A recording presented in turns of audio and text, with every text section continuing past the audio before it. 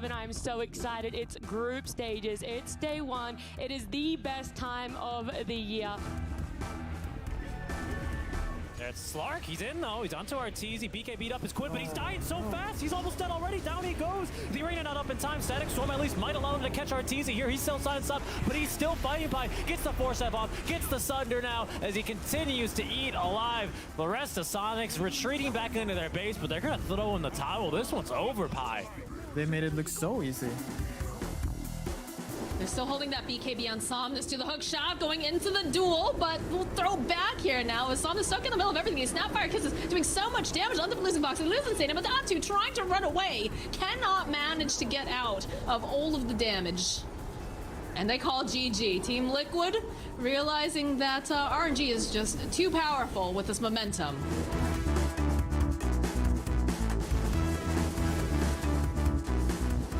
Scardy's going to be pretty huge. Again, though. a toss into a stun. They get the Hex, but the attribute shift. This goddamn Aghanim shot on the Morphling. Why did you give it to him? Why did you change the Ag shot? This hero is so done with it now, and you see LGD have no answers to it. Without the chrono, it's just up to the right clicks, but Army just crumbles under the damage. As a Corey, it looks like they might have done it. A die back onto Y. All 5 are gone.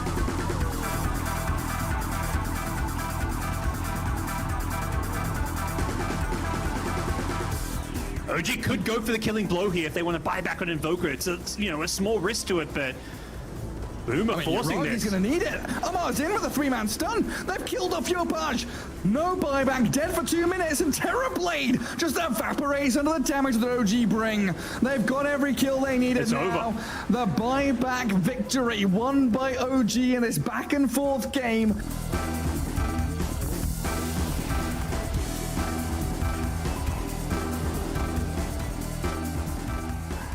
How on earth can they hold from this position?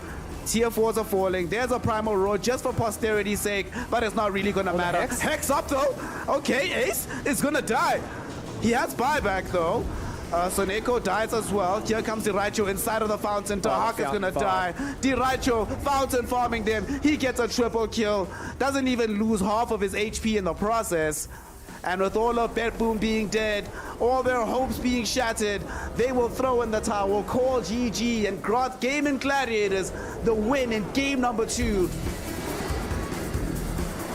But can they even kill him the first time becomes the question with the haster, and he's off and away, and he's going to be able to turn and fight. In fact, Rezo, he's being dismembered. Chrysalis trying to fight through this one. They do drop the Doom here onto Picaz as they get through the Lincoln Sphere. Chrysalis now on the Rickham. I think it catches 4 heroes, all 5 even. The fight's been split. Nisha's starting to tear him apart. Zayt's as well, the 2-man Echo, but they're going to lose Chrysalis. Nisha is all out of remnants here, and that was only the first life for Dark Mago. Nisha doing what he can from the side, but it's just not enough, and they cancel his TP with the bolt. Picaz now has Blink, has Heart, has Dismember, and it's still a full wipe for as well as that fight looked for Secret Thunder. Will clean up all 5. Doing an excellent job of just dodging. They do have the sentry over here on the side. Oh, a little bit of a click, revealing that they know that Yatro's there. A little bit of a split fight here as Yatro is separated, so the Aegis will go down. DJ, though, next to fall. Exorcism getting popped immediately over here on Jebs. BKB from Raven. Nice arena coming through from Collapse, but it's not going to be enough to keep Yatro alive as he just absolutely melts. Collapse realizing he's got to get out of here. He's got to get out of here fast. He cannot do it. The Dream Coil gets used. He is going to fall.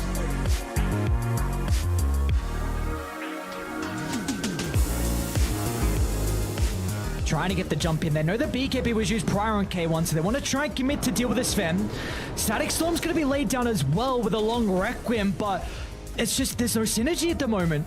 Their spells have been casted, but not perfectly executed. Toby is going to try and get the Meteor combo out, but C-Small in a position where he can just protect K1, and this should be all she wrote. They wanted one last team fight, one last ride, but Beast Coast being able to tie up the series 1-1, a really, really convincing game 2 from them.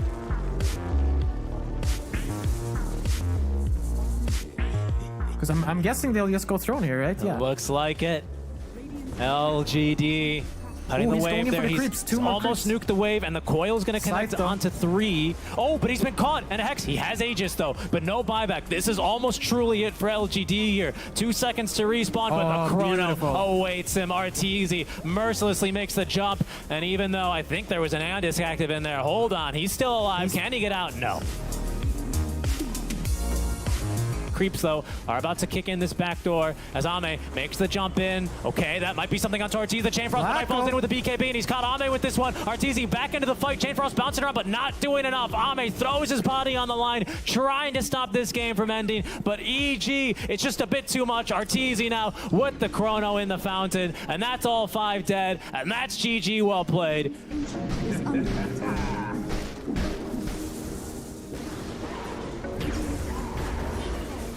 Jump in, pulverize instantly, half HP on KP. The follow-up with the Hex enables the kill. Backline's being stabbed at, but Baboka, the only one that can take Monet, cannot be killed twice. That's the problem. Will at least get out with the spirits. Buyback is forced out of KP. Now you haven't got a leg to stand on. The Rack's likely to go down here. The only thing slowing it down is the Wraith backdoorer. Drow Ranger getting a little bit low. Again, he has an Aegis, though, like a cloud is running in. It's like, please, I just want to hug you.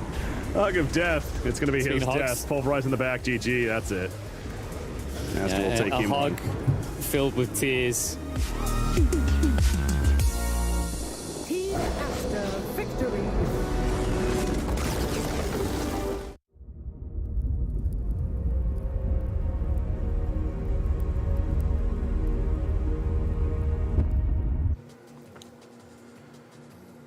All right. Welcome, ladies and gentlemen, boys and girls, to what's day number 2 of the TI-11 group stages. We have made it here. Day 2 of 4 days in total that we're playing out. 18 games individually. Each of these teams are playing over these 4-day periods to see which teams not only advance down, which teams get to the winner bracket, which teams get to the lower bracket.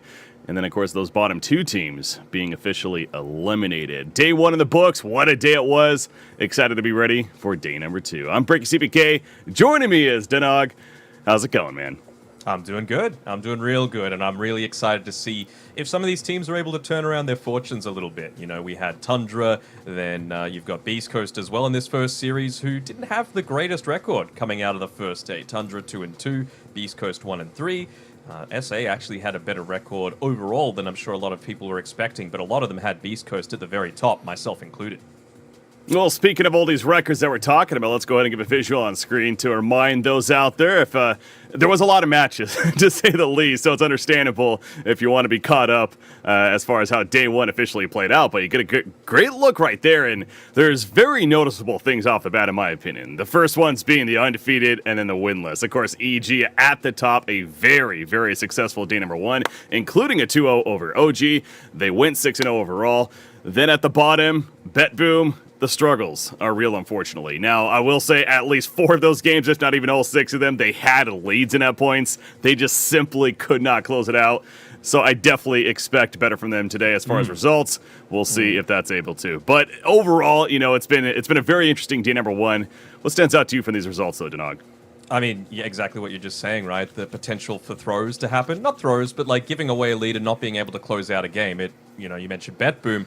Boom also suffered from the exact same fate. They were in the lead in every single one of their games by a good amount, at least I want to say 8k lead by like the 30-minute mark. And for whatever reason, they just couldn't close it. And I mean, the last game of the day was actually a really exciting one with a base race, not a base race going on, more of a rat Dota going on from RNG when they were able to take out the win. And I got to say, doesn't it look nice across both of these tables where it's completely equivalent, right? You've got 6 wins at the top and 6 losses at the bottom. It's all, perfectly in balance as all things should be. But I think Group B is the one to really look at because that's the one that has been much more even across the day. After the first couple of series, the entire group was 1-1. So that just goes to show how close it is, and that's where we're going to be starting out our day today. Yeah, as we mentioned, Tundra versus Beast Coast going to kick things off. Speaking of the schedule over here at our stream E, that's the stream you're watching here. We kick it off with Tundra Beast Coast, Bet Boom Hikori. That should honestly be a fun one. Hikori, I got the chance to cast one of their series yesterday. A 3-3 overall record, including that split series against LGD. Excited to see how they follow up today. Tundra against Talon. Boom against Bet Boom. A lot of booming going on there. And then Aster versus Beast Coast will wrap it up here on Stream E. But what a day ahead of us again. That's just Stream E. There's 5 streams. We are one of 5 streams that has taken place. So what is that? 25 series in total. It's still just crazy to me to absolutely think that how epic this TI-11 is, Nanog, in terms of just the massive amount of matches. But hey, the fans certainly enjoying it throughout here, and we're only in day 2. Oh, for sure. I mean, there's just way too much Dota right now, but, that's a good problem to have. Even if you're not able to catch the streams live, you can always go back and watch the VODs and see how your favorite team's playing. They've got the squad stream up and going, so plenty of ways to be able to enjoy what's effectively the best time of year for Dota. Yeah, let's go ahead and take a look at, speaking of the teams that we have matched up here, Tundra versus Beast Coast. Take a look at the teams and see who we're dealing with. A reminder as far as who is on these rosters, of course. So, kicking off on the side of Tundra, 3-3, the micro master himself in that offlane role. 9, of course, carry player of sorts for his team. Saksa, he's got some experience, I think is fair to say. And then we're looking... Sure. At Skitter, and then, of course, going to be wrapping it up with Snake King, my boy Snake King, a hold Han boy. I always got to reference that. Oh, yeah, absolutely. I loved listening to you back in the Han days, Breaky, and, I was a Han boy myself until Dota came out, and I made the switch with a lot of other people. I'm still waiting for that great confluence, that the Han heroes potentially being ported over since the servers sadly shut down back in June. Wouldn't it be great to see...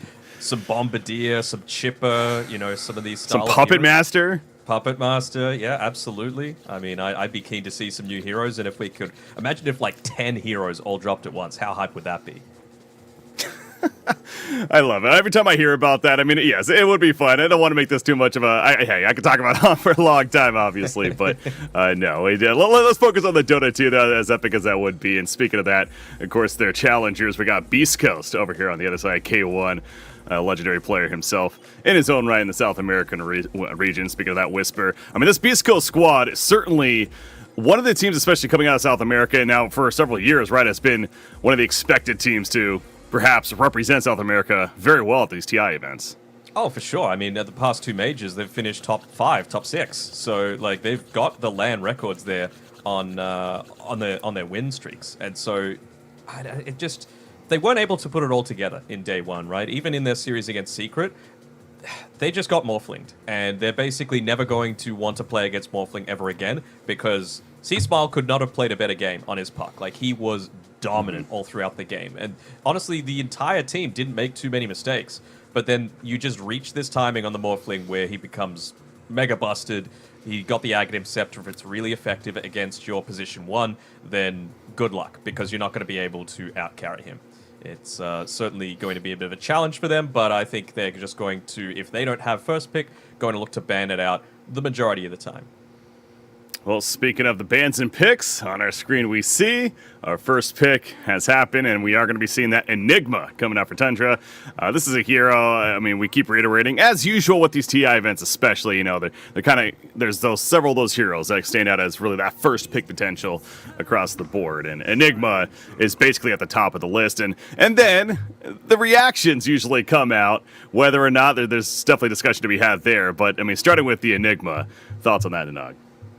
I think it's just, in my opinion, it's one of the top 3 heroes of this TI. You've got Enigma, you've got Marcy, and you've got Morphling. They are the 3 that you're wanting to avoid the majority of the time. The thing is, when you're going up against Tundra, they don't play like a lot of other teams. You mentioned 33 being the micro master, so you got to get rid of the Visage. You got to get rid of that Broodmother. Otherwise, it's going to become too much of an issue. So I don't mind the Silencer as a response to the Enigma anymore. It used to be quite bad, but you actually have a lot more damage in the laning phase now, which is where Enigma actually is at its strongest. Late game Black Hole's, sure, it's strong, and you're going to have the Global Silence for that. But if you don't address him in the laning phase, especially if the Enigma has a strong combination together with the position 4, whatever it might be that Sux is going to be playing, then you're going to just have a horrible time. And he's going to pick the Earthshaker. It's not the strongest lane combo. That's the area that I'm a little bit worried for Tundra, and I really don't have a lot of faith in this hero. I know it's the most picked hero of all time at TI, but I think it just does nothing for these huge windows in the game, and that's when the enemy team can look to exploit you. I mean, you're already playing around a long cooldown with the Black Hole, right? So now you've got an Echo Slam as well, and you need to wait for a Blink Dagger and have this farm-centric. I don't know. I don't like it personally. It seems like it maybe gives Silencer a little more value on top of that, because you're looking for that big initiation with the epic Echo Slam, the Black Holes, etc.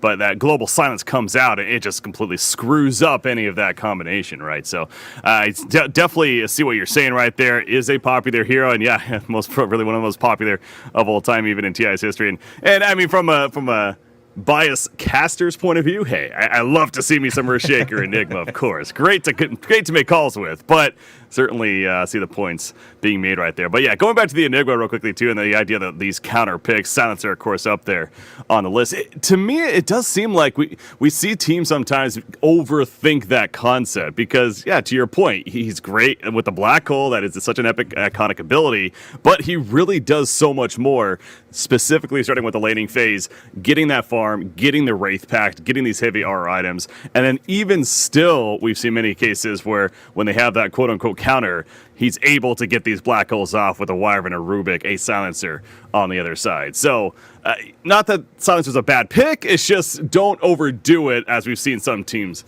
do in terms of reaction. I think a Silencer is fine, but we've definitely seen the overreactions come out. Yeah, absolutely. I'm in agreement with you. A Silencer is fine because you are still providing something. Like, it's always something that you need to watch out for. The Enigma, though, what makes it so good is that it's versatile with its build, right? You're not just a mechanism, blink, Black Hole bot anymore, and the BKB doesn't change anything. You can go into the Wraith Pact now. You can stand on the backlines. You can provide this aura to the rest of your team while maintaining that threat that it's going to come. And effectively what that does is that means you're essentially half a hero ahead of the other team in a lot of these fights, right? Because Silencer doesn't want to step forward. If Silencer dies, suddenly the Black Hole is a reality.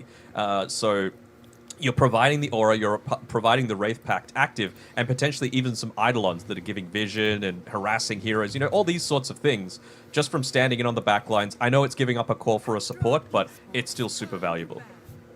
The hero we've addressed all these heroes other than Tiny so far and have been picked up, it really feels like. And I was just kind of confirming I always like to do, as we've had day one of the books now, a lot of stats starting to kick in, and wow, Tiny is 12 games, 7th most picked hero, is a 10-2 record. So this hero's had some success, it goes without saying, so far at TI 11. We saw it at last TI, right? Any kind of hero that has some sort of repositioning mechanic is always going to be pretty strong. You've got that with the Tiny, you've got that with Venge to a lesser extent, not necessarily at the past few TIs, but it certainly has been strong over the journey. Magnus, of course, Collapse Magnus, really making a name for the hero. These style of heroes that you're just able to split up the team fight, even a Mars to a lesser extent, is going to be really effective at that tool. And what makes Tiny much more preferable in my eyes compared to something like the Earthshaker is that you can use level 1 tree grab just to be able to harass in lane as well as secure range creep super easily without influencing the lane too much. And 2, all you really need is like Boots of Speed, Windlace, and then if you're lucky enough, you get a Tumbler's Toy. And you can actually act as that role so much earlier into the game. And you're not waiting for this huge timing. Of course, Blink is great for the Tiny, right?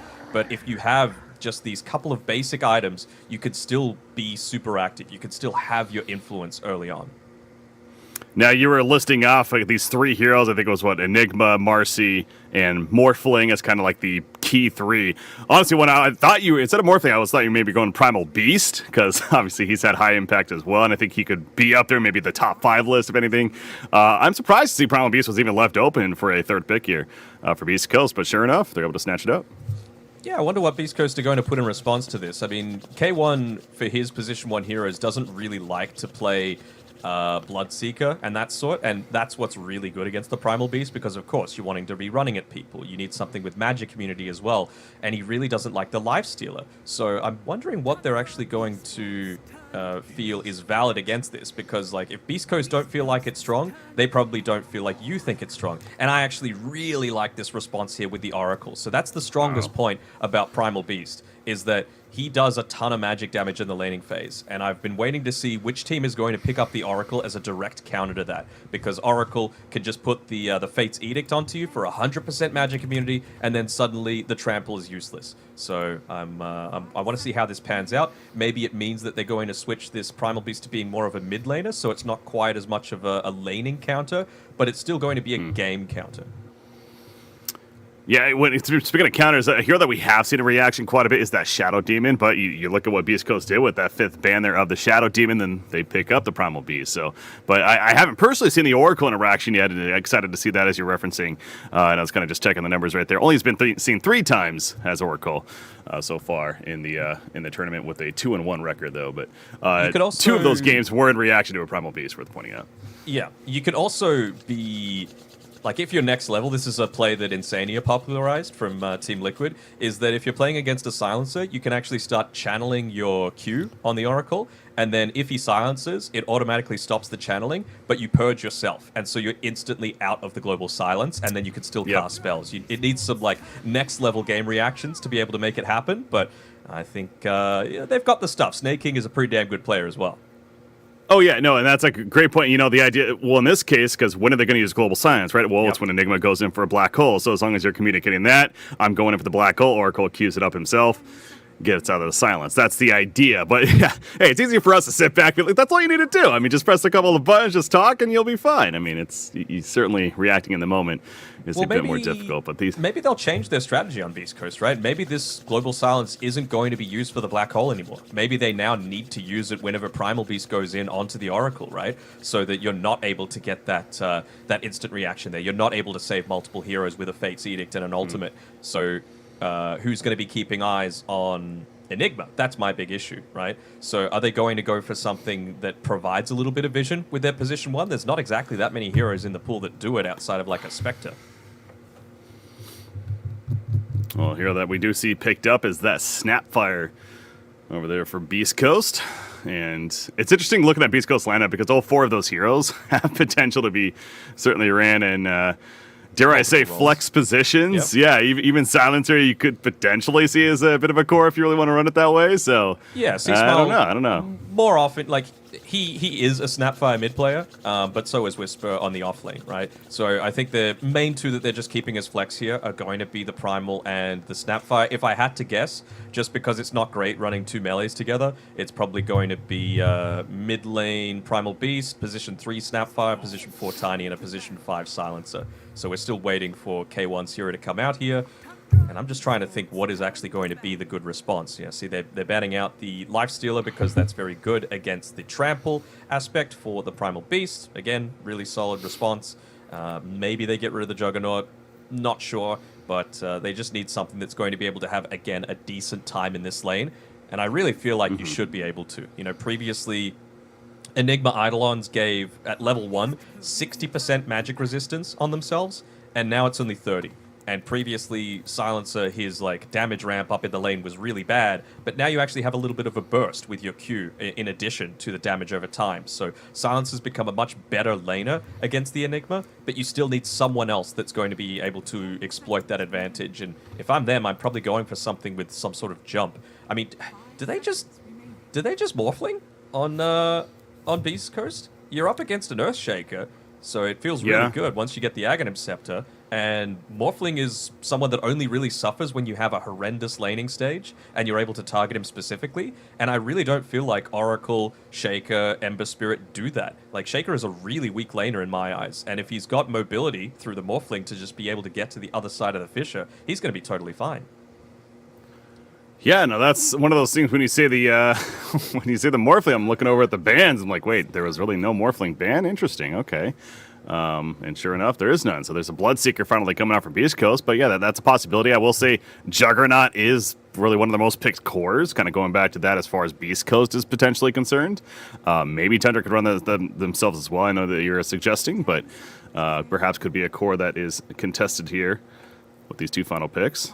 Yep. I mean, everything about Beast Coast's bans make total sense to me, both in terms of comfort for the player playing the hero, as well as just the hero against the other heroes that you've got in your draft already, right? So I do like how they've gone about their banning phase, and if they're able to snatch this Morphling with a last overall pick, I'm sure that's what Tundra's talking about right now. Like, what is going to be able to contest this Morphling if it does eventually come out? What's a pretty decent response to it, and what can actually look to man-fight? Because Terrorblade's not bad, right? You've got not too many ways to be able to deal AoE damage currently in team fights, outside of maybe the Snapfire, but it relies the Snapfire to have pretty good early game, which I'm not necessarily sure that's going to happen. Well, they're going to have to decide pretty quickly right here. Not the most reserved time, so we'll find out in a couple of seconds. Sven. And it's Sven. All right. That's can see plenty it. of physical damage. It is. Plenty of physical damage, which isn't the greatest against a Terrorblade, but, you know, you need to kill him somehow. They might be relying on the Primal Beast for that aspect with the magic side of things, but it's still the main priority for me is take out this Oracle to start the fights. And then what the Sven does as well is, you know, a little bit more towards that laning stage impact, is that you've got the Greater Cleave to be able to deal with the Eidolons. You've got the AoE stun from the Stormhammer as well to be able to lock them into place so that it really only takes 1 or 2 right clicks to be able to take him down. All right, so it is going to be the Whisper, you know, that offlane Snapfire, the mid-Primal Beast, the core Sven as far as position 1, of course, just to clarify on who is playing what. But, yeah, this is game number 1. Again, to kick it off right here, both teams looking for some more big victories. If you look at these lineups, again, the final pick Sven. Like you said, it's more physical damage, but the point being you got to kill Terrorblade somehow, and Lockdown's certainly part of that. But do you favor one of these lineups? Either way, Denaga, is this more of a going to come down to, you know, clean play? It's hard to say. Like, I'm more of a fan of faster-paced Dota, and so for that aspect, I'm probably going to lean more towards Beast Coast. I think the Sven is a relatively good response to the Enigma. I feel like you've got the Silencer. I feel like they've got the plays to be able to, once they have that Global Silence available, get a little bit more active. But I do really like this Oracle response. It's just balanced out with how much I hate Earthshaker as a hero. It feels like teams want to play Earthshaker more than they want to win these days.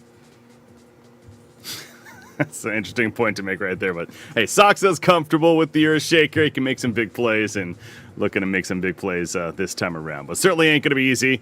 And game number 1, again, going to be loading in here shortly to kick it off for day number 2. But our Ember Spirit versus Primal Beast matchup should be pretty fun to watch as well. It feels like when we do see this Primal Beast in the mid lane especially, the idea if he's up against a hero that, especially a melee hero in this case, that doesn't necessarily have that getaway tool until level 6 for Ember Spirit, Primal Beast should potentially be favored in this matchup. But do you see that going either way? I mean, Primal Beast is going to have the edge in terms of, like, right clicks, just to be able to trade effectively in the lane early on. Ember Spirit doesn't really have that ability to just constantly spam out the Sleight of Fist. It's still pretty long cooldown. But I could just see him looking to put, like, 1 point into the Searing Chains just to have that tiny little bit of a getaway mechanic, right? It's still 1.5 seconds, and that's going to be plenty of time. Even just if you wanted to go more into the Flame Guard side of things, right? That absorbs a lot of this magic damage. That's the majority of the damage that a Primal Beast is doing early on. All right, going to pause to kick things off. It is the first game of the day, as we've been reiterating. So the teams, you know, really want to make sure all their technical issues are taken care of. As they got another long day of Dota ahead. Again, a lot of the teams playing anywhere from 4 to 6 games in some cases. Yesterday, you know, we're pointing that out, even with especially some games being a little bit longer. But by the end of the day, some of the teams even understandably looking a little more exhausted. But hey, that's part of the grind, Denog, in terms of these group stages. That's part of the experience. Not only do you have to be just individually a great Dota player and teams in these games, but you have to be able to withstand just the barrage, the amount of Dota that's coming at you from so many different angles and so many different teams. That's what makes this event so epic in a lot of ways. Yeah, I mean, the favorable point towards that is that you're not alone. Like, this is not something that it's only affecting your team, right? Every team goes through the exact same experience, so no one's going to be advantaged. You're going to have, you know, some days where you're playing 3 series, some days where you're playing 4. It just happens. You know, that's what the schedule is going to lead to. So we're going to see Beast Coast going for a little bit of an aggressive movement here. It's not exactly a lineup that loves to go into the stacks, so I don't think they're going to look to put down any kind of detection super early on. Yeah, but they're hunting out in the mid lane as we got Tiny scouting it out. Gojiro's going for a little bit of a exploration. See what he can maybe find. Has that toss ready to level up and use if happens to catch somebody. As Earthshaker will avoid. They're going to get some vision up here on the high ground. It's going into the jungle and towards that mid lane as well. But snaking. Yeah, he is in trouble. Stormhammer connects. Tiny is there as well for a follow-up eventually. This should be a first blood. Can they get it to Sven? It's not going to be for Sven, but Stinger, he'll take it. Yes. Give it to the support. That's what we want to see. We're actually going to start, it feels like, with maybe a tri-lane up towards this top side. With Stinger maybe just trying to get a free kill, a sneaky extra kill. to force another TP back to the lane. Gojira looking to block up the camp for now, reveal himself, maybe lull them into a false sense of security. But now he's going to TP down, especially once this ward sees that Whisper is on his own, blocking in the lane. The issue now is, yes, you needed the Glaives of Wisdom to be able to secure that kill, but it doesn't provide as much to be able to deal with this bottom lane with the Eidolons now spawned. So they're going to have a little bit of a weaker point until they're at least level 2 on Beast Coast. Watching top lane, Fortune Zang coming out, the immediate metamorphosis from Skitter going for the combat against the heroes, trying to throw that intimidation factor out there and getting plenty of damage. So Whisper, this is a strength hero after all, so, you know, pretty tanky, and especially with that gauntlet of strength. Not necessarily too concerned about dying, but has to use them early on region. Bottom lane, that's killed on there. All right, so Silencer going down for the second time. Yeah, this is that big weak point that I was talking about, right? First time. You've got that period before you're level 2, before you have ways to deal with the Eidolons, and if you have a hero that doesn't have mobility like the Silencer, then if you get caught on the wrong side of the fissure, you have the Eidolon split into 6. Even if they're just level 1 Eidolons, they're going to get kills. Apologies, going down for the first time, he got the kill in the first, so ends up being a 1-for-1 now. Yeah, he is in trouble. K1 going a bit too aggressive, did not expect that fissure angle, but as we see, he might die. Well, now he definitely may die. Namalfa stun's going to hit. One more to connect, one more auto attack, and there we go. Soxa will pick it up, and I mean, I know you're making the point you don't like the Earthshaker, but that's one of the reasons why he's potentially picked up, right? It's just the laning phase, especially hiding in the trees, and suddenly that long-range stun of the fissure comes out, and then a kill shortly after. Yeah, I suppose. Maybe a big reason why they went for that was because of the Silencer not being positioned quite effectively, because he TP'd down from the top side of the map. He didn't have the TP to immediately get back to the lane. So Tundra saw that there was this small opportunity for them to get that kill, and, you know, kudos to them. They achieved it quite effectively.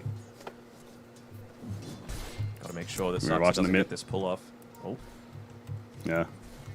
He's going to. Well, so successful pull. Good lane control coming out from Tundra. I didn't actually mention that, you know, Tundra, with playing on the dire side of the map, it's something that they heavily prioritized in the latter stages of the DPC. They wanted to make sure that they had this so that if they had a bad lane in this off lane, they wanted to enable Sucks to be able to make rotations by pulling the wave back behind the tower, but they actually don't need to this game. They're just having that good of a laning stage through a lot of good micro that it's not going to be as much of an issue. Like, they've already got up onto level 3. Yeah, Cookie jump in. Snake King will fall. Whisper, too much burst damage. That Scatter Blast on a couple more auto attacks. That was just good initiation. It was coming out from the Avalanche initially from Tiny, then the Cookie stun in, and not much more he could do at that point, especially with the Terror Blade. What's really is he going to be able to assist with? Yeah, bottom lane. Silencer getting low himself. Curse is up. Zoxa just running at him, though.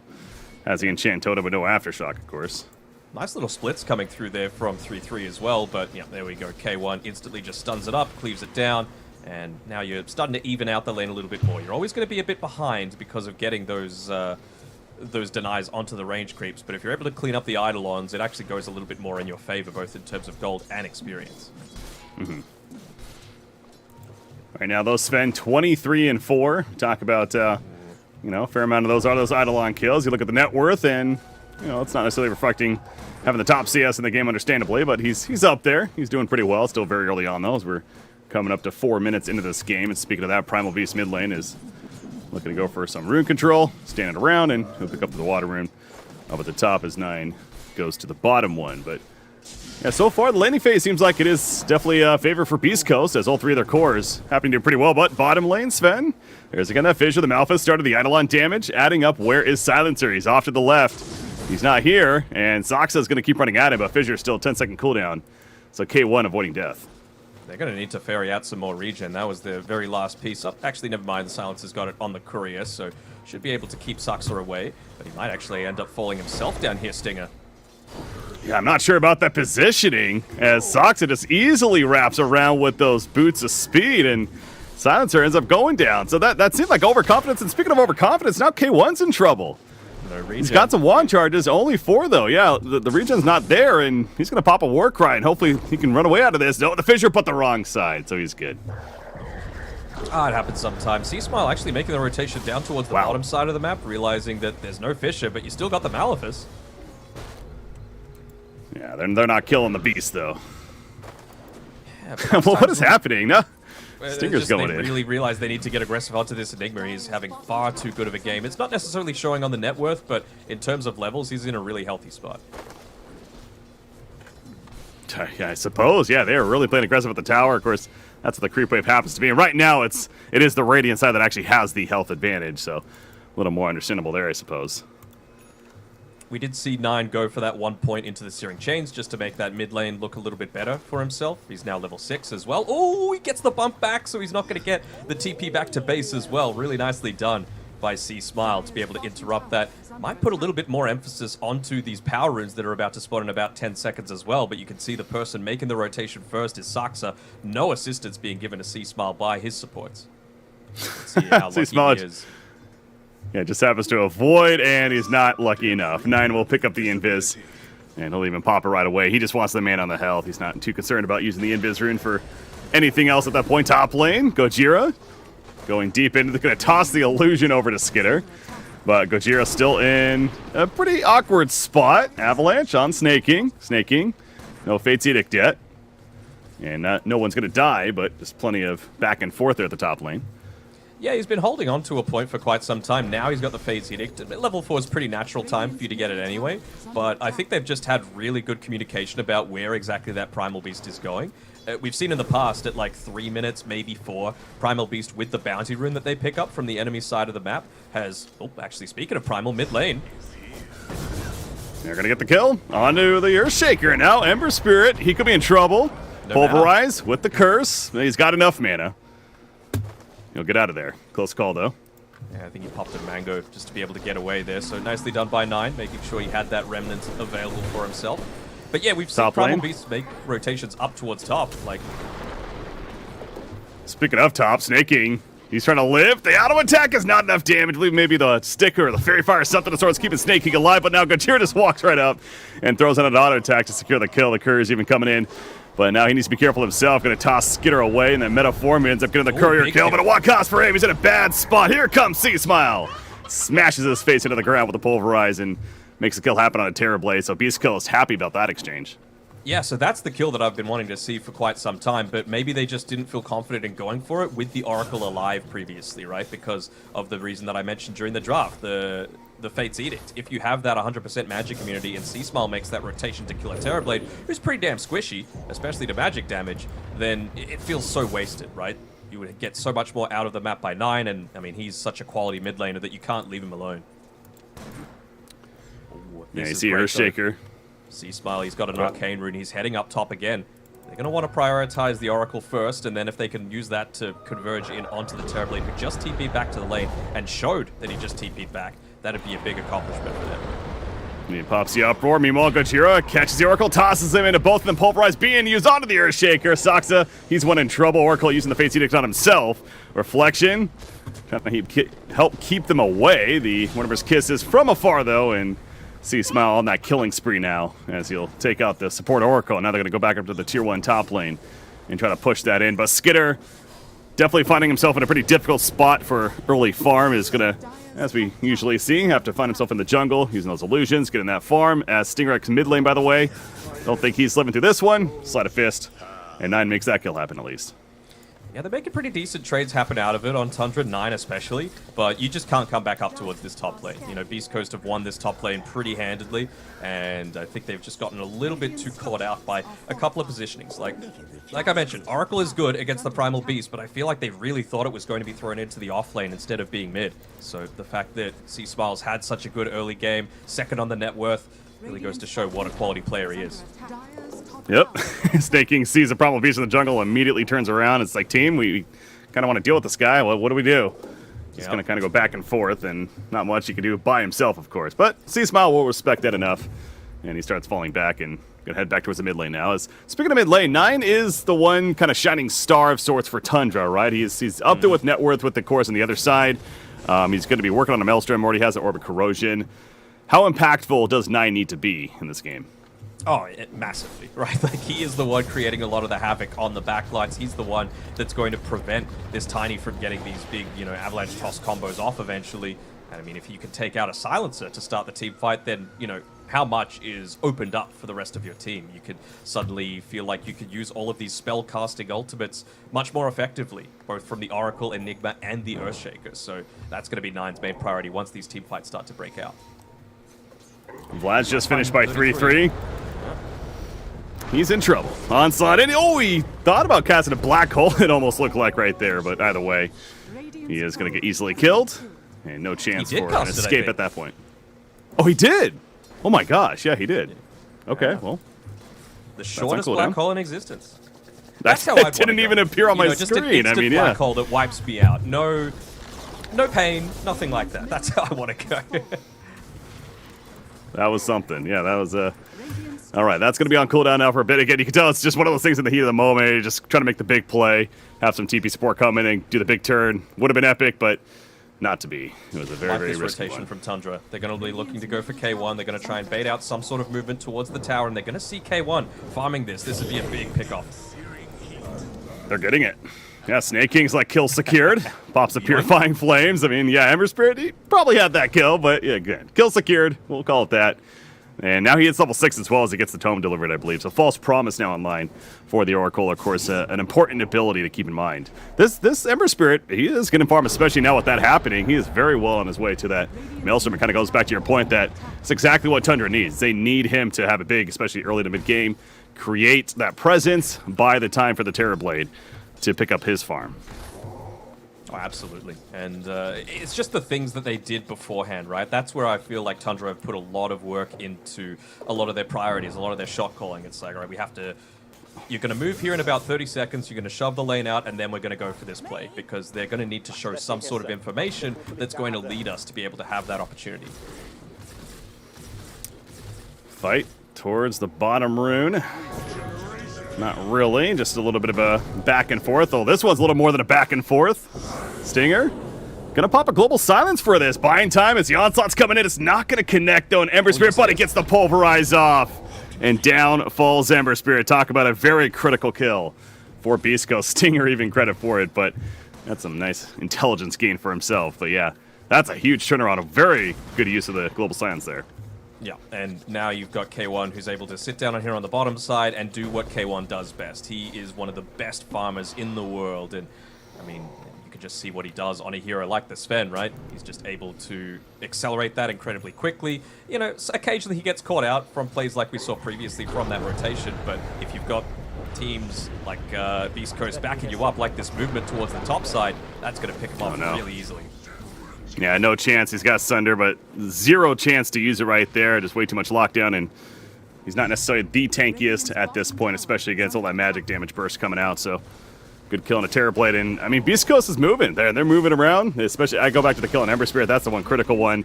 They got a 4,000, almost 5,000 net worth lead now, and we have to keep in mind what Sven is doing on top of all this. He's not necessarily looking to fight himself. He's been farming away. He's got the Echo Saber, he's got his Mask of Madness, so he's got his tools to help him really accelerate in this game and now work towards the BKB, which, as usual, feels like that item that could be the one that really turns things on for Beast Coast. But mid lane, Whisper? Oh, he's out of range of the fissure, and that's going to be the end of that exchange, or is it? Nine wants a kill, but at what cost? What are you thinking, buddy? Onslaught in, he's got the side of fist. Can he get out? No, okay, he's going to be saved by the false promise. Beautiful timing indeed, so Ember Spirit, does he live through this? Another side of fist. He's getting away, and they lose the Oracle, but Nine easily healed up. Black hole from 3-3. No stopping him. It's going to be the lockdown of the Sven. They get the kill with the Echo Slam assisting. Silencer also caught by Nine. That false promise coming in the clutch from Oracle and allowing for the turnaround for Tundra. Gojira likely to fall as well. He's got some speed, but there's the fissure. And down falls Tiny. What a turnaround, but that's the factor of Oracle. Yeah, instant reactions as well from Snake King, easily winning them that fight. But Nine, that's the reason why he can look to commit that deep, right? They find the pickoff, they split up the team fight, they force the movement, and they force out these big ultimates to start coming from Beast Coast when they're not actually ready to fight. He breaks your formation. That's what's great about an Ember Spirit. You've got multiple avenues for escape, and you've just got an extra one when you've got the Oracle to play around. That was massive for the side of Tundra. Just as we're talking about how Beast Coast really accelerating, Sven doing his farm thing, working on the BKB. I mean, again, that was so close to even being better for Beast Coast, but that one ability at the right time from Snake King completely turning on the tide on that one. And that, again, that's one of those moments in a game like this where you can maybe start seeing the tides change. Now Terrorblade back in the jungle. I'm not saying he's certainly looking good yet. He has a lot of work to do as he's working on a Manta style. But it goes back to, so how should Tundra be playing this, though? Does Ember Spirit, he doesn't have the Maelstrom yet, but I was going to say, does he need to be a little more active now, look for kills, or does he need to sit back and farm himself? But almost getting involved there. I think he needs the Maelstrom. He's got it coming out to him now, and he's going to have the level 12 as well on the Fire Remnants, just for that little bit of a damage boost. If they could catch out Seasmile for free here, that would be enormous. I mean, he's essentially doing the Ember Spirit role for Beast Coast, being that front liner. So the fact that you force the back from an aggressive movement and forced a BKB to be popped, you're going to be incredibly happy. And if you can pick off a position 1 like Whisper, good movement there by Gojira, tossing him back. Yeah, that's Snapfire. Getting some nice team assistance to stay alive, but again, Tundra, that was a great response on their part. The fact that they almost killed Primal Beast, as mentioned, but if anything, using the BKB, it's kind of a minor victory of sorts for them. But speaking of BKB, I look back at K1 farming away up in his own triangle up there, but another fight is about to break out. Both teams pretty content on trying to control this Radiant jungle down here, and now global silence. Snapfire, he was gone on initially, but turning with the kiss as a jump onto Oracle. They say no false promise for you this time, big boy. And they take out Ember Spirit as well. 3-3, he's in trouble. Malphus stuns on Tiny, but Smile. You know he's going to be looking to engage soon. 3 seconds on that onslaught. Toss it into Whisper. Slow down with the Scatter Blast. As meanwhile, Silencer able to help get the kill onto the Earthshaker. They do catch up to 3-3, and he's going to do a lot of damage in return, but it's just too much to handle. So the thing is, I actually quite liked Tundra's movement there, right? They found the initial pick-off. Or not pick-off, but like person to gank onto because they had decent vision at the time. They knew that the Primal Beast didn't have a good amount of HP and he didn't have the BKB, but they didn't know that the Snapfire had the Aghanim Scepter freshly picked up. So they actually get the counter initiation happening. They take out the Oracle to be able to start the fight, and that just leans so much more into their favor, right? All of this magic damage burst that they've got is enabled by the fact that the Oracle is just not a part of the team fight at all. Yeah, it's one of those items that certainly can catch you off guard, similar to like a Blink itself, of course, in terms of getting jumped on. So well played by Beast Coast. Timing happened to be working out for them right there. But man, the fight's just continuing tonight. They just want to keep going. In fact, speaking of that, Terrorblade, this could be big, but the false promise immediately coming out. So he's surviving for the time being, but he's taking way too much damage right here. The smackdown with the pulverize, and there is really no chance he's actually going to live through that. So he's out for 30 seconds, and Ember Spirit makes a point to retreat, and so does the rest of the team. But we see our first use of that BKB on Sven, popping that God Strength and just cutting down the Terrorblade. But apparently, again, we're still going as Saksa gets thrown back in there thanks to Gojira. Primal Beast though went too far ahead. Might need to be careful. Stop trying to get the kill onto the Earthshaker. Not going to be enough. They killed Oracle though. And now 9, he's trying to run away. He's got the Fire Remnant. Waiting to use it. They're sitting on it, though. He knows he's in trouble. He's going to use another one, but the smackdown with a Stormhammer secures the kill onto him, and they get 18 kills now in total as they'll also take out Saksa. Beast Coast online. I mean, that's the thing from 9, right? He has to play like that. He had 3 Fire Remnants to play with, but you have to play kind of suicidal just to be able to try and create that little bit of extra havoc. But this is such a huge timing for Beast Coast, and they're executing it amazingly. I was thinking that they're not going to be able to get super active, because K1, he needed the BKB, right? You can't fight into all of these slows, these stuns, these big ultimates, because they've got the potential to kite you out. But now that they've got the Gobble Up on the Snapfire, you don't need to wait for the BKB. And because of all these successful team fights, so you don't need to wait for the Blink Dagger, but he's almost got the Blink Dagger because of how well Beast Coast have played these past like 4 or so minutes. Yeah, with the Tiny has his own Blink, and then you mentioned with the Sven, it's just about coming for him, so his initiations just keep catching Tundra off guard, and getting jumped first usually results in a pretty bad time. See right there, the Gobble Up on the creep, throwing him forward. Not going to connect though. Funny animation still to look at. But yeah, that Blink just about there for K1. Looking very good. Terrorblade, it's been rough. There really is no ifs and buts about that. BKB himself, though, is that potentially at least a game-changing item this game where you feel like it's just too little too late and they're going to need more. But hold that thought, because Ember Spirit, wow. That is some burst damage. Oh yeah, and they're picking out that they've got the vision around here, so I wonder if Beast Coast are going to look to set themselves up to be able to counter any kind of dewarding action that's going on, or maybe even prioritizing this mid tower, considering they know that they're probably going to be preoccupied with getting rid of the vision, enabling Skitter to continuously farm, because yeah, he's fallen a fair way behind, now about 4,000 behind what you've got on K1. Yeah. Who they catch here? That's Oracle. Fate's Edict, False Promise. He is going to use it on himself. Don't think he's living, though. It's just not going to even look at him. They're like, yeah, you're dead.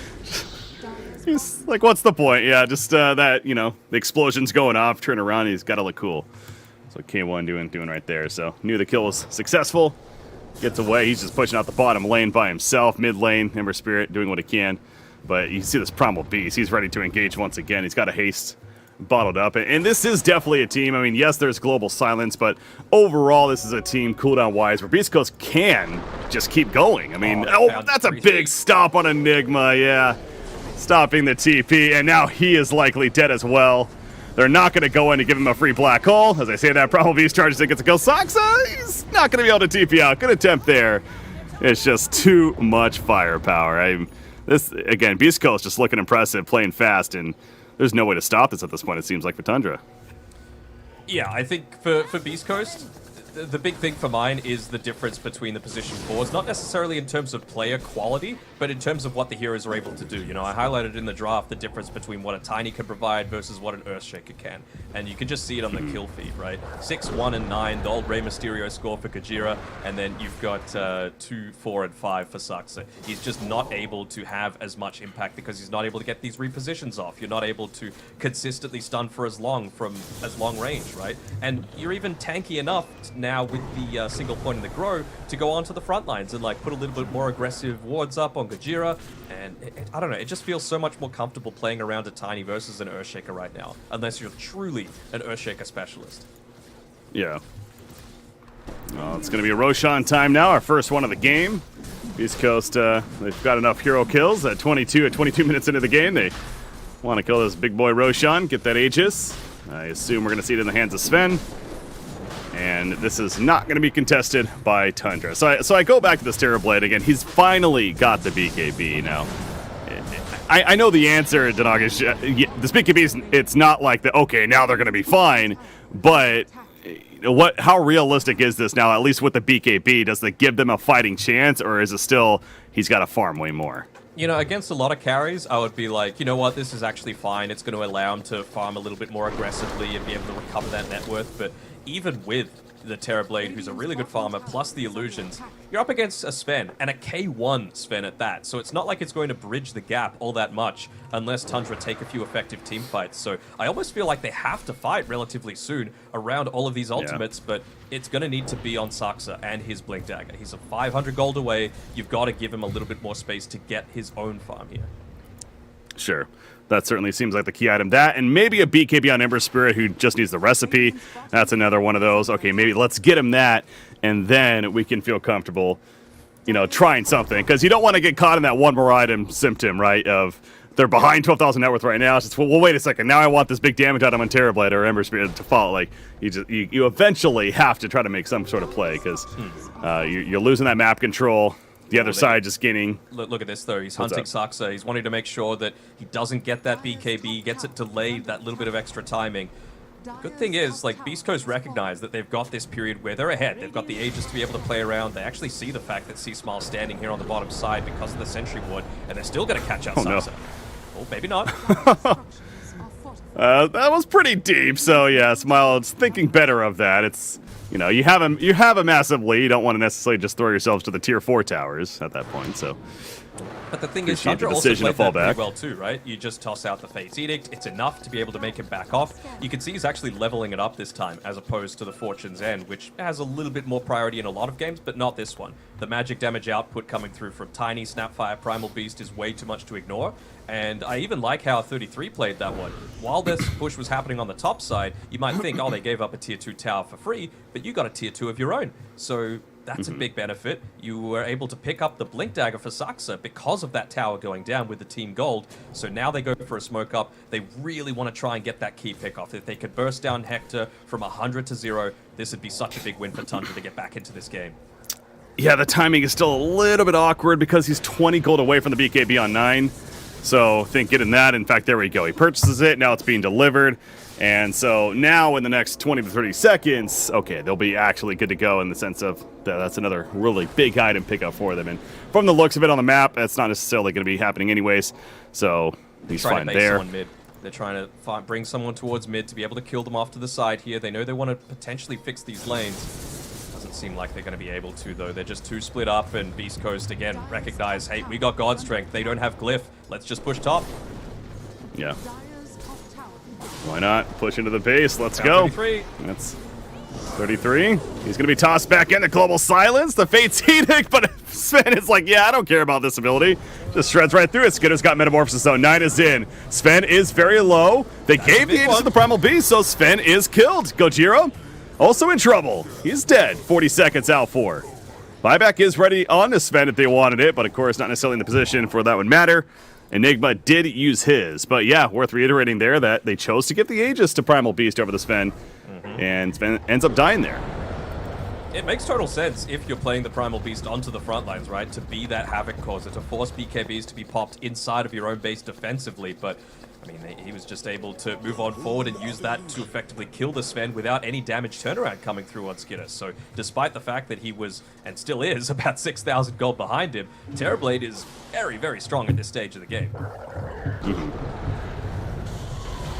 Going in. Smile. Did he overextend? This would be a big burn of the Aegis. And still. They got the gobble up. That's the follow-up. Gonna toss him in. The black hole right off the bat. They don't have to stop it. Yes, they do. The gobble off the toss in gets the stun off, and Enigma. The black hole is eventually stopped. Smile able to onslaught away. Now Tiny in the awkward spot, though. Can he escape? Stinger trying to deal with this Ember Spirit. Gets a cookie assistance. Leap it away and barely survives. And now Ember Spirit's heavily slowed down. Has to turn around. The False Promise. Nope, that's actually going to be a pulverize on him, excuse me. False Promise wasn't used.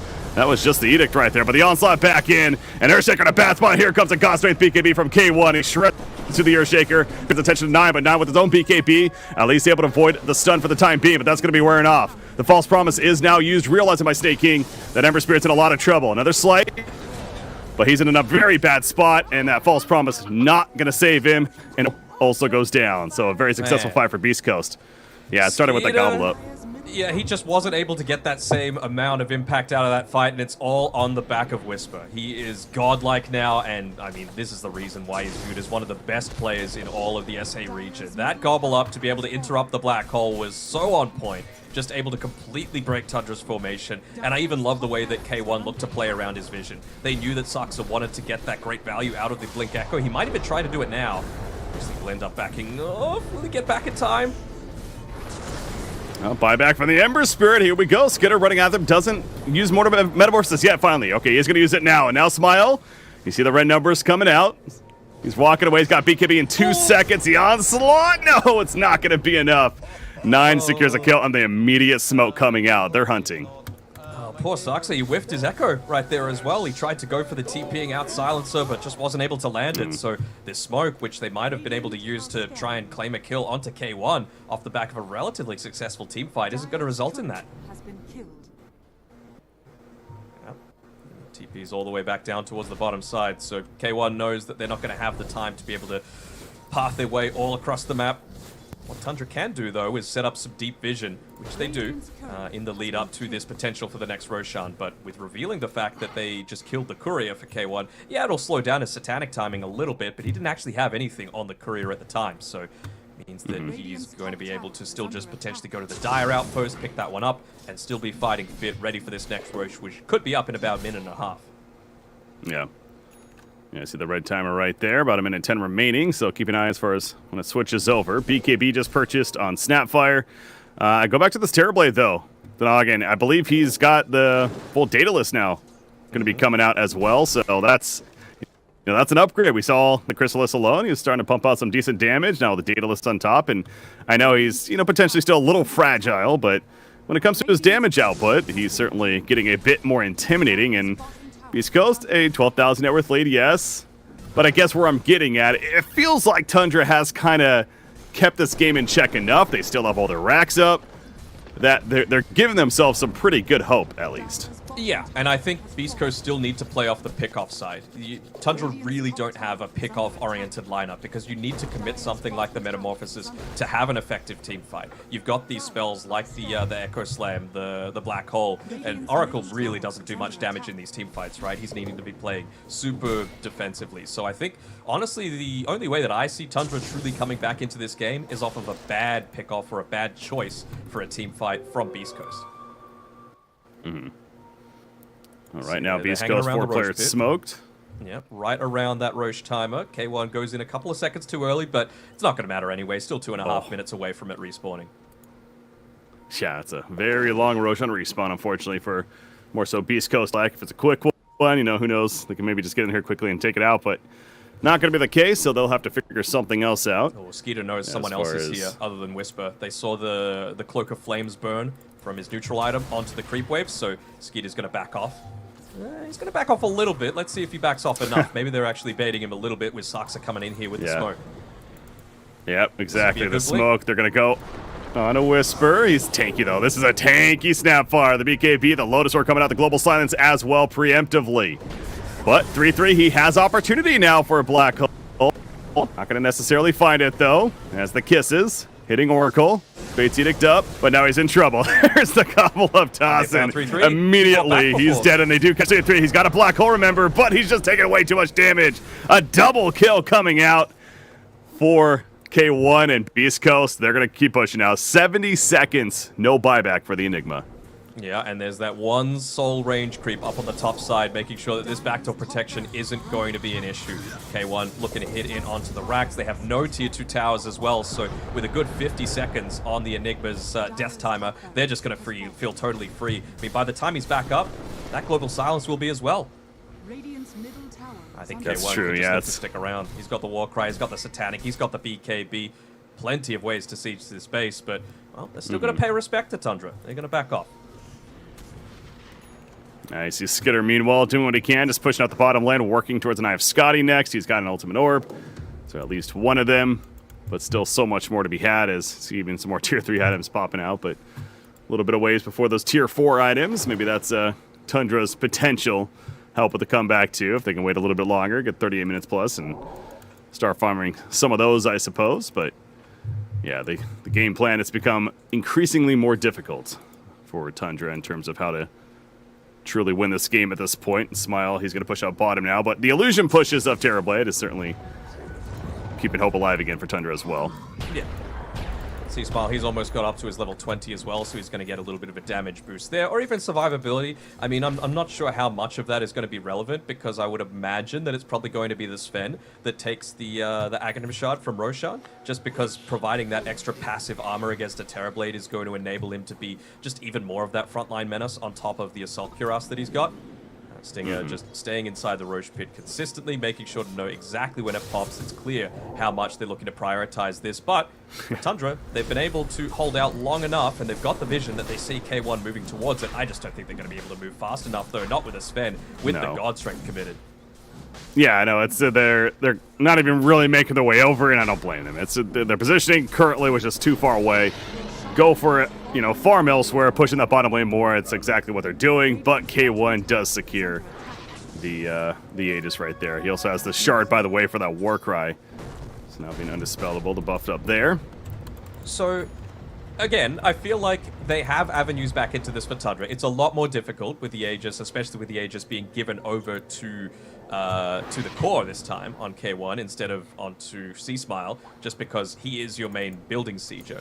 But I mentioned it before, Tundra, a lot of their spells are super committal, right? The Black Hole, the Echo Slam, and honestly, to kill C-Smile with how farmed he, to kill K1 with how farmed he is, you're going to need to commit a lot of them. And then he's just going to have the second life. So for me, Tundra just need to try and kite this game out, push out multiple lanes, make sure that their base isn't being sieged, and Beast Coast are not going to give them the opportunity.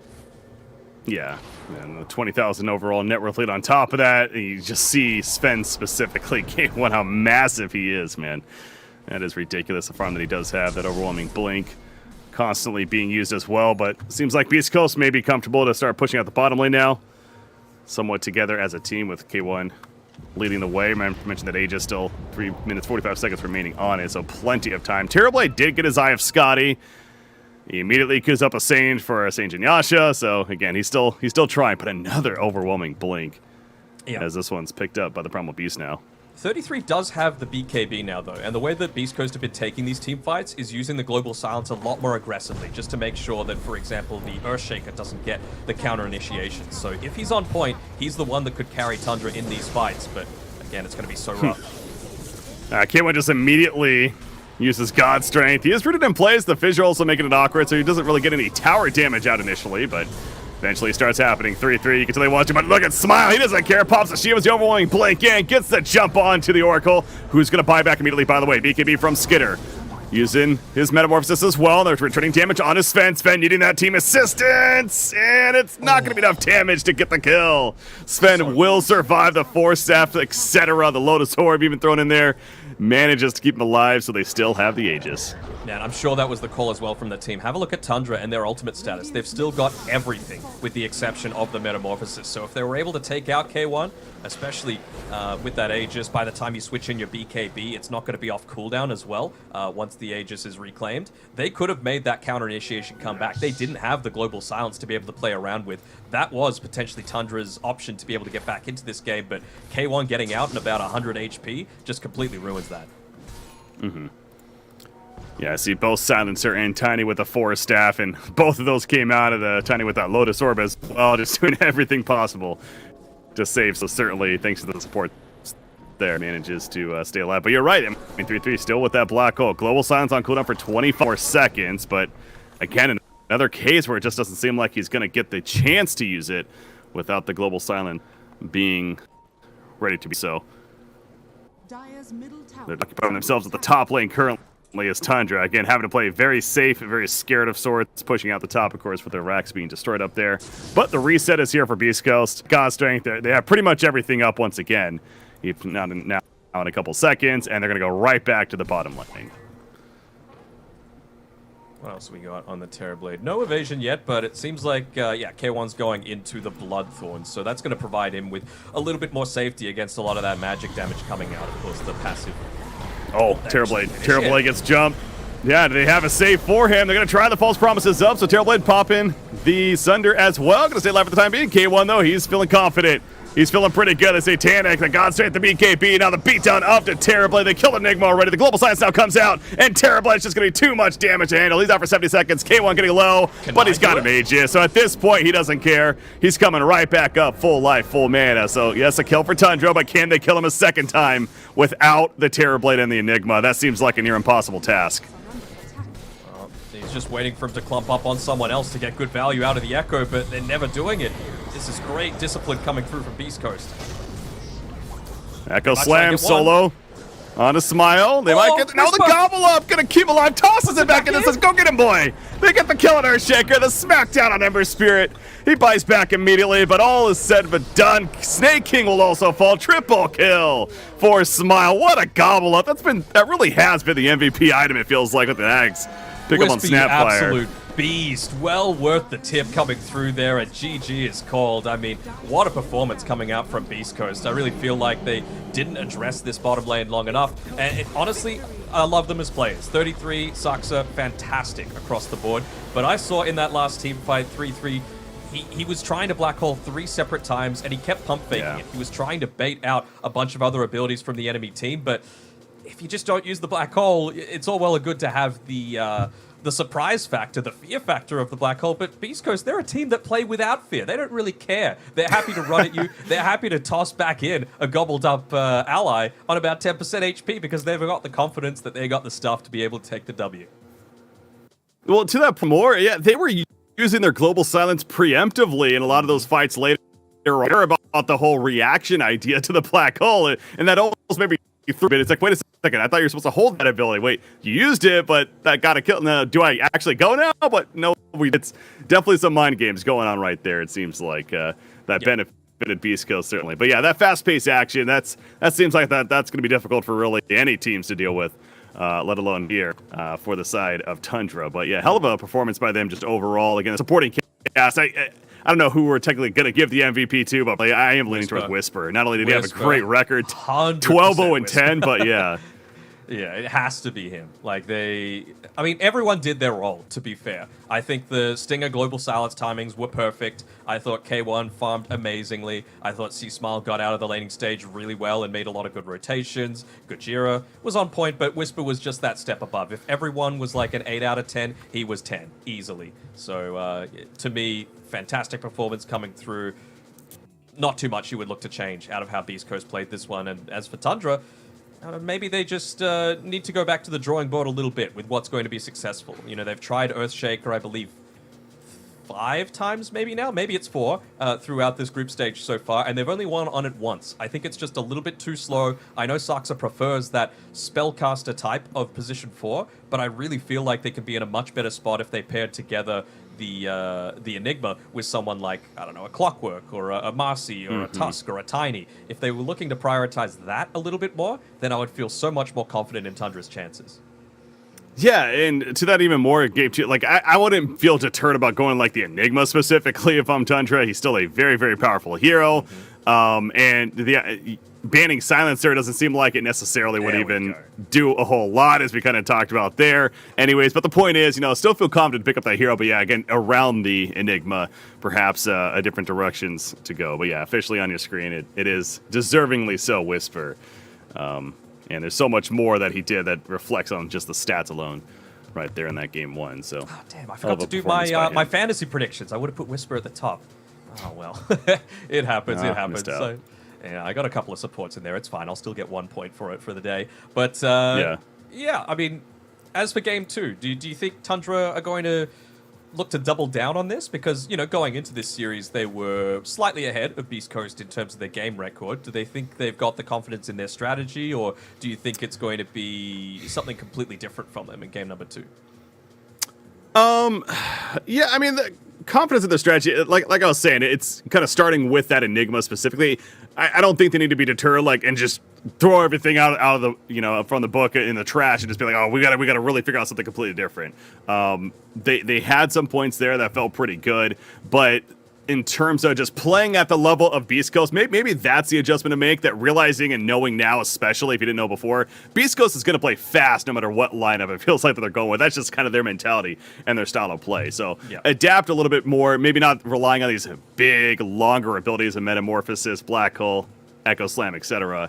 Could potentially be the direction right there. So we'll see. Anyways, we're going to be going on a break to give the players a break as they deserve as well, but game number 2 will be coming up between Tundra and Beast Coast. Stay tuned. We'll be back.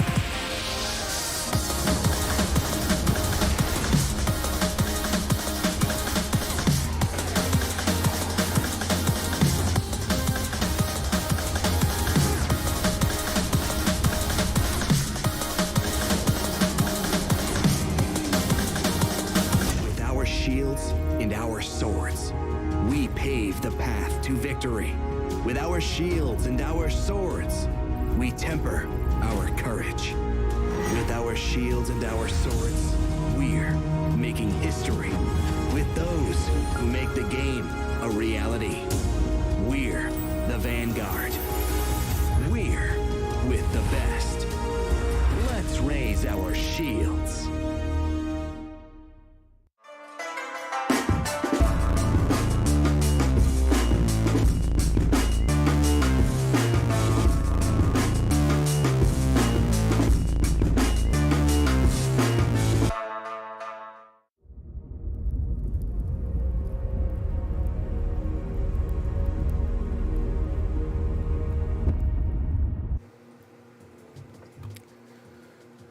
Welcome back, ladies and gentlemen, boys and girls. Beast Coast versus Tundra Esports, and Beast Coast hell of a game number one. Again, this is a team coming into today with a 1-3 record, as we talked about.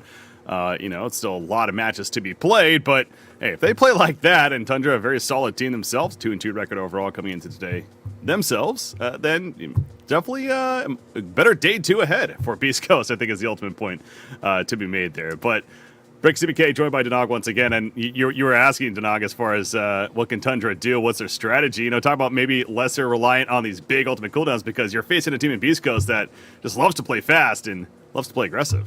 Yeah, for sure. I mean, Beast Coast did not play like a 1-3 team that game, and in their one win that they got yesterday, it looked the same. It's just about getting the vibe, getting all of this right cohesion on board, because it really does feel like they're one of the few teams that truly have that traditional, 4 protect 1 style. K1 does not take part in team fights for the first 15, maybe even 20 minutes at all. He's just focused on farming like an absolute beast. His pathing as well around the map is really good to maximize that efficiency, and the rest of the team trust him to be able to do that. Sure, he might get caught out once, maybe even twice, but I think that might be the key technique for Tundra. They need to pick heroes with a little bit more mobility, ones that are able to get fast pickoffs, a lot of that quick damage coming out, and non-committal ultimates that I was talking about before, right? Because if you're playing into these heroes that effectively have a second life or an ability to stop all of the spellcasting altogether, then you really do start to suffer. I honestly think that game would have been incredibly different if Tundra just had a Tusk instead of an Earthshaker. That would have changed the game entirely in my eyes.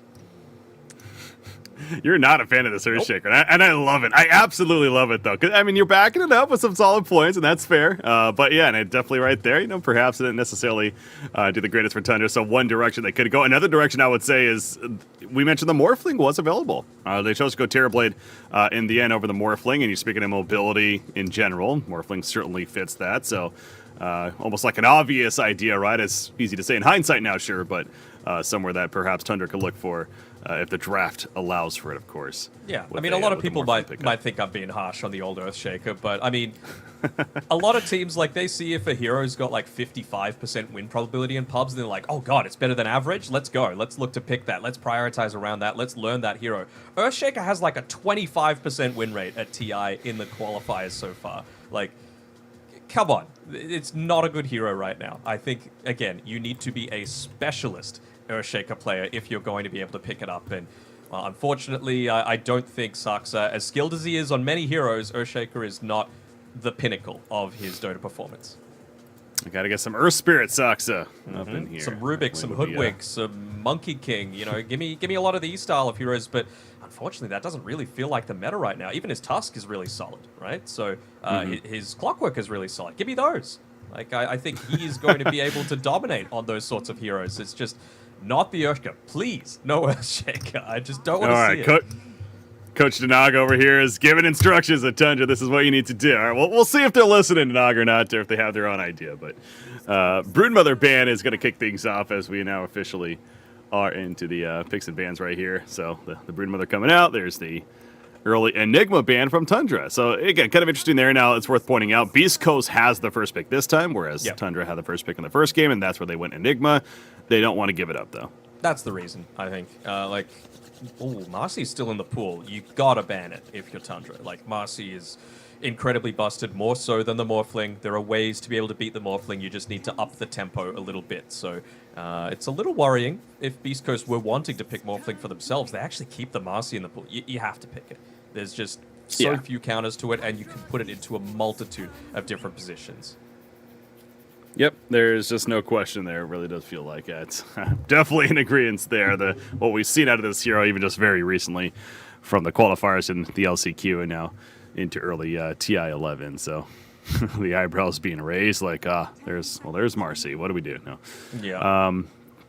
That's now, how do you respond? There's obviously many different directions you could go. We've even seen some teams go the earlier Invoker route. I don't know if Nine necessarily is the Invoker player himself, but all smiles on the Beast Coast camp. They're like, "Hey, we got Marcy. Like, we got Marcy. We're good. Let's go." I like this. You know, they've shown a little bit of flexibility on the Doom. It's mostly going to be 33 playing this, but Sox has shown that he's able to play it on a 4 if they like try and directly lane counter it with something like an Ursa or something along those lines.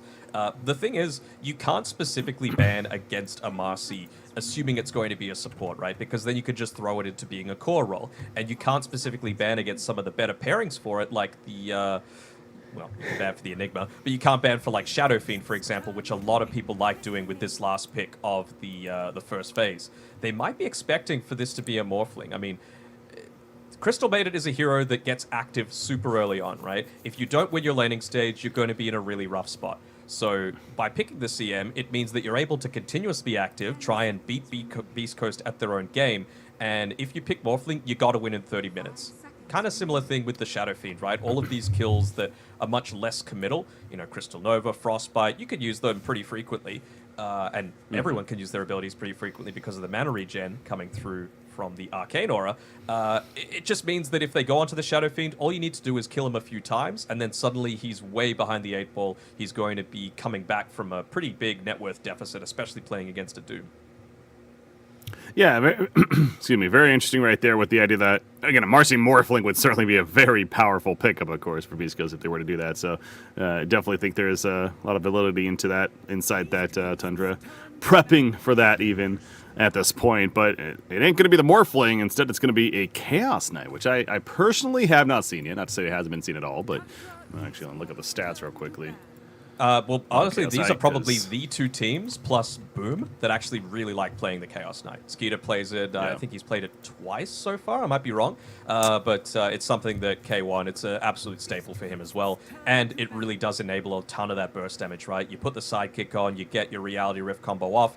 Everyone is going to explode in these team fights. I think that's a really good Shadow Fiend ban coming out because most of the time, K1 is the one to take a lot of that farm priority, but not this game. You know, he can do it on the Chaos Knight. It means that he's going to use the Phantasm a lot more farm-centric as opposed for fighting, but these are the sorts of games where you give C-Smile the true carry of the game, and he's shown that he's super capable of doing it on his Shadow Fiend, so I think it's the ideal ban for Tundra. So Chaos Knight only has been seen once so far in the group stages, and it was by Tundra, actually. So they did get the victory with it as well, worth pointing out. So they are, again, as you're pointing out, familiar enough with the Chaos Knight. And I know for a bit there, he was actually, a couple of months back even, he was pretty much the core for a while. So relevant history certainly is included with such the heroes. This Chaos Knight, there's some respect also on the Timbersaw ban by Tundra. Of course, Whisper Timbersaw, not something you want to play against either. Wonder if they're going to Sven on Tundra's side. You know, against a Chaos Knight and a Marcy, armor is at an absolute premium, especially when you've got a squishy hero like the Crystal Maiden. And even just having the cleave component to be able to deal with the Phantasm Illusions in these team fights is going to be really effective. They might be trying to double down on that fact. You know, they see they've picked a little bit of minus armor, and, you know, again, the physical damage aspect with the Chaos Knight and the Marcy. They're going to go the Hoodwink. Okay, again, I like Saksa on these style of heroes. He's incredibly hard to catch, and it does mean that they've probably, unless Nine's playing it, I mean, he's played the mid Hoodwink a couple of times, but you would have to imagine that this is just a strong, again, low cooldown, non-committal, able to go frequently for pickoffs style of team fight that they're going for here for Tundra. So CM Hoodwink, expect to see them make a lot of rotations with Nine's hero, whatever it might be, in the mid game. Honestly, wouldn't surprise me to see him go for another Ember Spirit just to get that Searing Chains locked down into the Sharpshooter. Yeah, and to that point even further, again, talking about get heroes that can certainly contest more frequently with Beast Coast, kind of play their game of playing fast against them, and all three of these heroes have that Doom ability itself, even free to feel a little bit longer cooldowns, but you're not necessarily needing those to take these ganks and fights and engagements.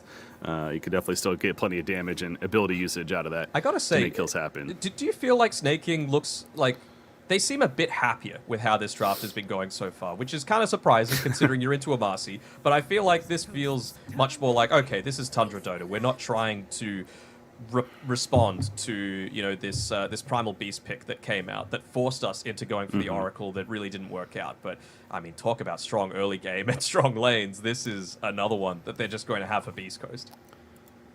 Yeah, Dawnbreaker and another one of these flex picks. Certainly can be seen several options as far as what Beast Coast is going to be running her in. But yeah, just overall a lot of strength and one that can fight if needed. Has been seen 5 times so far here at this event, a 3-2 record. Lots of melee heroes. Okay, they switch it up a little bit now with picking the Snapfire. I like it. You know, again, it can be Whisper playing the Snapfire. It can be Gojira doing it. It could be C-Smile. So they're able to just flex this one around to a multitude of different positions. Lots of melee heroes to be able to tank up if it is going to be Whisper. Just looking to redo it again, and I can't really see a reason why not. You know, when you pick a CM, you need to win the lane. Hands down. The hero falls off a cliff once you get to BKB timings, right? You're not like a silencer with this big team fight ultimate. Don't hate the Naga.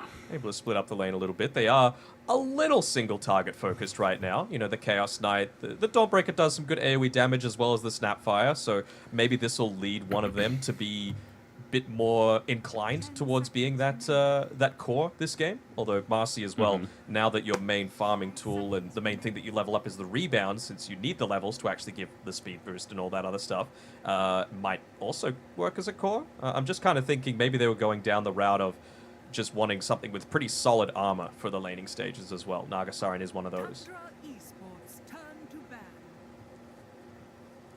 All right, so the final picks to come, though, for either side. Tundra likely still needs their mid-hero. It's a little more obvious right over on their side as far as who's potentially going to be playing what. Where Beast Coast, again, the questions are still there in terms of who will be playing what for them. So maybe making this final couple of bans a little more difficult for the side of Tundra and what direction they go in. So can curious they to see what they break do decide out on. the Winter Wyvern again? The mid-Winter Wyvern for 9. I wouldn't put it past them, to be honest. Whenever you're playing against a Dawnbreaker, Winter Wyvern is a fantastic hero to have because, like I was mentioning, you're going to go for these pickoffs that revolve around like being locked in place into the Sharpshooter, prime target to being able to use the Solar Guardian onto. But all you need to do is just curse the target that's being gone on, and then Dawnbreaker just ends up killing that target once they get in, gives you even more easy setup for damage after the fact, and the one thing that I'm worried about is the Marcy just being able to find 9 and go for that jump. So I think that's a little bit of an area of concern, but right now there's not amazing catch on Beast Coast. Does slow down their tempo a little bit, though, if they went down that route. And they're actually banning out the Tinker, too, on Tundra. Just realizing that, well, actually our jump is pretty terrible, too. Yeah. Don't have the greatest ways to catch somebody like that Tinker Hero, so just take him out. That's what those bans are there for, of course. Does lead you to think that maybe they're not wanting to go into, you know, one of these like spirit style heroes, doesn't it? Because like if they were wanting to do Ember Spirit, you're not really as worried about the Tinker, right? You're always going to be able to get on top of her. You're always going to be able to give vision so that the Hoodwink is able to get that Sharpshooter off, you know? It's not like you're lacking in this long-range damage. Good OD ban, though. I think OD would have been pretty solid against all of these strength heroes. Low int gain, so you're always able to do a lot of that big burst damage through the Sanity's Eclipse. It also is something that Nine has won a game on so far during one of the first 4 games that he played. I think he went just 1 death in that game as well, so I really don't hate the ban coming through from Beast Coast. I see Beast Coast huddled up as a team, discussing it. 20 more seconds to go before they have to choose, but it's going to be a 5 Underlord. Wow. All right, let's go. That's, all right. The Wyvern has even more value now. Just that percent damage from the Arctic Burn is really good. It's not jump. They've gotten rid of the Timbersaw, which was great against strength. It's Phoenix, good for percent damage. Necro, same sort of thing.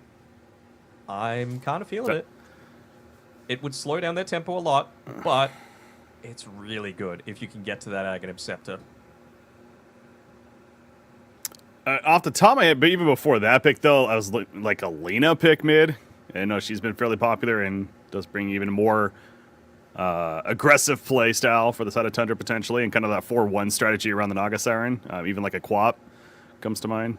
Yeah, I think the Quap wouldn't necessarily be able to output enough damage. That's my issue, right? And you are, again, someone that needs to quite heavily commit into a team fight. And if you do prior to BKB, you're just going to get hit by the Pit of Malice and all their stuns that they've got. So it's rough. I want them to play something that wants to stay on the backline, but something like Alina doesn't exactly do that effectively enough, because the reason I like Wyvern is because A, it's my favorite hero, but B, you could also just press your Q and fly off into the trees, right? Lena doesn't have that pseudo escape. You're just stuck in the lane, so that if a Marcy does jump you, you're just dead.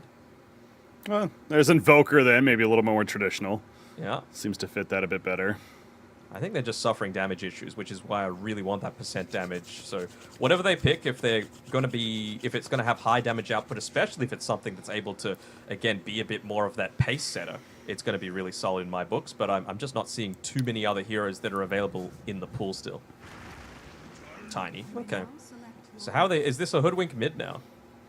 Or are they just running mid Tiny? Okay. No. Reasonable-ish timings. Again, you go for pickoffs quite effectively. You try and set the tempo a little bit more aggressively than someone like, you know, the Wyvern or the Lena would. They are kind of a little bit more farm-centric, needing Witchblade for Wyvern, Aghanim Scepter, Lena, Boots of Travel, BKB.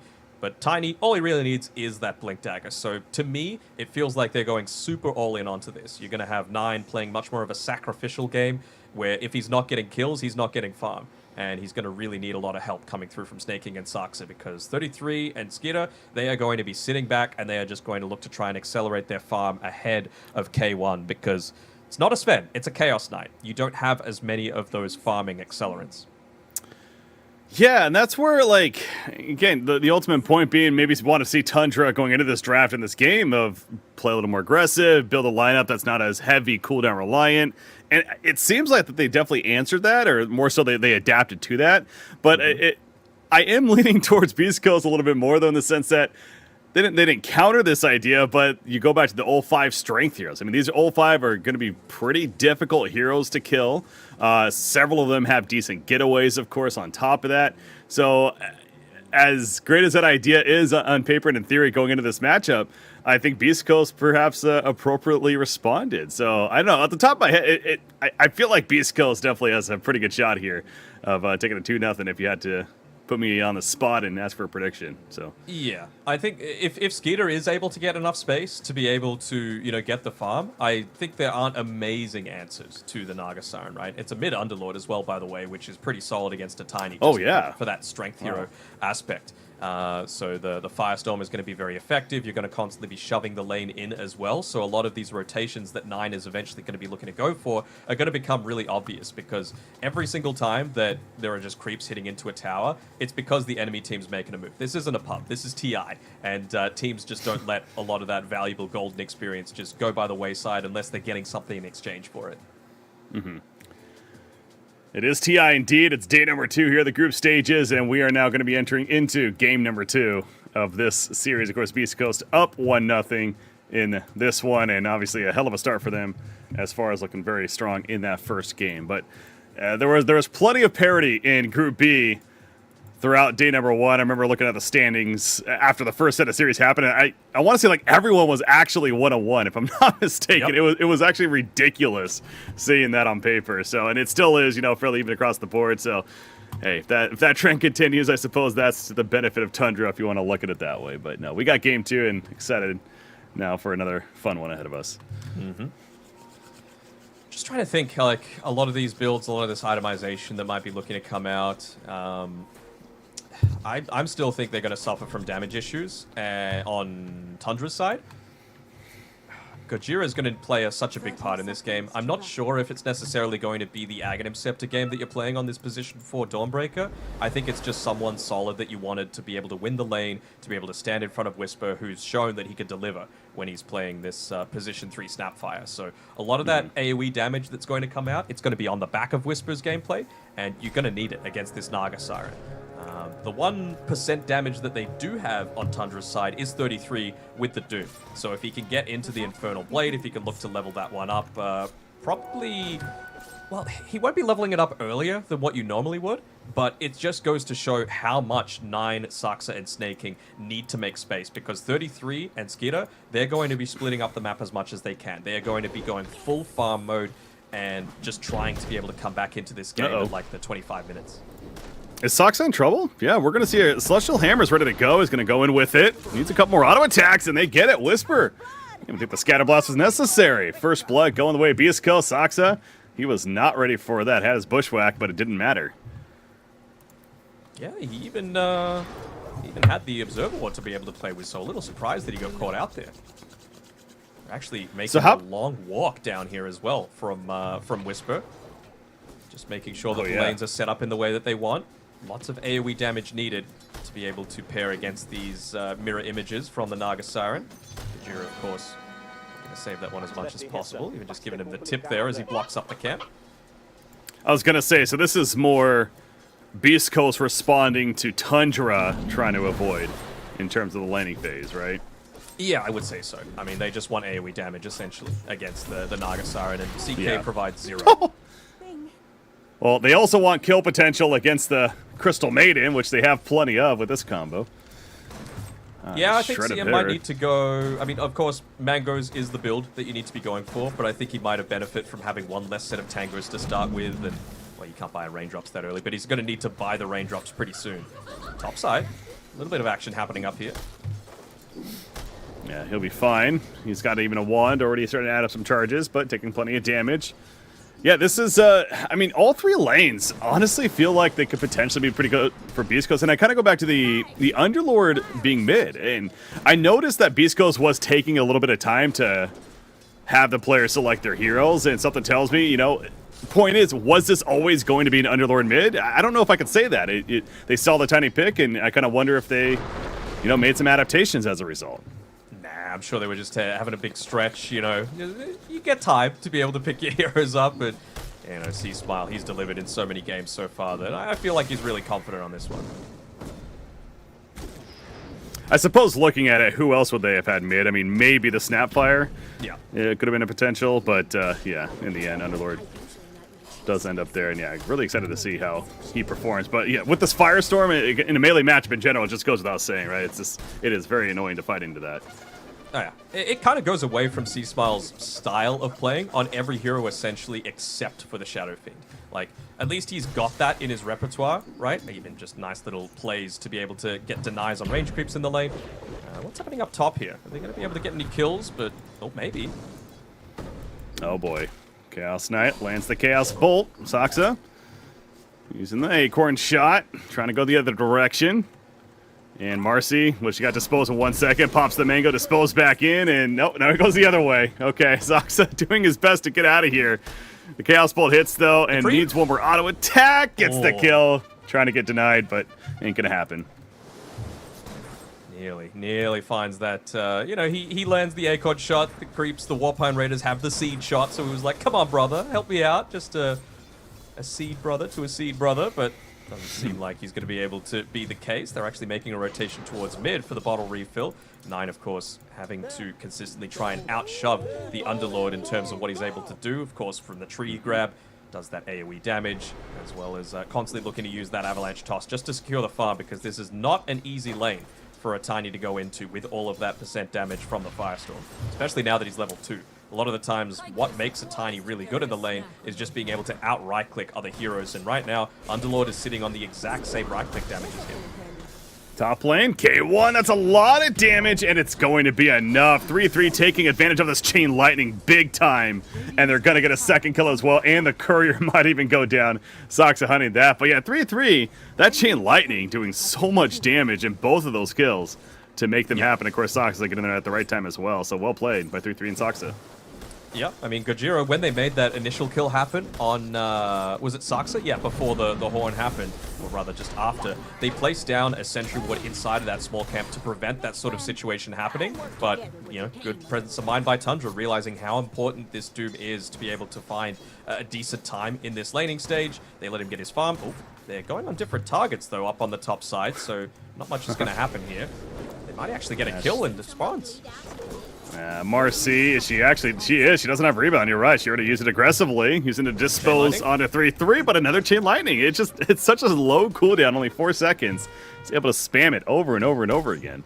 Yeah, I mean, Tundra know that this is such a strong lane for Beast Coast, so the fact that they were able to unblock that camp and get the chain lightning creep, and then 33 even just going into the arcane boots before that greedy rush. Like, he's even got a couple of mangoes. He wants to be constantly spamming this lane out, which most of the time can sustain fairly well with the Chaos Strike, with the sidekick as well, but not so much this time around.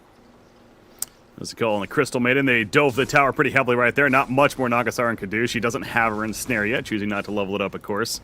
Not necessarily going for the fighting Nagasiren build earlier on in the game. More so wants to focus on that farm. So Crystal Maiden, unfortunately, falling next to her. But hey, we got plenty of action. No surprise, and not complaining by any means. 5-3 already, favoring Beast Coast as we're approaching 6 minutes into this game right now. 9 looking for some rune control in the mid lane. It's gonna be top though. Soxa, you'll at least pick it up, gets a regen, and gonna find himself running into Marcy now. Stinger got 2 bounty runes as well. The 3-minute one wasn't there at the initial time just because of how much Tiny's needed to stay in this mid lane. And well, speaking of Tiny, he nearly fell down there to the early point in the Pit of Malice, and he's just getting consistently shoved out of this lane by C-Smile. Now, Underlord is, actually, Doom uses the top lane. Chaos Knight, rebound's not going to save him. Maybe go for a turn kill. I don't think that's happening, though. 3-3 just feels way too tanky, right? Yeah, that's not going to be nearly enough damage. Whisper? Another kill. Okay. So, I was going to ask about... Yeah, it's right. Like, I go back to, again, no ensnare on Nagasiren. He ain't looking to help us see him necessarily in terms of keeping him alive, so... But Underlord, I want to talk about that for a second. I have a little bit of a lull in the action. What's the build here on this core? You mentioned with Smile, you know, maybe likes to play more of this carry-centric, but what kind of, is this going to be an aura-heavy Underlord, or what's the build? I think you can go aura heavy, but they might even choose to go for something that provides them a little bit of extra lockdown, which they're lacking, or rather AoE lockdown. Nice kill on the top side by Snake King. He's tired of that bottom side, and finally he gets the tip. He's saying, you know what, you died 4 times, you got a kill. Congrats, bro.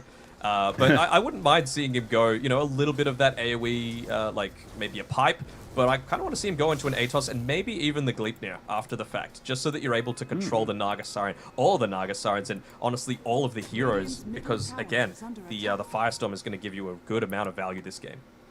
Absolutely, interesting. So yeah, we'll see what he has in mind. Not giving us, oh, well there you go. There's a Rod of Atos actually queued up, so the Gleipnir is certainly possible. It's much more of a spellcasting style of Underlord this game, and a much more, not passive style, but he wants to just stick in his lane. Bushwhack initiation at the bottom lane, and more so top lane. It's Snake King credit for the kill there. Now Gojira not going to do much to stick around, as 4 heroes are up here for Tundra, and they are roaming around. So again, it's Tundra looking to play much more aggressive here as a team in game number 2, and it's working. This is this trio that I was talking about, right? These are the 3 that are needing to be able to rotate, but you just see what C-Smile does while they're making that movement. He's like, all right, I'm going to shove the lane into the tower. I'm going to force the Tundra heroes back, most notably 9. to be able to just fix this lane situation, because C-Small wants to stay in the lane. He wants to be able to farm this. He's going to give it over to K1 for now, just because he seems like he's having a bit of a harder time when he goes to the side lanes, but I think they're still relatively happy with the progress of things on Beast Coast. On top lane against Soxel, looking for that jump. Bushwhack, it's not going to connect. The acorn shot, though, bouncing around. Gojira hiding in the trees. TP's coming. Rebound in from Marcy. Yeah, they're responding big time. The mouse, the pit hitting, and 9. Don't think he's getting away from this one. He gets a lot of return damage. Almost gets the turn kill on Gojira, but no. Tiny will fall. Now Snake King, scatter blast to the face. No chance for him to survive that. So, good response from Beast Coast. I mean, Tundra was hanging around there for a while, and eventually Beast Coast, it was a matter of time before they come in there with some firepower themselves. See, the thing is, I don't think Tundra are that unhappy about this as well, because, yeah, you give up a couple of heroes. I think if you gave up both supports, you would be much happier, but it's still allowing Skeeter as well as 33 to be able to be on the other side of the map and be picking up this farm. That's why this rotation by C-Smile with the Invis rune might be so critical. You've got K1 instantly looking to connect in onto him. Oh, they might have potentially baited him out. Yep. That's a great Pit of Malice placement as well. Put it basically so he had to run through the full thing and the Firestorm. And then, of course, Gojira responding it too with the Solar Guardian, more so assisting on top. That's a massive kill. I mean, yes, Nagasiren was there as well, but Doom is the top net worth in the game by quite a bit, in fact. So you love that kill. And of course, Naga's needing to focus on that farming. You mentioned in the laning stage, Ensnare not there to be able to save Snake King, unfortunately, for those 4 deaths, and no Song of the Siren that time. Because, again, you are the one that needs to carry this game on Skeeter. Speaking of that, is this a game where Nagasiren puts priority in maybe an Ags pickup? Because we're going to be seeing BKBs, right, on the Radiant side. So is that a thought, you think, or is he just going to focus, I need to build right-click, and that's what I got to do? I think it's a thought eventually. I think he needs to be focusing a lot more on tanking up and honestly just accelerating his farm as much as possible. So you can see he's going into the Yasha now. I think Manta is going to be the first item that he picks up just to, again, keep those lanes shoved out as much as possible. I think if Tundra are going to be able to do something to be able to fix this situation with the lanes, like taking the tier 1 tower bot, that's going to go a long way towards opening up their map. But right now, their siege creep, which is a big part of their potential to do that, is just about to die. And Gojira, he's even just going to clear out this wave, making sure that isn't a factor. This is a pos 4 diving a pos 1 on the bottom side of the map. Well, this goes back to the point that you stressed, Tanaga, as far as this is an all-strength lineup. I mean, yes, these are... Marcy and Dawnbreaker are very tanky supports. They're not afraid to, dive, as we're mentioning right there in that case. Because not only are they tanky, but they both even have those escape abilities. They want this free to get out, but... Yeah, as we're saying this, Gojira's like, okay, well now maybe a little bit of Caster's Curse there. He used his Celestial Hammer aggressively. No chance to get away at that point, and yeah, the free kill as you mentioned.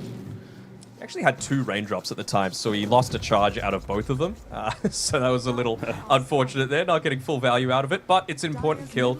Still though, no siege creep makes it much harder to be able to take this tier 1 tower with how early the game still is. He's going to be back up in another 5 seconds. If someone else wanted to TP down here to defend this, to keep the tower, to prevent the Naga from farming, he could very easily just look to go for the Solar Guardian to be able to help out. Instead, he's just going to put himself down here.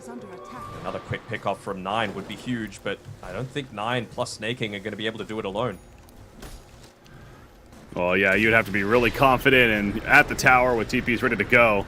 It's a bit scary, so 9 just wants the tower kill. He'll get it. Extinguisher's coming in, though. Now they're going on Gojira, but with Marcy here, and here comes Underlord. The portal is in, and now the turn potential, including Dawnbreaker as well, crashing down. I guess you kind of just reset, if anything. They kill Tiny, and Snake King, he's also dead. So there's our first use we see of the Dark Portal, or the Fiend's Gate more so, and they go right back to the top lane with it. Yeah. They're going to be able to get a couple of kills. They lose the tower, but if they get this tower in response, I think they're going to be fairly happy. They're actually making a rotation up here on Doom. They want to try and get a quick kill onto C-Smile. Doom up, so good start. Cookie assisting. The shot from Hoodwink, and it's going to be enough damage over time. Yeah, he tried. And now a Whisper needs some help. The rebound, giving him a speed boost, but X-Stinger regretting that, perhaps. He unleashed. He goes for the quick turn on the Hoodwink. Ain't gonna happen. And they end up getting a couple of kills out of that for Tundra. So consider what happened at the bottom lane. Not too bad of a response, really, from Tundra. No, not at all. I mean, Stinger basically just gave up his life just to make sure that Whisper didn't die. He realizes how important it is to have this extra layer of dive. By the way, he's nearly got the Ags again. 350 gold away, only 13 minutes into the game. So another great performance from Whisper at the top of his team's net worth. That's insane. Yeah, he is loving this core Snapfire, seeing it in action. Coming off that hell of a game one, that deservedly so the MVP performance. And you're right, already well on his way to another Ags. Going to be seeing some great initiations to come once again. Underlord finishing the Rod of Atos, as you were talking about, as well. And Chaos Knight, he's got his armlet. So all three cores across the board for Beast Coast are all very similar when it comes to their net worth farm. It's really just that Doom. I mean, he went the earlier on Alchemist, or more so Hanamitis, and it's accelerated his farm quite a bit. Yeah, absolutely. And even with 9, just with his build, he's going into the Echo Saber instead of the Blink Dagger that I thought he might consider. And what it means is that he's not necessarily going to fall off quite as much as what I was thinking. You still need to get kills, of course, and he's still last on net worth with all the cores, but now he's going into the Echo Saber, right? So you've got some consistent damage potential in team fights. What it does mean is that your team is almost entirely reliant on smokes. There's the initiation mid lane. Crystal Maiden goes down, and Hoodwig, not much of a chance to get out as well. We see our first use right there of the Ags of Snapfire, thrown in the Marcy. Once again, going to do it, but 3-3's got a BKB now, and that is a dangerous Doom to fight against. Underlord, he's already dead. It's going to be the same thing for Marcy, doing what she can to delay the inevitable, but Skitter's in trouble over here. This would be a big kill for Beast Coast, despite how this fight played out, but Skitter, it's not going to be enough damage. She still has her Saga the Siren, but she's not going to use it. The Scatter Blast connects the Cretus Reel, and Skitter goes down. Dawnbreaker, 9's going for him at least. Celestial Hammer over the ledge, the TP play. He is out of there. Wow, the fact that they kill the Naga Siren, that's a mix of Beast Coast well played, but again, a bit of greed, I feel like, holding that song. Yeah, he held the song. He realized that, well, maybe we've got this kill potential with the entire team coming. Instead, decides to turn around and get the ensnare going. But Whisper just on point, being able to hit him with the tip of the Scatter Blast and take out his life. 9-0-3 already on Whisper. Like, this is almost becoming respect band material coming through for Beast Coast, because they could just put it onto what feels like 4 different roles in their team. They're going for another kill up top. Oh, he lands it too. Is it going to be enough? Yeah, probably not. I mean, 3-3s, again, that's the most difficult target right there. Meanwhile, Smile. Yeah, he goes down at the bottom. It's snaking's low, but of course, Tiny, big part of that to make that kill happen, but it ain't done yet. Here we go with the response on the side of Beast Coast. They want to kill 9. This is that mid-Tiny after all, working towards that blink.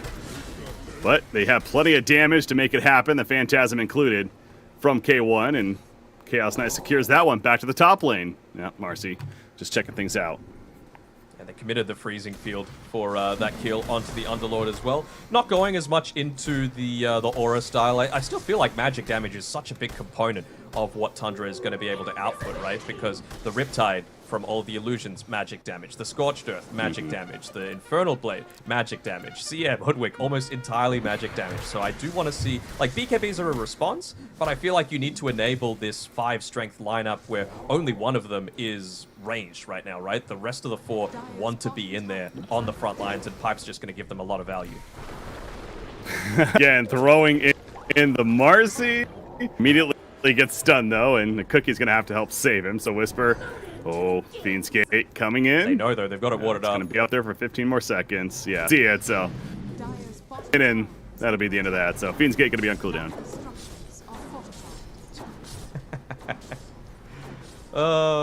How do you feel about CK going Radiance against a Naga Siren?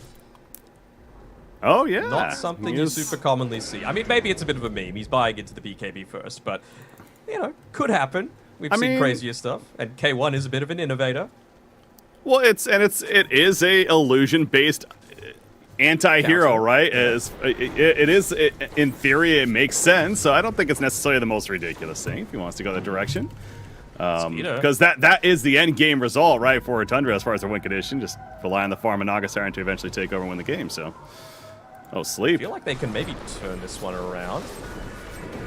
Underlord throwing in the air, but here comes Dawnbreaker. There's that turnaround we're talking about. Tiny going to be pulled in as well to Reality Rift. He is picked off. Nagasaran, the sleeps on Koldura, remember. She used it early. The Manta Style's not going to save her either, and she gets picked off. Doom, BKB, he wants to run down the Snapfire. That's a big kill. Denied. And he gets denied, though. Stinker's able to deny Whisper. And 3-3's like, are you freaking kidding me? At least he got his hand of the Midas off right before he dies, but Beast Coast, once again, looking strong in yet another fight.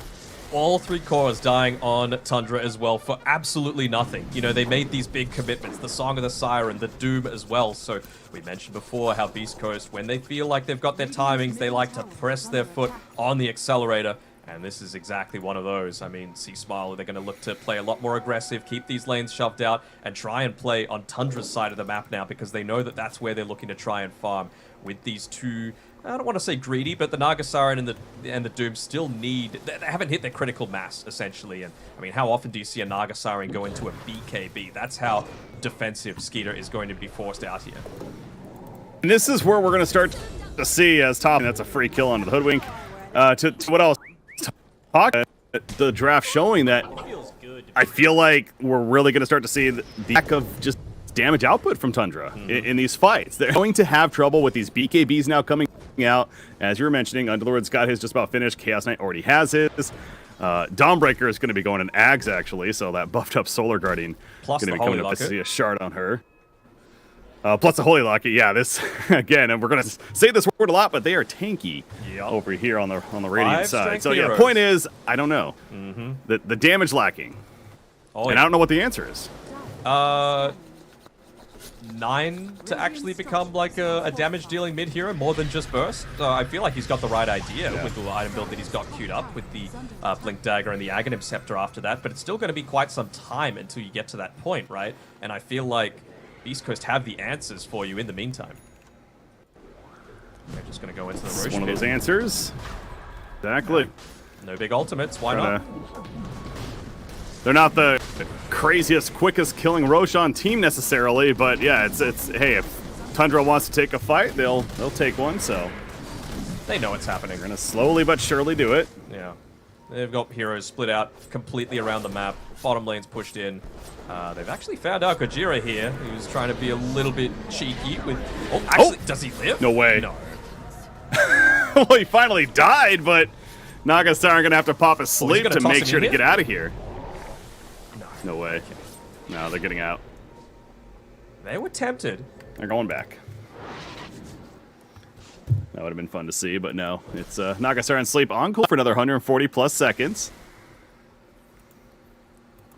But going back to the Tiny, I mean, yeah, he's got the Echo Saber, the Blink queued up, sitting on 2,300 gold, though, so he's not necessarily buying the Blink just yet, trying to maybe see if he could just go for that full Ags first, I suppose, of the Tree Volley. Yeah, I mean, you still do need a little bit of AoE damage yourself just to be able to deal with all these CK illusions quickly, right? The damage falls off a little bit if you're able to do that, but, I mean, you've still got a Snapfire who's playing amazingly. Like, he's still got that streak, right? He got denied previously, so 10-0, let's call it. And, yeah, certainly Whisper is probably the key target that you need to be trying to pick off at the start of a lot of these fights, because you are still relatively squishy. No BKB. Speaking of squishy, Nagasaran's trying to prevent that from being the case. In his case, he's got now the Reaver, so working on a full Heart of Tarask. Yep. That to go with the Manta style. Just try and tank up as much as possible. So the Manta style pushes out waves, the Heart is going to allow you to tank up, but again, you're against an Underlord, so you can have all the HP in the world, percent damage is still percent damage, so Firestorm's going to be really effective for that. Looking at this Doom. And he's got his own BKB in the Blink, of course. Level 15 starting to come out, speaking of Doom, as well as Chaos Knight on the other side. It's Chaos Knight again, 3 minutes remaining on that Aegis, and he's going to be part of the smoke. Both Whisper and Stinger wrapping around the mid lane, and might find Tiny. That's a big kill. Oh my gosh, that was great reaction. Oh, do they get the spit? No, never mind. They just said, go and farm, K1. Get there faster. Yeah, nothing to farm, though. As Nagasaran's already cleared it out. Look at how confident he feels with that Aegis, with the BKB, the Mage Slayer. 2.5k HP as well. Feeling very, very good on this top side. And I mean, Tundra, they're never in a position right now to be able to go for kills. Like, while they're fighting into this Aegis, they really don't want to go for pickoffs unless someone on Beast Coast overextends in a massive way. Saksa, he's a big portion of their damage output, right? 2 points in the Sharpshooter now. He's got the Aghanim Shard for the Hunter's Boomerang to amp up the rest of the team's damage, and the Veil on top of that. So if they could find someone without a BKB once this Aegis expires, that's going to be the next key thing for Tundra. All right, yeah. Increase that. So speaking of the lack of damage, that's another way to somewhat address that here. And Tundra very aware of that themselves. Wow, that's an Octarine core on Doom. Okay, so 3-3 saving up that monies. Yeah. Trying to put a little bit of damage into the tower. Just, again, opening up the map a little bit more for the Naga Siren to be able to farm. It's not much. You're never really going to be inside of the enemy ancient camps looking to farm, but it does allow you to farm perhaps a couple of extra camps on the top side of the map without instant reactions coming from the team.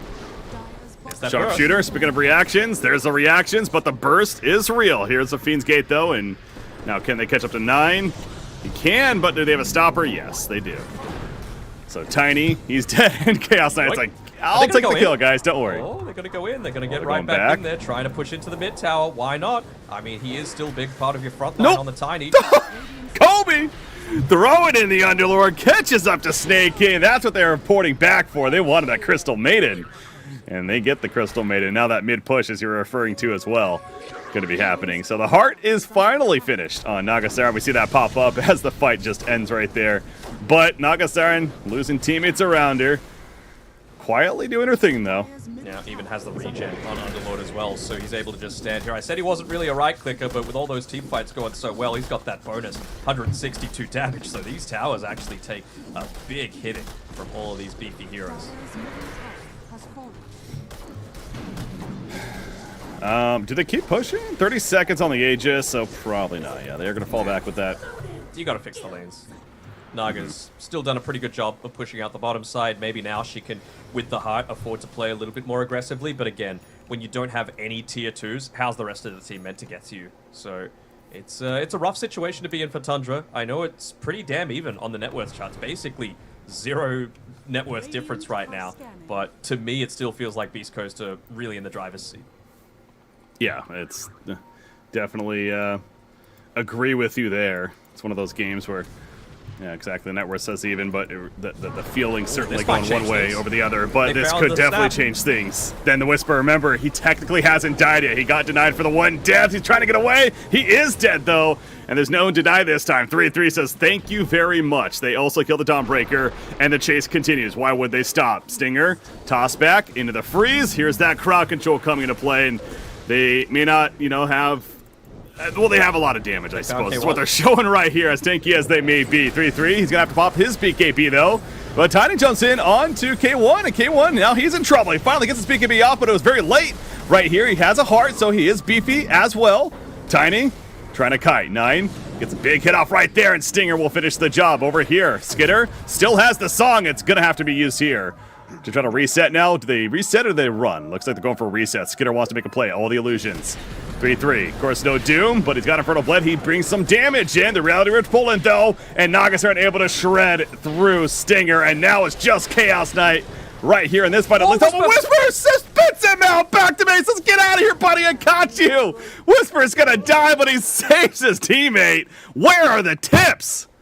Oh, I don't know. Maybe if he got away as well, they were just saving it for that sort of situation. But man, talk about caster curse, huh? Saying that it felt like Beast Coast had that control over the game, but they did find the initiation that I was talking about, right? They found the Snapfire to be able to start the team fight, and then suddenly the damage isn't quite there to be able to deal with the Naga Siren. They still are lacking in that AoE damage when Snapfire isn't as much of a presence in a lot of these engagements. So to be able to fight around that with the invis, with the smoke coming through, and all it takes is one team fight, and now Tundra, they're looking to use all of that extra net worth that they gained to feel a lot stronger this game.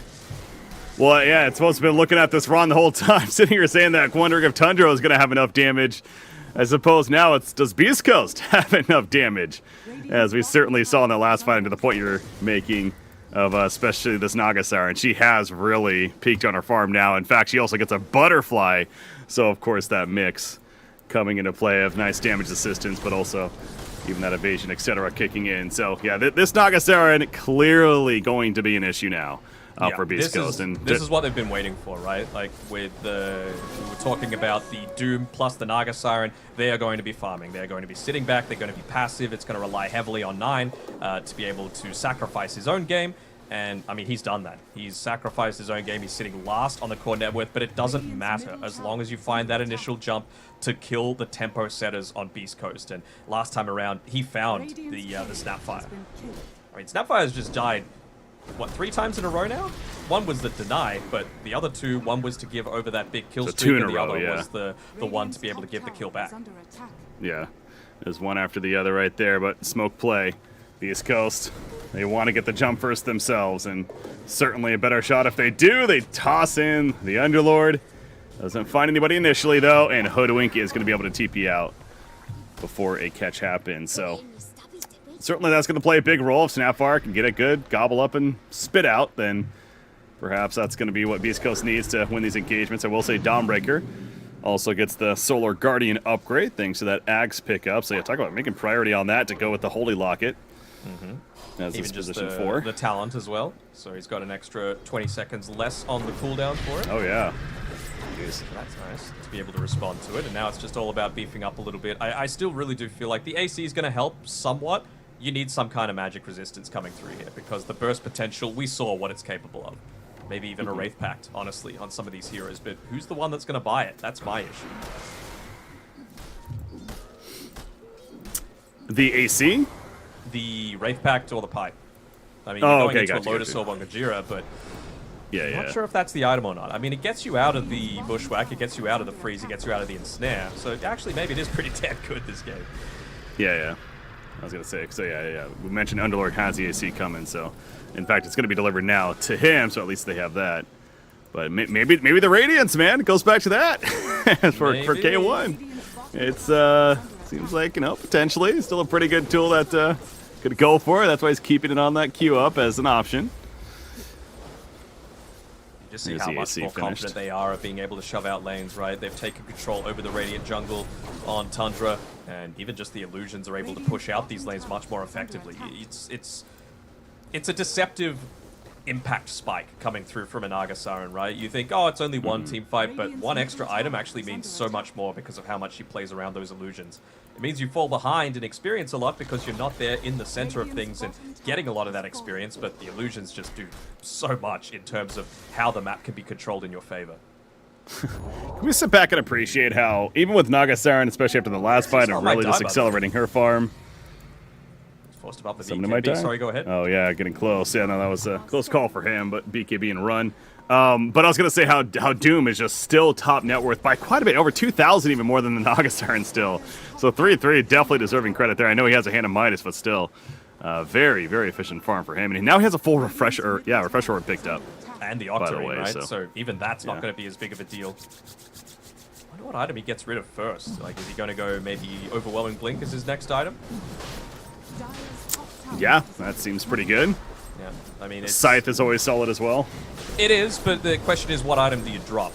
Like the refresher of you can't backpack it anymore. It's you need the cooldown to be constantly refreshing, and it doesn't do that from the backpack anymore with the most recent patch.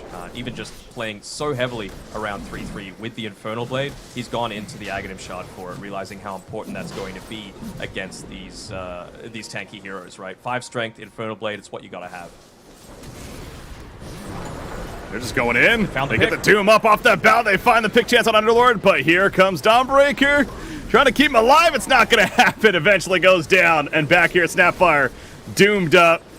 He's going to die to that. If anything, the illusions to chase him down. So the initiation was great for Tundra. Crystal Maiden's getting low, but that doesn't really matter. Chaos Knight's dead as well. The buyback for Whisper, but the 3 others, they're staying dead for the time being. And Tundra is starting to claim absolute control here in game number 2. In fact, going back to Roshan to secure the easy one now. And big props have to be given over to 9 and 33. Like, they are just finding the right jumps every single time. On these heroes that either aren't able to pop their BKB and they get chain stunned, or don't have the BKB at all at this stage. So I know he wants to get into the Octarine Core on Whisper, but it really does feel like he needs to go into something like the Lincolns or the BKB for himself, just so that he survives that initial burst. Yeah, that net worth lead is starting to get pretty massive, and you usually be like, oh, well, it's just a Nagasar, you know, at least everyone else is not doing the best, but no, I keep going back to this Doom. Just even continues to out-farm his Nagasaran teammate. And already another 2,800 gold saved up, so it goes back, yeah, what is he going to buy next? But Overwhelming Blink, yeah, that seems pretty good if he wants to go there. But Nagasaran picks up the Aegis. Nine's a legit damage dealer as well now, right? He's got the Aghanim Scepter, sure. He's got a Daedalus, he's a Tiny, just in general, so yeah. a lot of that damage can come in pretty fast. Chaos Knight? Actually find out K1. Yeah, he TP'd right into the stuns there, unfortunately. Again, Dawnbreaker. Solar Guardian in, Chaos Knight. Trying to assist some damage here. Then one of us kisses from afar, but Skitter, he's trying to figure out, do we reset this? Do we run? What are we doing here? Tree volley. Oh, they want to go for the Underlord. BKB immediately comes out, though, Seeker the backlines. He pulls in the Hoodwink with the Sharpshooter, though, back there. Not going to get a kill, but doing some damage. Smile still holding his ground. They kill the Crystal Maiden. She buys back, and the missile, the Doom up on Chaos Knight. And he can't really stand his ground the greatest against that. He is just dead. The Tree volley and trying to get out with the portal. But no, it ain't happening. It's just Whisper, and they do indeed call it. GG, well played. Let the split series continue. That's exactly what's going to happen here. 33 MVP, no questions in my eyes. Like he played really well in the laning phase, obviously getting a few of those kills that you probably won't expect against such a high threatening lane in the Chaos Knight and the Marcy. And then once it got to that point where, you know, he needed to be a little bit more farm-centric, but he still made those key rotations, right? They defended the tier 1 tower top quite effectively. They got a couple of pickoffs around that less greedy rotation. And again, once it got to that mid-game, once he got his timings up, he got the Blink, the BKB, the Aghanim Shard, he found the right target every single time. So it's got to be 3-3. Props given to Nine, though. I think he got out of the laning stage in a pretty rough spot, but once those team fights started to break out, he really showed why he's such a key player for this team. Absolutely, and again, I keep going back to it's you know, concerned maybe about the lack of damage from Tundra. Are they going to be able to kill these really beefy heroes for everyone on the side of the Radiant? It was really the opposite. Beast Coast was the one that was unfortunately lacking damage, especially by the mid game, as we started to even enter that late game, of course. But it was just GG by then. Skitter specifically just felt unkillable for them. But absolutely agree. There really is no question. 3-3, the MVP, and how about that? Offlaners for both teams. Definitely deserving of the MVP in both Game 1 and Game 2, so that's worth reiterating as well. But yeah, there you go. It's official. I don't even know if it was necessarily an issue for Beast Coast and lacking in damage. I just think Tundra got the jump like the last 4 fights that we had, and you just can't let that happen, especially with how they itemized, right? If you're not going to have a BKB, you're going to need to have better positioning, and I don't think necessarily the positioning was bad. It's just, again, 9 and 33 played amazingly well once we got out of that laning phase, once the map started to break down, once the Naga Siren was able to pick up that farm and start to influence lanes, so it's much more obvious where Beast Coast are standing. So I think they missed a little bit of a timing. I think they were in the lead to be able to begin with, but even just having a look at the win probability on our end, it was heavily Beast Coast favored, well, reasonably Beast Coast favored at like the 27-minute mark, and the game ended at 34 minutes. Just one bad team fight accelerates Naga Siren to that critical mass that she needs to be able to truly become like this team fight dominator, right? Yeah. Well, Danago's a hell of a series here, as we hoped for and expected. Definitely some clashing, and I'm always a fan of that. It's a big fight, but ultimately it is a split between Tundra and Beast Coast. But ladies and gentlemen, no Earthshaker game. You know what? That was the win condition for Tundra. They did not pick Earthshaker, and that's why they won it. Yes, we could say that as well. No, but we're going to be wrapping up as far as this series. Of course, going to go on a break, but of course we got another great one and just a great day ahead continuing here on day number 2. Looking forward to more. Hikori versus BetBoom will be the next series here on Stream E coverage. I was Breaker CBK, joined by Denog. Ladies and gentlemen, stay tuned. We'll be back.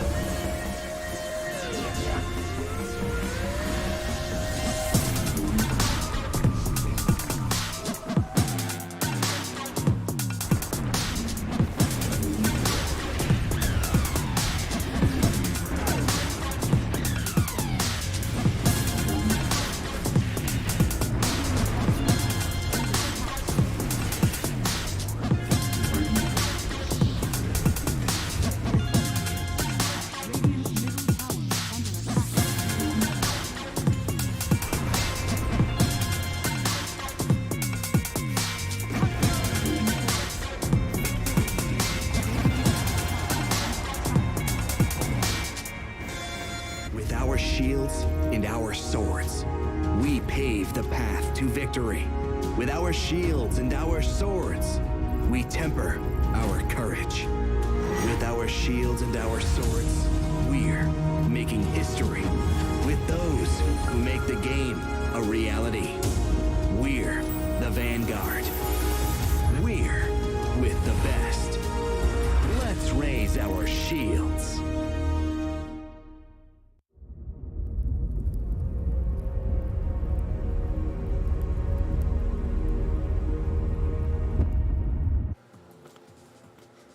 Welcome back to Streamy. It's time for some more group stage TI-11. Don't scum. Joined by my boy Breaky, and oh man, we even synced up. Look, with double blues. But you know what? I'm most excited about this series, Breaky, because what we've got now... Whoa, damn, he went fast there. We aren't just here for Dota anymore, my friend. Have you noticed something? It's time to break out the Venga Boys field, because we've got a lot of boom happening on this channel. I love it. I love it. I'm just so excited that I'm so hyper right now. As you can tell, I'm just moving all over the place now. This should be a fun series here. And, you know, KP, yesterday we got the chance to cast Bet Boom specifically over here on Stream E. And it was similar to how both their other series even went. And let's just say, unfortunately, they're coming into this with an 0-6 record. But 4, if not even all 6 of those games, from what I heard, they had a chance and really, frankly, should have in a lot of ways won most of them, if not all of them. So it's one of those classic cases of don't let the record fool you. This is absolutely a team that we should expect some decent results from. Yeah, I don't think, maybe like these guys, maybe they are the people that grew up playing Mortal Kombat, but every time they heard finish him, they just like went for a little jab. They didn't do the elegant executions that they need. Because that's the thing, like you look at their drafts and they're fairly elegant in how they're meant to execute, right? Like they have a clear game plan and a win condition in mind. It just feels like they are failing to close, right? It almost feels like there's either this hesitation or they're just reaching this peak. And I think one big thing to highlight about these teams, as we looked into BetBoom, especially, is how they've evolved. Something that should have been productive for them, Breaky, is that this is a team that no longer are at the beck and call of Dahak. If Dahak has a good game, it used to be the definitive way they won the game. There's the Mad Lad himself. These days, there's been an evolution. Dahak is kind of filling this more, how do I enable the lineup role? We've seen games where Lal's taken that sniper, for example. He's the win condition. Surely this is a evolution that should be beneficial for this team, but weirdly enough, it seems to be punishing when it comes to scalability in a meta that is known for going a lot later than previous ones. I mean, I'll say this. Again, they've had a day now where they've played 6 games. The idea of, and I know it's not fun, but you got it. There's so many games to be played, 18 in total. You've played 6 games. There's still a lot more games to be played. The point is, I'm sure, and I hope that they did the research on those games, look back, realize where it went wrong, specifically at those early to mid-game points where they had leads, what maybe they shouldn't have done differently, what they should have done differently, and adapting. Because, yeah, to your point, I mean, this is absolutely a team, especially with that evolution of Laurel being able to take the reins as a carry player that they can rely on to take over games.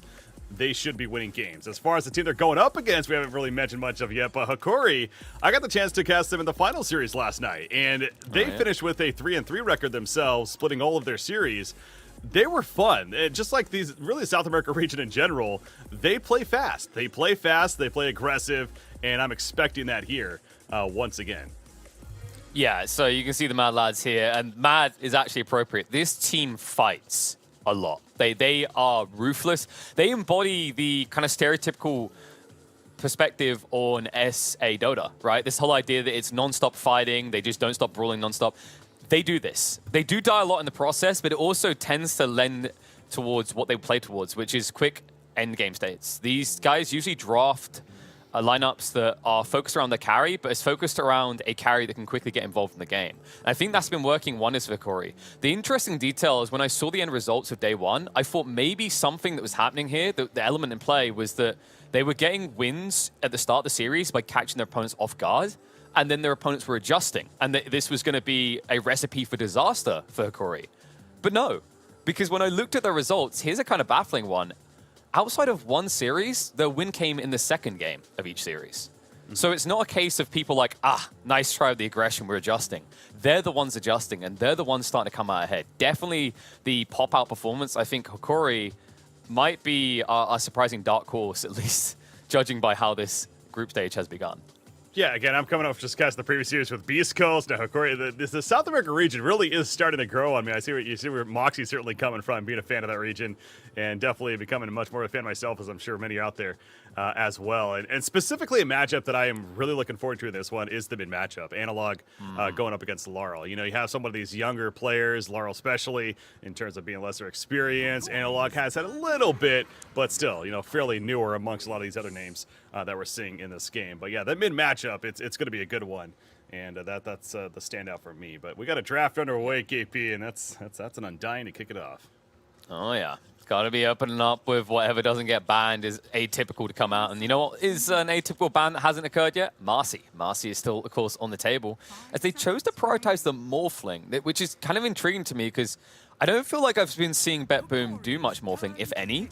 And they definitely don't first phase it. So kind of peculiar. I guess from Hikori's perspective, because their opponent didn't ban the Marcy, they say whoop de frickin' doodah. Like, you know, you either get Undying or you get Marcy, but you can't have both. But curious to see what they got in mind. Like, especially with the Morphling ban already, it seems like they were trying to address that we need anti-heal element without needing to dedicate it to picks of their own, but kind of already failing in that regard.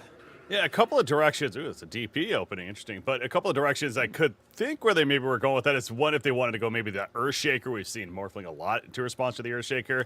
Obviously, we know that's not the case now, but or it's just one of those kind of filler bans. And what I mean by that, it's like there's Undying and Marcy specifically are both on the board, right? They could have banned one of them, but then you're just giving BetBoom the other. So they ban the Morphling, and at least knowing they're going to get either the Undying or the Marcy in response. I mean, maybe that could have been a direction they were going as well. But it is done. They got Marcy. But yeah, this Death Prophet. Now, a month ago, 2 months ago, I mean, I would sit here and be like, yeah, of course they went Death Prophet early on.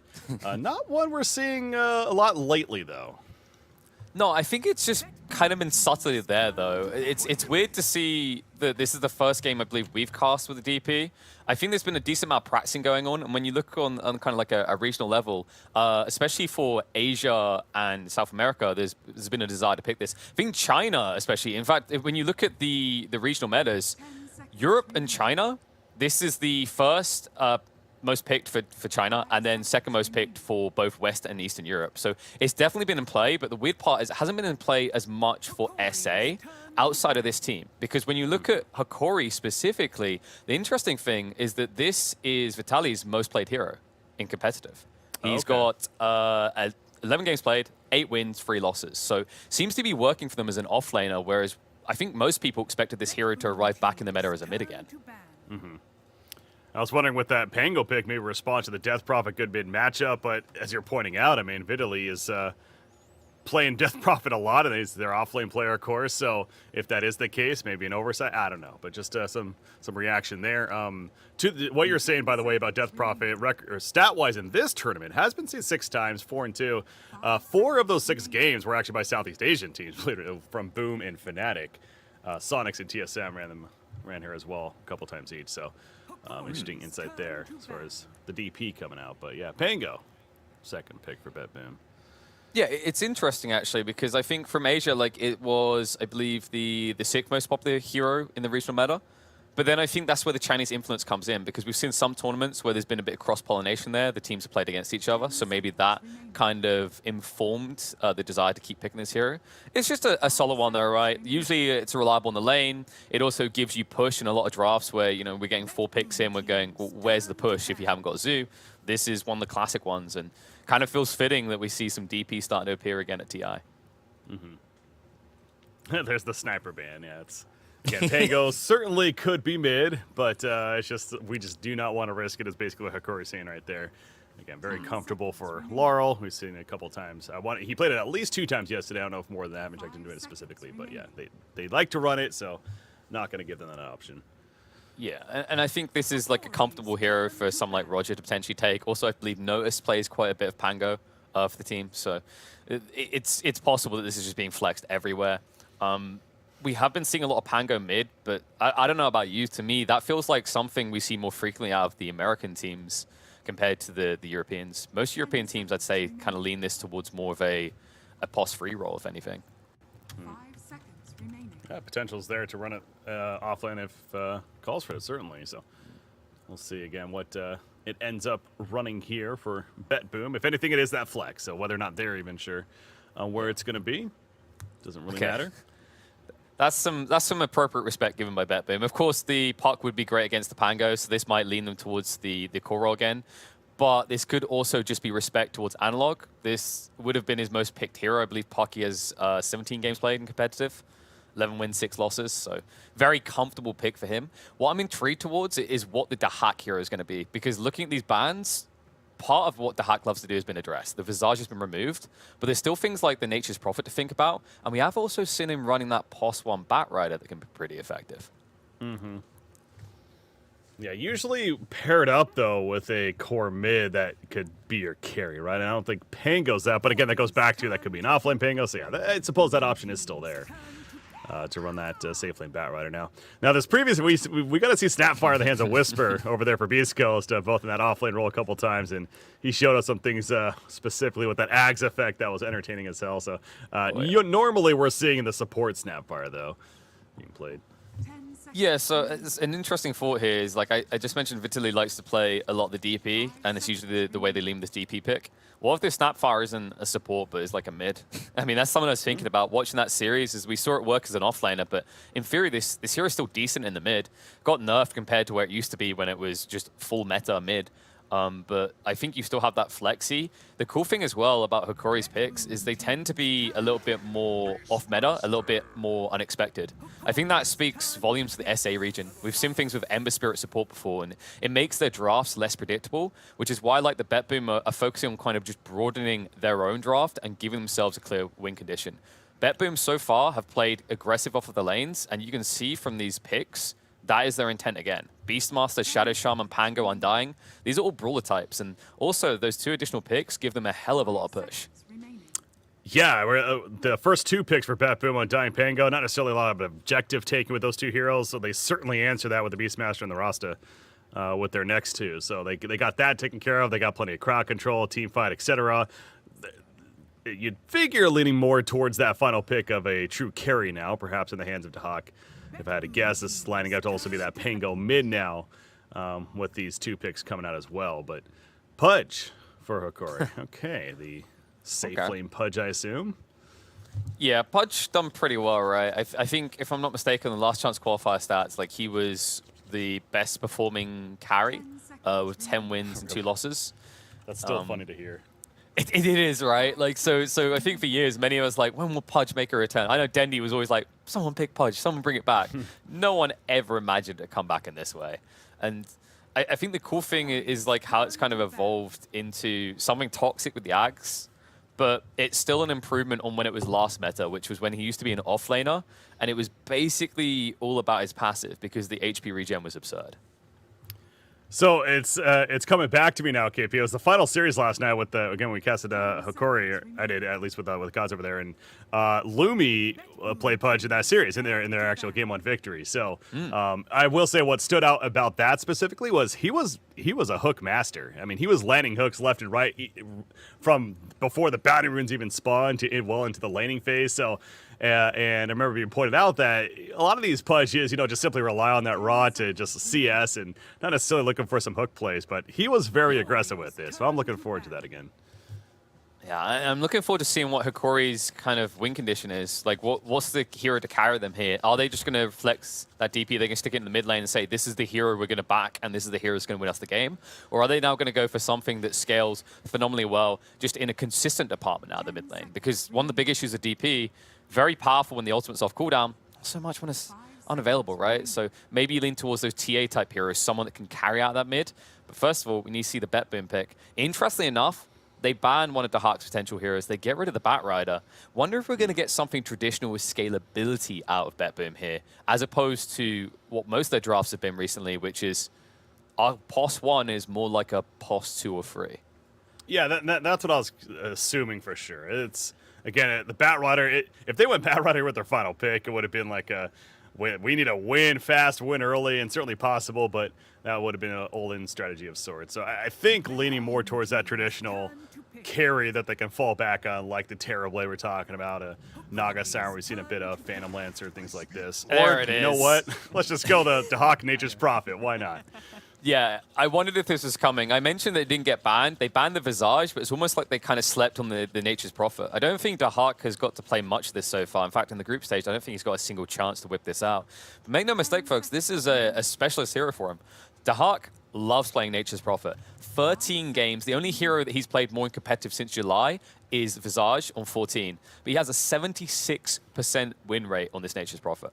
And with this type of draft, he could easily increase that win rate. Just look at the push power. Oh, yeah, the push, it still kind of goes back to the point I was making even with the Batrider, though, right? It's like, this isn't as all-in, but it still feels like this is a tempo lineup that, yes, they want to win fast, they want to win early. I know it's a specialist for Dahak. I think it's worth pointing out, though. This is the first time it's been seen in this group stages, though, so far in all the TI-11. So, really? Kunkka is a solid response. Yeah, from what I'm looking at here. Wow, that's really impressive. I thought maybe we'd see 1 or 2 more Nature's Prophet games by now.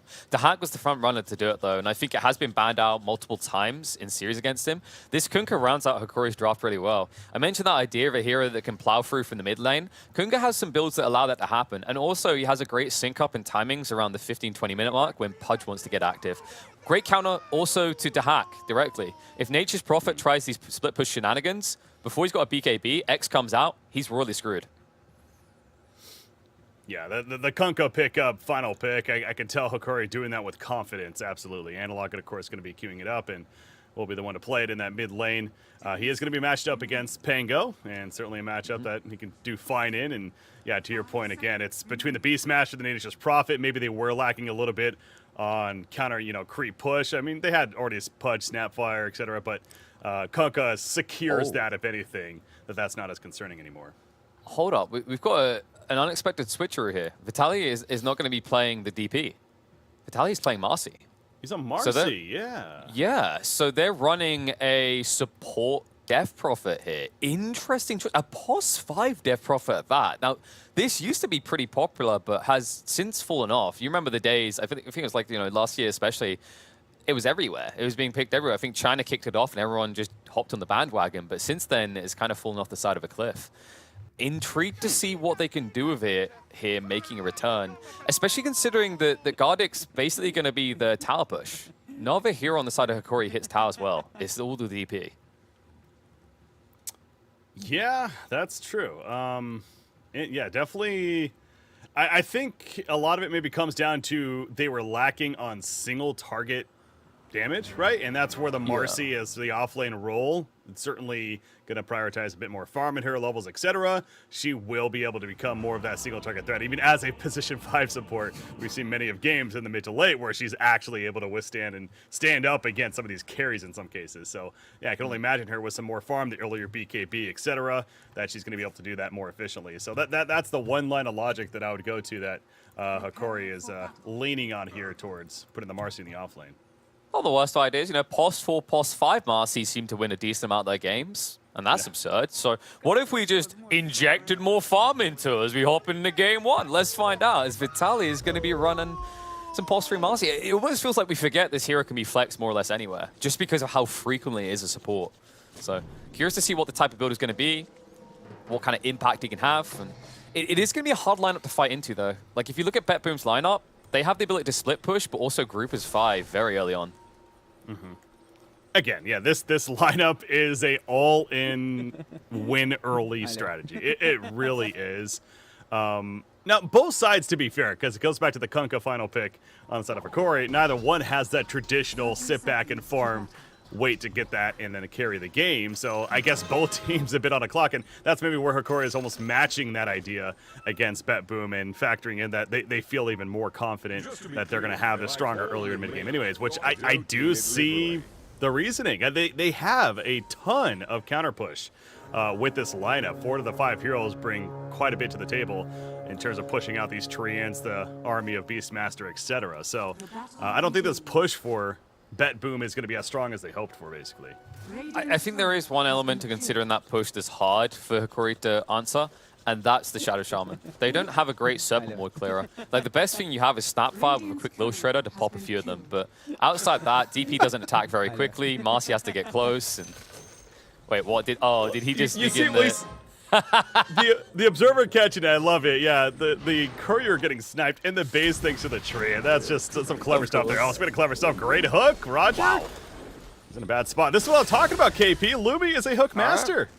Yep. You know what makes that even more hilarious? Look at that ward. That ward is not a Radiant ward. Sure. That was just Theo walking around the side, instantly giving vision, and no hesitation from Lumiere to connect on an easy kill. And by the way, this will be an easy kill. Look at the movement speed on Shadow Shaman. 285. It's so difficult to dodge these hooks. Yeah, and he's not afraid to throw them out and very accurate at that. So you already see he's kind of positioning himself to maybe go for another one. So Roger going to have to be on his toes and ready for those hooks to be flying in. So we got our triple lane view. 3 lanes for the 2 eyes on everyone. Yeah. I just want to quickly round out that whole idea of the scalability on both sides though. I think BetBoom's is deceptive in that you're this shouldn't necessarily scale that well late, but between the potency of split push everywhere and the way that heroes like Nature's Prophet can come into the late game, I think they do hold on. Because when you look at Hikori, they don't have a traditional carry. They don't have your Morphling or your Faceless Void, something that just dominates the late game. Pudge is definitely strong, but he has the similar issue that you could argue someone like Nature's Prophet does, where he really wants to take control of the game around 25, 30 minutes. And there's those hooks coming in again, and the stun follow-up is a beaut. Roger just feels like he's going to be exposed weak point on this bot lane. To be fair, yesterday when we saw it, he was partnered with the Crystal Maiden, and so it was freezing the target, and then he would just get an easy hook as a result. Now, don't get me wrong, he also landed some hooks without it, but Snapfire not necessarily providing that stun as guaranteed at least. Yeah, that's a kill at the top lane, actually, with Marcy going down. How about that? Marcy not a hero you see going down often early on in the laning phase, but gets killed there. That's a core Marcy, remember. You got to remind yourself of that. Yeah, I think they jumped him and got him low just before he got level 2. So you can see he's got a little bit XP past that, but nothing more. And oh god, speaking of getting more XP as well as more kills, it's happening again. Okay, so we got to address this now. I'm sorry, Roger, we got to highlight attention on this because that's 3 deaths in a row. What could he have done different here? I think. Oh, no! Oh my god. Okay, no, scrap what I was going to say. There's nothing he could have done different. Lumiere's just a god. I wasn't lying, KP. Lumi is a hook master. I said this going into this. He's a fisherman. He's definitely back. He really, he's just back to back to back. I mean, to your point about Roger, though, obviously catch a beast match there. Yeah, that's one thing. But I don't know. Roger just, it's almost like he can't not go to the lane. But, man, it's tough. I don't know what he does. So this is what I want to highlight. If you check Roger now, he finally got what he needed. He probably should have started with a Windlace. You know, I'm not a pro, right? So he had his justifications for his iron build. But Windlace would have given the movement speed to try and dodge these mid-range hooks. Look at his movement speed now. 305, that's respectable. 285, you're an old man with a walking stick. You could just tell he's moving left and right constantly. It's like you really see the APM kicking in as now the 3 deaths later. It's like, I really got to be on top of this, don't I? So, all right, so laughing at their misfortune. It is tough, Oh, though. no, got it. Oh, right. He's going to stay alive. I mean, that was almost big brain out Seneko. He got new regen coming out, got Mango. He almost got the kill, but Sorok level 1 wasn't good enough. The crazy part, actually, is if Seneko just waited and used another decay, probably would have still killed Gardic. He's dead, right? It's just yeah, he's definitely going to get it. He's going to waste all of his time. Good kill, though, overall. That brawl's been going on for a long time. But just a quick thought in this bot lane, by the way. If you look at Roger's build, he went for a point in Shackles. This seems like a good idea, but it doesn't work when they're on a 2-on-2. And as I'm talking about that, 2-on-1 in the mid lane, analog. Showing you the power of the Nature's Prophet, even as a core. Yeah, trying to go for that kill, but we'll teleport the traditional way back to the top lane and continue his farm up there. You know, something I wanted to kind of readdress as you're discussing before these hooks started coming out. Speaking of hooks, by the way, that we're going to see another one. I mean, this is by himself. Lord. He's going to get a solo kill on the Beastmaster. And look how locked useless down, Roger is. Look, he's going to die as well. Oh no, Roger, you tried, you got so far, but in the end, dare I say it. Nothing matters for him anymore. He's numb to it all, numb to the core. Meanwhile, the mid lane was an absolute bloodbath as well. Analog. Oh! Lal almost gets the kill, lives on 4 HP. Both of them tempting fate here. But Lal coming out ahead because of the fact that he's going to get a TP in. Sharma finds some use there. And Kunkka's just making the walk of shame. All right, so about what I was going to say. I mean, they don't want to stop. Rat Dota is always a thing, and it is always the presence, and I think that's kind of the potential that I do like of Bet Boom, that even with all this potential counter push in the setup for Corey, and Nature's Prophet, especially in that position of 1, and even Beastmaster, we know what farm that he could potentially have, obviously not the greatest of starts this game, that will always be a factor. So that's where I give Bet Boom at least the solid chance of having a shot in this game, but overall, do like Corey's chances.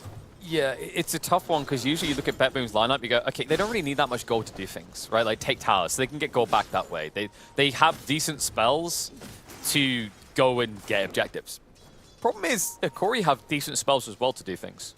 Pudge, Kunkka, Death Prophet. These heroes don't necessarily need items to kill.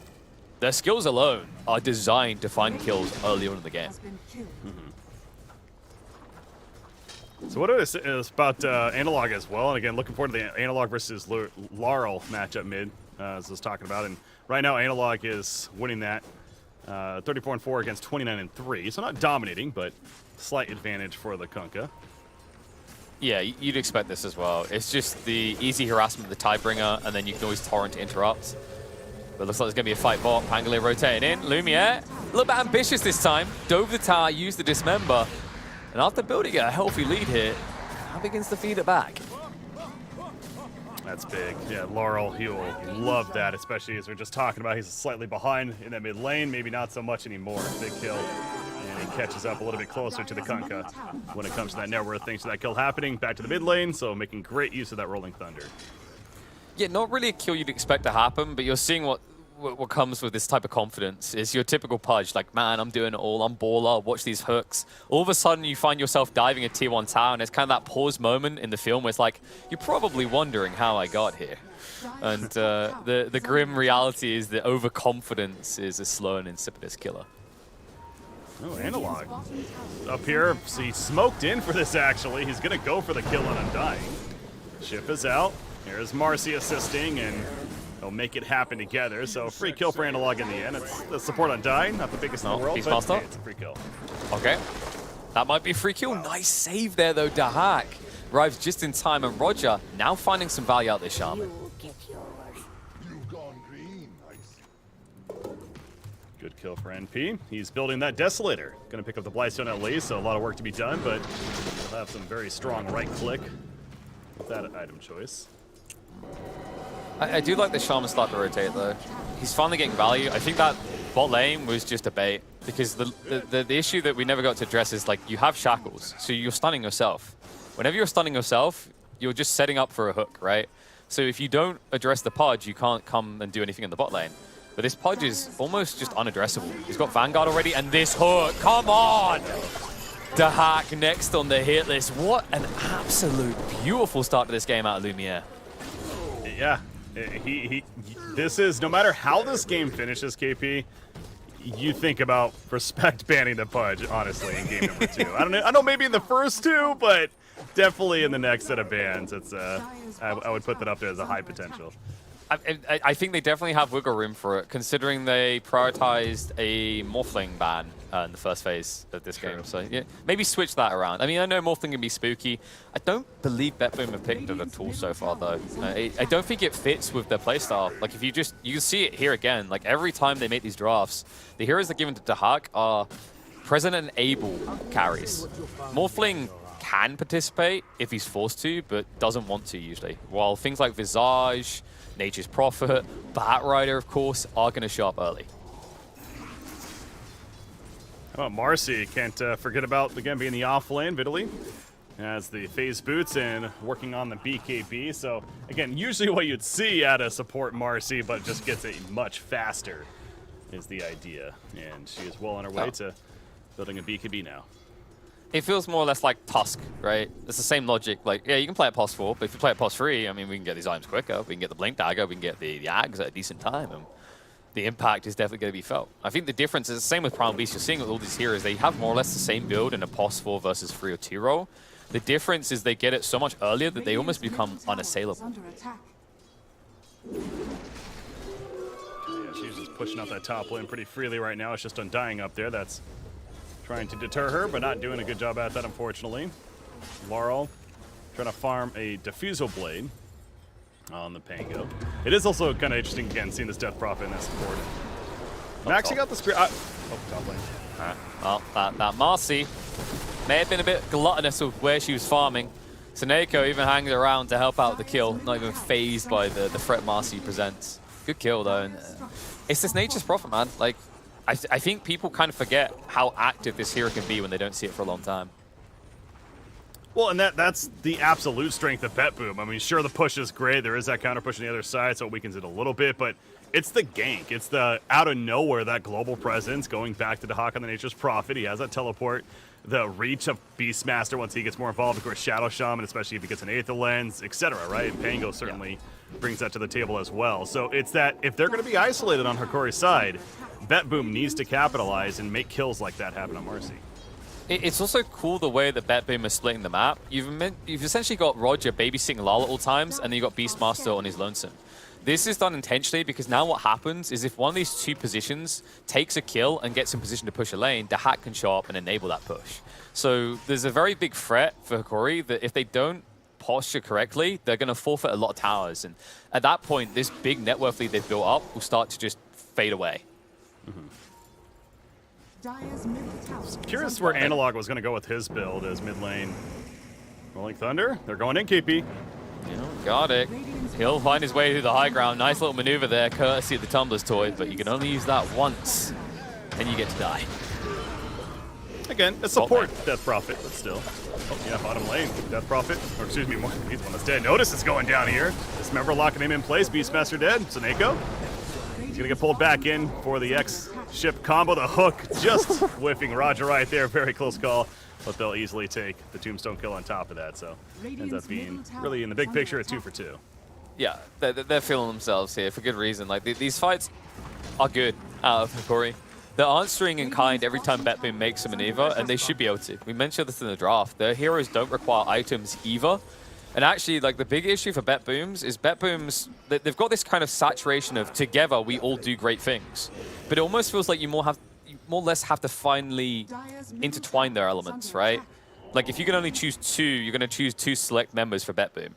Meanwhile, on Hikori's side, I feel like if any 2 heroes turn up, they can get vengeance.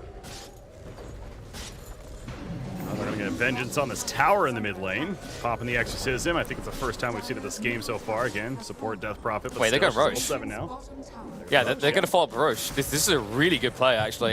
It is going to be scouted out, but they won't hesitate. I mean, just look at the confidence Hikori have. Their heroes are so tanky and hard to kill that if they just stand here, Bet Boom come and fight, they'll lose. Well, Nature's Prophet scouted them with the treants, but yeah, to your point, they're pretty confident they can't really do much against it. Yeah, and you can see, instead they were trying to extract the kill mid, but Kunker's not an easy kill. There's easily a tier 1 tower to defend. The armor makes him too tanky. Boat's just going to lay things long enough that Roche is going to be complete, and what has Bet Boom really achieved in this time? They haven't got anything out of this. Yeah, they're going to end up giving up a tombstone kill as well, so that's some free bounty going the way of Analog, or I suppose Snapfire ends up getting it there, but either way, net worth for the team. They get the Aegis on Pudge. And yeah, that very smart decision to your point there. Exactly. The reaction from Hikori was great. Not only with the tower kill, but I take that support Death Prophet's Exorcism into the Roshan pit and get the kill. Bottom lane though, Analog, he might be in some trouble. Has an immediate TP from Death Prophet so far. The wards are down from Shadow Shaman. Dahak comes in as well, but not in the greatest spot to make this kill happen. And oh no, he's stuck. That's an awkward spot to be in. And now the chase is, oh, how did that not connect? Just like a fraction of a second difference to TP out. They will catch up to Pango, though, thanks to Marcy, and I think that might be the end of the chase, but still, Death Prophet. Or excuse me, Nature's Prophet. I think the Hack could feel the whoosh by the side of his head as he completed that TP out. That was way too close for comfort. Great counter-attack coming out from Corey. And you see the issue. It's happened twice in a row now. BetBoom are trying for the hardest kill in the game. This Kunkka is not an easy kill. Even when he doesn't have both. Even when he does have both, it's impossible like they tried mid lane. They thought now that wasn't there, they could make a dive. A dive on a tier 2 in a situation where you're up against a Kunkka with armlet. That's a dangerous game that they are playing, especially with the counter-attack that Corey has at their disposal. Great play, and now they look to plow forward and take some towers away, because one big issue for BetBoom, one area that they should always be in control is creep equilibrium, right? They should have all waves pushed in with these heroes. But when you forfeit fights so frequently as they are, Hakori with their funky draft start to actually get the ability to shrink the map against you. Radiant's top tower is under attack. I love how Kunkka's just roaming around with 300 life or so, but again, he's got that armlet toggle ready for an engagement if it breaks out, and an engagement is very likely going to happen soon. Roger gets smoked on, got the sheep off immediately, and the shackle, so he's delaying this, but eventually going to get X pulled back. And Don't let them. for the kill there. Oh, Thunder comes out. Pudge, bit ambitious, just two of them here taking a tower. Italy's going to go down, and Pudge is going to come up into a mess bigger than probably even he can deal with. He's going to try, though. Dismember. Oh, my lord. He might find a kill for it. Yes, with the reinforcements to Hack, they'll at least kill off the Pudge, but he should not have even got this one. Raid boss status right there. He almost hooked the Pango as well, but Pango, whether or not it was on purpose, perhaps it was, but he was protecting himself with the creeps. If those creeps aren't there, he hooks Pango, and likely another kill happens, but yeah, that gives you an idea. I mean, that's a huge kill for BetBoom, but how tanky and how difficult this Pudge is going to be to deal with, because that essentially, I know it was technically 2 there in the beginning, but yeah, you got to have the firepower. You got to have isolation. It goes back to that point, and they were spread out on Hakori's side.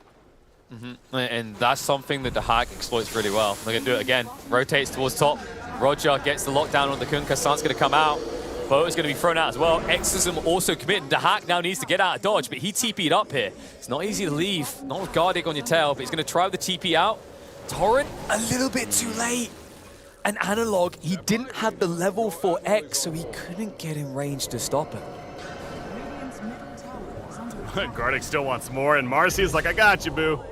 Radiant's middle Catches up, tower is rebound under in, attack. takes out Rasta once again. Yeah, and usually you'd be like, oh man, that's so bad. Exo used, we didn't really get anything for it. You got one small kill. More importantly, that kill also contributed a very big cooldown. They used Serpent Wards, so overall I'd say this is a kind of net even exchange, as it was both the supports committing the push power abilities. So Beastmaster has his Dominator, the Vlad's offering. Gonna be working on the Wraith Pact, actually. Just in line here, but bottom. It's been about a minute or so, KP, not even. That means more action's bound to happen. Dire's middle tower is under Analog. Corey in the game? Definitely.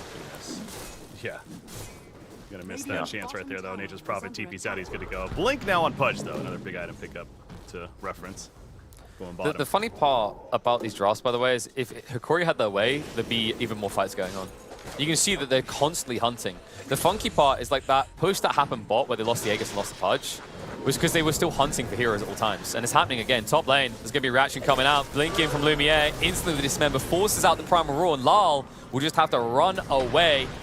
They do at least clean up the kill on the DP in the end, but no way they can get the Pudge. No. Analog. Pango gets out.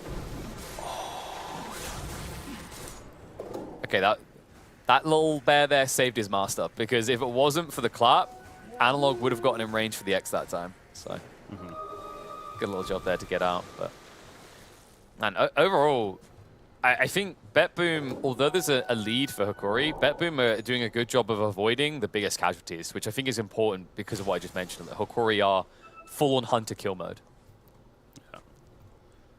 Yeah. Kunkka going the 1 boot for each foot strategy. That's the phase boots to go with the boots of travel. As you do. I mean, phase boots are just too good, you know? Yeah. But wants the power of the boots of travel as well, so they're understandable. Bot lane.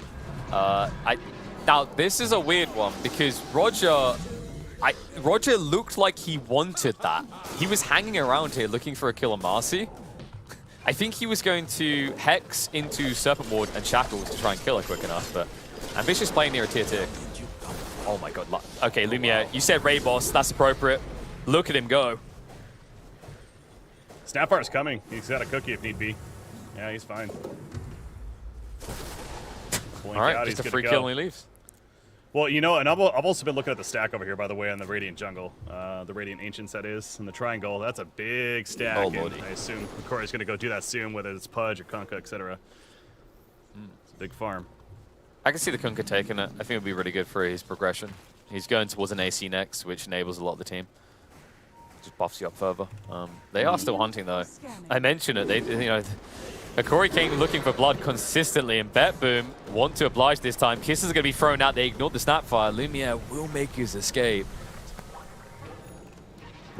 Yellowcore, different story. Or is it? He gets out. Never mind. The story is similar. It just got a little he's closer. out. Meanwhile, though, they're putting the bottom lane because Analog's going to take out Nature's Prophet, the immediate TP out, and let the tips flow as well. You know what? What allows him to do that, by the way, is the Shadowblade pickup that he just got. Yeah. Yeah, and the fact is the BKB's on cooldown, right? So he doesn't have that available to just instantly get out. And we mentioned this already, like the Kunkka is the big threat factor to all this split push because he just arrives, hits the X, and you're not leaving.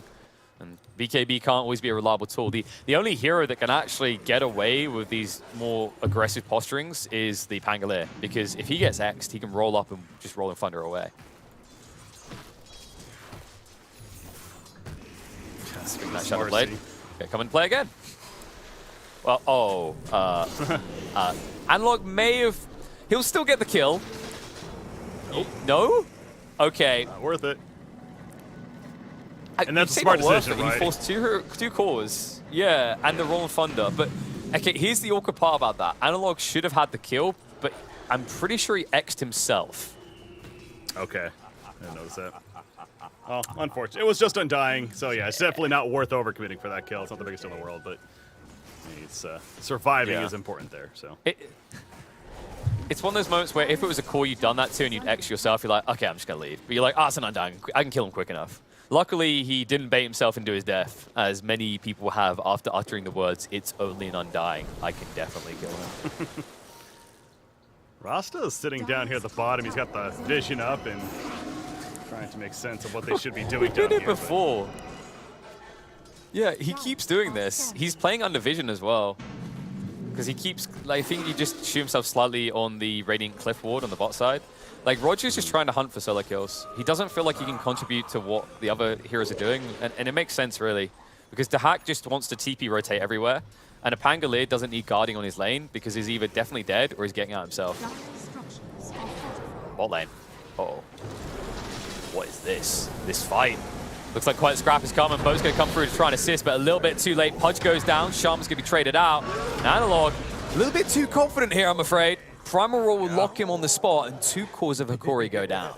Yeah, Pudge TPing down there thinking that they're the ones who are going to be setting up for a kill, but they did not realize the numbers that were actually there for BetBoom and also the ability Boots to travel this game as well as then teleport, of course, in Nature's Prophet. That's been a big factor, frankly, on both sides. So better for BetBoom right there. Seneko is going to die over at the Roshan pit area, but still BetBoom very satisfied with the outcome as it's also going to transition into the bottom tier 2 tower kill in their favor. Yeah. Yeah, and I think BetBoom were checking if Roche was up, and then Hikori were praying Roche was up. Because if Roche is up, they can make it a trade of a tier 2 to get their hands on Roshan, which is someone they'll take every day of the week against this Wrath, but unable to due to the fact they're still not up for another 25 seconds. Yeah, I think that also explains why the Kunkka went for Boots of Travel. I think it's more an answer to not just the Nature's Prophet, but the fact that the Pangolier has it as well. So if a fight does commence, they need to be able to show as many people, or to put it in Kunkka terms, you need as many men on deck as possible. Yeah, you can see in the replay right there, the immediate regret coming out for Pudge as soon as he TP'd in. He saw the counter TP from Pango. It was like, crap.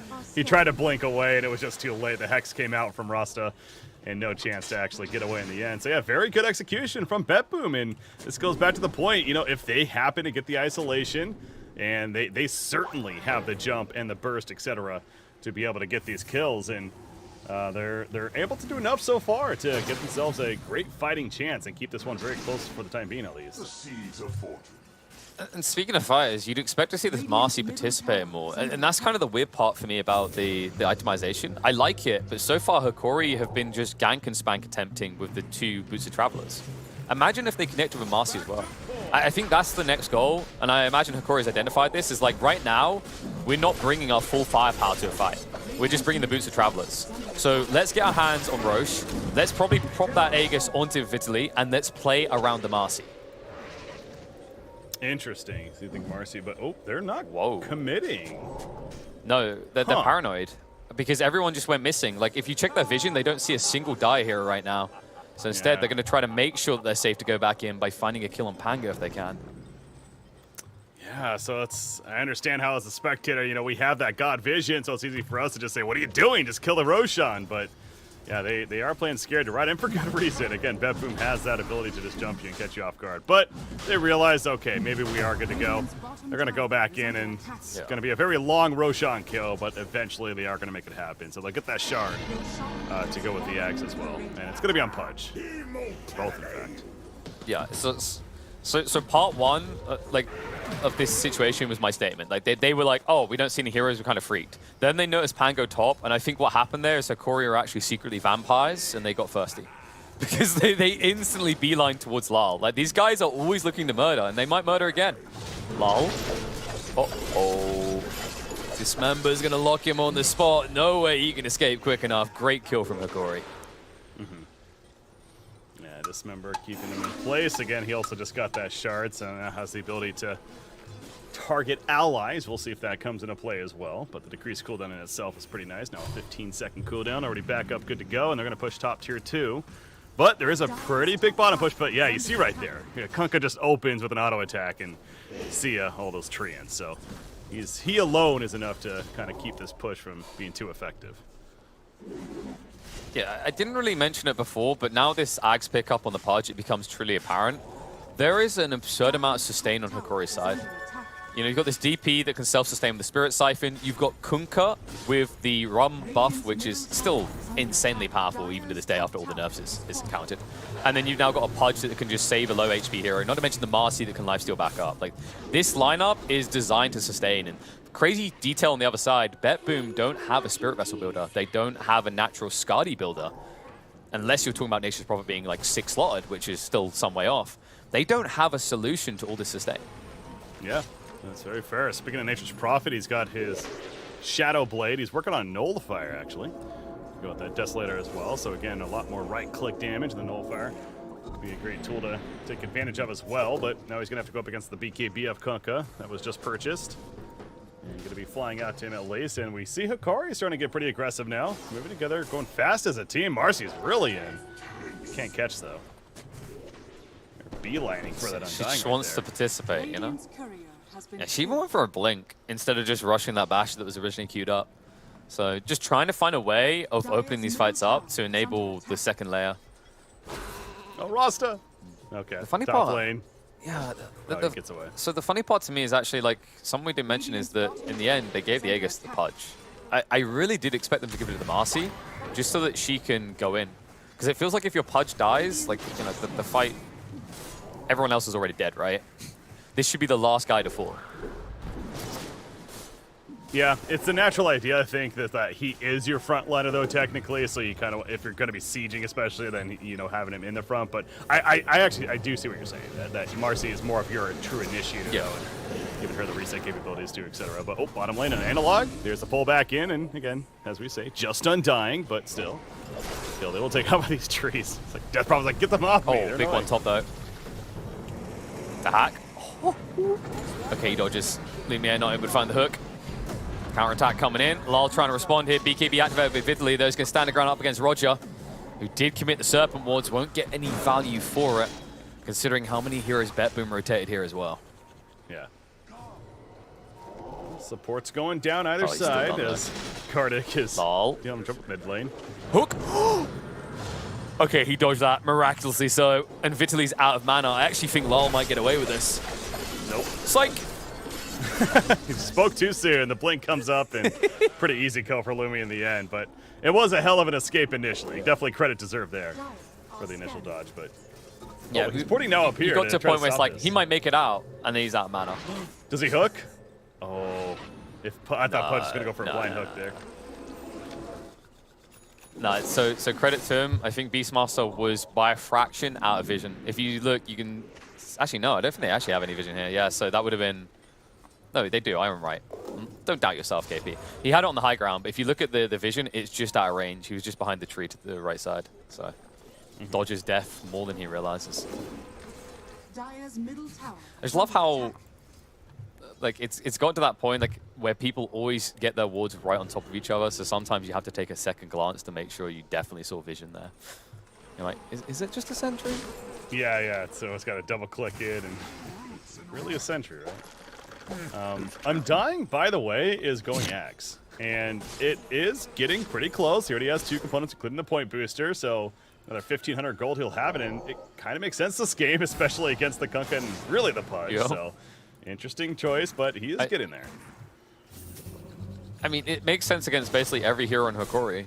4 of the 5 heroes are strength, and then the other one is all about sustaining, right? This DP that wants to go in with Spirit Siphon, who wants to be able to stand there. So actually a really cool pickup. Just needs to play around these BKBs, right? Because you are dealing with triple BKB on the side of Fakira. Hikori, rather. Marcy, the game of who's going to blink first really, and Dahak is also hiding off to the side, letting his treants do work, push out the bottom. They're going to need to start getting those, dare I say, the Tinker wards up. It kind of feels like it, right? But you can never be certain. It feels like you have to cover so much ground. Like, Tinker wards work because Tinker's in a predictable area a lot of the time, right? Whereas this hero, you know, it used to be why it works so well against Tinker. Actually, pause that for big fight top. Pudge has been found.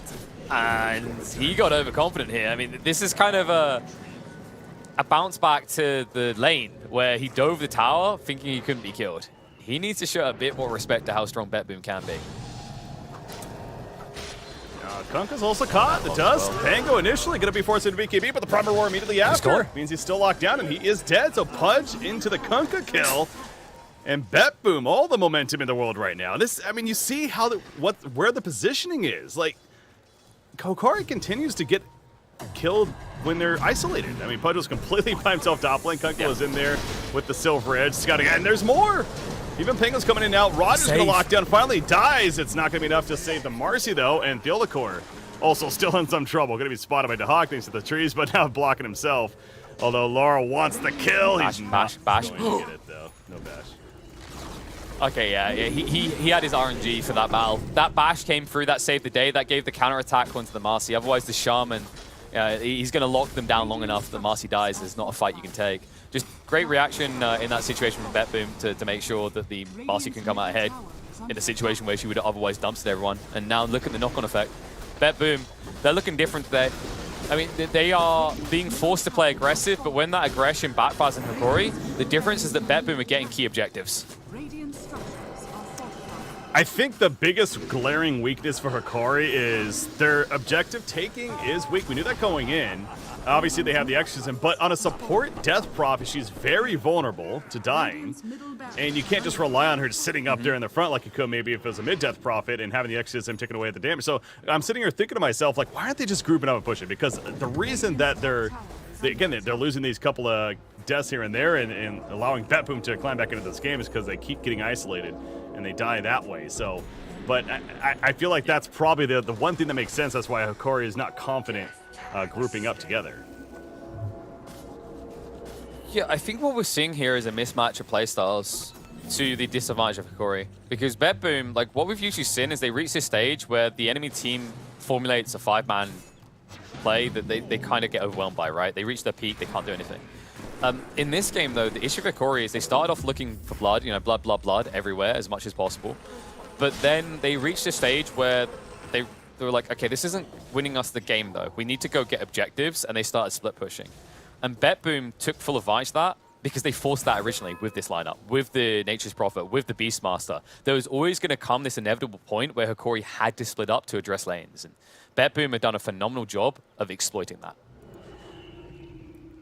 Yeah, they're going to 4-player smoke to the top lane. They see Rasta up here, and they're going to get the support kill. So again, in the case of a smoke play leading into a support kill, they're going to TP back to base because they need to.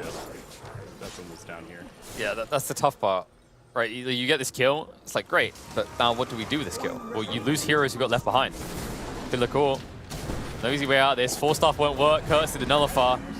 Dahak will find the kill, and the kiss is coming out. A counterattack now. Vitali trying to deal with Dahak. Dahak, one hit would get him, and it's good enough. The Basher secures the kill. Boat follow-up coming out into Seneko. They whiff the timing, and now the wrong funded counterattack is going to be there. Primal Roar pushing the Marcy to the side, which is a little bit of a misplay there because they actually could have got the Marcy instead, who didn't have the magic immunity. Analog will look to walk away, but dusted up. There is no hope in hell he'll get away quick enough. Absolutely not. But Lumi, he's pissed off. It's by himself, and he's going in for the kill on Alarl. At least he makes it happen, but a one-caught for him now. Well, he's Guts noticed, hooked in. He's blocked by the trees, even Undying. He's trying to switch that Flash Golem now to Hawk. He realizes that he's the one dealing all the damage, so tries to go over there to take care of him, but it's not going to work. And Pud is at 400. Yeah, going in there made no sense. I'm sorry, that was overconfidence at its finest right there. Buyback from Kunkka's even forced, but there's nothing on Pudge. Honestly, live together, die together. We mentioned this at the start, the Hikori are a team that like to fight, whether it's to their detriment or their advantage, and they're living true to that. You know, live by the sword, die by the sword. I agree that Pudge going in doesn't make much sense. I don't think you get good value out of it in return, and now you just give over a free Roche. On top of that, the Kunkka gets forced to buy back. And that's important now because that's a win condition. If Kunkka dies, where's your sustain? We mentioned this idea that Hikori are impossible to kill because they've got the Dismember saves and how tanky Pudge is himself. They've got the run buff. Well, now, if the Kunkka gets eliminated at the start of the fights, you're missing a lot of your damage mitigation. I don't think you can hold at that stage. And the crazy part is the Kunkka buys back because mid is pushing in, and they don't want this to be Roche into base. But if the Pudge didn't go in top, he could have de-pushed the mid lane while the enemy team was Roshing anyway. And now you have the Silver Edge pickup from Nature's Prophet, so obviously a great tool to have just for multiple reasons. The break, let alone just the damage assistance there. And he's looking pretty good himself. So yeah, now, you know, I feel like I don't want to say it, but hey, it is what it is. Again, this is where we talk about with BetBoom, though. They have the lead in this game. But history, as of don't say that word. Don't say that word. They got the lead, and now let's hold on. That's all I'll say. La la la la la, I can't hear you. Don't do it to him again, Breaky. Primal jump in on the Marcy. She's just gone. Good start this fight. Primal coming out again. Now this time with the Pudge to control them up. Both did come through, so they've got the damage mitigation. But poor little Snapfire was not a participant in that factor on the side, but the blink away just in time won't be good enough, as Lal will still hunt for the kill. Dahak gets rid of Gardic. And Hikori, with only 2 left on the team, are on the high ground, and one of those 2 does not have buyback, so they are in dire straits. Yeah. It was pretty good away from the Snapfire with the blink initially, but it didn't matter when it was all said and done. I mean, you got Pudge, you got Kunkka, 2 heroes that certainly can still put up a fight here, especially now with the buyback on a Snapfire, but do they commit for defense? Even BKB getting committed by Kunkka just charging in. That had to be misclick. No, he was, so he couldn't X push the lane out without a threat of getting locked on the spot. So he done that just to get rid of the creeps. But the problem is there's a new wave coming in the mids, and also top's not far behind it, and they're just going to shift bot. So now you don't have BKB for this critical defense. Also remember this, I can't emphasize it enough because it's the most important detail of the last 10 minutes. This Kunkka does not have buyback. Doesn't want to die, so thinking back on that, yeah, it makes a lot more sense why he's playing very, very safe. Yeah, preemptively activating that BKB as he's charging in there. So, okay. But BetBoom. So I think it's time to bring balance to the Force, Breaky. Can you tell me again about how BetBoom is winning? I ain't saying anything more. I've already said my part. I don't want to do anything else on that. I mean, So BetBoom are winning. He's they have the top really racks, good, middle great racks. Dominant leads. They're up 10,000 net worth. I mean, these are things that, yes, we usually say when teams are winning. Yes. Yes. Okay, we've done our part. So if Hikori could put the money into my bank account, we'll see if the Caster Curse works. Oh, jeez. It feels like they need that, though, right? Like, they're so far behind. T lanes are always going to be pressing in. They're unlikely to ever get Roche control unless they take back-to-back good fights. And just look at the map control through vision alone that BetBoom have. They've got 2 lanes completely covered. If you come out, they'll be instantly on top of you. Yeah, and I don't want to say they're lacking damage now on Hikori's side by any means. I mean, still the burst of Kunkka's real. Marcy, we talked about what she can potentially do, especially more with Cole going for the Abyssal Blade. But it goes back to, they definitely feel like it missed their timing of kind of doing the grouping up and pushing objectives together idea, because now they are pretty far behind as far as the overall net worth is concerned, and that jump is still very strong from BetBoom. Even if they're grouped up, they can still get picked off pretty quickly. Specifically that Death Prophet, who, like I go back to, is their only really objective pusher in the first place. So the win condition for Hikori, it does feel pretty grim, and they're I guess this is where it's going to go. Yeah. They're going to need mistakes from BetBoom. I'll just put it that way. Yeah, it kind of feels like BetBoom's in a position where if they see DP uses ult and then it runs out, they could probably play without buybacks without a threat of losing the game. Now, they're not going to do that because that'd be insane, right? Like, you gotta kind of control yourself here, make sure a few heroes are able to get back in the action. But that's how lacking Hikori's true push is. You know, Kunkka is at least reaching a stage where you can kind of club down buildings at a decent rate with about 300 damage per click. But it's not as visceral as what BetBoom have. Like, this Nature's Prophet, this Beastmaster, this Shadow Shaman. Anytime you make a mistake, and we've already seen this multiple times, it leads to a key objective for BetBoom. Seeing this over and over again. I mean, Kunkka, as we know, is great at pushing out the lanes, so constantly using that X and taking care of business. I wonder if there's going to be some sort of smoke play here in the near future. They are kind of just grouped up. Death Prophet does have one on her, if they want to go for that, but still, just for now, is I suppose at this point, if you're Hikori, you wait for the potential Roshan respawn, and then maybe look to make a smoke play, because until then, you know that BetBoom is kind of just hiding around your base. Oh, as I say that, here we go. I think BetBoom are playing with a little bit of hesitation because of maybe like day one's kind of got in their head. Because the thing is, this Kunkka's still a liability. There's still 2 minutes until he's got buyback off cooldown. So if they find him, they more or less win the game. But it seems there's that little bit of hesitation, a lack of desire to strike on a gamble here. Instead, you're seeing Hikori the one gambling as they go very deep, hunting for a target. Unable to connect, though, because pretty much all of BetBoom's team has been parked in the Radiant Ancient area. Yeah, they happen to guess the wrong direction. If they go north, then, you know, maybe a different story. But they went east instead, and as you pointed out, BetBoom was pretty much all north at that point. However, they're TPing in and almost caught. Yeah, take back the outpost. It's the danger of these long smokes, because as soon as the smoke runs out, you're probably under vision of BetBoom. At least on the return you're going to be. So unless you have a second smoke to get back to base, which you don't want to do, you either insta-TP out together, or you have to go this weird route round to get back to your base. I mean, just check specifically Dire Vision, you see what I mean. It's impossible to get back to your side of the map without being seen. Do they even have tier 4 items? No. Hikori, that's how choked they are right now. It's been about 4 minutes or so since tier 4 items have been possible to be picked up. And I mean, on BetBoom's side, they got all 5. On Hikori's side, they don't have a single one yet. The hack. They just boosted traveled in. They found a hack. This member's going to come out as well. They're going to commit the exorcism as well. A big kill on this Nature's Prophet, then get him. He turns around and at least takes the DP with him. Now the question mark is whether Lumiere can even get out, because BKB has already been used. He's going to die. The answer is no. In fact, look at Rasta. He catches Kunkka. He's like, guys, I got some food over here. Let's go. I got more. And they're going to get more. Kunkka, is that the dieback? No, he actually has the buyback now, but he got it back. They're going to need to. They're going to need to buy back, it feels like. Yeah, well, the Hawk's still dead, though. No, he's buying back. I think they have, like, they're going to have to buy back on either Pudge or Kunkka. Imagine that, like, all this time waiting, sweating it, like, oh man, I'm a liability, I haven't got buyback. And you might be forced to just use it as soon as it's available again. There you go. Yeah, so it's the Pudge. The Pudge is the one who's given over. And that'll be enough. BetBoom are like, okay, we'll walk away. Because, well, the Pudge is threatening when he's able to get those solo kills, but you see, he can melt pretty damn fast in these fights still.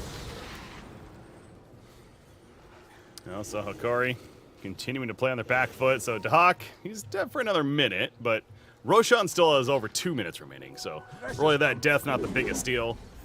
For BetBoom, just going to wait it out. And even then, it's still going to be another minute plus before Roshan will be a factor. There's a double damage rune that they clearly see as well. Looks like they're saving that for the Nature's Prophet currently. Death Prophet pushing out, doing some counter warding. They still don't have tier 4 items.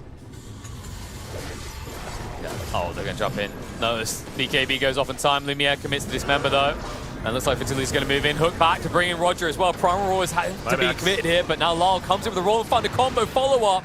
Kisses to try and counter this out, but the damage is too high. The hack is too strong. The buyback from the Nature's Prophet will secure a key fight, and now Kunkka, once again a liability. His buyback achieves nothing, but potentially feeding over the game. Has no choice but to run and hide, and Lyle, if he primes a single bash, he will. Kunkka is going to die. And that's just it. I mean, yeah, Hikori, they give it a valiant effort right there. They knew that the buyback was certainly a possibility. They eventually do get it out from Dahak, but of course that's the biggest difference. He can teleport right into the good position of the fight and start assisting as soon as possible. And Hikori giving it their best effort to come back, but it wasn't to be. But Bet Boom, how about that? They take their first game here at the group stages after going 0-6 yesterday. Hey, they're undefeated today so far. Congratulations to them. And again, a team that we knew, despite their record yesterday, certainly is capable of picking up some wins. And they start off strong, at least in day 2. That's good. Yeah, that's true. So maybe that's just the balance of things, right? Lose all the first day, maybe we could win all of the second day. I mean, it's definitely a good beginning for them. And I think they adjusted well to what Hikori was cooking. I think we saw Hikori dominate the laning phase. Phenomenal shown by them. And not easy to do when you're up against a Nature's Prophet, because Nature's Prophet offers up a level of flexibility in these ganks that other lineups don't have. But they basically got so far ahead, we never really saw that come into the picture. For the side of Hikori. I think where this really fell apart is once the split push got to them. I think once Hikori started to realize that they weren't taking key objectives and they needed to split up to address the map, you saw Bet Boom adjust to that playstyle perfectly. From that stage on, when it became a game of split and gank and spank, they played phenomenally. And I think looking back at this game, maybe one big takeaway for Hikori is finding a way of playing around Vitaly earlier on, the only player without boost of travel. I can't emphasize this enough. The fact that he wasn't able to participate in those mid-game fights often set them far back, and I think that's where Bet Boom started to take the lead. To me, the glaring issue for Hikori, and again, not to take away from Bet Boom at all, but really with the draft, and I think I personally at least underestimated the Death Prophet. Yes, again, great building taking, great objective taking, but no one else in this squad really was that. But again, it goes back to that's where that change happened. Then the Death Prophet was going to be a position 5. And she is much more vulnerable. So she's not like that core that's much tankier. It can push with that exorcism more effectively. Essentially what I'm getting at, they didn't really feel confident about having that building taken. And I think that clearly proved to be the issue. That kind of what's forced them to maybe spread out a little bit more and try to push in the lanes individually. And Bet Boom did their greatest at capitalizing. And they had a team to definitely capitalize as I go back to when it came to that isolation there. So very well played by them.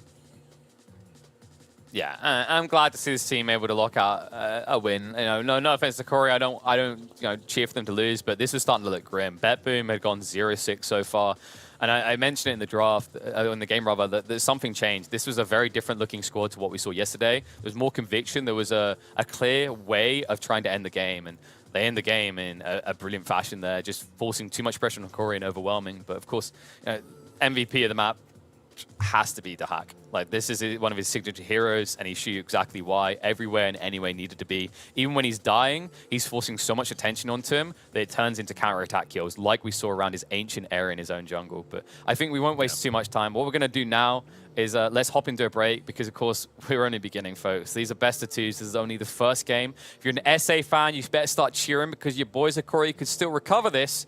But Bet Boom, maybe Bet Boom could finally get a win on the board instead of just all those L's.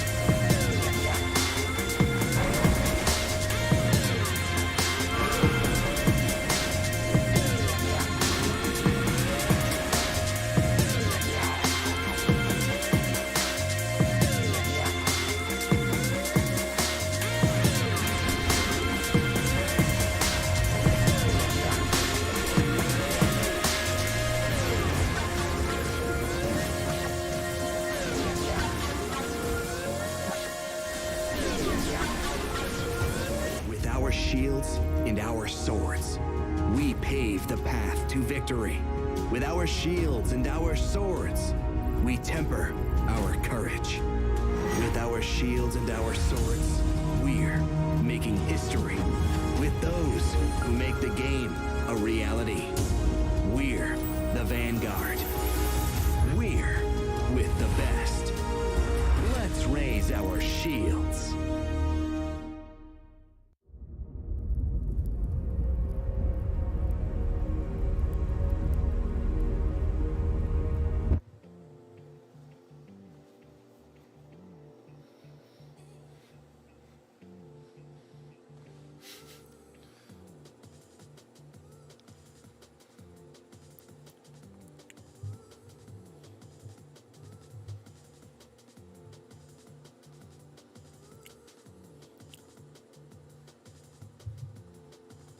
Oh.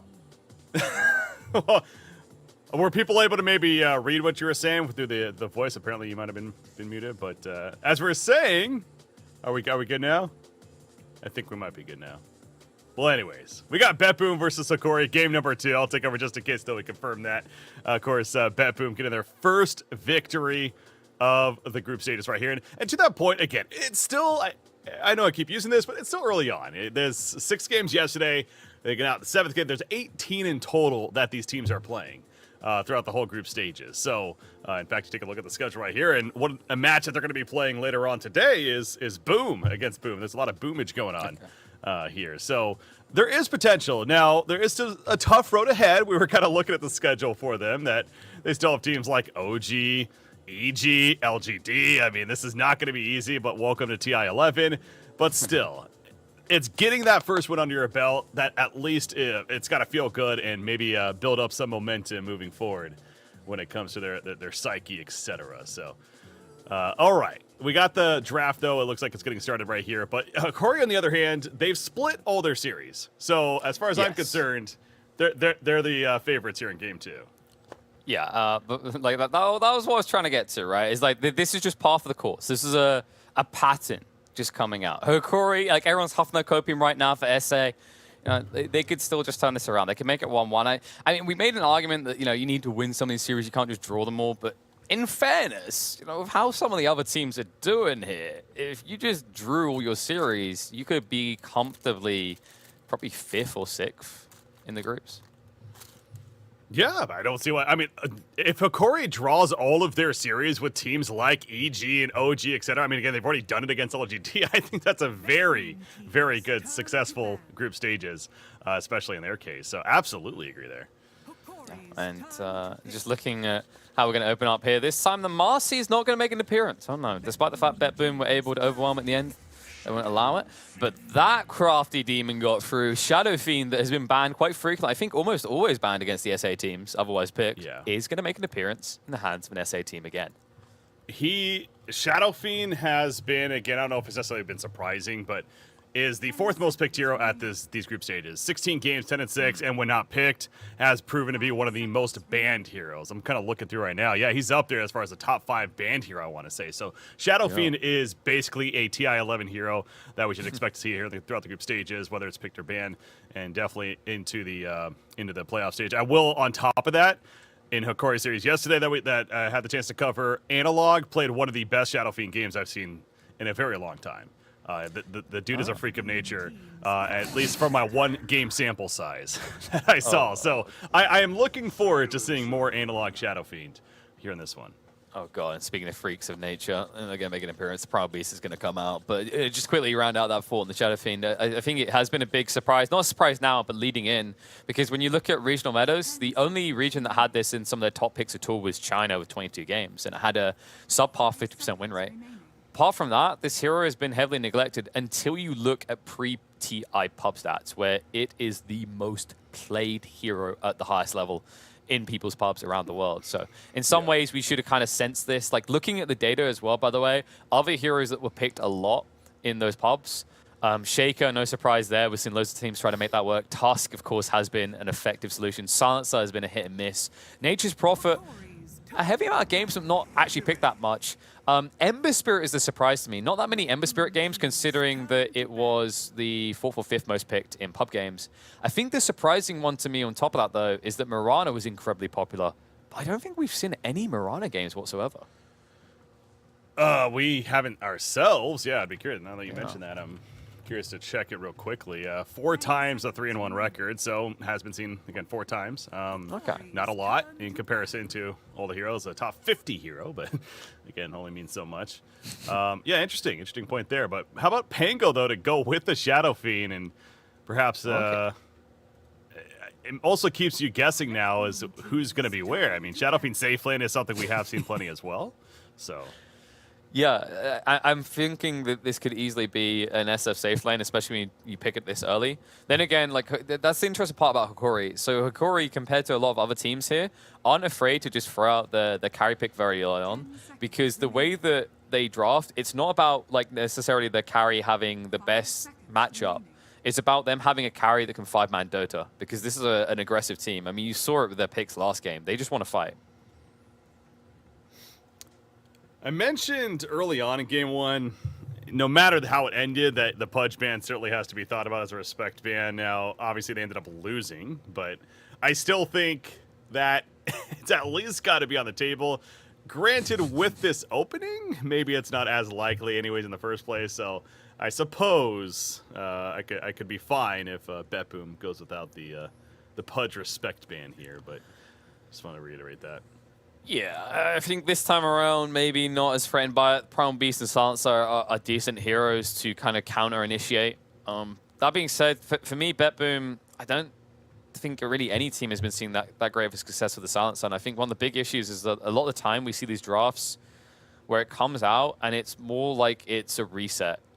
The problem with that is that means you're drafting in a way that doesn't enable you to take the fights. It enables you to try and counter the fights, which is much more difficult to do. So seeing the Pangolier show up, like it's once again the type of hero that where Silencer can be this kind of counterattack to the follow-up of the Pango, whatever comes next. But the cool thing is it can enable kills onto heroes like Pango. Even the Shadow Fiend, actually. I think like in this game, it's not the worst pick, because especially against the SF, if he goes for the BKB Requiem bombs, you can just interrupt him, and you can turn a fight off the back of that. Yeah. I love seeing kind of a note here with the, again, I love the player camps, but we've seen teams like this in the case of BetBoom, how they have all these, like a lot of the players have these papers in front of them, which I believe most of those include like basically all these drafts that the other team has maybe done over, recent history. And so you get an idea of their openings, in this case, the Shadow Fiend Pango. Then you start looking through all that list and be like, okay, well, what drafts have they picked up Shadow Fiend and Pango, and who do they pair with it? And it almost becomes like this this quiz as far as trying to figure out who they usually pair with, etc. So it's fascinating to me. I mean, it's an experience that not a lot of us get to, right? Especially at this level, in terms of just the preparation involved for these kind of events, and really the mind games that are played, starting with the drafting phase. Absolutely. Hey, do you think they just put nice little notes in there, like a little sticky note that says, "Hey, you're doing great," just when you're kind of scrolling Nothing through. wrong with that. Then there's just like, then there's just one you get to where it's like, if they pick Primal Beast, Tusk, and Bloodseeker, the little sticky note just says, "Yeah, just give up and go next." All right, you just got like they've got tailored ones. I mean, I like that idea. You got to have some fun with it. Maybe some meme pictures in there as well. But definitely these teams prepare. I mean, ever since TIA, I think is where people really took note of it. The giant stack of notes, and everyone was like, "Oh yeah, this is a thing." We just I think it's always to a certain extent been a thing. We just really started to highlight it from there and on. Mm-hmm. Oh my! I would love to see Shadow Demon, by the way, by Hikari, just to make that point real quickly. Is again, he's so good against Primal Beast. Yes, Silencer is a little annoying for the Shadow Demon, but in multiple actions, as we saw yesterday, KP, and we were pointing out, feels like such a perfect support hero to have against a strong hero in Primal Beast. So.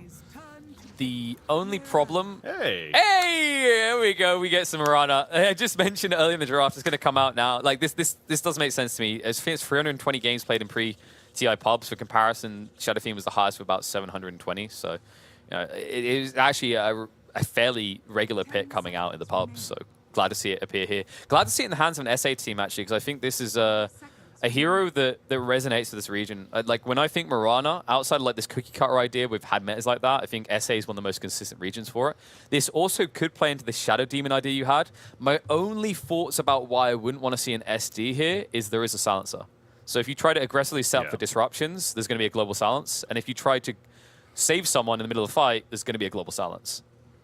Yeah, and that's definitely fair. That was my one kind of reservation when I was saying that. That's like, there is a silencer, so I suppose I could see why Hikari would be not the biggest fan. But yeah, you're right. I mean, great pairing with the Mirana as well. So it's that idea of, again, okay, yes, silencer's annoying, but the pairing with Mirana, the save tool against Primal Beast in general, what do they do here? We'll see. Oh, okay. So they go for a save. This is, like, it's a bit different to the Shadow Demon. Because it can be a front line as well as a safe, right? But it can still suffer the same way with the silencer logic. I think the difference here is, like, if you pick a Shadow Demon or an Oracle, these type of heroes, and a global silence comes out, not only can you not save when your cause, you can't save yourself and they can't save you, right? So typically, if there was a Shadow Demon pick here, Bet Boom would begin a fight by initiating global silencing and taking out the Shadow Demon. They don't get to do that against an Abaddon, because if you try to kill him, his ult procs, and he still gets to save himself or other heroes afterwards. Abaddon 0-2 in the 2 games he's been seen so far here in the group stages. So, again, minimal stats, but worth pointing out, especially for these heroes that don't get picked too often. Maybe. Is it crazy? What if? Because America loves to do this. NA especially, I've seen SA do it. What if it's a +1 Abaddon? I mean... Your silence is fitting here. I don't, like, it wouldn't be the worst thing ever, honestly. Like, especially, you know, you get, like, an Ags, and you just become this just raw tank in the front lines, but I don't necessarily think it would. No, I'm not leaning towards a position 1 Abaddon, no. Now, I've been a commentator for enough years to know that when my co-caster says it's an interesting pick, they're just trying to avoid calling me dumb. It's fine, Breaky. Like, I mean, I'm not expecting it, but then again, SA always comes with unexpected strategies. And I love innovation, and hey, I respect that as far as, you know, making some really out there calls and some predictions. There's nothing wrong with that, so. You know what it is? I appreciate it. It's like, if I'm right, damn. But if I'm wrong, no one's really going to remember, right? Like, it's like, I knew that I was going to be wrong, so. Yeah, it's like, you know, when people choose the true dark horse, the most unlikely team to win at TI, like, if I'm wrong, no one's really going to bat an eyelid. But if I am right, there you go. And it's not like I'm betting money on this, right? Like, that would be different. But if I'm just, like, randomly saying, yeah, this will happen, it's fine. Just get egg on my face. So we are going to see the Dahak Nature's Prophet banned out. That's a respectable choice here. Bet Boom did go for the Quap. We haven't mentioned that yet. Like, this hero, I don't think is necessarily very popular at the moment. Kind of surprising that they picked it after the Abaddon, because I think that's just like a hero that can, you know, dispel the slows, so you're just all in the burst. But when you look at the other heroes of Hikari, it makes sense. Mirana, Pangolier, and Shadow Fiend are all low HP heroes. Well, that and they have no catch. I mean, outside of an arrow from Mirana, like, Queen of Pain is fine. She is not worried at all. Whoa, that is now hear me out. What if this? What if this is a Huskar 5? Okay, I'm going to stop now. This is definitely the. This could be +2 or +1. I think that they're likely to put this on the mid lane. I could see Shadow Fiend doing pretty well against a Primal Beast off lane, especially with an Abaddon to back him up.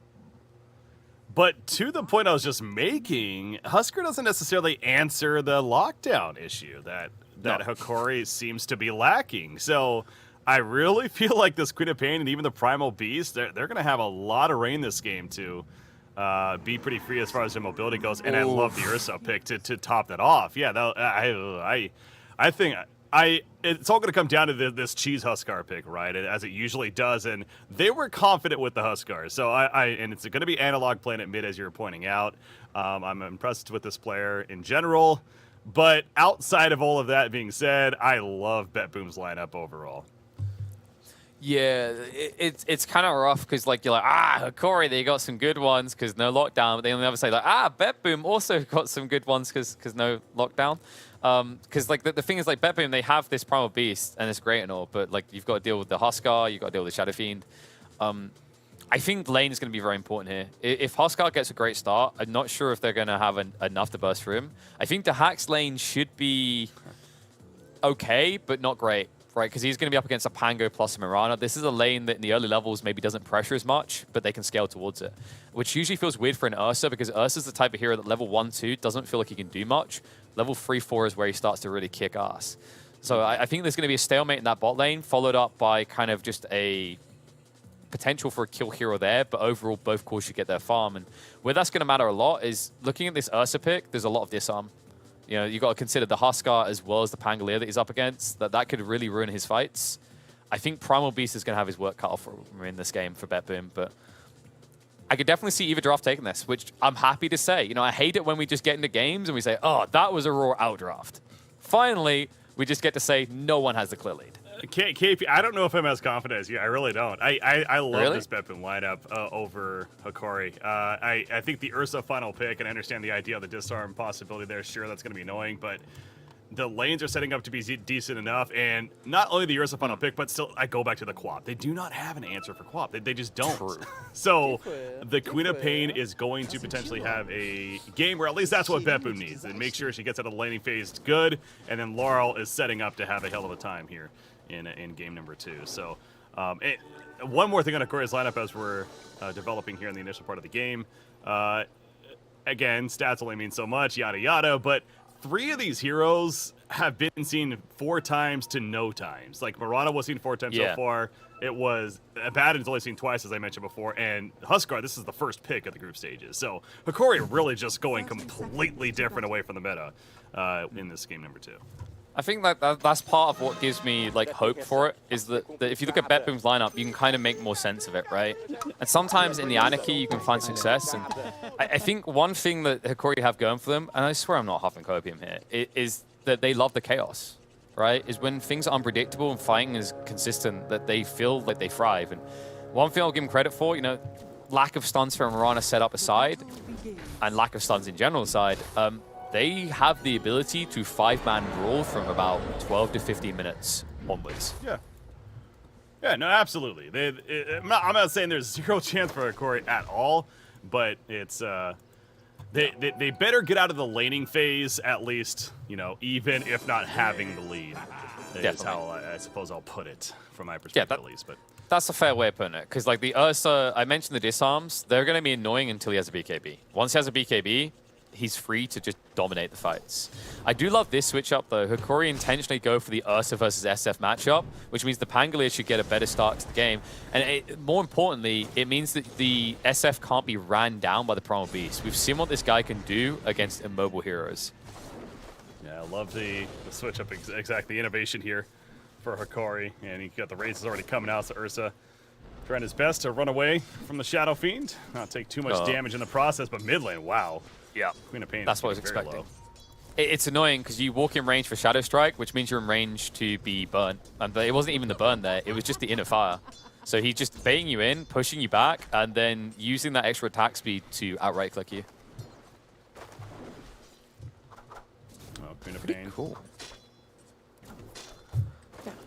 I like thinking about it more. Like, it's kind of wacky to think that this is the correct way, but like Burning Spear's not being taken at all makes a lot of sense, right? Obviously, if the magic resistance on Berserker's Blood, great, but just prioritizing inner fire as well is an efficient trade. Like, it's 120 damage for 75 mana, and it disarms for almost 2 seconds. Nice. Laurel gets the last hit there, so battle of the CS in that mid lane. And it's top lane. Vadin's gonna take some auto attacks from Seneko. He'll be fine though. Arabot. Okay, Roger did get the Fairy Fire off just in time. That was a little bit tight though. This is an annoying lane actually, because Mirana's right clicks usually can feel underwhelming, but you can see Fiorlico, he started with the Wraith Band, so he hits pretty hard. And Vitaly can almost guarantee that there's always a Blightstone effect due to Swashbuckle. I'm watching this Quap in the mid lane, living life on the edge, because level 3 on Huskar, he has Burning Spears and hit a couple right there. And Quap's still hanging around, very close. I mean, has a Fairy Fire, so I suppose reason to be confident there. I believe Bottle's going to be coming out as well. Yes, it is. But Laurel, yeah, clearly the positioning is favoring Analog in the Huskar. And it's such an advanced and complicated hero to play, Breaky. I mean, if you were to itemize for a Huskar, what do you think you would need? Oh, to play against it? Yeah. No. As the Huskar, just braces. Oh, for the It's never changed. I was he like, just what are you still saying? Spams braces. The sarcasm there, I really wasn't sure. I'm just like, are you serious? Sorry. It's classic Brit issues where the sarcasm just, it's all over it. But I mean, it's trivializing the build, but it's been the right build for a long time for good reason. It just makes you absurdly tanky, and it is a strength-based hero. Meanwhile, Shadow Fiend almost killing Seneko. Had the triple raise, but the TP out by Seneko just in time. TP to the tower, in fact, to get away. Feel good about that? He does. Yeah, it's like I'm alive, but now I'm here with next to no health, so I can't necessarily trade or interrupt what Gardic does anymore. So kind of an annoying situation where obviously you don't want to die because it's first blood. You don't want to be giving that over to an SF. At the same time, you're still now a liability. If you die now, it's even worse because you won't have TP back. And they're going to commit. No way Seneko survives that. First blood goes the way of Gardic, and now Dahak is going to be out of support for a good 30 to 40 seconds. While that's happening, I believe the camera was even on mid lane quite a bit too. Again, Analog, he really is showing that he's definitely going to be able to dominate this mid lane. And Laurel, I will say to his credit, he's not dying because it feels like several times. I mean, the way he's playing is so close to death that he definitely could be dying here. But hey, he's staying alive just enough, and he's trying his best to get some CS. It's the type of lane he shouldn't ever die in, right? But it's the type of lane that you're also never going to get anything in. Speaking of dying, though, Gardic might experience that. The Phonic Shield insta-pops, and Dahak wastes a lot of time chasing that kill. So while he does get it in the end, if you compare that to the gold that Lumiere was getting on the lane, it's not the worst of exchanges for Hagori. Meanwhile, Roger rotating bottom lane. We're going to see some initiation soon, it feels like. Noticed. Doesn't have Onslaught, though, just yet. So, never mind. It was a very underwhelming centaur. Didn't even get to use his stop. Nope. Just fainted. Like, oh, nope, don't want to be engaged here. Yeah, it's like, you know, when you're like, ah, and then you don't sneeze. Like, everyone's waiting for it. It just doesn't come. Oh, good micro right there. I don't think the camera caught that, but the ghost from Enchantress. The other core ran up to arrow in the face of the ghost, but he actually microed the ghost just to the right of the arrow to avoid it from being hit. So just some fun support play against one another. Oh, wow. Roger might have been able to get that if he stuck on top of it, because the ghost, he could have followed up with an impetus, which is awkward for Mirana, because what's your escape tool? A leap. So you just do more damage to yourself with the impetus. Wrap around now. Roger's going to use the impetuses here instead. And Analog may have got a little bit too gluttonous. Both supports will rotate to address the Huskar. Yep. Nice sidestep by Lal to dodge out the unit fire. And that is how you address a Huskar. Yeah, I saw the TP coming in from Signs. A great positioning behind the tree as well with Nighttime on top of that. So yeah, he had no clue in the Huskar. Analog did. Had that gank was coming of sorts, and great again taking advantage of the Nighttime on top of that, especially from behind with the Enchantress as mentioned. So yeah, Queen of Pain, she's had a understandable struggle in the mid lane, but getting some help as needed. 6 minutes coming in, and supports from either side are now here. Try to go for that rune control. It's going to be Arcane bottom. Yeah, that's rough. The only upside for BetBoom is they did get that ward down, so that didn't turn into an attempt on the Queen of Pain's life. But yeah, just overall a good maneuver coming out from Roger. What? Oh, come on. Wait, did he just saved him? He pushed him on the other side of the tree, so Notice can't actually finish off the kill. All right, you take that. Uh-oh. Mid though, it's happening again. Analog being chased down, the silencer's here, as is the Ench, and Seneko will even take the kill in the end. +2, baby, let's go. Noticed, meanwhile, still running away. Oh, turn around with the onslaught. Does he actually go for a kill? Oh my god, he is. Oh my god, come on, no. I thought for sure he was just going to keep running, but... In a way, he did. All over the poor little kitty there. Nice sidestep the arrow right at the end that would have gotten him in the end, but this hero is insane. Trample being maxed out is so painful. And speaking of pain, look what's happened in the mid lane. The arrow finally comes through, but it's too late. That's a 7-minute tower take for BetBoom. It does get denied by Hikori in the end, but it's still a tier 1 in the mid gone for a Huskar that's already been exposed. For a Huskar that was winning, dominating in the mid lane. On top of that, speaking of Queen of Pain, she gets the bottom kill on Italy and will blink out before anything else happens. So, yeah, I mean, BetBoom, I know the overall net worth does suggest that Hikori is in the lead, and, well, you look at the breakdown, and a lot of that is the Shadow Fiend. But as a team right now, it feels like BetBoom is feeling pretty good. Yeah, and Lol he's had that playground experience, right? You get bullied by the bigger kid, and sometimes what happens is you realize you can be a bully too, you just have to choose a smaller kid to pick on. And Pango definitely the clear target for that. Just enables him to start shoving this lane in and maybe take the tier 1 early. But it's kind of weird to me how Hikori kind of just left Analog to die like that multiple times, though, especially when they had the tower up and had an Abaddon on their team. I think he may have been forced to TP back to lane and just wasn't available when he was needed each time. But it's just weird to see this type of draft where you do have a saving support for a Huskar, and it's not able to save the Huskar at all. Oh, God. Oh, God. He did not know the Primal Beast was also there. He just hoped that he could TP out from the Enchantress, and little did he know Primal Beast was ready onslaught in, and Laurel, of course, coming in to actually make that kill happen. So Queen of Pain, again, still doing some work, but she's basically even net worth now with the Huskar. I mean, that's just crazy to think about. But yeah, top lane, they're chasing out Lumi. This is a big kill for Bet Boom. They make it happen. Abaddon can't do enough to save. He's on level 4 currently, and now he's in trouble. Yeah, they got Earthshock on 5. Gardic has no TP, so out of juking, he doesn't get out, but it looks like he jukes perfectly. Lack of vision for Bet Boom. Nicely maneuvered there, but the bigger detail already taken. SF goes down.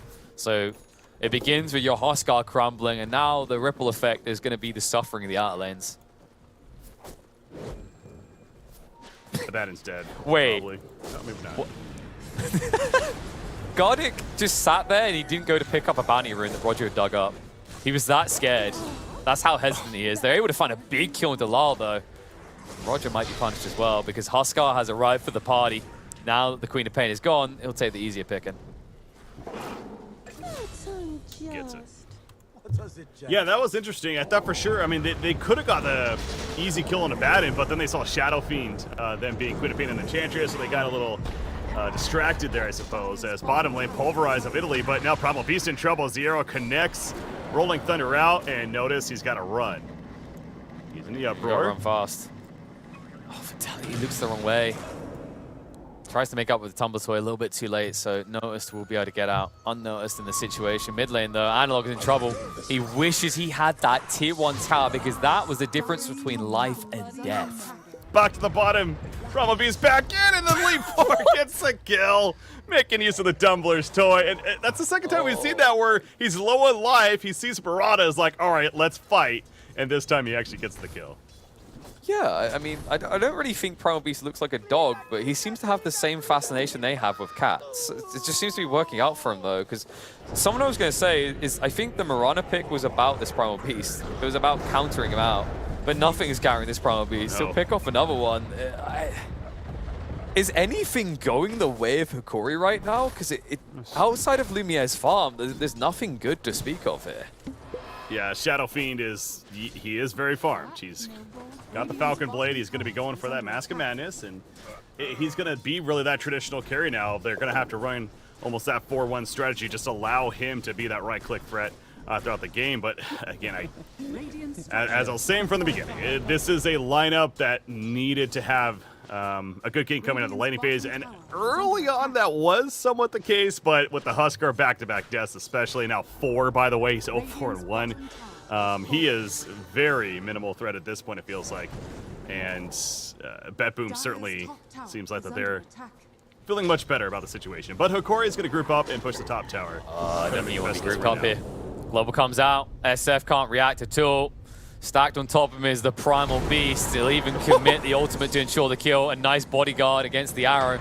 Rolling Thunder turnaround sent by Vitaly, but no one's here to follow up. So you just lost your core, and you committed Rolling Thunder to run away. Bottom tower is under attack. Meanwhile, Bob. Yeah, not ideal.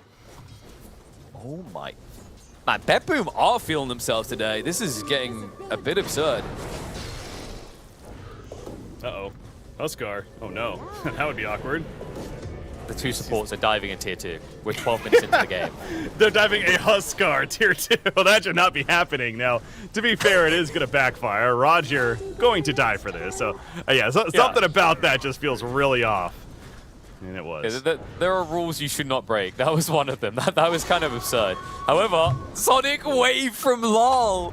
Like a predator in the jungle, he was waiting. And they even find a kill on Vitaly in the mid lane as well. Good lord.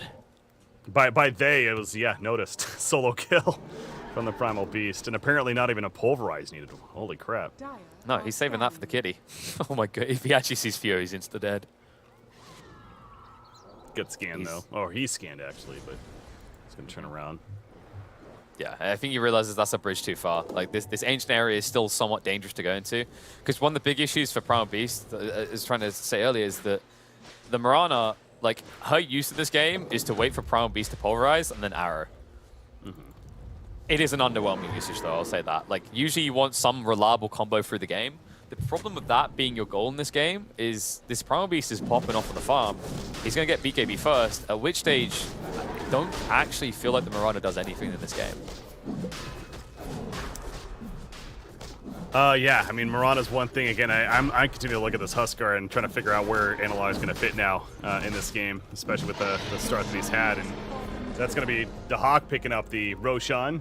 That's what Ursa for you. I mean, both teams had potential to go for an earlier Roshan, and Bet Boom clearly with the positioning to do so. And they got an Aegis with the Diffusal Blade, and he's ready to fight now. Yeah, he went Diffu, even though he's up against the Batten as well. This is a bit greedy, though. Looks like the Primal Beast is here, ready to play. And he's going to intercept, goes in deep. Disarm's going to come out, push him away with a Fear follow-up. It looks like they're going to be able to counterattack here. Notice is brought down. Follow-up killing the Enchantress.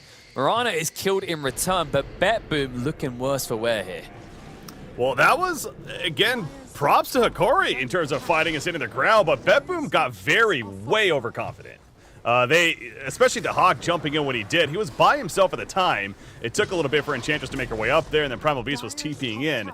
He just went in too early. It's simple as that. He realized that. He tried to turn around with the Enrage, and then at that point, Primal Beast felt like he had to kind of panic initiate because his Ursa was in there taking some good damage, and then we saw the end result. So yeah, it was just a very uncoordinated Bet Boom initiation that resulted in a victory for Hikari, and they will gladly take that, though, and that's something that they certainly need to start climbing back in this game themselves. Definitely. I think we should just quickly like rehash on that Diffusal pickup from Ursa, because he's picking a Diffusal against a Dispel hero. And that's the worrying detail to me, is like these heroes have ways of getting it off, even the Huskar himself with the life break. So there are ways of addressing that threat. It's intriguing to me that the Hack chose this build, but I think it leans into Bet Boom and the whole idea of fighting fast and always, which Hikori are happy to do. They force the Global Silence out. They will get a kill on the Silence himself. Lal, oh look at that.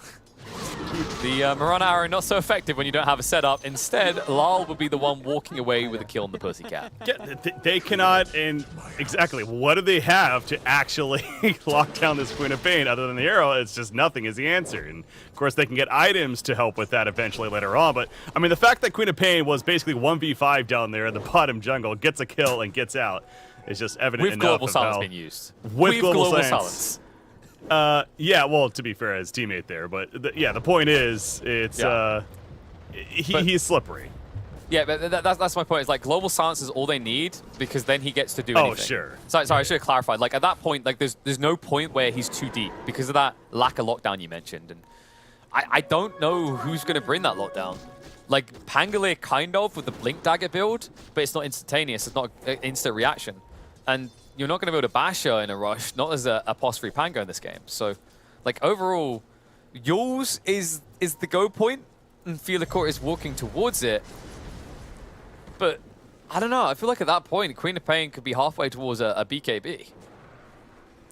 Yeah, and Yules isn't even really, I mean, yes, it's a setup for the Mirana era. I guess that's the one thing that certainly can be useful from it, and yes, that's what Mirana's doing. So, yeah, she's kind of creating her own setup right there. Yeah. But yeah, it's definitely not a guaranteed, is what I was getting at, yeah. Yeah, that's what I'm trying to highlight, though, is like that you just have this issue where by the time you get the solutions to your problems, new problems arise, right? Because this isn't a core Mirana, and even if it was, you wouldn't necessarily want to rush at Yules. So Lal's going to dictate this point in the game. I mean, looking at his stats, you wouldn't think this guy was being tripled up on the lane in terms of CS. This is absurd. That's right, yeah. The second net worth, that's pretty crazy. And of course, Shadow Fiend continues to lead the way. Understandably, with his farm, he's going to be finishing a Hurricane Pike soon to go with the Masking Madness and Falcon Blade. So, very good item there. Ursa still has a minute 20 on that Aegis, and he's being delivered a Blink. So, he's going to have a Blink now, too. Oh, and they catch Got him. it. I think he's still dead. Yeah. Kind of awkward when borrowed time doesn't last as long as Trample, huh? +2, let's go. And Vitaly, oh man. the defusal actually worked. Pango had already used the swashbuckler, I think, so he just gets caught out. Lumia will at least get out courtesy of the Moonlight Shadow, but they're not going to stop. In fact, Hikori looking to go, and that might be a mistake. The Suns comes out. Mistakes have been made. Lumiere baited underneath a sentry, and they pick up the premium kill. Yeah, and they do not have a stopper for Huskar. But yeah, Dahak just got his blink, by the way. That's what I was saying, and he used it on Pango immediately, and then right away runs to the bottom lane, and they get the kill on the Shadow Fiend with his assistance too. So yeah, Betboom, this is their power spike now. With that blink on Dahak, Primal Beast has his BKB now. Queen of Pain, she had that Witchblade for a little bit. And, yeah, she got the Axe Shard. That's what enabled the kill. Yeah, the Ag Shard is what screwed this SF over, because otherwise Requiem still comes out and the Ursa's just running away. So really cool pickup. One that's easy to forget about when you don't see Queen of Pain as frequently at the moment. Yeah, that silence certainly helping to get that kill. So the Aegis has worn off, but safe to say that Betboom made great use of it, because again, in this game where both teams have potential to go for earlier on Roshan's, the fact that you got it for your team, even if it wasn't like a pushing with it necessarily, it's still very worth that you got it. So top tower as well. And Lal will be going to that BKB next, and I mentioned it already, but it's coming. The moment where this Queen of Pain is completely unleashed, and her damage output, because that Witchblade you mentioned before, was already absurdly high in these prolonged fights. So Hikori need to get some serious work done before that point, and that's why they're going to smoke up to move out here. Can't overlook Silencer as well. I don't want to do too much, but I mean, Vela Discord on him and plus 12 int. I mean, he's not too shabby right now. Yeah, I mean, the int's like, it's cute, it's annoying to the enemy team, but definitely the Veil, you're right. Like that's actually a really big detail. The difference between the POS 5s is notable here. Abaddon just is a save, of course. He'll always have that in his toolkit. But so far, I don't think we've once seen that save matter, right? It hasn't necessarily turned the tide because of the Abaddon specifically. Precious bounty. I never will against this guy. Good lord. Love to see the Primal Beast just walking uphill, gonna kill the courier, and he wants something more though. He's hungry. Ursa's hungry too. Jumps to the back line. It's a global sun. That's Huskar. Gonna be the focus target. They gotta pulverize. There it goes. 1, 2. Never mind. It's gonna be stopped. So he's fine. And now the return. Borrowed time popped on Abaddon. He just runs away with the onslaught for the time being. Queen of Pain though, she's fine. She's got a haste and gonna run away. Roger, a difficult kill thanks to it being Enchantress. He's dead though. Yeah. So all that. In the end, you get the edge. There's a lot committed on both sides, though, right? They had to use the global, they used the BKB with the pulverize. That was their big Vavavoom moment that was an III. Someone said note, you just saw the other impact that the supports have on the Primal Beast. Like, they are both designed to counter him out. One was to arrow him, the other one was to dispel the pulverize. It sounds cool in theory, but what you start to realize is that a lot of Hikori's draft has gone to addressing just the Primal Beast. And I'd argue that it's not even doing that great of a job of stopping him. Well, yeah, I mean, obviously some of the pulverize is big. It helps to save Huskar there, but, you know, I see your point. The fact that he could just go in like that, do his thing, create all that chaos, and then say, all right, I'm done. I'm going to onslaught away. Yeah, you force out everything onto the Primal Beast, and this is the absurdity of this hero, is like, there isn't really many heroes in the game that can initiate from 2,000 range and live long enough they could probably just duck out in 16 seconds later, right? It's an incredibly potent hero for that. And the cool thing about it in this game is, like, if Queen of Pain was ever going to be threatened, it was that element that, oh, they could try to focus me. The problem is with this Primal Beast pick, he draws all the attention on him, and in the meantime, Dahak with his Diffusal build and this squishy Queen of Pain just get to burst heroes on the backside. Chance, though, for Hikori. They're smoked up. Shadow Fiend looking for a kill. Dahak, the arrow, no, it just whiffs, unfortunately. The knockback slightly allows him to stay alive. He's going to go for the TP play. That ain't working, though. The Yules into the Requiem, and that's a blow up onto Ursa, so Dahak down. They got the kill they were looking for. Yeah, definitely an ambitious TP attempt, but he was like, hey, they missed the arrow, maybe they'll miss everything else as well. I mean, that has to be a demoralizing moment for Theo. I'm sure he's just like taking his stride, and arrow follow-up is once again going to be a whiff, not able to find it. Nice burst from La will get a counter kill onto Vitaly. Just shows you that even when you address one arm of Betboom, the other arms are so damn strong. It's like they're flexing at a workout show. I mean, look at Lal. He's bigger than the Ursa now. Yeah. Well, again, it's like a broken record, right? But they do not have answers for this Queen of Pain, so I'm really not surprised by this. That Laurel is starting to very much so come online. And how about this item choice, by the way? The Heaven's Halberd onto Queen of Pain. That is not your typical item pickup, but wait to be up against that Shadow Fiend. Yeah, it's Shadow Fiend and Huskar, yeah. And then on top of that, it's 2 physical right-clicking heroes that you now have evasion against. This game is so annoying for them. Like, the Queen of Pain is going to remain unanswered. They have at least got Yules on Theo now, but you're never going to get, like, a max range arrow now, right? You're going to get, like, maybe 2 seconds. So then you've got a question mark. Can you kill this 2.2k HP hero in 2 seconds that also has 20% evasion? Actually, less than 2 seconds, right? Because you get 16% status resistance as well. So it sounds doom and gloom, but my point is, like, for Hikori to get back in this game, like, it's not as much about addressing the co-op. They need to find individual kills elsewhere, which is why that Ursa pick was a really good one. Yeah. And speaking of that, though, I know you're talking about with the BKB, the pre-BKB, yes, but for Ursa, now he almost has it, though. And about another, 250 gold. So he's going to farm that up pretty quickly and try to get that delivered out before another fight does break out down here. 30 seconds remaining on the Roshan, by the way. Also worth pointing out, it's been a fairly long Roshan respawn. Noticed is going to onslaught in onto a Batten, but quickly decides better. Oh, he's going for the axe as well. Just more CC for them. More CC for them. Still less CC for Hikori. Looking at their build choices, trying to think what the Pango can build to solve a lot of their problems. Like, the Blink, of course, offers a lot. He hasn't gone for the Ag Shard yet, so he can't insta-turn around and perma-stun up. Looks like he's just going to go for the Wraith Pact, which isn't the worst idea, actually. If Queen of Pain isn't going BKB, like, she's going to suffer a lot from this. So I think just removing that extra piece of burst might be enough for Hikori to survive the upcoming fights. Radiant's bottom tower is under attack. Smoked up. They're going to Moonlight Shadows as well. They hunt. We're fine, though. That's a tough one to open up onto. The Suns comes out, and oh my god, this hero! The damage from the Pulverize onto the entire team now sets up for a cleanup from the Queen of Pain. Hasted away with the fear on her, though. So we'll give a soft reset, but now that she jumps in, now the follow-up's going to be there. They have to commit onto her. Damage being done once again by Notice. The follow-up kills going each way here, as it looks like at the end, Lumiere is able to stand his ground and fight. And Hikori miraculously come out ahead. I mean, the biggest factor, as I'm sure we'll even see a replay eventually here too, but Dahak just died off the bat. He got locked down by Pango, and the Pango rolling thunder was a little funky right there. Got caught on this cliff on the high ground, but it was actually to his advantage fully, and perhaps on purpose. But the point is, it kept knocking up Dahak. He just literally could not cast an ability or do anything, and he just went from 100 to 0. As, yeah, we'll see in the replay. You look at the initiation. Pango just locks him down. Bumped once, twice. The beat down from Shadowfiend. There's a third time, and he's just dead. So without Dahak, I mean, yes, Queen of Pain is a very big deal. They're having trouble stopping her, and we've seen throughout the fight, the damage she's able to do, but you can't just sacrifice your position one off the bat and expect to be successful in that fight. But certainly the credit to Hikori when it came to that initiation right there.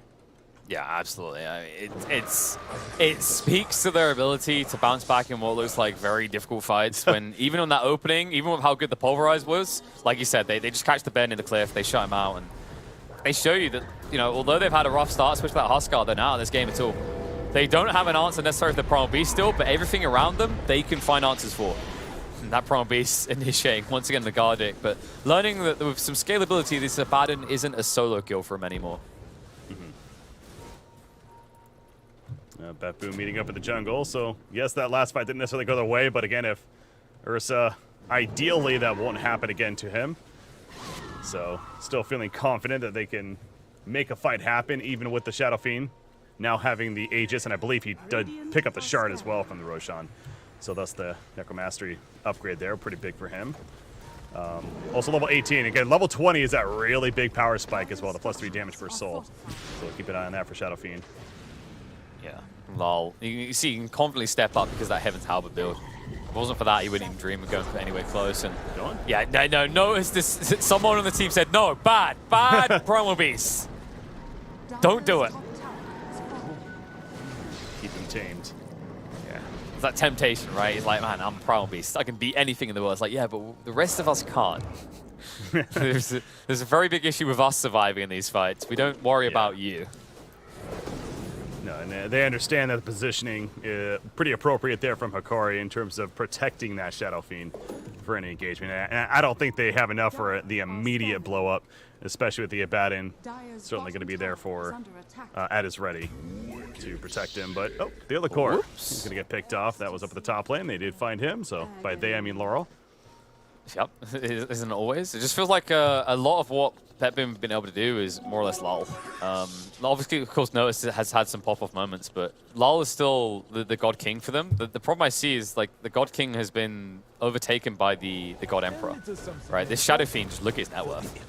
He's a mile and a half ahead of everyone else in this game.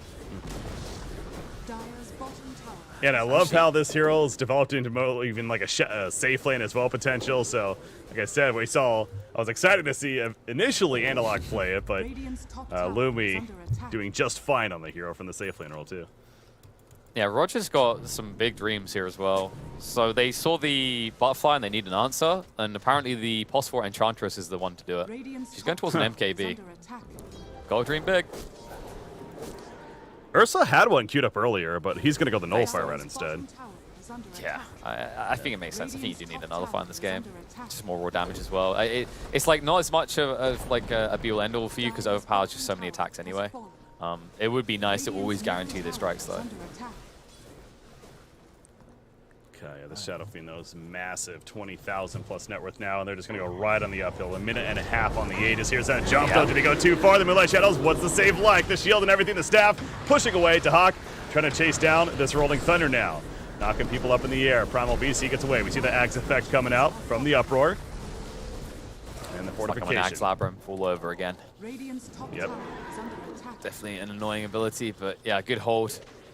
Let's go push them back, but maybe not for very long. They didn't commit anything big, and anything, Hikari are the ones who committed more or less everything they had. Only a minute left in the Aegis as well, so SF will try to just body the front line, but without a creep wave, and also the fact that Petboom basically have all the tools in their arsenal still, it's going to be difficult to do a full lane here. They get the tower. Say as the Ursa is nowhere near base to defend. Yeah, I was going to say, I mean, this looks pretty easy, KP. He's going to get the range racks. And now they're going for the melee racks. Yeah, they're just not confident. I guess all the wrapping around, that's what they're doing. They're trying to get the back lines. Yeah, they're wrapping super wide, though. They just sacrificed the whole lane, so they need to make sure this pays off. They're waiting for the Aegis to time out, but it's still 30 seconds out, and with how quick SF just took the lane, by the time that you reveal yourself on the backside, they could take a fight, and you could still be stuck waiting for Aegis. Oh, this is, yeah, I can understand that timing, trying, but 10 seconds now remaining. Oh, this is going to be so close. Do they get the jump that they're looking for? Here we go. The onslaught turns his attention. He's like, I'm out of here. Yeah, but you're not out here quick enough. They're going to hunt for targets. One of them chased after Notice, but they found a bigger target. They notice Ursa in the river. Yules comes out, arrow follow-up. No chance to use the Enrage. He's just insta-gone for 50 seconds. And Petboom, an ambitious wraparound, but too much hesitation there. No opportunity to strike in. To me, I mean, did they just mistime it? Is that is that what we're thinking there, or did they really? Because yeah, there was no way they were going to be able to wait out 30 more seconds at that point. Yeah. I don't know. It just feels like a misinformed play. And the crazy part is you can't say maybe they were wrong about the timing. Like these teams know the timing. Global Star's going to come out though. Going to be forced to fight as charging comes through. Noticed. Has to BKB. Analog stand his ground. The time being, Lumiere able to push him back and run him down. The beast has been slain. Without him, Petboom have not got a leg to stand on these fights. I don't understand trying to fight without your Ursa. That's what, like the third even? At least the second fight in a row goes back to the Pango lockdown and Ursa, that one previous fight. That they basically, Ursa's literally not been a hero in this game. It's been 5 versus 4. As there's another, speaking of non-hero, Silencer just shredded. That right there felt like just desperation from Petboom when it just wasn't that necessarily needed, but because of that, now this game is looking 8,000 net worth lead, and they get the middle, they're going top, there's Ursa now up, the buyback from Silencer, can they actually hold this? It's going to be grim though. The Hawk jumps in, immediately deals a Requiem, not even going to use it, just walks uphill, starts auto-attacking, the Enrage helping get away, Enchantress being knocked up, Vitaly. He's just doing his thing in the backlines with that Rolling Thunder, but meanwhile, Shadow Fiend going for tower kills. He gets the tower, splits up, Wraith Pact is down, and I think they're going to reset now. Yeah, the problem with Petboom, I think you hit it on the head there. Like they're going when they didn't need to. They're panicking. They're trying to buy time to get their cores back up in some funky ways, and it ends up just compounding the issue, snowballing it essentially. You know, they start to look like headless chickens. The problem with that is that Corey, they love some KFC, and these guys right now look finger looking good. So you've just got to resist that temptation to try and fix all the mistakes. Otherwise, they lead to more like this. They rush out. Global Silence going to be used to hack. Dodged out, though. BKB forced by him, but Analog able to walk it off. And on the side, Noticed trying to address the Shadow Fiend threat, but unable to do so. This demon cannot be slain. Instead, he will do the slaying. The hack controlled up. The rest of the team unable to assist. And this looks like the beginning of the end. GG will get called. Bet Boom get 1 win to start the day off, but they'll be denied their second. Well, what do we say, Hikari? They're the masters of splitting the series, and, well, they do it again here against Bet Boom. So they're now 4-4 overall. Like, hey, if they keep that trend up throughout the whole group stages, as I said earlier, they would be very satisfied, in my opinion, if they're able to do that. And so far, looking pretty good from that perspective. But, yeah, I mean, I think, I'll put it this way, KP. I think we kind of both were right. Queen of Pain was not able to be stopped. She had a free game. I mean, did she even die yet? She died once earlier, 10-1-5 overall.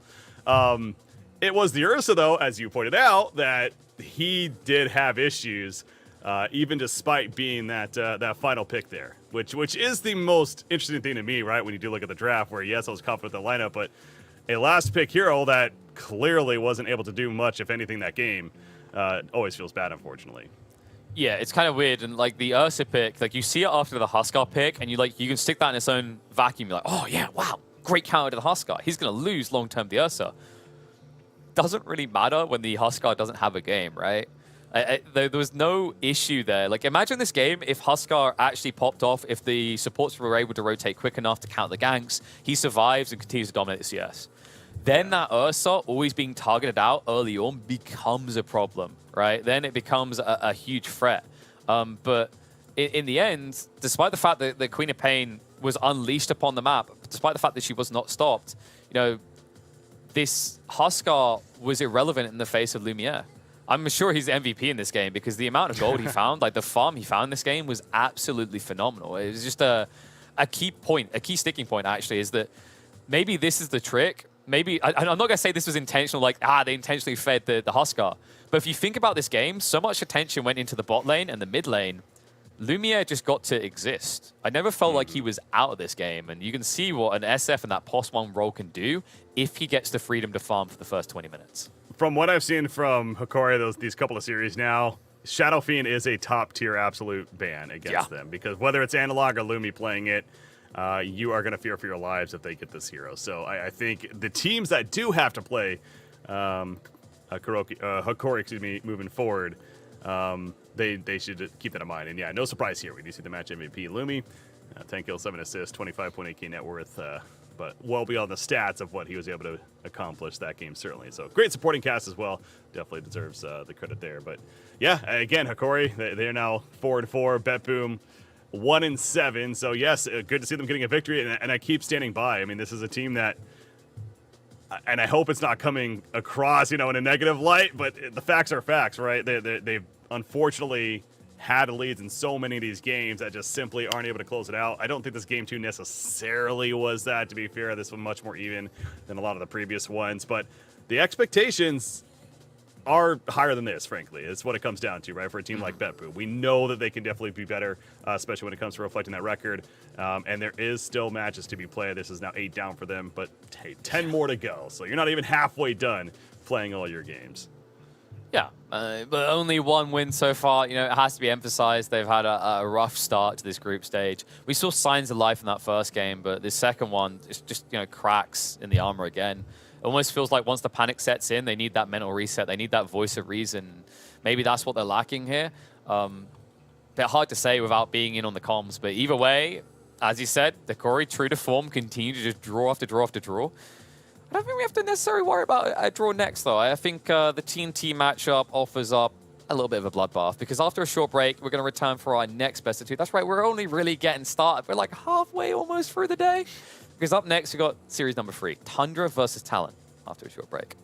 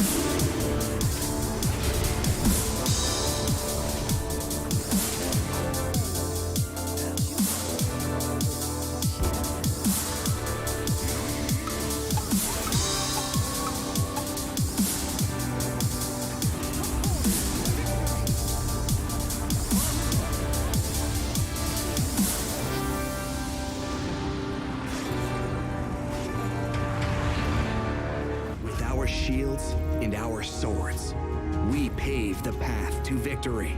With our shields and our swords, we temper our courage. With our shields and our swords, we're making history. With those who make the game a reality, we're the Vanguard. We're with the best. Let's raise our shields.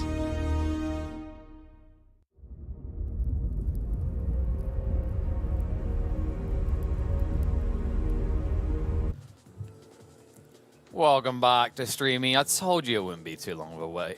We're back for more Dirt Action. I'm KP. Join me once again, my boy Breaky, ready to see what's going to happen when EU and SEA clash. Tundra and Talon up next on this channel. Yeah, we saw Tundra earlier on. The first series, in fact, of the day here on Stream E. They split their series against Beast Coast. So similar to Hikori, this is a team that has a history of splitting series, and they've done so in their first three. So we'll see if that trend continues as well for them. On the side of Talon, they come in with a 2-4 record. So, you know, not really much worse, but obviously just under them. But really in Group B, I mean, you go back and I know it's constantly changing and evolving, but Group B, especially, it seems like that parity is absolutely real. So who knows what's going to happen in this one, but definitely two teams that should put up a good fight here.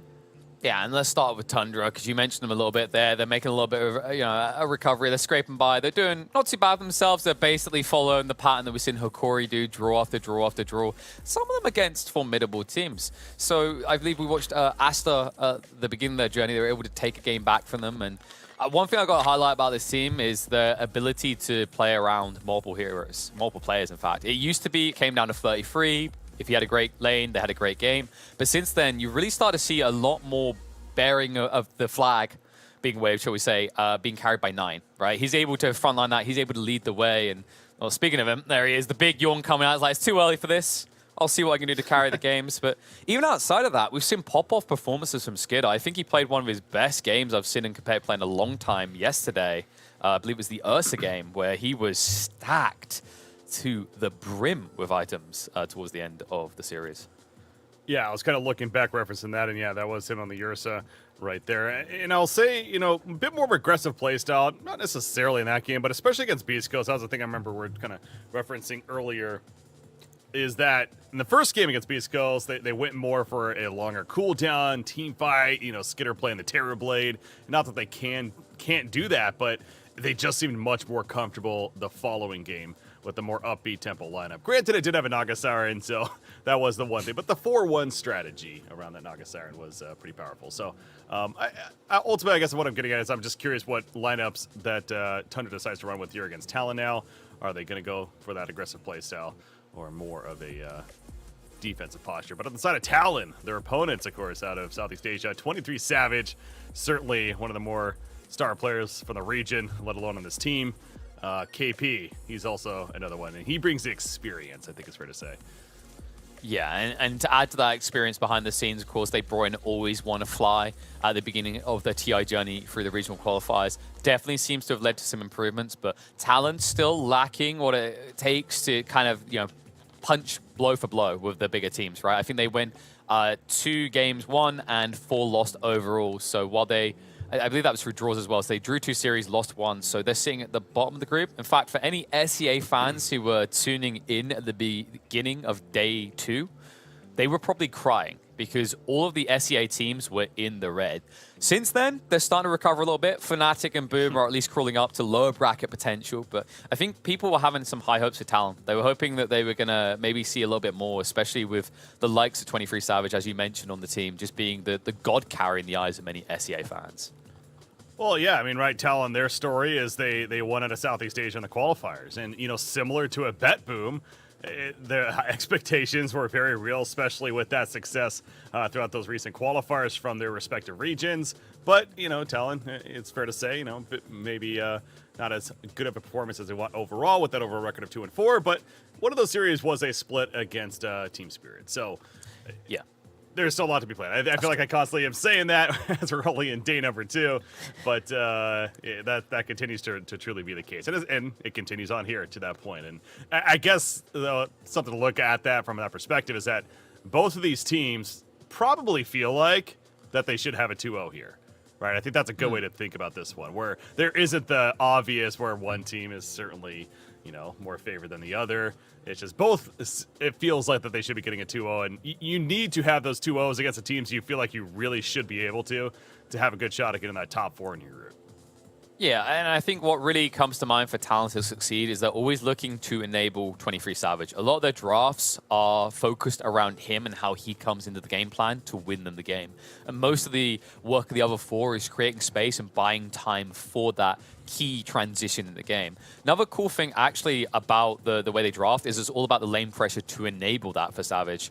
But more important than that, I think something that's really helped Talon net a few of those draws you were talking about is their playstyle. A playstyle, I think, in some environments would be seen as hesitant and playing to survive instead of playing to win. In an environment like TI, where every team, it feels like, is being more precautious and slower in their approach, that methodical attitude, that reluctant attitude to just full-on dive in, might be the difference that allows Talon to go far in this tournament. Yeah.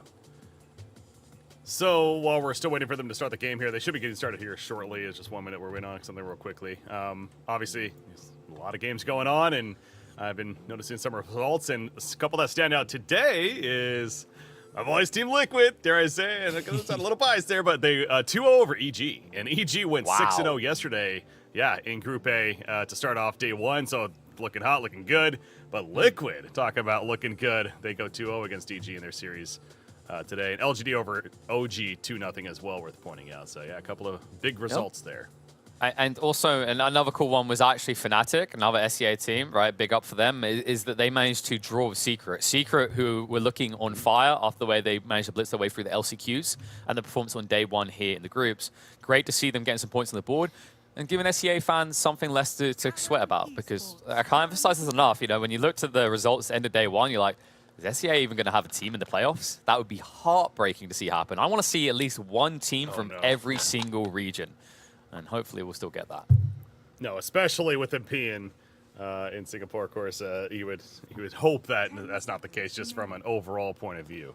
But yeah, again, day number 2, 4 days in total here with the group stages, so a lot still can absolutely happen. And we are in game number 1 now, as you can see. When it comes to the draft, the Marsupial with the Broodmother initially, you got the Shadow Fiend Primal Beast on the other side. And Tundra did this earlier today against their opponents. Why am I blanking? It was they played Beast Coast. Beast Coast, that's right. Yeah, we've cast already so many. But against Beast Coast earlier today, that was their game 2, which they ended up winning. And this goes back to the point I was making of more of that aggressive play style. It started with the opening Doom pick. So we'll see if that if they pair it up with the Crystal Maiden like they did last time as well. Yeah, so they did play it pos-free in that game, right? Which I like, because I think what you're seeing, you see it from the opening bans from Talon, is that Tundra's risk is that teams just see them as a cheesy Zoo strat team. So you need to show more than that, because otherwise you're going to probably fail to get the drafts you're looking for simply off of a few key bans. And Broodmother was a smart one. We've seen how unaddressable that hero can become if you don't deal with it in the first 2 picks, so they just don't worry about it at all. And also now, because Tundra have gone for the Doom early on, it's less likely they need to expend more bans on things like the Visage that we also know 33 loves to play. Another thing to think about with the Doom pick is it's kind of a deterrent from a Morphling, right? Where Morphling has been a very popular core in this event, and Doom, not necessarily the absolute reason why you wouldn't want to pick up a Morphling, but picking up into him is not something you're necessarily looking to do either. So perhaps a reason to the logic of the opening Doom pick as well for Tundra, as we're pointing out in the previous series. But yeah, that game too, again, it's all starting to really all coming back to me now. 3-3, he just went off on the Doom. He farmed like crazy, Hannah Midas. Yeah. Whoa. That is a grim stroke. So, multiple reasons behind this. There's the threat of the Doom, but don't look too much into that. I think this whole idea of, like, comboing for Soulbind is kind of been overrated in the past, and teams have fallen folly to it. The bigger issue is if the Grimstroke is allowed through, it is a decent choice of the Doom, just a lane, and then you can still compartmentalize it later. But more importantly, it directly counts the Pangolier out with the leash. So Soulbind would have screwed you over. Now you also have something that works well with the Pangolier. When he goes in with the initial stun, he's going to get the follow-up with the Inkswell. Like this pick of the Silencer, that is going to enable them to initiate with the Doom, and then they can plow through to secure the kill. It's kind of like a 1-2 tap. Only downside of this opening for Tundra is they've now picked 2 heroes with very high cooldowns required to take fights. Yeah, and that goes back to, again, the previous series. We're stressing that against Beast Kills, that felt like a issue that they had when it came to making these fights happen. And in that case, it was up against a low cooldown team that was just continuing to run at them, and they just weren't really prepared enough. But obviously, completely different game here, the drafting and everything. Yeah, I don't know how sold I am on the idea that this is a takeaway pick of the Grimstroke that Talon made right here. More so, although they are valid points with the Doom specifically, but yeah, perhaps the idea that the synergy with the Pango, as you're pointing out, the Inkswell, etc. But of course, I had to look up stats as well, and it's only been banned once in this tournament and not picked. So this is unique here. That's what I was about to highlight, is like this thing is untouched. So I think that's the 102nd hero picked, maybe. I think we're getting close. We've still got some time to round out the rest of that roster and get every hero picked here at TI. I picked 110 plus, so. Was it 110 plus? Damn. All right. I think so, right? Or was it 100 plus, maybe? Actually, 110 sounds right. Like, I can't remember if it's like lower if you don't count LCQ. I think that's the catch. Like, it's whether you count LCQ, maybe. I'm probably wrong about this. I'd love to get a stat check. But the thing is with the Grimstroke, like, yeah, it's definitely the Pangolier can't play the game against Grimstroke. It's just one of those heroes. It's interesting that, like, they get that value of protecting the Pangolier and also taking someone away from Tundra on a hero that, as you just highlighted, hasn't really been picked at all. It's only been banned once so far in this tournament. Speaking of things that are more frequently banned, though, Batrider is going to be removed from the equation, which is a respectable choice here. The issue with Batrider is, like, if you have a Sansa, it's one of the worst heroes to encounter, because by the time you're using Global to counter his initiation, it doesn't matter. Lasu's underway. He's dragging them away. It just doesn't do anything. One more ban to go on either side. No Leshrac. No, you're very happy with that. To be seen, so yeah. Talon taking him away. I'm not surprised as well that they dedicated a pick to enabling Makoto's game more, because this is probably a Makoto Pangolier. He loves this hero. He's played it 9 times in competitive since July. Has a 66% win rate. So very comfortable with this hero. Still want to see KP's hero. One thing to keep in mind is that Visage has not been removed from the pool, and KP loves him some Birdman. Yeah, and it is not addressed. They go the Monkey King ban. Instead does Tundra, so it's certainly something to keep an eye on from Talon's perspective. I'm just excited to see this Grimstroke and also talk about the Soulbind synergy of the Doom potential that again was taken away if anything. But do they go for something themselves? Right? Does that open up maybe another hero with that single target that you want to throw in to combo with the Soulbind now? So something else to think about as far as the Grimstone pickup. I mean, what are the cheesier ones? I mean, obviously Doom is up there, but I mean, like Bloodseeker, but that's the weird part, is like Talon the ones to ban that. I just don't think you should hone in on the Soulbind, though. I think I've watched, ever since Grimstroke entered competitive, I watched way too many teams lose games because they're like, oh, we can use this for Soulbind. Oh, we can use this for... And you get to the end of the draft, you're like, and now we have an incomplete draft. But it all uses Soulbind. So, but if we do this, then we're winning, baby. Exactly. It's like it's this sucked-in idea of, like, we've got this POS5 Enigma. What is everything that would be good in Black Hole? It's like, it's a good tool on its own. Don't overburden it, because once you stick everything on one ability, it becomes very easy for the enemy team to dismantle your strategy, because they remove that one element from the equation, your draft doesn't function anymore. So why, like someone like a Clockwork, different way of utilizing the Grimstroke, you now have the hook shot into the Inkswell follow-up.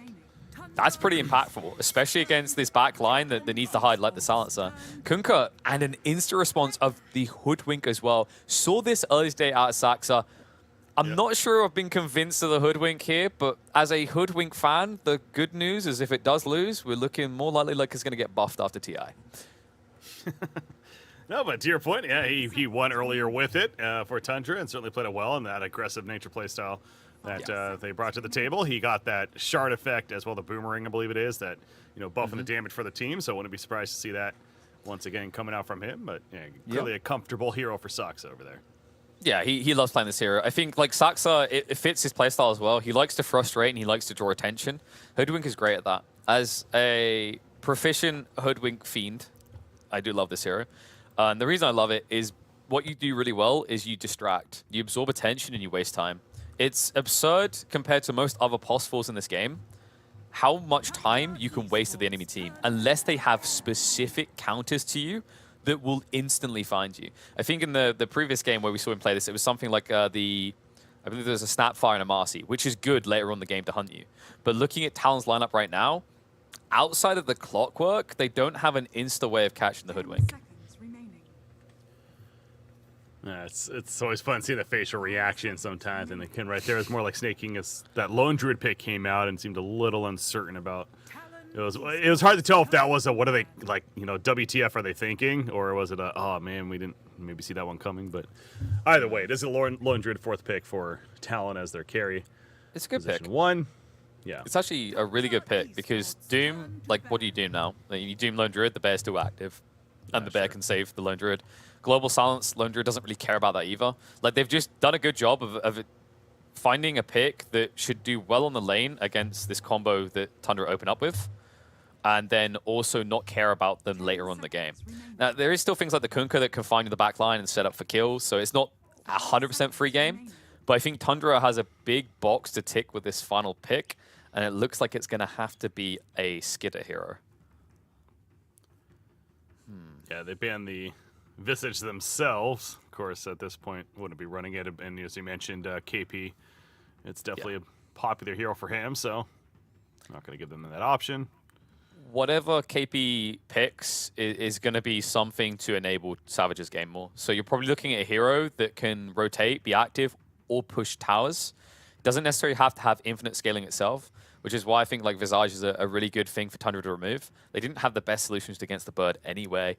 Other heroes that can maybe tick the box. Yeah, there you go. That's what I was about to say. They agree. They ban it. I was about to say, like, that's a perfect idea because it's just something that inflates this timing for Lone Druid and also provides more stuns and lockdown for the bear. Something like Lycan could be next.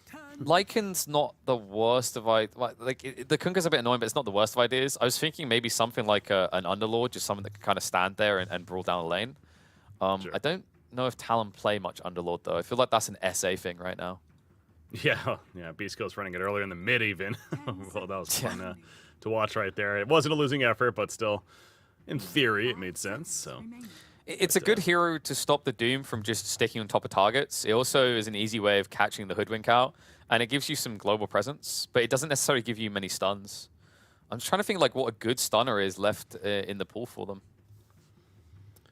For Tundra, they need their position 1, Skitter, as we're talking about, and yeah, I'm thinking Talon though, like what they round out. So Tundra, like there's a few different options it could be, right? Like maybe not a TB. You want something a bit faster. I hope they don't want to go say Juggernaut. I think that's just a bit too complacent.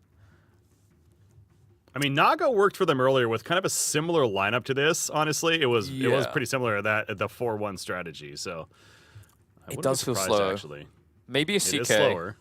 I think CK on that illusion idea. The only issue is like Skir's played a bunch recently and it's not doing that well, but it does decently against this lineup. Actually, I mean they don't have the best way of dealing with the illusions, and it gives you a faster timing on Tundra. Yeah, maybe Naga into a final pick that's unknown, and Pango would be decent as well. So okay, that's the Naga again. Well, it's kind of funny. I'm sitting here trying to convince myself why that's not going to be the case, and sure enough, they go it anyways. But, I mean, Talon now has a chance to respond to a little bit more illusion clear because they have some with Pango, so I was going to get at. But outside of him, they don't have the strongest right now. So yeah, it's like, for me, I was thinking, like, how do they go faster? And I think CK is better for going faster, but Naga's better for going longer, right? And I think Talon have a bigger challenge of resolving the Naga pick with their final pick than they would of resolving a CK. Like, they can do more damage to CK's timing with this offlane pick, especially with the potential stunners that are still in the pool. I mean, just thinking off the top of my head, something that KP does like doing a lot is something like Death Prophet. That would give them a very fast tempo timing. Would also be pretty annoying on the lane against the Naga. I just think you maybe get screwed over by the Doom as the game goes on.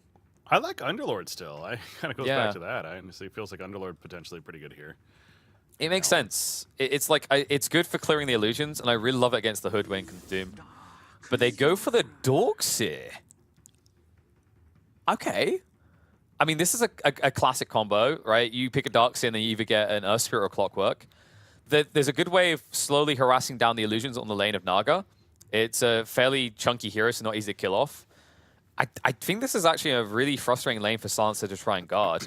I don't think they can afford to stick Sax or bot instead, because I think that you have more kill potential with Doom Hoodwink top. So you're probably just going to have to brunt the pressure and try not to curse too often the snaking on that bot lane. I don't mean curse the ability, I mean curse as in yell into the VoIP. I know what you mean. It seems like they certainly went for a bit more of the lane control hero in the Darkseer that's set up to win the lane and make it very difficult for the Naga Siren is what it comes down to. So I will say Tundra did make an early lane rotation in the previous game. They ran Naga earlier today, and they went for the long. Okay. So I wonder if that's something we're going to see out of Tundra again here to try to avoid that Darkseer, and what kind of mind games come out as a result of that is something to look for. But hey, Darkseer also battle illusions with more illusions. That wall certainly potential to be powerful as well. True. Yeah, there's definitely some likable elements about this Darkseer pick. I think it gives him an earlier timing than maybe things like Underlord. I think like Underlord is good to just park somewhere, but he doesn't necessarily get stuff done the same way that a Darkseer can. This is just another pick that's looking to enable that timing for the Lone Druid. And when he does participate, he's going to have the added spread damage to the Iron Shells, as well as the Surge to instantly get that bear in for maximum damage into Tundra's lineup. I do like to reference that previous game once again of the Doom. That 3-3 went absolutely bonkers on it. His farm, just fantastic. So looking forward to having him have a good game as well once again for Tundra.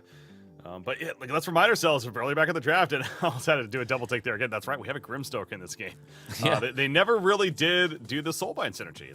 The Darkseer certainly doesn't really assist with that. So, and to your point that you're making, you don't necessarily need to go all in on the Soulbind, but there's nothing. I mean, there really is nothing as far as assisting when it comes to that, right? So it is just the Grimstoke basically.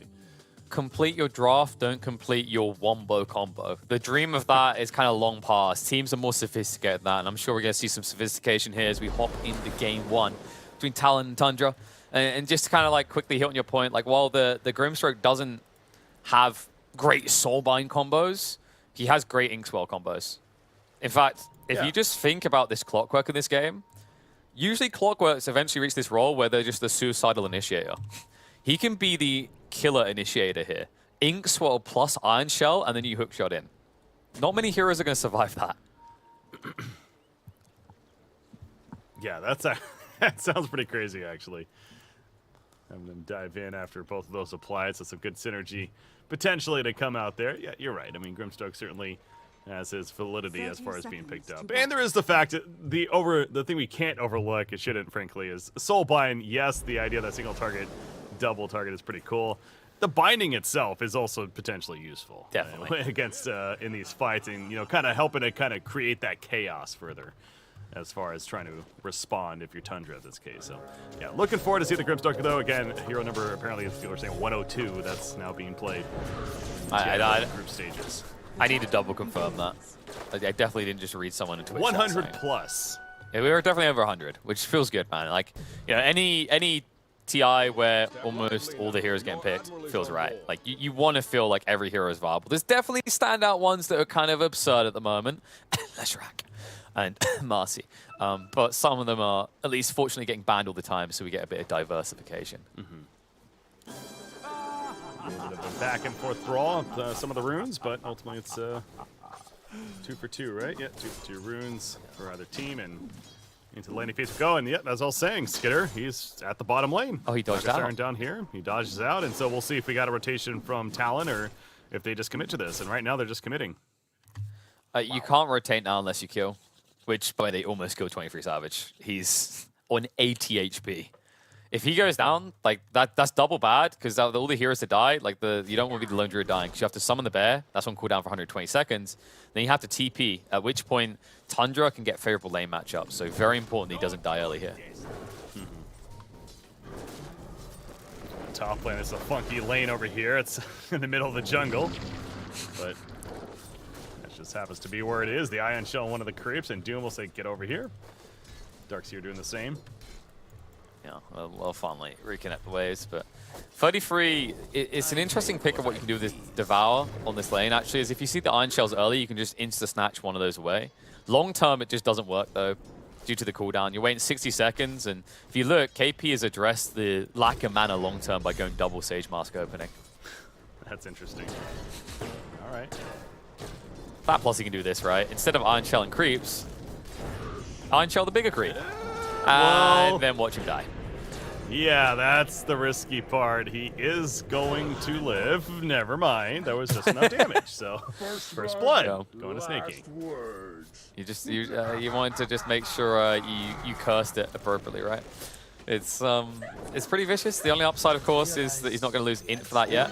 But as that happens, what? Okay, that shouldn't be happening, though. Level 3 solo kill Kunkka against the Pangolier. I saw him get him low earlier on, so I think, again, I wasn't watching it, unfortunately, but so maybe it had something to do with the Pango being low and living life on the edge type deal. But yeah, either way, that's your point. It definitely should not be happening. So, but hell of a start now for Tundra, especially knowing that's the case. Yeah, and they like 9 having this start. I mentioned earlier how priorities kind of switched. 33 can still have pop-off games, but I feel like there's a lot more emphasis on 9 to carry that mid game. Kunkka's a hero that can most definitely do that. With a start like this, will do that. Bottom. Of course, can't. Oh. Okay, that's only Saxa. He's dead. Yeah, so not one the core's going down. So that should happen maybe one more time, but then I'm expecting a 1-1-1 build. Once you have the 1-1-1 build, this kill should never occur, unless you catch the Hoodwink like mid lane and you use Phantom's Embrace. Yeah, it was actually, I don't know if the Stork of Fate actually connected, but the Inkswell definitely helping to come into play to run him down in the trees. They knew he was over there. And so they make the kill happen. So get the first kill on the side of Talon at least. After dropping the first 2, but Skitter, he's 10-3 against the Lone Druid. That's 13-3. So Lone Druid still having it slightly better when it comes to CS, at least up at the top. But the cores of Tundra, both in Kunkka and Doom, are having a very good time right now. I actually just realized how annoying Hoodwink is against Lone Druid on the lane. Because usually you walk back when these heroes push up against you, and then once the Acorn shot gets popped out, I mean, you've got 2 heroes. You probably click them both back. So it's more likely that you get the return bounce towards Lone Druid, so you up your harassment. It's a small thing, but it definitely adds up over the course of a lane.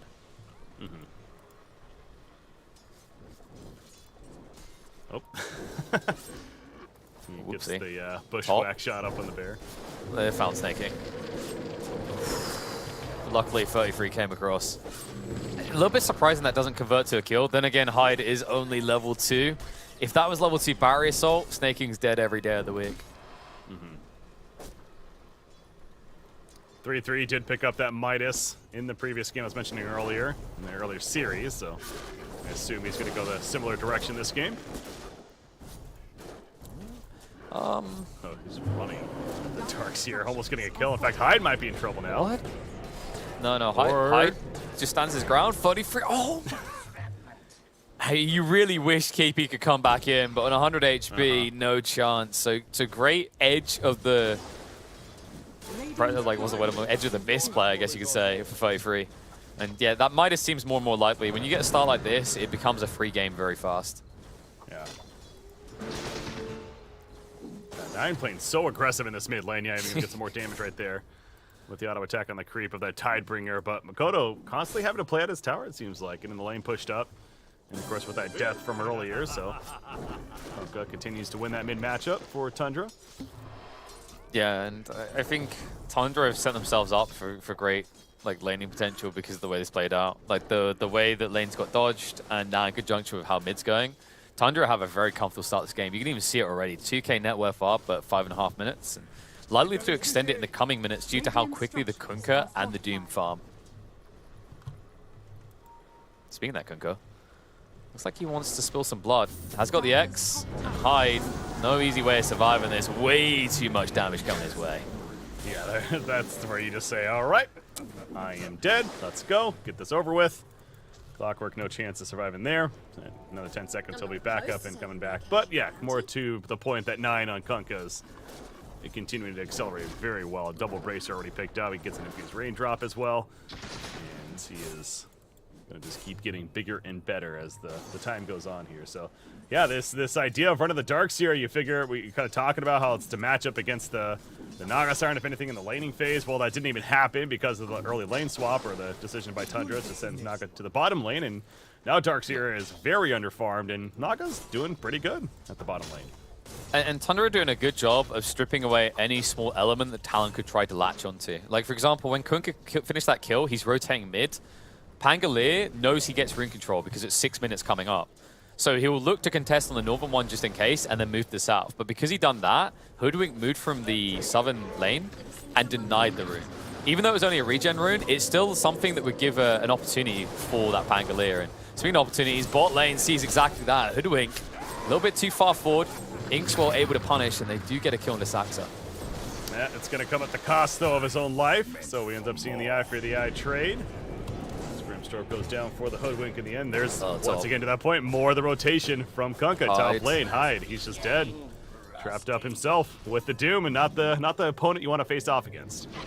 Yeah, it's just getting worse. Like, if you're on even footing, there's a world in which the Iron Shell plus the Barrier Assault wins. You're not on even footing.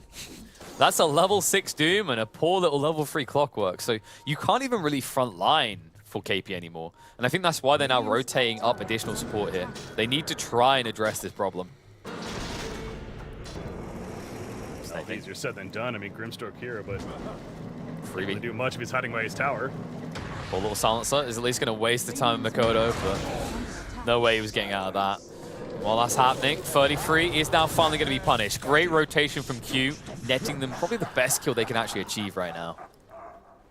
Well, you know, the best thing about that was the patience, really, by the supports of Clockwork and Grimstroke. You were seeing that kill of the Silencer happening by Makoto, and that Doom cleared the creep wave at the tower. As I was saying, though, they can't kill him unless he gets away from the tower. Sure enough, as soon as he cleared the creep wave, he started heading to the jungle to maybe say hello to the Pango. Little did he know that those two supports were lying there in the waiting. So, yeah, very, very good patience there from Talon, and the excellent rotation overall as a team, and certainly addressing an issue in Doom that they absolutely needed to. Now, Kunkka is the next one, but Kunkka's moving top lane. He's looking for a kill himself potentially now. They'll probably dodge this. I think right now, you've noticed so far, it's almost like intentionally Talon have avoided Kunkka. You know, when he shows up, they just like accept it's a death. That you can't do anything to stop these X combos right now, and Kunkka himself is a bit too tanky. More so than Doom, most definitely. Plus, killing the Doom actually hurts more than like killing the Kunkka, just because of how quickly he escalates with the Midas plus Devour build. Oh, the scan actually will hit the support still hanging around up at the top lane, coming out from the side of Tundra. So, on poor Saxa. So, yeah. Okay, he's lucky that Makoto could have possibly still killed him off there with a haste. Instead, looks like there's going to be a fight top. Snaking. He tanks the gank. That's what's important, Breaky. And then turns it into a kill. But exactly, they're just going to turn it into the easy kill on a Clockwork Darkseer. Not sure about that wall. It's not much is going to come of that. Yeah, it's just for them, it's kind of just trying to skew the kill quicker and stop any counterattack. But you just see how trivial it is for a Kunkka. Like, this combo at this point in the game just does so much damage with one Tidebringer clap. It's being clapped. Bot lane. What? Entangling Claws. Pretty good when it procs. Yeah, good play from Makoto. Commit the Rolling Thunder to lock her in space long enough. It's your classic carry illusion hero. They have something that could save them at level 6, but they'll never take it. Top lane, though. Inkswell is up. Clockwork runs right in. Talked about this combo, and it certainly is potent. Silencer is dead, but Doom, he's got the tower protection and a TP support from Hoodwink. So Doom, he's looking to fight this. Great job with the Bushwhack. They get the one free kill on the Clockwork. Are they going to get the second? They sure are. Scorched Earth is down, and you ain't running away from this Doom. So a 2-for-1 turn to favor Tundra. Saxa, stop. I said you have to get my hero buffed, not nerfed. Man, that was a premium Bushwhack there. Just turns it around. It allows 33 to extend his lead. Small little detail here as well that's making it now much harder for Talon to do this combo. Look at what Doom yoinked. He's got the Perch. So he's able to dispel off the Iron Shell, which takes away probably about 30 to 40% of your damage output in these ganks. Yep. Just noticing that myself, actually, as you're referring to it. And it's kind of becoming a bit more clearer of a picture as to why Doom is absolutely able to dominate that top lane, especially with such an ability. So, Yep, he's having a very, very good time. Yeah, speaking of dominating, in the farm department though, Scorched Earth is definitely no joke. He's going to take all the creeps and just look at that net worth.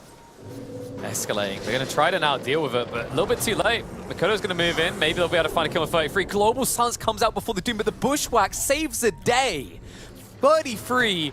Clutch save comes out from Saxa, keeps him alive, and they won't be able to turn it into a kill. What? But Gluttony sets in. 33 hangs around, and Hyde is able to reinitiate with a hook shot. The stroke of fate to finish the job, but yeah, Hyde certainly the reason why they're going to make that happen. Bottom lane, you got Lone Jury now trying to run away. The entangle once again, this one hitting Kunkka, and it's going to buy the time needed to escape despite the turret even connecting back to the top lane. Okay, they're just pushing the tower now. Yeah, that's not the real Doom. That was just a greedy play, though. I mean, Saxa, godly hoodwink. Like, the saves time and time again, setting up kills, but also saving the day. 33 really wanting to finish that stack, though.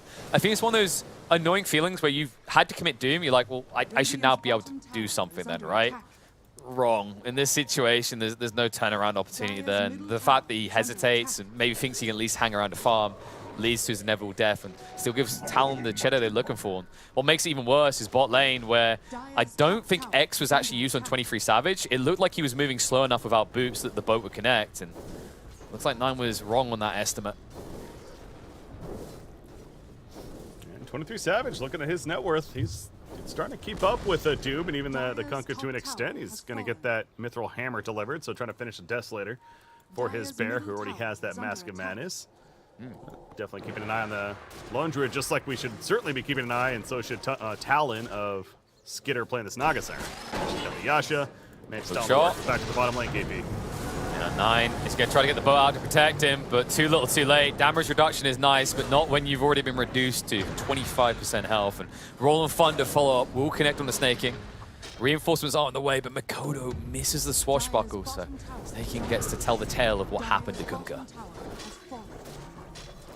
Arcane Curse thrown out just before he fully retreats there, but yeah, still the kill that they were looking for, they get, and that's what matters. BKB for 33 it's coming along. It's almost here, in fact, and that's going to be critical for Tundra to be able to have a stronger presence in this game right now. Nagas are bullied out of her Ancients.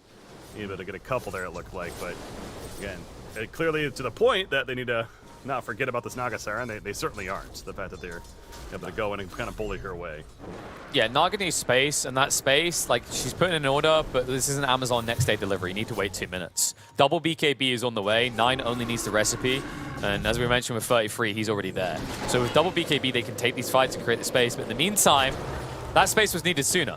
Skitter gets found out near his ancient area, and the support duo take out the POS 1 of Tundra. How about this? Grimstroke doesn't even have Soulbind, but it kind of even goes more to the point that Soulbind just doesn't really feel they don't have the synergy with it. So it's not, you don't need a rush to get it by any means. Yeah, it's like, who are you going to use it on this game? Like, the hero you want to use it on most because he'd be annoying is Saxa to keep him in place, but there's, like, Saxa should never be near another hero. And he's probably even going towards the Aether lens to enable that type of build as well, where he's independent of his team.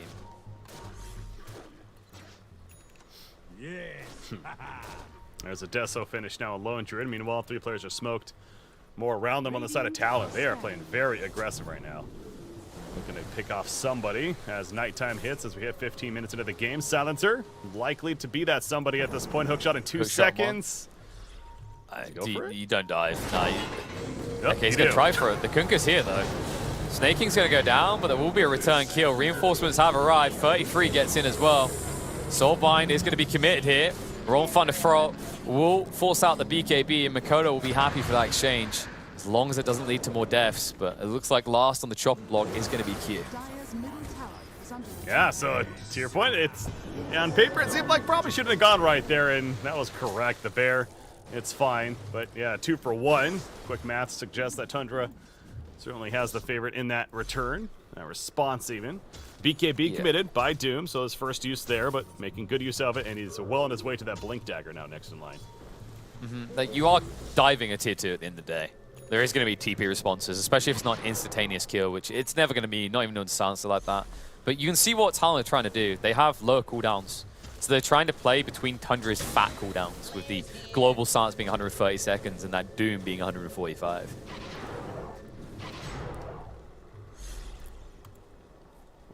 Oh, yeah, Kunkka with the BKB himself. Okay, makes sense. Yeah. Yeah, it's what they were waiting for, that double BKB I talked about. Like, 9 was about 1,000 out when 33 completed his. Now they have this together, they're going to create a lot of space for the Naga. So their goal is to draw attention. The problem is Talon aren't recognizing this. They're ignoring this push in the tier 1 because they're getting something much better. They're in the Roche pit. Yep. They're going to secure it. And nothing to be done by Tundra other than a scan to confirm what's happening. But no way that they're defending it at this point, and Lone Druid will easily pick up that Aegis. Yeah, the importance of that scan is simply to let Skidder know to move away. So you notice Naga shifted deeper into the jungle, so she wouldn't be a snowball effect of the Roche instantly dying afterwards. Because now that Talon have got their hands on the Aegis, the most logical goal for them is this tier 2 top. They are posturing as if they're going to be doing that, certainly. Skidder goes over to his own Ancients, though, and continues farm over there. He has his Manta style and goes right into the heart queue up, I believe. If not mistaken, this is, again, the exact build he used from the previous keep as well. And then I'm trying to think if he went the Butterfly or the Scotty after. But point is, yeah, the Heart was next after the Manta. So keeping the tradition alive there as far as his item build.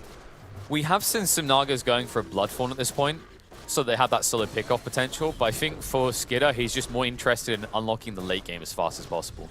He's astutely aware that this Lone Druid is going to scale, so he just needs to reach his late game timing instead of playing around in the mid. Speaking of mid towers, that's going to be a free on the tier 1. Pretty big deal. You're going to get that exchange to the tier 2. Like what Talon's doing, just trying to now force Tundra to TP back, because the moment that happens, Talon can peel back and take out all that fresh vision that Tundra just got down. Only 18 minutes into this game. It actually feels like it's like even been a little bit longer, but well, still not even 20 minutes in, so the top lane being heavily pushed. I think it's to do with the methodical approach from both teams. Like, they're taking fights, but they're very selective about the way they're taking fights, right? Outside of that diving in the tier 2, I feel like both teams have shown good restraint in their approach to these brawls. Which fits. I mean, I mentioned in the draft, right, like Talon, they do play this way intentionally. They don't necessarily take big risks often. Interesting here with the Grimstroke. So you see, again, it's a long ways away. He has a shard, by the way, for the Inkswell buff, but the Dark Portrait being thought about as far as the Ag Scepter pickup. So that's definitely a unique thing about this hero. And, of course, against a Naga Siren, feels potentially pretty good. Yeah, when you see an illusion here on the other side and you pick a Grimstroke already, you smile. Like, I know what my late game build's going to include. It's going to take a very long time to get there unless I find a Philly Stone, but one day, sadly for him in this game, I don't think he's going to get a Philly Stone. We'll have to see. There's still got free tier 2 items, so there's always hope. Dasher for the Bears now coming along as Tundra will reclaim their outpost at the top. Now starting to take over the top part of the map. Of course, you kind of see the natural progression of the game as far as the movement. As soon as Talon moves into the jungle of Tundra, Tundra goes about, as far as on the ancient side, they go about just going up to the top part and not looking to necessarily commit to that fight just yet. In fact, 3-3, he ports to the middle lane with those boots of travel. He's going to cut the creep wave. Yeah, he notices the problem coming. He blinks away just before the bear would get in range.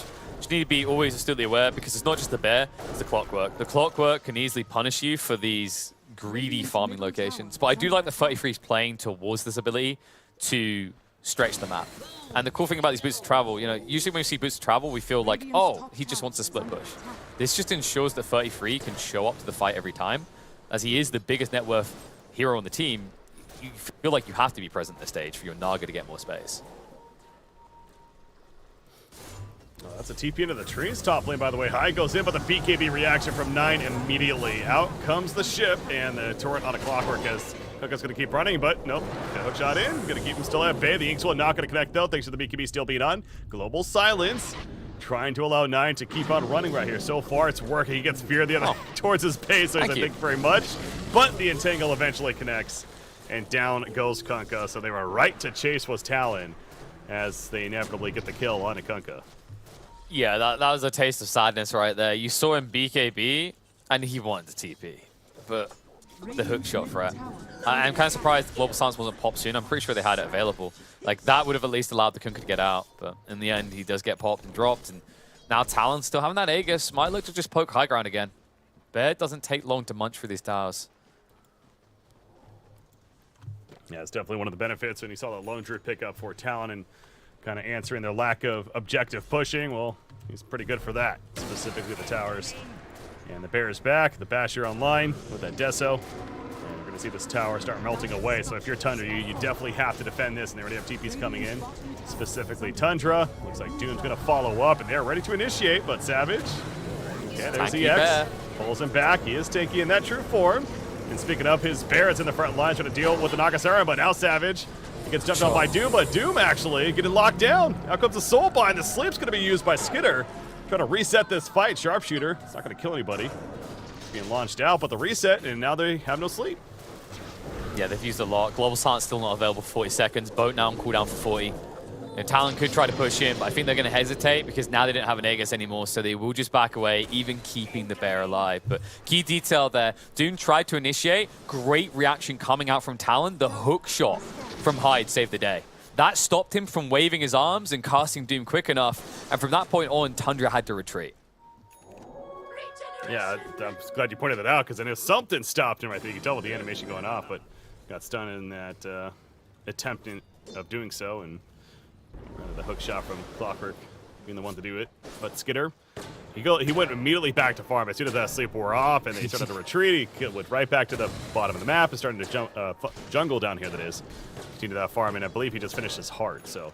Yeah, this Nagasaran has started to really become a bit more of a threat now. The heart, kind of the beginning of that, at least. Now, typically, this is a one more item syndrome situation, but I think they're going to try to aggressively farm a Skidder and thus put him in position to take a fight with them. You can see by this posture, they're waiting for one member of Talon to walk back into their jungle. They'll take anything they can find. And looks like they will find a Clockwork. A bit gluttonous trying to deal with the illusions. It's going to force out the Royal Thunder, and they will instantly break away. Kodo is pursuing, though, going pretty deep. We'll be able to get the initial stun on the Doom. He still has the ultimate to work with. Global Silence, BKB used Lotus is going to stop him from casting his ultimate, though. Instead, they just have to club him down casually. Not enough damage, however, and Hyde hook shots in. 33 gets clipped and taken out. No Doom being used whatsoever. Just a big win of a fight for Talons. They'll also find the Kunkka.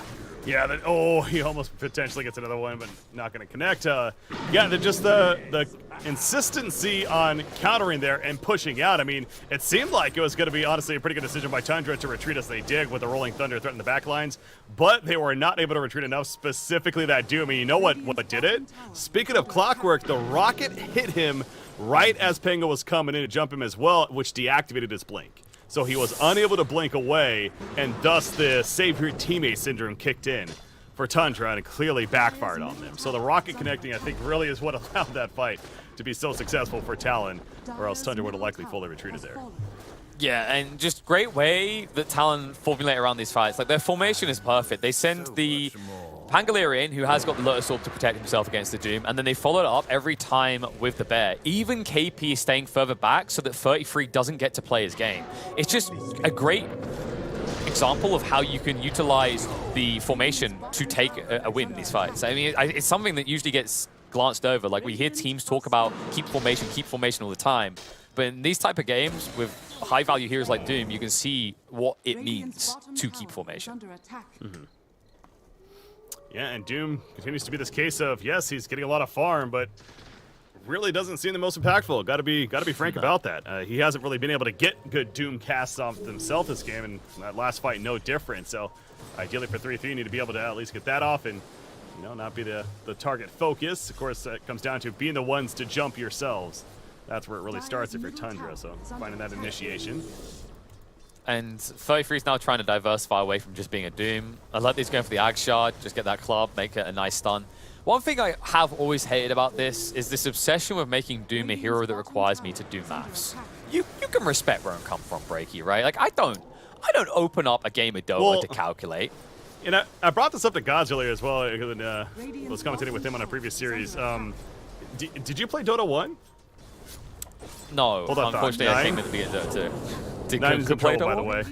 No, I'll get to the point in a second. Okay, he's fine. No, so it's actually a callback to Dota 1. There was an ability called Level Up on Doom. That's essentially what that is with the Infernal Blade, though. Going back to your point about math. So it was silly back then, and yeah, it stands true now.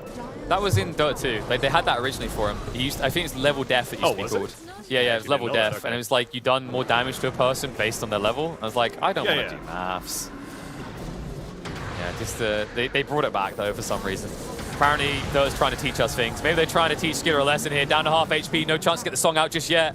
Silence on him as well, so still can't use it.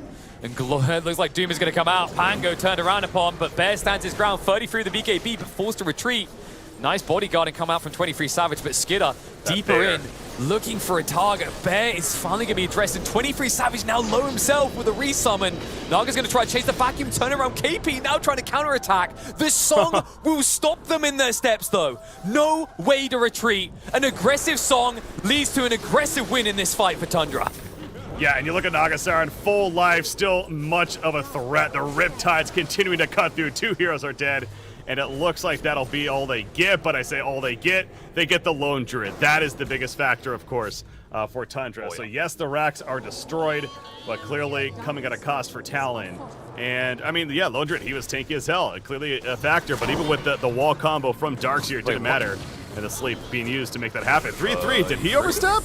Yeah, he's dead, isn't he? The soul might even connect to the last sec. It's not going to matter too much, though. But now Hyde, he finally goes down. But yeah, just that to kill a Clockwork, not what you're looking for. Now we continue. Makoto, Rolling Thunder, no, he stops it, actually. And maybe he regrets that. He's going to get locked in place with the Ensnare, and he's dead. So, never mind. Okay, back and forth affair. That looked really bad at the beginning for Tundra, but the fact that Makoto got greedy looking for what he thought was a freebie on a Snake King leads to it being a good exchange in the end for Tundra. Yeah, 33 goes down, but you shut out the Pangolier, which is one of the best counters they have right now to the Roche. You've still got KP, but without that follow-up of a Rolling Thunder, it's incredibly difficult for Talon to now defend this. And this is, again, similar to the previous game, where this Nagasaran specific with the heart, and you already see queuing up potentially even a full Bloodthorn going to be going that direction, but hold that thought because Grimstroke is now caught, and so is the Darkseer, and they just get shredded. I mean, already these illusions and the Skitter army are just doing so much damage. Of course, Kunkka is also doing plenty himself, and they're going to go right back to Roshan to complete this objective now. So, yeah, it felt like that Talon had really hit a point that they're starting to, look very good. The top push was great, but the catch of the sleep is what started this turnaround now from Tundra. Yeah, and the sleep is multifaceted because this Naga did get the Ag Shot. So she was healing her allies in that for 8 seconds, 5% every second. So that's 40% health return to everyone in that fight. So if you aren't able to burst kills instantly as Talon, you lose these fights. You can't actually have long-term fights. If you look, Tundra is always designed to take long-term fights like this. They'll open up with the Doom. Onto the Lone Druid, the slow pursuit will begin, and Skitter has now arrived. Global Sun's going to be thrown out, and this Lone Druid is going to be dead. And without the Bear, Talon have not got a leg to stand on. They'll try to retreat with minimum casualties, but more are going to fall. Clockwork found. They'll look to follow it up with one onto Makoto, but they'll just have to settle for a kill into Grimstroke instead. Now, well, with Lone Druid and Clockwork already dead, you're very satisfied with the fact that you're going to be killing a Grimstroke on top of that. And I keep going back to Skitter just doesn't feel like he's all too worried at this point. He's just very confident because, and this is what goes back to even the final pick of the Darkseer, right? It's like, what kind of answer were they going to give along with the Pango in terms of being able to clear out these illusions? And it's like, okay, Darkseer, the Iron Shell, there is something there, sure.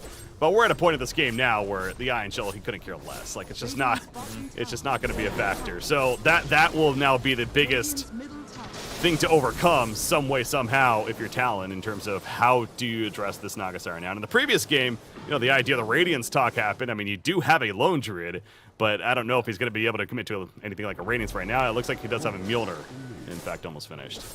Yeah, and I think another issue you're seeing for Talon is now that they're on the defensive, now that they're having to react to plays, they're getting caught out time and time again. You saw how enabled 33 is when he initiates. When it's not 5-on-5, where they have this brilliant formation that stops a good Doom. Another detail, we saw it near the Ancient area where Saxa caught 2. These Bushwhacks with the Aether Lens, great cheap initiation long range, also buffs follow-up damage with the Hunter's Boomerang. All he's doing is softening up for an opening for one of his cores to utilize. And now that Tundra are on the offensive, they are relentless. 15k net worth lead. You've got Shadowblade now on 9. They're just able to dive deep and look for kills consistently in this game. Wanted to call back to that previous kill they got on Pango, by the way, with the Rolling Thunder. That was actually the Ensnare that did actually interrupt it and prevent it from getting it off effectively, and then, of course, the kill following the fact. So just to make that clear as well. So, but, yeah, this is 15,000 net worth lead currently on the side of Tundra. Of course, Naga's starting leading the way, but there's more than just the Naga. It's not just like, oh, she's just overfarmed. It's her teammates, too, both the other cores are looking very good with the Kunkka and the Doom. And, yeah, you see the ship right there. Makoto's going to Rolling Thunder pretty defensively now. Yeah, I think you trade the ship for Rolling Thunder any day because you don't need the damage mitigation as much anymore now that you have the healing song. So now you're content to try and look for a fight or an objective because without Rolling Thunder, Talon's initiation is fairly weak. Clockwork, he's reached that phase that many Clockworks do when they start losing the game. He can't initiate anymore. I say that, he's going to initiate on the hardest target here, but you see what I mean. He instantly disengages. See ya. Yeah, that jetpack. Look at the range. This hero, what a view. Freebie coming out. It's going to force a little bit of a probing fight, but no one's willing to die to try and save a Grimstroke. No. Yeah, just retreat back into the jungle, continue more farm.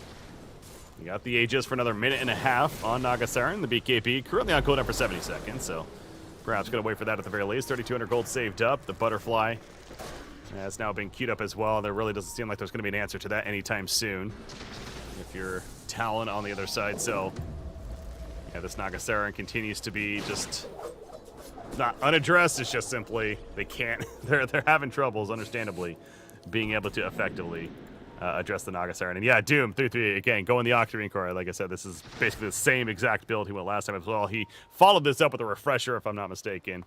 Looks like here he might go with Shiva's, but point is, his farm, I made the comment earlier, not necessarily doing the greatest with it. Well, it's kind of changed now, especially with the Nagasaran coming online. Now Doom is able to have a bit more freedom as he's not the sole focus. Yeah, and now they're having to try and address the Naga, and they're finding some funky ways. Just look at what KP is going for next. It's going to be an Axe, so he's going to try to normal punch his way to victory. Difficult to say if that's going to be enough against Skidder, but every little is definitely going to help. It all is on 23 Savage, though, which is the way that Talon likes to play their games. It's like, what do we do to enable him? And if you look at the entire arsenal of tools at their disposal, everything is about holding a target in place long enough for the bear to munch. The question mark right now is whether that bear is big enough to stand and fight up against this Naga. I mean, simple answer. I got that for you. The answer is no. That will definitely need a bit more. Not to spoil the party there, but no, I don't think, especially now with the Butterfly purchase by Nagasaran. Okay, look at this, though. This is, we got the Dark Portrait, by the way, being used by Grimstroke, so starting to see that come into play now. They want to kill. Like, they know the Aegis just ran out. They're instantly going to smoke, but Tundra, of course, they understand how this works. Once the Aegis runs out, the enemy team is going to try to make a move, even when they're this far behind. And instead, they're going to delay their own smoke and come out. Skidder leads the way in. Rolling Thunder initiation onto Skidder would be ambitious. Instead, they try to count Photo 3 out, but Makoto, I just don't get it. He'll at least get the lowest reflection, so 33 is doomed as well. And that should lead to a net neutral stance between both sides here. This Dark Portrait is actually pretty annoying for them to deal with, but... Well, these normal illusions are pretty annoying as well. Q almost dies to one of them. Hookshot's going to be forced out. 9 committing in, but BKB's activated. Boat coming through as well. And that'll give the damage mitigation for them to target out individuals. Clockwork brought down, and 23 Savage! The brutal damage from the Riptide will wipe him off the map. And now, Talon have to run like headless chickens. I hate to say it if you're a Talon fan, but I think game one is all but in the books here for in favor of Tundra. It's just, this Nagasaran is out of control. And again, it's not even just a Nagasaran, like I keep going back to. If it was just a Nagasaran, it may be a different story. No, both the Doom and the Kunkka are very farmed as well. And these quote-unquote answers, the Dark Portrait, the normal punch eventually, it just is not even close to enough to what they need at this point of the game. So I know it's not going to be officially over yet, but Nagasaran leading the way as far as pushing out this mid lane and going to go for the tower now themselves. I will say when it comes to building hitting, that's, I suppose, the one saving grace for Talon, that they aren't necessarily going to get their bases wrecked at this point. Yeah, and there's some reasonable deep push with the Stroke of Fate, Swashbuckle, the Rock Flares as well, so they can somewhat slow that push down. But you just see the issue right in that fight. That lone druid they killed, it's absurd. He's 3.3k HP, but he doesn't seem like it. He only has 13 armor, which means that Riptide is getting him close to pure damage levels. It's vicious, man, at this stage. I mean, the Riptide popping so frequently as well, you just saw his health evaporate. I think the problem you now have is you still have no way of directly addressing the Naga. You've got these Q elements like you saw the Lotus and how he actually got it off against the Doom. That, I think, led to false confidence in Talon. Because they managed to Doom the Doom in return, they seemingly thought they could take a fight, but they keep forgetting that Naga and Kunkka are still a big detail here. Something else, too, in that last fight I forgot to reiterate was 9 actually just 100-0 on the Grimstroke, I believe it was.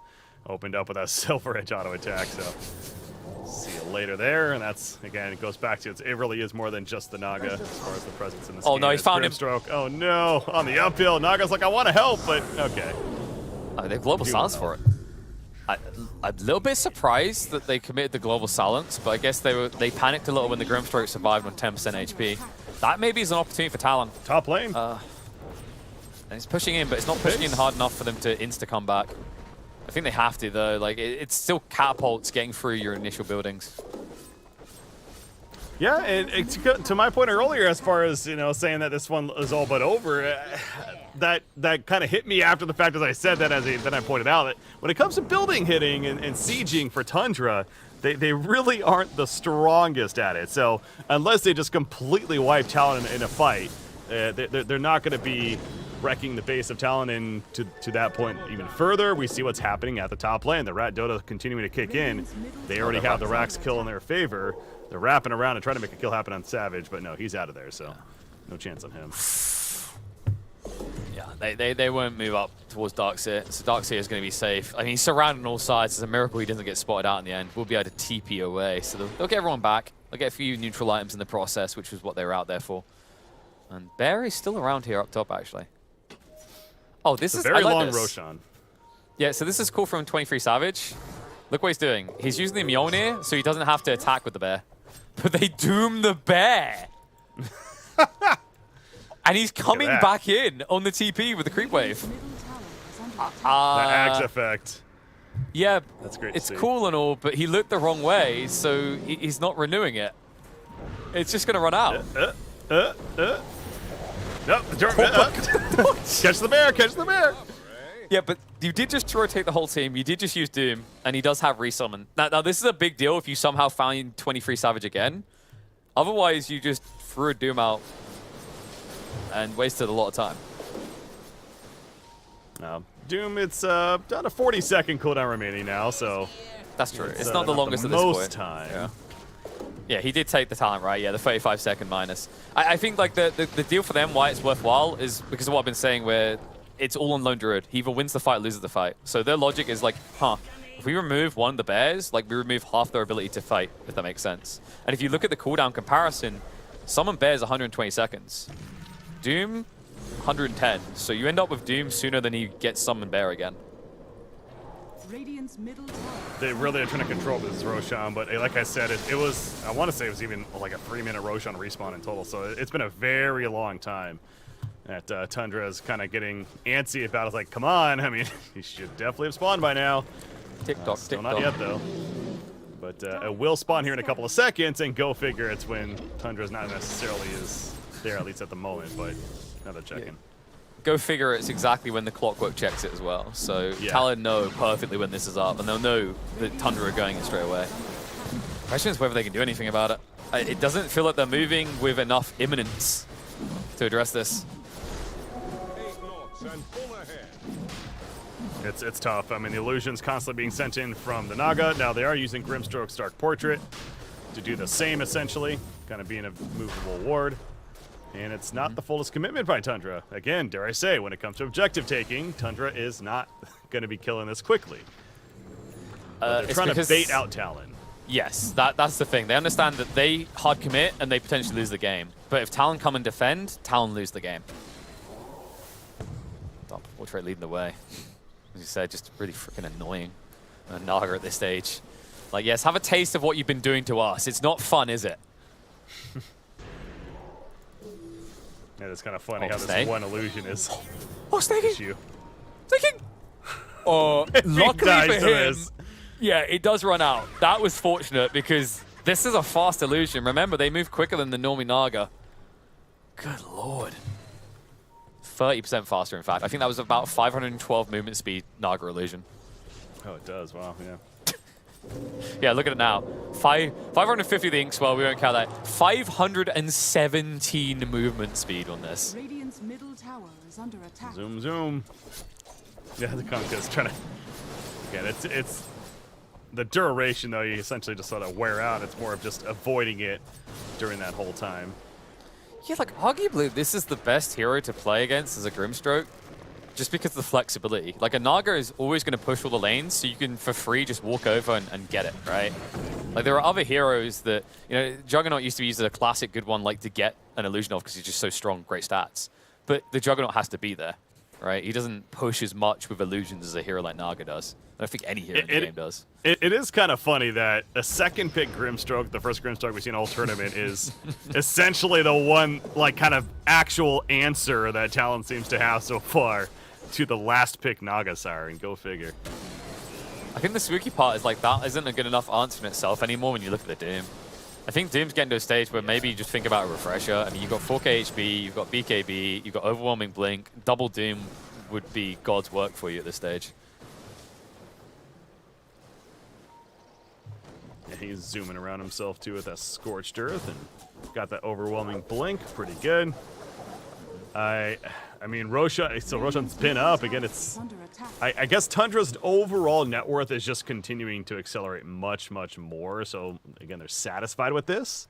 Yeah. Just a matter of time before Talon makes a mistake, I suppose, is what they're kind of banking on here. Their ceiling is high. They don't need to rush. Yeah, the ceiling is higher when you look at the two lineups. Like, we can argue the fun of, like, oh, Lone Druid gets 12 items. It rarely ever happens, though. Like, you just have to look at the supporting casts and how they scale in comparison. I mean, the 3 cores of Tundra are just stacked, all of them. 9's, of course, lagging behind the other 2 a little. But Kunkka doesn't really slow down. And love his item choice here in this game. Hasn't gone for one of those kind of typical crit-type builds we see a lot of the time. Instead, he's chosen to go towards a sheepstick. My god, that illusion. Almost killed Snaking again and took a third of the HP of the Kunkka. Skitter getting antsy, says, I'm tired of waiting around. They scan them out, does the Dire team and Tundra. 9, you hear the Rolling Thunder being queued up as if he wants to go. They know about 9. They gotta roll into him straight away. Bolt coming in, the song straight away!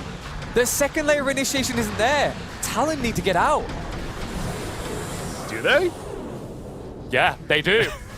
Because they're just gonna disappear. Global Silence comes out, forces the buyback instantly from the Darkseer, but Makoto, he can't do anything. The Doom is still running. 33 self-casted it. He's just a walking denial of fun for the side of Talon. Buyback comes out from Pango. Roche is still not finished, and 23 Savage unable to keep committing the bear like this. Hyde does go in with a hook shot. It's not low enough to snatch. Snaking will have to buy back. Hyde now gone 33 in with the triple kill. 23 Savage finally unleashed on Skitter. Skitter with the BKB will try to get the final hit. It's going to be tight here to see who can get it. The Stomp's going to come and stop the bear, and Skitter does get the Aegis. And 23 Savage in a bit too deep here. We'll go for the true form play to try and stay alive. Skitter's going to be brought down once. Buyback does come out from the Kunkka and the Hoodwink, but they are relentless. Savage, no, it's now or never. Heavy damage out. KP, that's going to be the dieback. Follow up onto Makoto. He's now gone for 110 seconds, and 23 Savage is in trouble. The bear cannot access him. Denied by his own clockwork. 23 Savage will be taken down. All dead. And they're all staying dead. I mean, what an epic fight that was. It lasted forever, a minute plus easy. But the Roshan, it was so funny to see both teams realize that a Roshan had like 500 life, and they just beeline for it, the Lone Druid and the Naga Siren specifically, and it was a matter of who's going to actually pick up that Aegis. And sure enough, Naga Siren was able to, and that was critical because Naga Siren dying shortly after that, and of course able to resurrect and do what he did. But yeah, you mentioned it very well in that fight too. Doom just jumping in as that walking Doom himself and creating chaos, I think specifically on the clockwork, preventing him from being very useful with the early initiation. Darkseer's wall, again, just not able to really be the presence that you hope for in those fights too. But the longevity of the fight, just when it's all said and done, favored Tundra. Knew that going in, and it certainly was the case in the long run. So 3 are dead. I mean, they still got these dark portraits being created, but it's not really going to be the answer here to hold off this push. It feels like, at least as I say that, he just sends it down mid lane, trying to pull the creep wave back, but the tower is dead, and now finally the barracks are exposed. And that's where Skitter's going to go next, trying to get this healed. Man, honestly, like 33 should just, like Doom in this situation should just be called Captain Anti-Fun. Like you just cast it on yourself and walk around this fight every time. And there's just so many heroes that don't want to deal with that. Like the only one that can actually address that Doom threat is the Lone Druid. The support cast can't do anything. As you're going to see again, Global Silence going to come out to ensure the kill in the Grimstroke with no assistance his way. That will lock him in to try and take a second lane. Glyph is going to be forced out. Tundra don't necessarily have to walk away though. Yeah, it cannot be fun playing against a Doom with this Ag effect, as well as, by the way, a Silencer on the other side. There's just a lot of spell deniability coming out in this game. So, again, they only get the one set of racks. So, big picture, it's still not game over for Talon. And they are going to be able to kind of hold here and reset of swords. But buyback situation, I mean, nobody in this game has buybacks other than the Naga Siren and the Doom. Everyone else currently either short on gold or timer. Yeah, well, yeah, almost everyone who doesn't have it committed it in the last fight. The only exception, of course, the Lone Druid, who doesn't have buyback. Not really the hero that typically saved it, just because the way that he works summoning the bear frequently. But it's getting worrisome, Breaky. There's not many games in the history of Dota where a team ends up more net worth behind the minutes past in the game and makes a recovery. We are slipping close to that point here.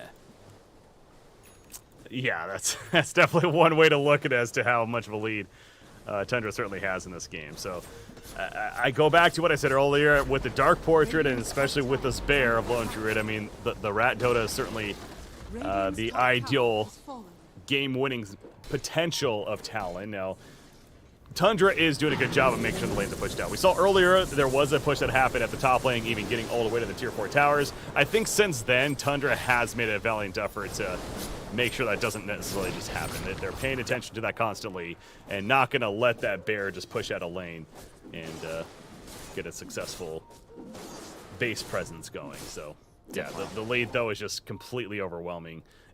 48 minutes into the game, so the idea of tier 5 items isn't necessarily there just yet, but honestly, I could see with this game, it does feel like one of these ones where a turtle can continue, and it's definitely a potential.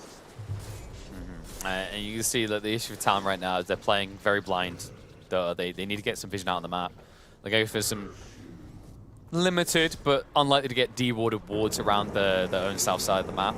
The hopes that they find Tundra split and they can just try and pounce on that before they regroup as 5. Because you just look at the net worth differentials and you understand that a direct 5-on-5 fight is unlikely to go any way but Tundra's. This bear, though, Thistle Blade, Mjolnir, Deso, it is a scary, scary bear for sure. Yeah, they're looking for independence in their heroes, if you think about it. So, like, they're going Axe next on the Lone Druid, so this bear can just maybe go hunt a support. And they've been doing the same already with the Grimstroke Dark Portrait, just trying to always hunt snaking. In fact, credit to him for only dying 6 times in this game, where it feels like the last half of it has been him being chased by Naga illusions. I mean, to the point of the Axe on Lone Druid, it's really just, as I was talking about the Rat Dota, I think, if anything. It's, that, like I said, that's kind of their only win condition. Sure, to be able to kind of get a support in the backlands would be nice. Unless the bear dies. Well, the bear dying is an issue, but... He has the BKB. For now. Yeah, he gets just out of range because the snare was coming off cooldown. Of course, Skitter does have that Axe. The only danger that Tundra have is they are kind of reaching a point where it's like, what do I build next? Because Skitter's got everything. He's at 40k net worth. The only thing that's really missing in this stage is a cheeky Moonshard. Which stage you've got nothing else to build.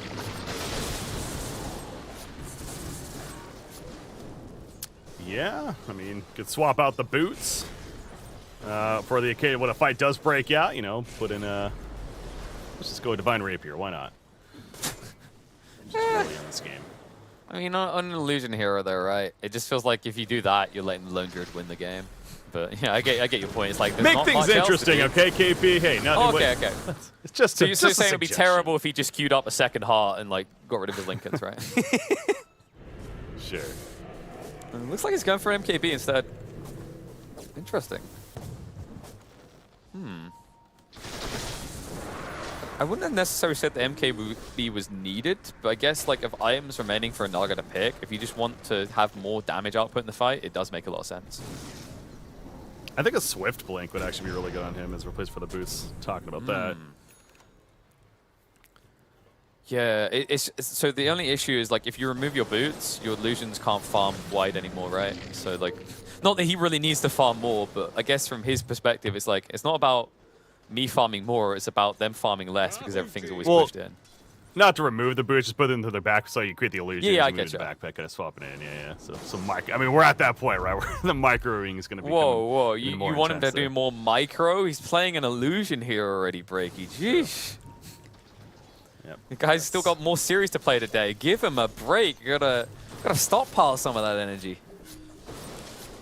They got like what? Have they got 2 more series today still? There's got 1 more after this for them. 1 more series for Tundra. Yeah. Okay, but this is still game 1 of this series. So yeah. Probably by feel the like way, a long day.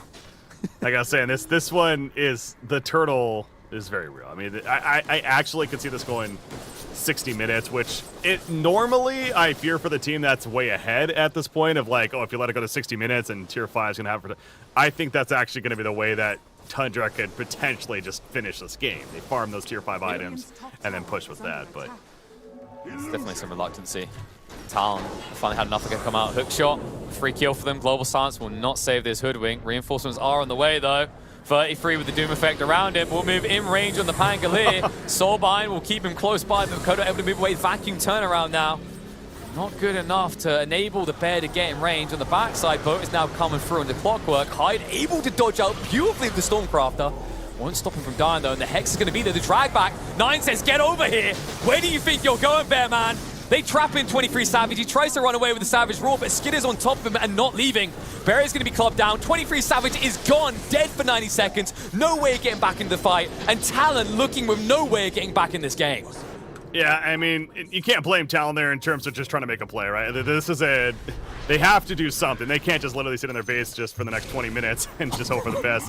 They try to go for a big play, as Q is also picked off. When it's all said and done, way over here, he's found by the Doom. They jumped, they got the initial kill on Hoodwink, but of course, just not enough time, to be able to get out, and the response was there, so. Hey man, it's Hoodwink in a nutshell. This is why I love playing support. This is why I think Sax loves it as well. Yeah, you might eventually die. You'll probably eventually die a lot, especially against these type of drafts. It's just like, what do they have to do to kill you though? How frustrated are they going to be? How easy they think it is, and how quickly will they realize it's not that easy? And what makes this easy now for Tundra is Talon made that commitment. They didn't insta buyback on the Lone Druid. Tundra know Lone Druid doesn't have a buyback clearly, so they're going to get mega creeps. Yeah, and the one other thing I'll say about that is because they've already been waiting this long, part of me is a little disappointed in Talon in terms of just not letting Lone Druid at least get that Ags as that next tool of like, okay, maybe this is going to give us a shot here. They kind of go, frankly, just right before, because he only needed not even 1,000 more gold before that would have been completed. So that's the one thing I will say on that, but again, it goes back, hey, this is, at the time it was like a 45,000 net worth lead, now it's a 60K, and it's pretty much all but done at this point as we're going to be seeing the mega creeps now. But 15 seconds for Grimstroke. The tier 4 is now being beat down. It's going to be a last stand at this point coming out for Talon. It's going to be a one hell of a last stand. The side that comes out with the underdog at the end of the movie to give us the Cinderella story we want, because Talon are truly up against the ropes, close to the hour mark, but in terms of net worth, we're already past that. 62,000 now in favor of Tundra. And that hesitation, maybe some people feel, oh, why Tundra not playing quicker? Why are they not trying to close this out? One, is the scalability of the lineup, and two, it's the fact that so far they've only been able to draw series. They want to start getting wins to feel confident, to feel like they could still make it to the upper bracket. And if they secure this Roche and make their way towards the base of the final time, it feels all but inevitable that this will be a Tundra victory.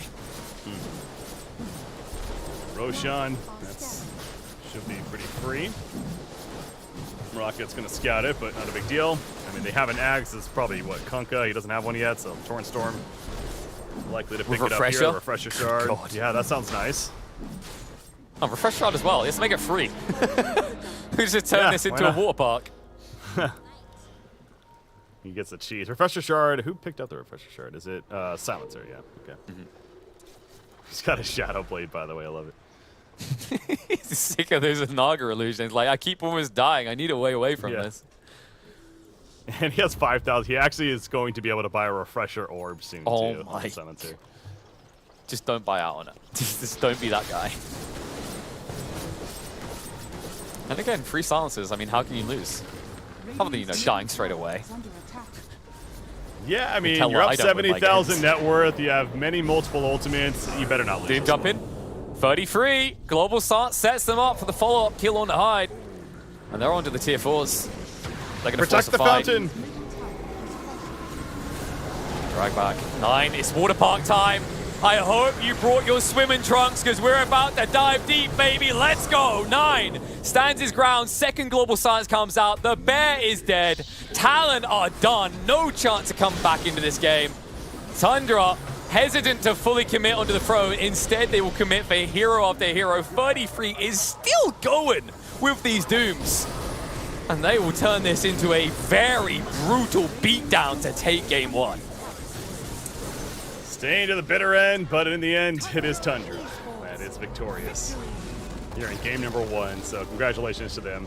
As of course, what more is there to say, right? You know, we had plenty of time. Let's be honest to analyze that game and figure out what really happened. But in the end, it's you know, eventually Tundra. It's just a matter of time, it seemed like, in terms of being able to come through and pull through the victory. So hey, there was some fun stuff. Like I said, the first time we saw Grimstork in this tournament so far, and it is really interesting how it just so happened to be a decent counter to the Naga Siren. That was that final pick with those dark portraits, and that seemed like a tool that at least bought time for Talon to maybe give them that little bit of hope that they were looking for.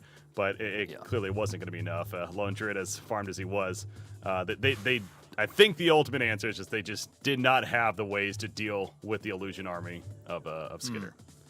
That they reached a point where they had to fall back behind the Lone Druid too quick, right? Like, they were always meant to be a supporting class, but the Lone Druid, he had a window where he kind of carried. But I think what Tundra done really well is they didn't stop farming on Skitter. They always found somewhere for him to absorb on the map. And then on top of that, because they've got this Doom, there's always going to be scalability with the Devour and with the Midas build. You know, you can see that greed come into the equation. They finished that game with a 73,000 net worth lead, and they were ahead for a lot of that game. Really tough beatdown for Talon. I think what's really going to be the testament to them is how they bounce back in game 2, because there's plenty of players that would just feel exhausted after this one. I mean, you said it even at an early point. I think 18 minutes in, you're like, this game feels so long already. Yeah. I'm trying to sit here and think, too, as far as the MVP and who that potentially... I'm actually curious who ultimately is chosen here. Because I could see an argument for really all 3 cores, honestly, on their side. And sure enough, okay, so it is going to be 3-3, picking it up. Not maybe as great of a Doom game in the start as the previous series we saw earlier today, but still, overall, it was a fantastic game for him, certainly. Yeah, I don't think you can deny the power of that Ags and the way he used it.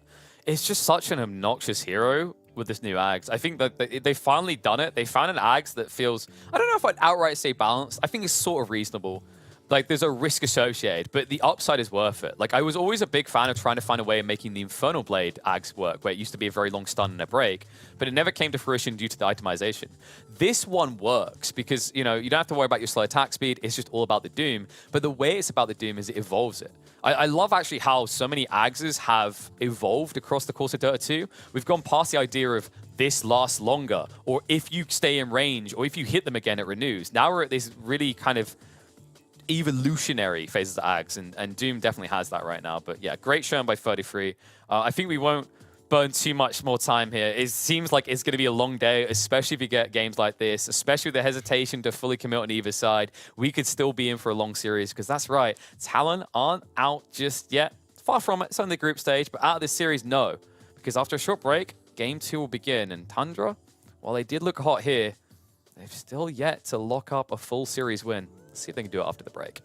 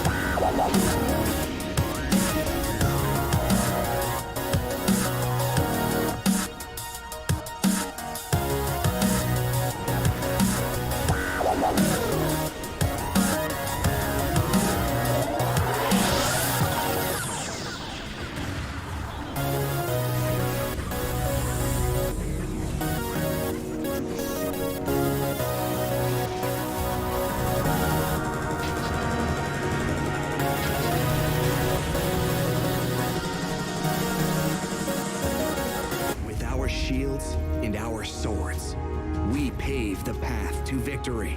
With our shields and our swords, we temper our courage.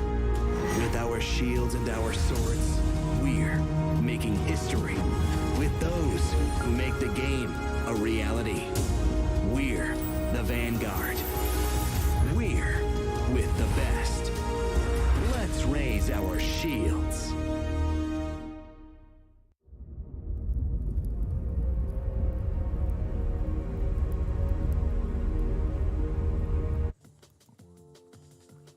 Tundra slow but assured in their victory in game one. It took a while to get there, but when they crossed the finish line, they were the monopoly man in this first game. But we hard reset.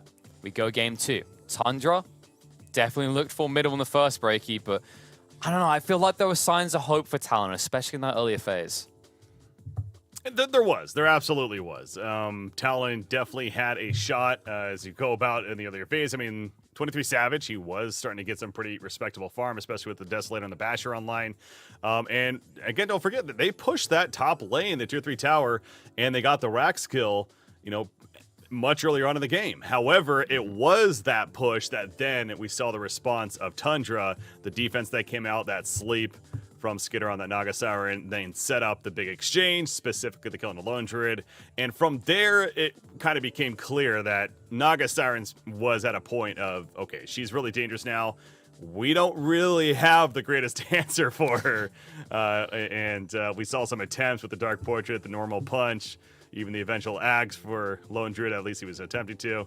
It just wasn't enough. Yeah, it almost feels like a lot of the time we're just watching the teams that set their ceiling lower fail.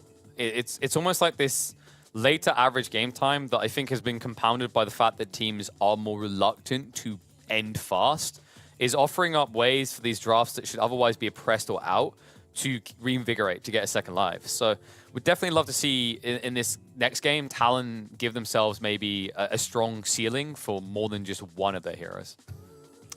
So something I'm really looking forward to seeing here is, as I mentioned, Tundra, not a lot of people in this tournament, in fact, it's only been seen 3 times before Tundra picked it up both earlier today and that previous game here, have picked up the hero in general. And they've first picked it in both of these series now that I've been talking about. So are they going to first pick it here again? Is this just one of these comfort heroes for 3-3 that they feel really good about no matter what? It's a little bit of a denied pick for Morphling, as I was talking about as well in the previous draft. So maybe they're starting kind of their own meta here in a sense. Yeah, I think the tough one for Talon as well is if it's just a first pick, like how do you deprive them of it? Okay.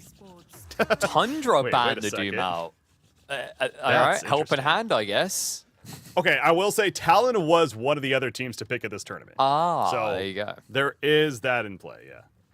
Yeah, so respectful there in the end. But Marcy gets through as a result of that. Instantly picked up, no hesitation. Broodmother once again banned out by Talon, though. Just so much respect given over. They don't want to face off against 33 on this hero. And we've seen 1 or 2 Brood series that give perfect examples of why. Like, if you don't have a solid foundation for it by about 3 picks in, you're scrambling towards the end of the draft to address the Brood. And often you're sacrificing the potency of your own composition.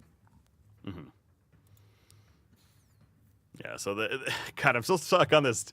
Is Doom really, I guess, again, and just in this series especially, it's just such a higher tier, but to ban Doom, to give up the Marcy first pick is just, that seems like that should honestly raise some eyebrows, and whether or not that really is the best decision to make. But clearly one that Tundra, they're confident with, and they are going to give up the Marcy when it's all said and done, and now they're spending a lot of time on this, what should ideally be a bit more confident of a pickup, right, with your first 2, but it ends up being a Pango and a Visage.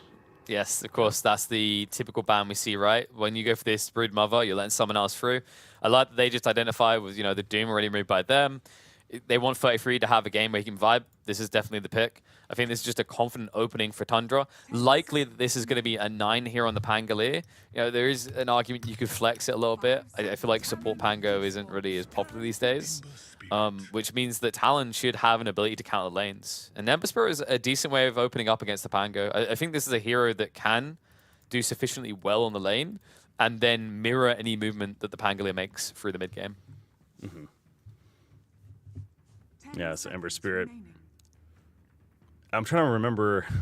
No, that was not. No, it wasn't Talon. Was that Tundra actually? That might have been Tundra. Yeah, it was 9 playing the Ember Spirit earlier today. Yeah, it's that mid Ember. So and we've seen against him, but I think it was it Talon that ran a safe lane Ember Spirit yesterday. I think that's so. Right. That was it ended up being a horrendous game for them. They ran a Storm Spirit mid, they ran an Ember safe lane. That was the game with the Broodmother, actually, because they didn't have an answer to the Brood. That's what it was, yeah. Yeah, so interesting they pick it this early, but this time around I expect it to be different. Makoto has played a decent amount of this hero in competitive play. Not the greatest win rate, 50%, 3 wins, 3 losses. But likely this is our mid matchups, which fits with the way Talon wants to draft. I feel like Tundra are more comfortable if they can leave 9's hero until later, while for Talon, it's all about how do we mask 23 Savage and how do we enable his game. Yeah. So far it starts with a tiny ban going to be coming out. But yeah, the Visage, excited to see in the hands of Tundra here, specifically 33. I know you're talking about KP is one you have to absolutely respect in the hands of having the Visage, but 3-3 is certainly... one that I'm reminded of when he was really newer on the scene 2 or 3 years ago, I want to say. That was the hero that he really became godlike with initially. So the fact that we're going to be able to witness it here for Tundra, and I understand certainly why they want to even second pick it to get that. Feeling good about that one. It's been fun to see him on the Doom, sure, farming, but I'm looking forward to seeing this Ags pick up Visage that's going to go around like a Genkin machine. Yeah, he's seen as the micro god, right? He's really is one of those players from the Broodmother to the Visage. Even when he gets his hands on more typical offlaners like the Beastmaster, you just see the way that he manages to dictate fights off of his ability to manage multiple units. You know, it's definitely a unique skill to have. Like even in a game like Dota 2, when you've got all these high-level players, when you've got these people who originated from Warcraft, you know, a lot of them will happily admit, like, you know, I don't micro that much, right? I don't commit that much, but I've watched this guy's player perspective when he's playing heroes like Brood before, and it's hard to think of many players that are able to, on the fly, use that many different units across the map. Mm-hmm. Where's our Meepo? That's my response. Maybe next TI. I don't actually think Meepo is going to get picked once this TI. Pretty bad spot, huh? Yeah, he has been for a while, right? Like I don't remember the last time I saw him picked in competitive. Actually, I'm looking at the unpicked and unbanned heroes. Yeah, obviously he is one of those.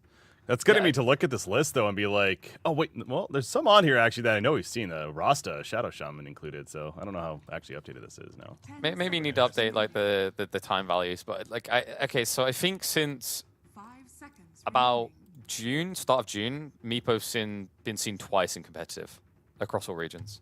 He did win both of them though, but that shows you the issue, right? Like it almost just has to be the perfect Meepo game for you to justify the pick.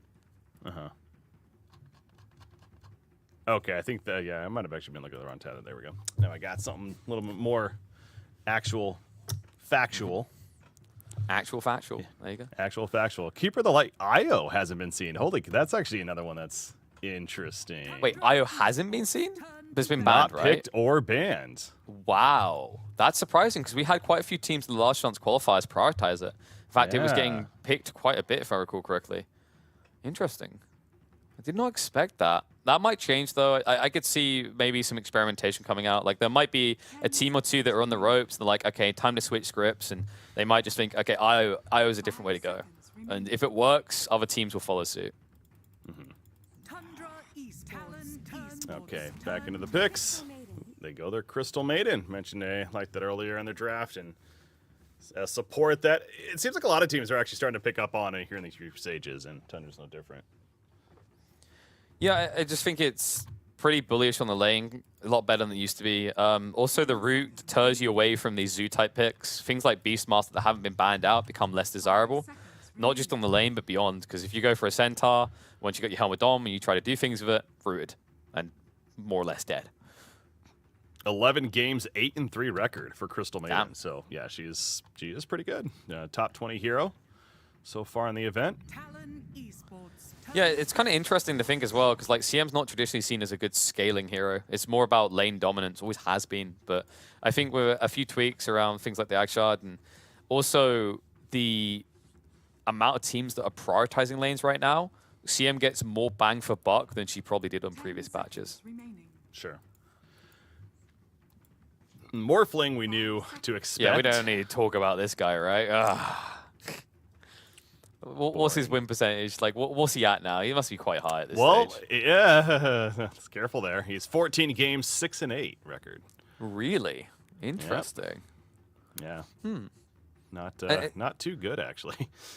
That's quite surprising because I don't feel like Ancient Apparition has been picked as a solution to him. It just maybe seems to be that teams' timings are a bit too aggressive for him. Outside of 1 or 2 teams, I think Ast is one that comes to mind. I haven't seen many teams able to utilize their Morphling in early fights, right? We had an Asta series yesterday where it looked like Asta were going to lose control of the early game, and then Monet rotated in as a Morphling at like minute 8, which secured the tier 1 tower and won them a really big fight. Most teams wouldn't do that because Morphlings just want to farm. I'm just turning into a stats man here. Silencer, 13 games, 7-6 record. Oh yeah, you just do it, man. I mean, I miss Nahaz. You give me, you got a similar accent. You need to like full on silver your hair though. That's what we need next. Saying I do have some gray hairs. My wife has reminded me as just commit, kick in here and there. So the piece of advice like I've heard and I would always like agree with is, you know, if you start getting gray hair, just commit. Don't half-ass it. You're either gray or you're not. Speaking of gray hairs. 13 games, 4-9. Ugh. Yeah, that's. I guess that's not that surprising because I feel like a lot of the time when you see these Clockwork picks, the follow-up initiation is kind of weird. Like I've seen a lot of Clockwork drafts where it's almost like the team is playing with an in-out lineup, which Clockwork doesn't do.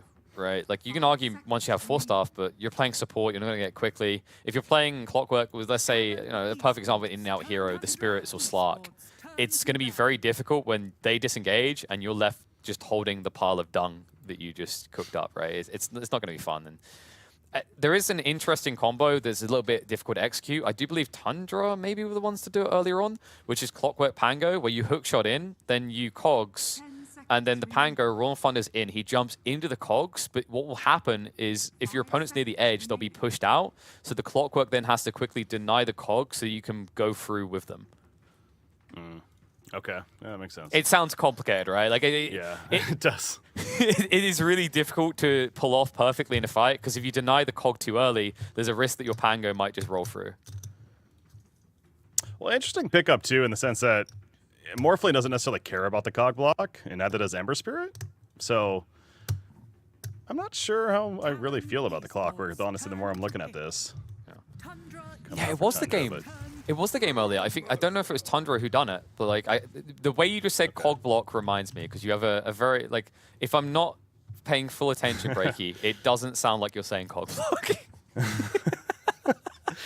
What do you mean? Cog block? There's no other possibilities that could be. I don't know. It just sounds like cog lock, you know? Brewmaster. Is that clear? Brewmaster. You go say it more drunkenly. 10 games, 5-5 record for Mr. Brewmaster over here for Talon. Yeah, I feel like the games where he looks decent are the ones where the Ags comes into the picture and he's not just about his primary split anymore, right? Because we've seen plenty of games where the Brewers look sad, just waving his arms like he's calling for help because he never is able to complete the animation and get the ult off. Yeah. Okay, we do finally. I mentioned it for last game. It's coming out. Skidder loves this hero. Hasn't had the greatest success. I think it's 4 losses, 2 wins in competitive play since July. But small group of games, right? And one that Skidder is incredibly comfortable in. I'm going to boldly say this is like a top 8 hero all time for him played. Yeah, Tundra played it earlier. That was they're 1-0 with it themselves. So okay. Only seen twice overall in this tournament, from what I can tell there. So there you go. Stats completed. What we learned from that, who knows? They still got to play the game. That's what matters, and it's a matter of how they execute with the said strategy. So, I mean, I go back to the Clockwork specifically, a little funky to me. Although, despite that, it's more of that synergy for the team you mentioned, maybe with the Pango, and it's just a great catch, ideally. But there are ways for Talon to avoid these cog traps, and yeah. So that's my one concern there. But yeah, Chaos Knight final pick seems like there's bring some more lockdown and some potential bursts to help take down the Morphling specifically. That's always important. Yeah. So. Yeah, like what I'm seeing from Tundra is a lot of lane presence, a lot of pressure. You got your Clockwork, your Chaos Knight, Crystal Maiden, Visage, Pangolier. These heroes all offer up lockdown or potential burst. For Talon, it's a little bit more flimsy. Like Brew needs to get in first, of course. Doesn't necessarily want to be on top of a hero like Chaos Knight most of the time anyway. And a Morphling isn't really a hero that brawls early on, right? If he's allowed to just freely right-click you, sure, he'll be full agi and you'll feel the pain. But if you look at the combo they got in their off lane, the Visage plus the Clockwork is a dangerous combo for Morphling, and even more dangerous for that poor little support Silencer. I wouldn't be surprised if Hyde dies 3 times in this lane. Oh, yeah, that can be difficult for Silencer to deal with. Again, seeing 3-3 on that Visage, I'm excited for that. And certainly one where I'm sure Tundra is excited to see that themselves. But they're 1-0 as far as the series go. They're trying to close it out 2-0, but in the end, Talon not going to go out with a very good fight, and they certainly have a lineup that can put up that good fight on their side. And they got that Morphling, which, again, as we stressed, isn't maybe the greatest record, the 6-8 overall, but still a carry that we expected to be seen a bit for good reason, and they're going to go with it here as well. So, but rules dictate that Tundra must draw all series, Breaky, so Talon are not out of it yet. Let's get into game 2. That is a very fair point to reiterate. Hakori fell, kind of kept us going in that previous series as far as keeping the splits alive, and so why not continue that here with the Tundra? And really, again, just Group B, the evenness seems to be all throughout when it comes to this group specifically. Yeah, it's like, you look at Group A at the end of day 1, you're like, damn, people take a lead. You look at Group B, you're like, everyone has scored a draw. Yeah. Oh, boy. But no, the interesting thing, actually, the more I look at this Clockwork, like we mentioned, looking a bit rough so far in its picks, I think this is a really good game for it. Like, for anyone who's ever played Clockwork, they'll know this feeling where you pick this hero, and then your offlane is a hero that doesn't slow or stun or do anything. So you kind of don't do anything as a Clockwork. You just walk around in the lane. He's with a Visage. Grave Chill's really, really powerful with this. You're able to quickly get on top of a target out of position, and I love this switch up by Talon as a result. It looks like Hyde is going to be going bot. Correct choice to make. Q can get out of this attempt, but Sansa will die time and time again. Yeah. The battle begins. It is also the melee support with the range core and vice versa at the bottom lane, so look at it from that perspective as well. But certainly reason there where Hyde would feel a little more vulnerable at that top lane, and he was kind of going back and forth there a little bit, but now finding himself heading towards that bottom lane officially. We'll match up against the Crystal Maiden and the Chaos Knight. That is down here. So yeah, the Skitter Chaos Knight has that early magic wand. Yeah, it's just it's a sensible choice because if Marcy goes bot, she's up against a root as well, plus a stun follow-up. So you don't get to brawl the way you want to at all. You don't actually be as annoying. This way, like you said, it's a range support matchup. But also, I like Silencer a lot against specifically CM. You just keep cursing and she can't follow up Nova. Look at that combo as well. Yeah, that's slow. The brew, that's what I've noticed about these brewmasters being picked up in the offlane roles. So we've seen a little bit now throughout these group stages. That Cinder Brew coming out and the amount of slow it provides, very annoying. Speaking of slow, sneaking inside one zone with that Crystal Nova. Oh my, 33. That is a kill that shouldn't be happening. It looks like he might just be able to evade death in the end. No, the range on that Dispose. Okay, just hover on Dispose's actual range and tell me how that worked. I don't know. I did exactly that, and I'm like, immediately I'm like, how did that reach? Like if you just hover on the ability, you'll see the range. It's nowhere near long enough for that. Like, are we just calling that lag? Is that what this is? Look at that. I guess Bird is bigger than we thought. Oh my god. So like, I acknowledge this hero is absurd, but at the same time, I can't help but find it fun to watch with moments like that. Entertaining. That's what it should be. No, but yeah, that's a big kill. It goes back to the point you're saying though, that as far as Visage, unfortunately, in the spot of got vulnerable there, and well, just more so Q able to capitalize with it. You saw Clockwork attempting to do a pull, meanwhile at the top lane, but speaking of Q, he's able to thwart it off as this courier.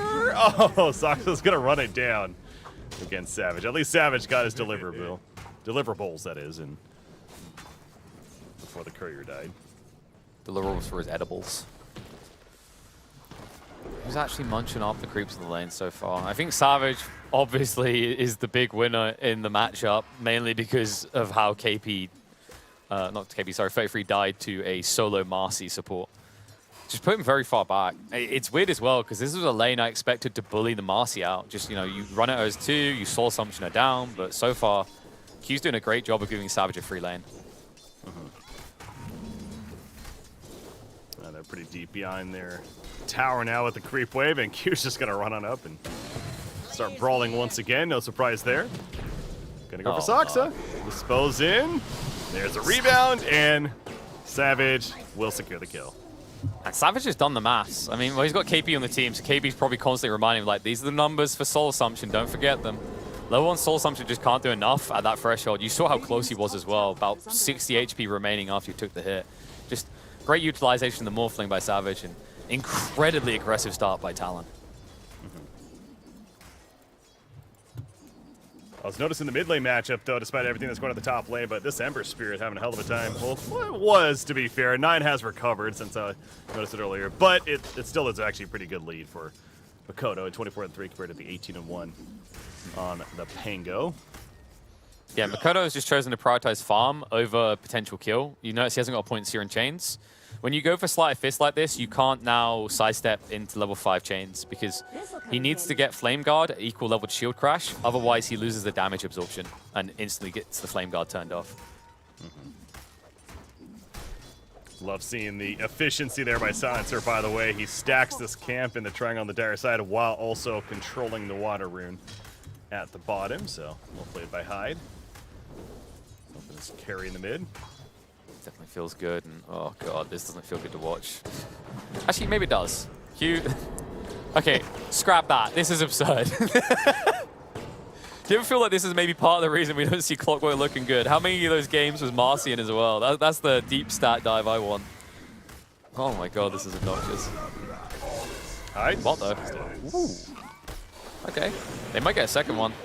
It's a little bit of a struggle. Yeah, cooldown's too high, so KP can walk away, but at least they're striking back. They need to do something because you can't directly address the Talon top lane yet. Yeah. Not a lot of games against Marcy. Kind of made me look that up, actually. Really? Snapfire is the most. He's 2-5 against Snapfire specifically. That's the one that's apparently really that makes difficult. sense. Right, because you go and you cogs, and then it's like, oh, good. I'm just going to either cookie them out, or I'm going to regurgitate lava onto you. Chaos Knight, though, he's having a good time at the bottom lane, despite these Cinder Brews constantly being used by the Brewmaster. Speaking of Brewmaster, he's in trouble. He's just dead, maybe? Oh, maybe not. KP lives. The salve, and he is fine. Yeah, very close call there. Yeah, not able to follow up there, so KP will survive. Heal up, more or less to full. Skidder starting to feel the pain a little here. Chaos Strike just not able to really lifesteal him up quick enough. And oh my lord. Okay, Mikoto, he has Remnants, but he doesn't have the mana. 9 will get the kill. Q will look for vengeance, and with the assistance of the tower, he will at least get it. Wait, okay, Q's getting ahead of himself there. He's going full Naruto mode the wrong way. So Saksa won't be a follow-up feed for the Marcy. Brewmaster went down to the bottom lane meantime, and they're also going to get the Silencer thanks to the greed. He went in trying to finish off the Crystal Maiden, and he ends up dying for his sins. And Skidderoo right back into the farming mode, into the creep wave. So yeah, the big picture there, again, looking pretty good for Tundra, despite losing Pango. Not something they wanted, but 1 for 3, they'll take it. In fact, Brewmaster comes back in. Now Clockwork showing up with the Arcane Rune. And no cog block, but it might not matter. Maybe it will matter. KP, he's running. Here comes Silencer, the Arcane's Curse, and now Saksa in trouble. Yep, he might die to that curse. Yes, there he goes, and now Skidder's in trouble. He's fine, though. He's got that wand. Yeah, Hyde needs to be careful, because Skidder can turn around on him. Especially with 9 coming in. Q will at least be able to commit for the double kill, but now the stun's going to return the way of Marcy. Vengeance will be hard here. She'll try to delay it, but just make sure Skidder stays in range. And Rolling Thunder in deep from 9. KP will be finished off underneath the tier 2. What is happening at this bottom lane? It's just the whole sense of the laning phase is gone, apparently. We're only 7 minutes. I mean, they still want more as well. Like, you say this bot lane. What's happening in this game right now, Breaky? We're 11 kills in, and these scraps have been very scrappy. You know, the mid lane was probably the cleanest, but between what happened top of the initial death on 33 and what's been happening in this bot lane, this game is turning quickly into a bloodbath. Yeah, I mean, absolutely. 11 kills out of 7 minutes, not too shabby. As Visage, though, he's starting to recover at the top lane after a little bit rougher of the start, of course, with that death. But as we've seen, Marcy's been rotating elsewhere and being involved, so opening up some potential for him. And he's also got the familiars, which, of course, is very important for this hero when it comes to farming, especially. And there is a worry that Marcy's now overcommitting to the bot lane. This is a harder lane to get things done compared to top, especially when 9 keeps rotating in like this. I mean, they're so confident about their position, but I put a big question mark on why. It's only a level 4 Marcy. She's not that big of a threat when she's outnumbered. 9. Yeah, he keeps intimidating with the Rolling Thunder. Makoto trying to bait it out even. He keeps going with the Sleight of Fist, though. But did he overstep? Maybe. Rebound. Takes out Crystal Maiden, but there's a Rolling Thunder fully committed. And Makoto's able to remnant away. Yeah, I actually think the cogs pushed him back a little bit too far. The Rolling Thunder maybe connects otherwise. It's still going to be tight either way. Just good play by Makoto. Lives his life on the edge and then ends up forcing out a Rolling Thunder that doesn't net anything but a kill on your own support. Definitely a bad feeling for Tundra. And the only upside, of course, is that an Ember Spirit isn't exactly great at hitting a tower. Yeah, not your objective pusher. That's the Brewmaster. Q. I mean, Sax is like, I really want to, but this is the worst possible hero to be standing in my way. Oh, they're in again. He's already used the Rolling Thunder as well. 9 has no way of getting away from this. The dive is successful for Talon. One more tap is needed. Slight Fist is coming off cooldown, but Makoto hesitant to commit here. Yeah, you mentioned no Rolling Thunder, but that Swashbuckle able to keep him the distance that he needed to obviously survive. So pretty clutch in the getaway, but to the point, it's one of those cases where, yeah, he didn't die. That's good news for Tundra. However, Ember Spirit just goes back to pushing the mid lane, and mentioned that tier 1 tower taking even more damage now because of it. Yeah, I think it's also, you can't underrate the power of the damage reduction. Like, maybe one downside to Talon, at least when they're diving the Pangolier, is the heroes that have to commit to get the kill. He's always going to have these 2 melee heroes on top of him, so he should always get a 40% damage reduction. Visage, look back at him at the top lane as Savage went in right there with a waveform. Pretty aggressive. Going out the creep wave, though. Not really concerned about much happening in return. Mid lane. Crystal Maiden pulls back in. Yeah, this hero doesn't have damage reduction, and you can see how much quicker it could be to easily pick a kill. 9. If you use the Rolling Thunder, high, dodging him out. Right in the little gap, gets pushed to the high ground, says, thank you very much, Mr. Pangolier. I'm going to walk this one off.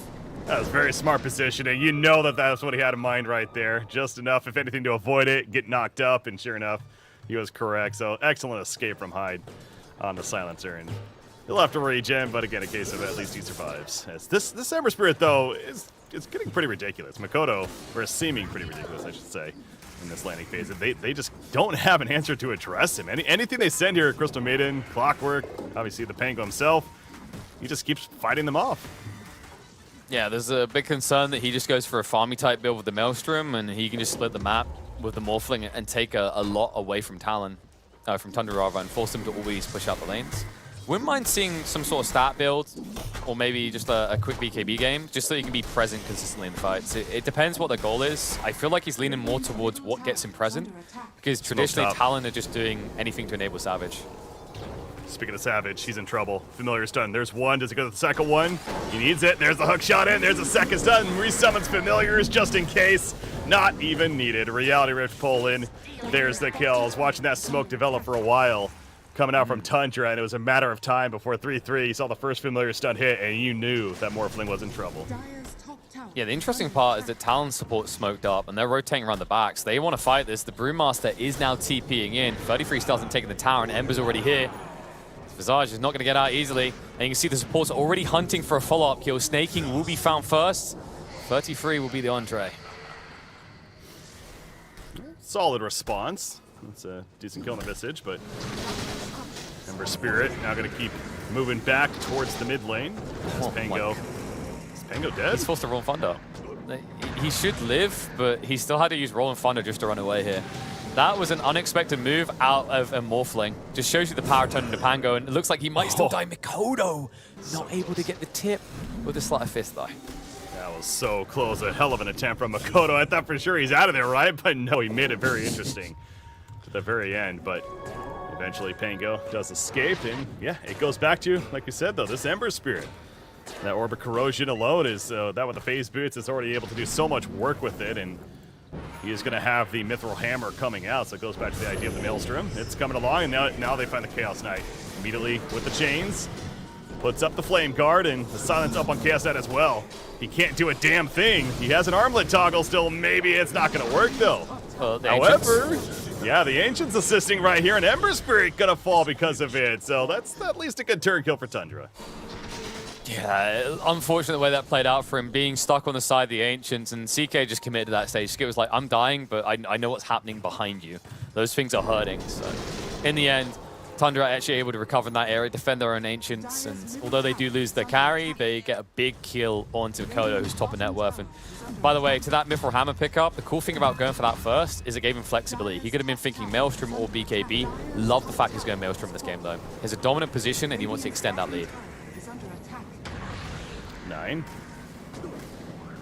Got a KP. Is he actually going to connect? It is. Is he going to third one? Yes, he does. The swashbuckle, it's enough. Very well played by 9. I mean, these Pango players make that look so easy, but it's not. I mean, come on. It's not. Well played. Yeah, credit to Talon as well, because both the Silencer and Ember were stopping the Clockwork. The Clockwork could have maybe set up a secondary kill, so they distracted him and forced him to TP back to base, ensuring that it ends up just being one head instead of 2.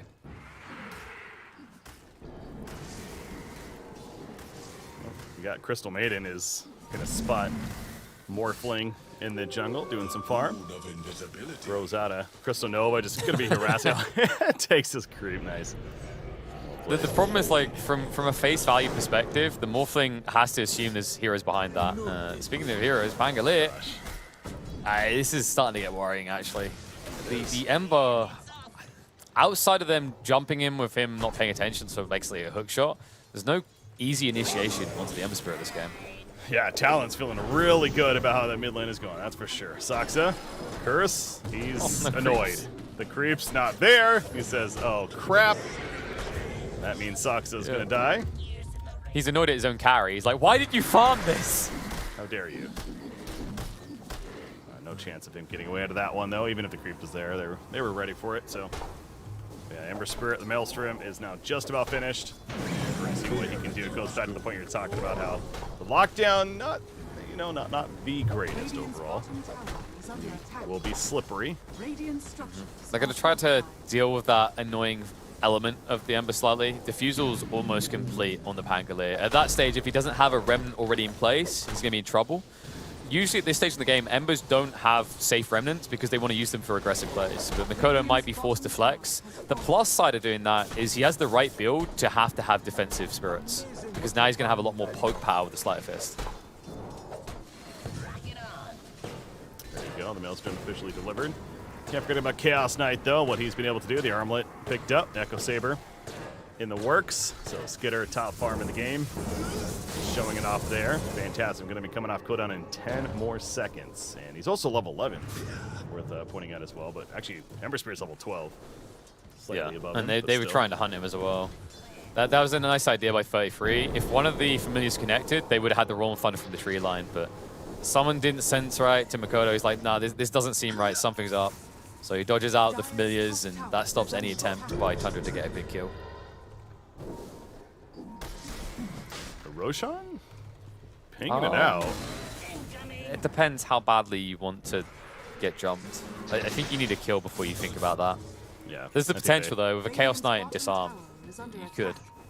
I mean, they just got a Wraith Pact on 3-3, so there's that as well. Like, there is, yeah, no, they're going to go in. I think that was the key. He gets the Wraith Pact, he's going to bring it over here. And now they say, all right, we're comfortable to do this.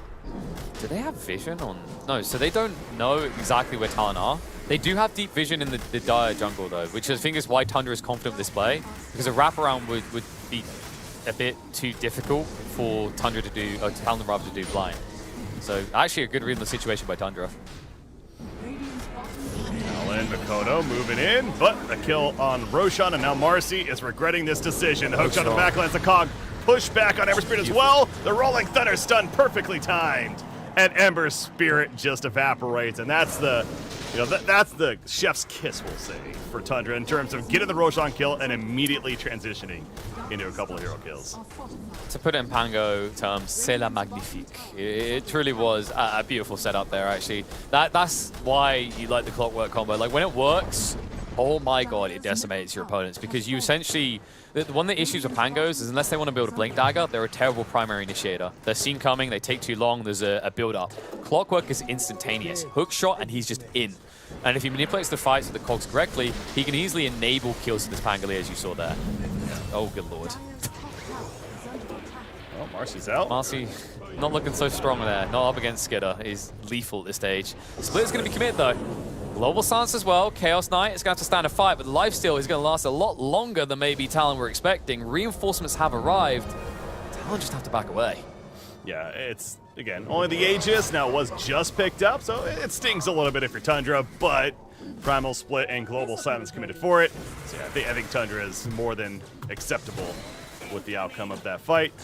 And they're still even going to stick around and fest into the Talon's jungle. They're, in fact, heading towards the top lane and looking to clean up this tier 2 and get access to the outpost. So, ooh, there's a double damage room, by the way.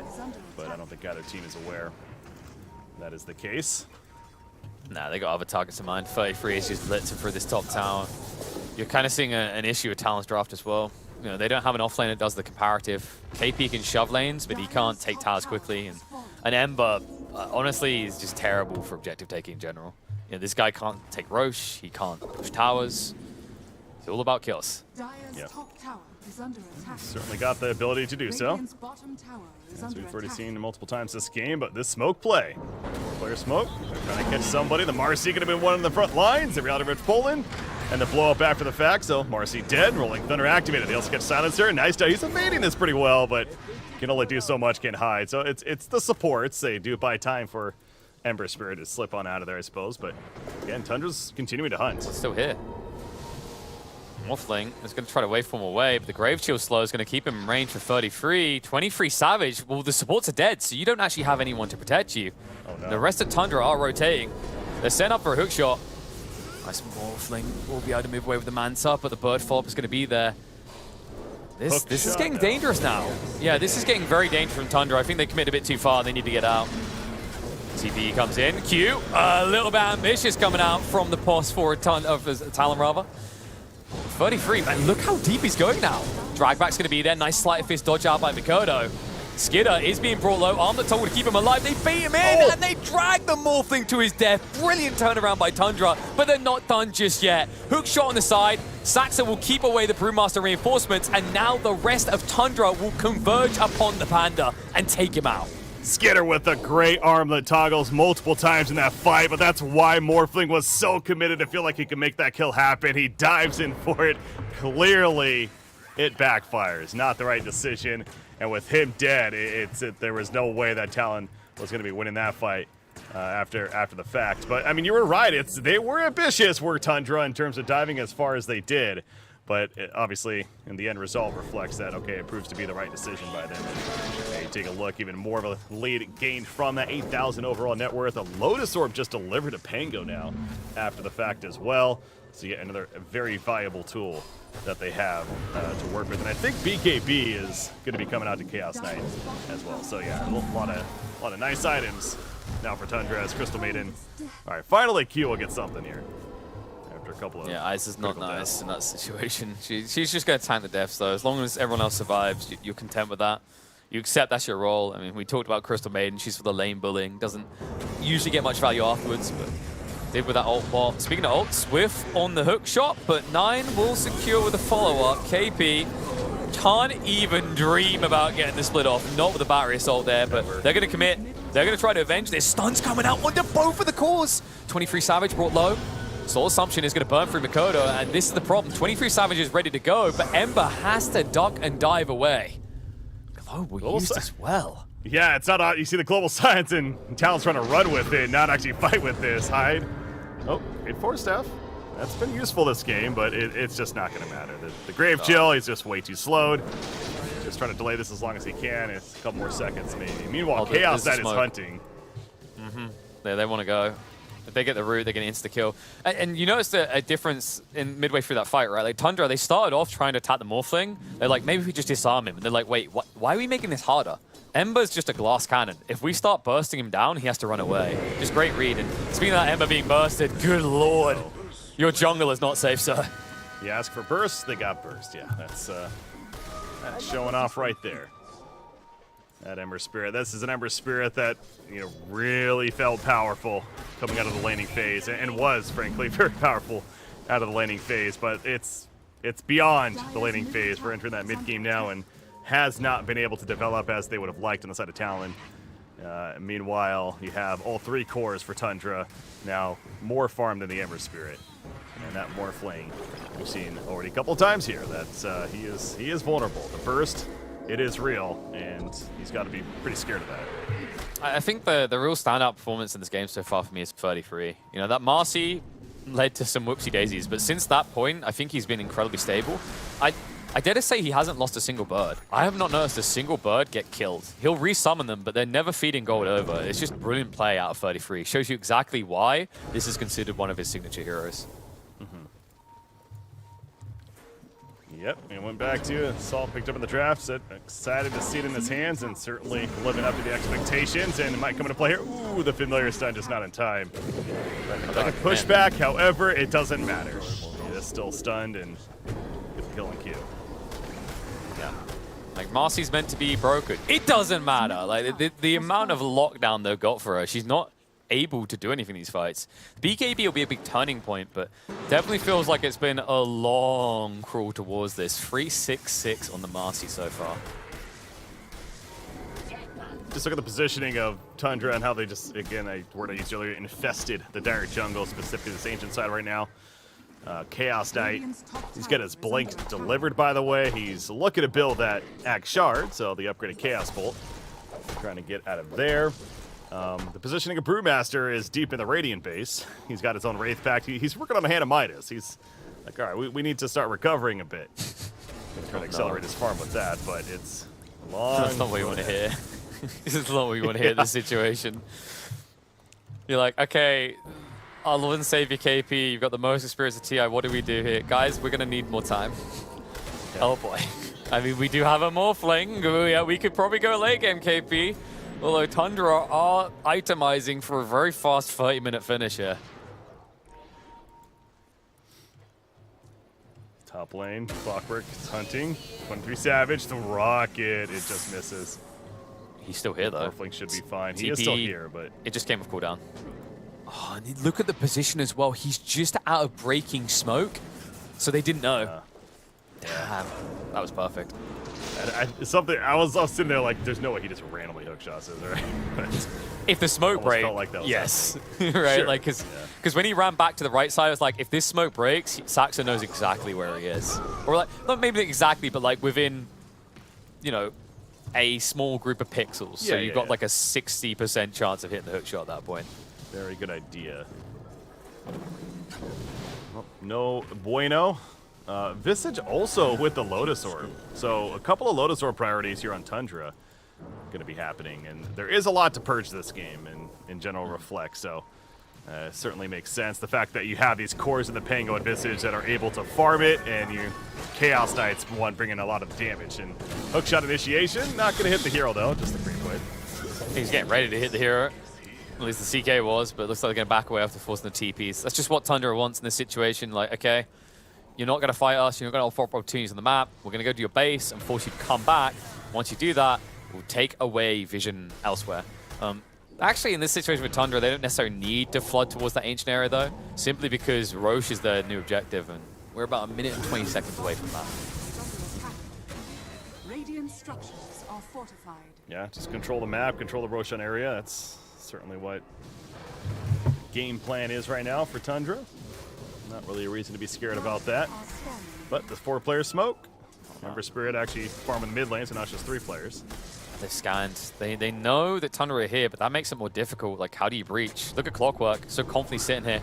Wall's going to come down, jump in, stun on a free from Q is big, and the follow-up is a beauty. CM gets taken out, Clockwork gone as well, but can they convert it into core kills? It looks like they can. Skidder running away with the BKB. 9 looking for the counterattack now, trying to turn around as the Magic Mini runs out. Skidder needs to stand and fight. Buyback comes out from the clock, but CK's already gone.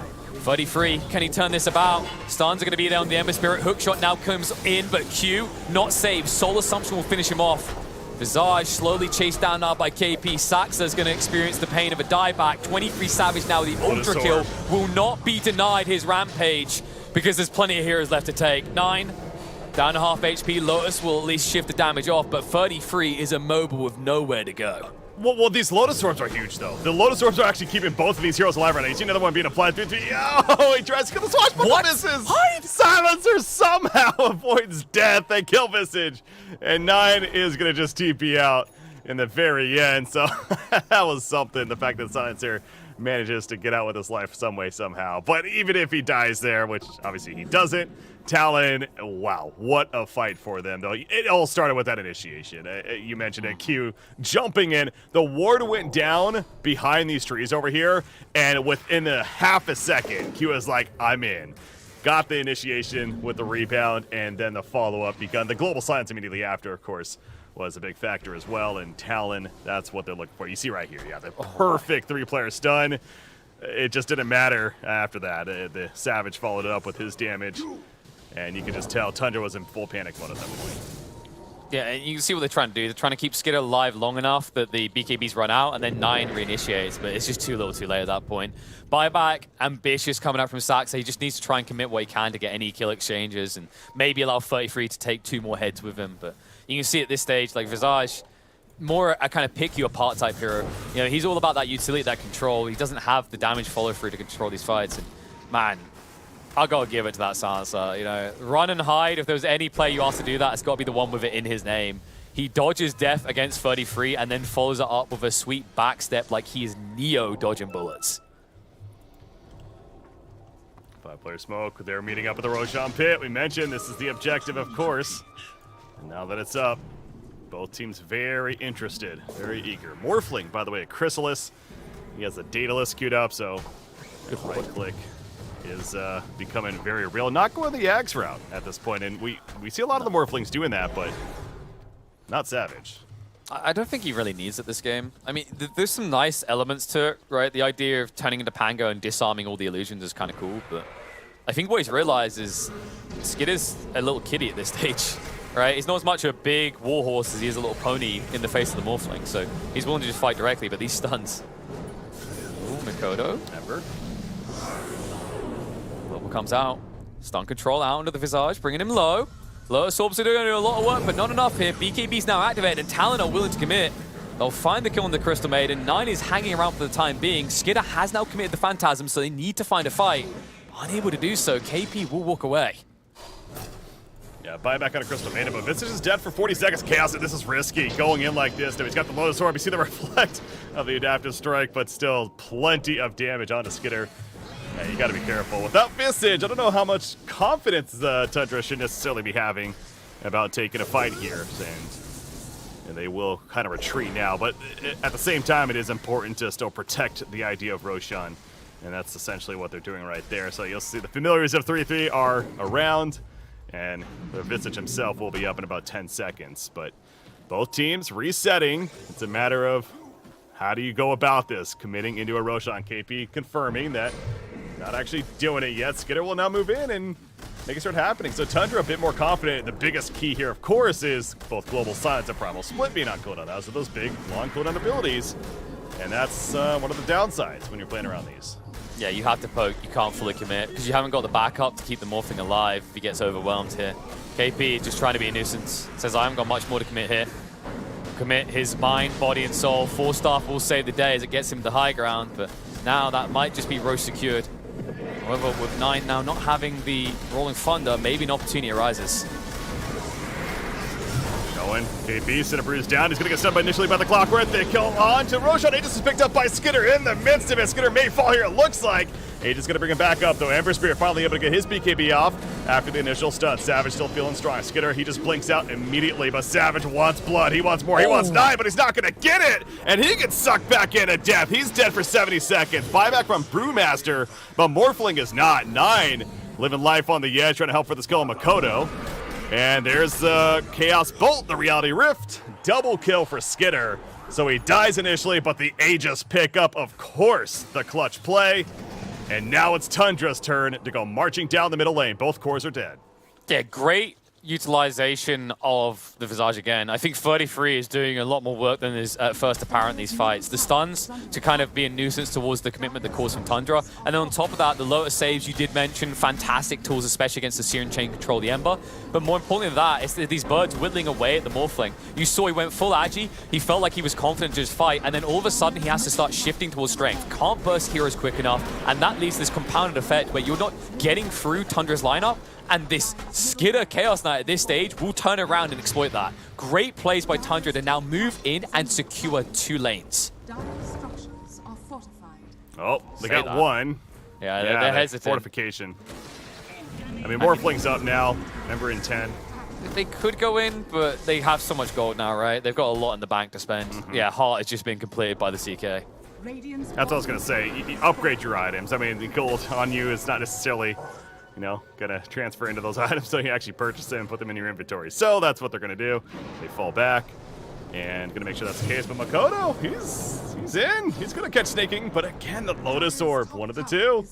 It's going to keep alive. The Wraith Pack put down, and Ember Spirit still in pursuit, though. Gets the kill, but at what cost now? Global Silence used as well. Skitter manning up, though. Going for the blow up with the Brewmaster, but the Brewmaster promised split. He's good for the time being. And now Skitter looking to run. That BKB is going to be wearing off in a second. They go for the turnaround on Savage, but no, he is too strong. He's got that strength shift now. Skitter, the rock stun hits, gets pulled back in himself. He's in trouble. It's morphing into the Chaos Knight, using it against the Lotus Orb reflection, though. And now Morphling is stunned as a result of that, and he's going to go down. Skitter finally falls. It is just absolute chaos, but it's looking like Tundra's ahead, and Makoto's on the run. So is Silencer. He TP's out successfully, but oh my god, the Lotus Orbs, the morphing into the Chaos Knight, and it was just a blow up on both sides. There's a reason they made an anime that was focused around this item. Lotus Orb is worth it. You just saw the power. You mentioned it there. Like, the moment it looked like CK was going to go down, it was all going to be lost. That Lotus Reflect, Morphling getting ambitious, turning into the CK and throwing one of the slowest stuns in the game, offered up a premium opportunity. 23 Savage got ahead of himself, and as a result, finds himself 6 feet under, or however deep water truly goes. Great fight from Tundra. And you know, we seem like Lotus fanboys at this stage, but it really is the game breaker that is winning this game for Tundra. Oh, man. I mean, winning this game, yeah, but I don't know. This feels like one of these games, KP, where still anything can happen. I am not confident whatsoever that Tundra has a comfortable lead of any sorts, and it's going to be fun to continue to see how this one certainly plays out right here. But, yeah, the Lotus Orbs, it goes without saying, absolutely crazy tools to have for them this game. I do look back at the Brewmaster, and, you know, we mentioned that Hannah Midas earlier. He's had that. It's off cooldown currently. Going to look to use it here shortly, and we'll see what that translates into eventually. But is he going to be going? I'm actually curious. Is he going like an Octarine core even? What is he going for here? In this, yeah, it's the just Aeon Disc. Okay, yeah, because he's at risk of just not getting the ult off at all, right? Like, you've seen how quick this burst can take him out of the fight, so. And that's key, because if he doesn't have that, like, there's no control in the backlines. Because right now, for Talon to take these fights, you kind of saw it there, they need to seclude targets. And then utilize the global silence so that when they inject deep and find a kill, there's no repercussions for doing so. Boom, there it goes. 38 minutes coming up. Tier 4 items soon. Yeah, I'm just looking at like what's coming next. I mean, this Chaos Knight picking up the Mace Slayer, like it doesn't have as clear and apparent value as it would in other games, but I think it mitigates a lot of what Makoto can do if he just gets poked once. But I think it's just more about the Morphling. By doing this, Morphling's ability to just stand and fight in these fights is somewhat reduced. Also, pretty damn effective against the magical burst of the Ember plus the Marcy. I think it's especially important for your illusions, because you can get magic immunity, but they cannot. And oh my god, that hook shot straight in onto that Marcy. She's gone. Yeah. Now for 50, no buyback. I want to say on the Mage, I think the ultimate is just NWC there. It's Bloodthorn. That's what he really cares about. Yes. But it's nice for illusion heroes, right? When you're up against magic bursts, like someone like an Ember can slowly kill your army. but now you've reduced a heavy amount of that damage just because of the magic resistance you get by default. I agree, it's definitely about the blood form, but it's cool to think about the knock-on effects on the way towards the end goal. Oh, sure, yeah. Yeah, to the point he prioritized that over the Orchid, so. Morphling Illusions pushing out top, they're wrapping around, but obviously as we see the real Morphling, he ain't hanging around. He's already back despite 3-3 hunting for him, and speaking of that, we do see the Silent as the Grave online with that Ags, so flying around. As I mentioned, excited to see it in the draft, and we see it here. Yeah, pretty lethal, especially for a key support like the Sansa. You can just get found out. You can see he's somewhat protected as he's carrying that gem around. If it wasn't for that, he'd be the easiest meal of the game for 33 every time. Some ninja gear. There's a Witchbane on both sides. I don't think there's like any godly tier item that comes to mind straight away. The ninja gear is quite nice when you've got this subtle initiator. Like, I actually think a ninja gear for Tundra would be really nice because the clockwork can never be discovered. There is also a Stormcrafter now available. And we've seen some sick plays with Stormcrafter so far. Definitely something that can get value, just dodging out something like a Marcy's initiation. Overclock. Speaking of that Marcy, can't initiate if you're being initiated on. The Global Silence is way too late to save here. I say that. Q. And, oh my god, this hero is so absurd. He will go down, but that's going to force the main fight now. Sax are able to walk it off with the Glimmer Cape. And Ember looking for any target you can find. 9 is going to be fine, though. Able to back away. Global committed, and Marcy still dead. I mean, yeah. I thought for a second we were going to see that Marcy that we know and love of just the turnaround with that Global Silence coming out and the team support. But it wasn't enough in the end, and obviously we see how everyone on Tundra is able to stay alive as well, including that clockwork. Yeah, you pointed out that overclocking coming into play there as well. Helps secure that kill. Onto the Marcy, though. But close call. Yeah, good disengage, though. Like, I had faith in the 4-star. Still absurd how you can still lock on and almost take a target like that. But that is the double-edged sword of the Marcy. It's like, you are in, you are in. You know, this whole idea that you can run away only works if more players show up. Which in that situation they tried to, but just so discombobulated. And Tundra is quick to strike that. We notice Morphling gets a very late Linken's, by the way. But just trying to get that idea that he can react before that said lockdown comes into play. Off the bat. Yeah, I think it's understandable. Like, this one is going pretty long again. Like, you can see the reluctance, but this time around it makes more sense for Tundra. They're only 11k ahead. Roshi is going to be up in 10 seconds, though, so if they can find a kill to open this up, be perfect. They're going to find a beautiful one at the beginning here. Global Silence comes out. It looks like they can't connect with the Ember. He will get away with this. KP saves the day. Oh, Morphling's dead, though. He was way too deep right there, unfortunately. And the team of Talon, they're just running away like, wait a second, why was Morphling all the way over there? Well, Sansa is also dead now as a result. So, you forced the it's buyback. not going nearly as planned by Talon. There is no buyback for Morphling except for 60. So you just go in and you realize it now, right? Like, you go and you take a lane, you're like, okay, Morphling buyback? Morphling buyback? No? No Global Silence, no split. I don't think Tundra quite realize it yet. Like, with this speed, they could potentially end the game, but instead I think they'll just take a lane and then go for Roche. But man, I'd love to see a replay of what Savage was doing that far behind enemy lines. I mean, I know he's water, but you don't camouflage when you're in the river like that. Nice. Yeah, no, I'm with you. I was obviously watching the main portion of the fight there initially, and all of a sudden I see the Tundra heading south, and sure enough, got Morphling and picked him off. So whether it was just trying to position and go for a kill or whatever else, either way, he's dead on the back lines, and now they're going in as we see. Okay, so it was just, unfortunately not able to see why he was there in the first place, but. So I'm going to go on a little limb here. There was a ward bot from the Radiant side. I think what possibly happened there is 23 Savage was farming south side, and he got spotted by the ward. So when he naturally rotated north, the clockwork came to intercept. Great read by Tundra if that's how that played out. I mean, just shows you how Vision can win games. And now with an Aegis in the hands of Skidder, it feels like we could be on our way to Tundra's first 2-0. Yeah, well, Morphling does have that ninja gear. He's been using that for a little bit, so unfortunately not able to keep him alive there either.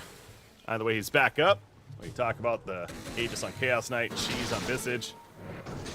Yum, yum. Tundra going hunting once again. Flash, definitely a potential. Savage holding his ground. They see the message up here. Ember Spirit, but the Lotus Orb immediately. Just makes Ember so difficult to play. Like, Lurrus is the ultimate item against this hero, because if you think of what Ember wants to do, he's just rooting you and then poking you, giving time for his team to position for a follow-up. You're getting no time at all due to this double Lotus lineup. The CK with that Aghanim Scepter. So now the illusions of the allied heroes.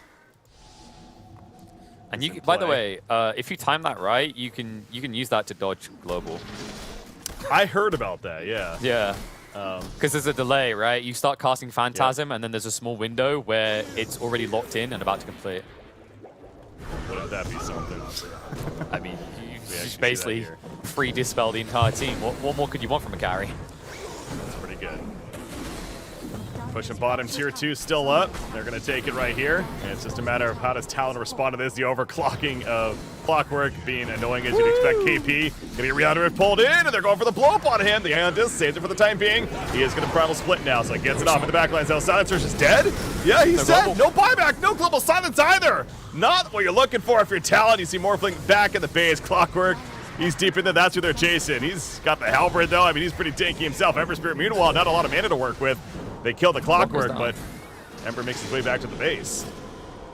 Yeah, so after all that, each side loses a support, but the Clockwork gets more impact than the Silencer. He's just napped that time, perma. Double BKB used by the Ember as well. I mean, this is a go for Tundra. They can delete the base. The Ember can't even show his face at the start of this battle, otherwise he dies. Let's come out. CK just committing onto the tower. They're trying to force them away, keep him out of the base. Q is just going to be eviscerated, though. KP, of course, Aeon Disc still on cooldown 45 seconds. He can't even dream of going in, but he can definitely get a Nightmare out of this. Buyback gets forced straight away, but the racks are still going to die. Skidder will take nothing less with 2 lives to work with. Again, as we saw in the previous game, Talon is going to play to the bitter end, but it just feels like it's too little firepower. GG is called. It's 2-0 Tundra. They break the trend. They do not split the series, and they go 2-0 for the sweep against Talon. From the little cocoon to a beautiful butterfly, they are evolving. Tundra are able to convert a win, and great way to do it. I mean, game 1, you know, they took their time, very methodical, maybe a little bit too hesitant at times, but they knew that they could scale. This time around, they looked at the lineups, Morphling compared to CK. They understood that they had a more powerful early timing, and they leaned towards that. I think this is showing us that even when these teams have this lower peak, you can see how the games still take a long time. I mean, that was a 44-minute game in the end. And although Tundra was ahead for, I'd say, a lot of it, it's just very difficult to breach high ground against a lot of these drafts. But credit to him, man, especially with some of these hero picks. I mean, we saw the Grimstroke last game. The Doom seems to be a select pick for them. We mentioned the Clockwork. His stats not looking that great. But in this game, Saxa definitely having a lot of impact early on, especially past the laning phase. Yeah, and to his credit, again, maybe a little bit concerned that was the Clockwork going to be the greatest against these cores of Talon. Well, Saxa said, listen up. Yes, it is. And sure enough, it was. It was a very, very powerful hero all throughout the game. But again, team effort, and it's appropriate that, you know, showing the whole team right there on his screen of Tundra Esports as able to make that victory happen. You take a look at the stat breakdown, and Skidder certainly on that Chaos Night, 14-3-14. Yeah. Impressive record by him. I mean, it's weird. Like, most people are like, just get MVP. Very clear. I kind of want to give it to 33. I think, like, the Lotus came in clutch so many times. Of course, 9 contribute Lotuses as well. But I think 33 leveraged the awkward start into, like, a free lane afterwards very well. Created a lot of space and drew a lot of attention. But, yeah, we're going to give it to Skidder. I mean, it's quite easy to see how, right? Like, carry came, carry killed. So, definitely would have been second on my mind. I think, overall, Tundra balance the requirements of each player in this game really well. Even when you look at snaking, like picking a hero like CM, that kill he got in the Morphling bot lane was phenomenal. Not to mention the fact that he was tanking ganks. Any attempt to get Talon back in this game, looking for a primary kill onto a POS 1 or POS 2, was typically blocked out by Staking's positioning. Yeah. Again, a great team effort on their part, and kind of looking at it right now as far as how the records are shaping up currently, and again, this one's not updated here, but so Tundra will be 5-3. Yeah, after this result now, as far as Talon is concerned, they're going to be 2-6. So, you know, again, a lot of matches to be played, but Talon is starting to feel a little bit of that. Okay, you know, bottom two do get eliminated here out of the group stages. Really needing to pick it up as far as the results are concerned to keep that hope alive. If anything, going to the lower bracket initially, that's the very least you're of course hunting for out of these group stages. But as far as Tundra's concerned, got to feel good about this one because of what the 2-0 after all these splits previously. Again, feels good for them. But yeah, KP up with the breaks coming up. It sticks them in the upper bracket, right? I'm pretty sure like that puts Tundra. So you said 5-3. That's the same score as Team Spirit. Yes. So they surpass Entity. So really, really impressive, right? Just stable, but now just 1 or 2 peak performances. It shows you that it could be the difference between lower bracket and upper bracket. But I think you are right, Breaky. I mean, we got a small break, but I believe we've got some action up next for the people after the break, right? Boom versus Bet Boom. A lot of boomage going on for our next series. Ladies and gentlemen, stay tuned. Breaky CBK joined by Killer Pigeon. We'll be back. Just a little break.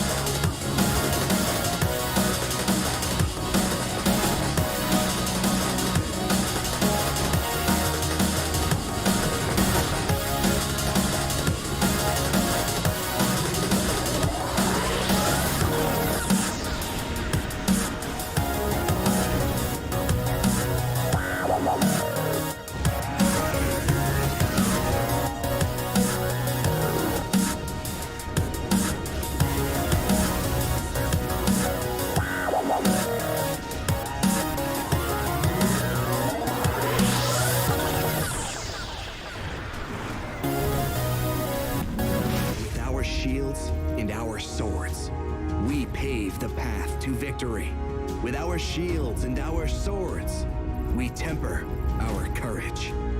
With our shields and our swords, we're making history. With those who make the game a reality. We're the Vanguard. We're with the best. Let's raise our shields.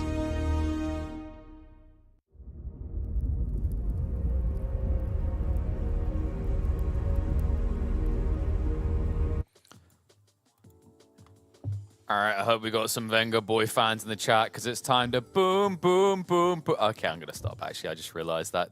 How old is that reference? Damn. I just realized what we've done. You mentioned the grey hairs. Now I done that. They know how old we are, Breaky. Damn it. Yeah, welcome back, folks. What am I on about? Yep, probably don't get it. It's too old a reference. It's boom time. Boom Esports versus Bet Boom. Should be a fun one as well because both of these teams need every point they can get, Breaky, as both teams have had a shaky start to this group stage. The Booms have absolutely had a shaky start to that point. Bet Boom, of course, we saw them get their first victory here in the group stages earlier today in that split series. But again, day one did not go as planned for them, going with that 0-6 record on day one. So 1-7 coming into this match. Boom Esports with a 2-6 record themselves. So obviously, simple math suggests not much better for them, but it is one of those series where, you know, of course, again, it's important not to finish at the bottom of these groups, as we keep reiterating, because you both get eliminated. Whoever finishes at the bottom there, the bottom two teams. Right now, these two teams are basically at the bottom, so especially if you can pick up that 2-0, you know, that will kind of build a little bit of that safety net, right, of getting eliminated off the bat. So that's the biggest point to keep in mind right here. But no, excited to see personally Boom Esports. Haven't been able to watch them yet or commented about them myself. So with all the Dota going on, but looking forward to seeing what they can do up against the Bet Boom team. Yeah, and I'd say there was a lot of high expectations for Boom. You know, this is a team that has dominated in its region consistently, almost taking first place every single time. Including Games Galaxies, right? One in their region and actually one in Dubai where they were able to dominate some other very favorable teams. But the weird part is starting off here at TI, Boom have been suffering. And they've been suffering just as much as these lads we can see on our screen right now. Bet Boom getting roughed up as well. You mentioned yourself, 1-7. So Boom Esports at least a little bit better at 2-6 overall in terms of win and losses. But I think people had high expectations for both sides here. You know, not just Boom Esports, but Bet Boom as well. Considering what I just said about Boom Esports dominating everything that they attend, and also from what I heard from CIS players and also the community, you know, Bet Boom had, weirdly enough, even though they came through the qualifiers, been seen as the region's favorites coming into this.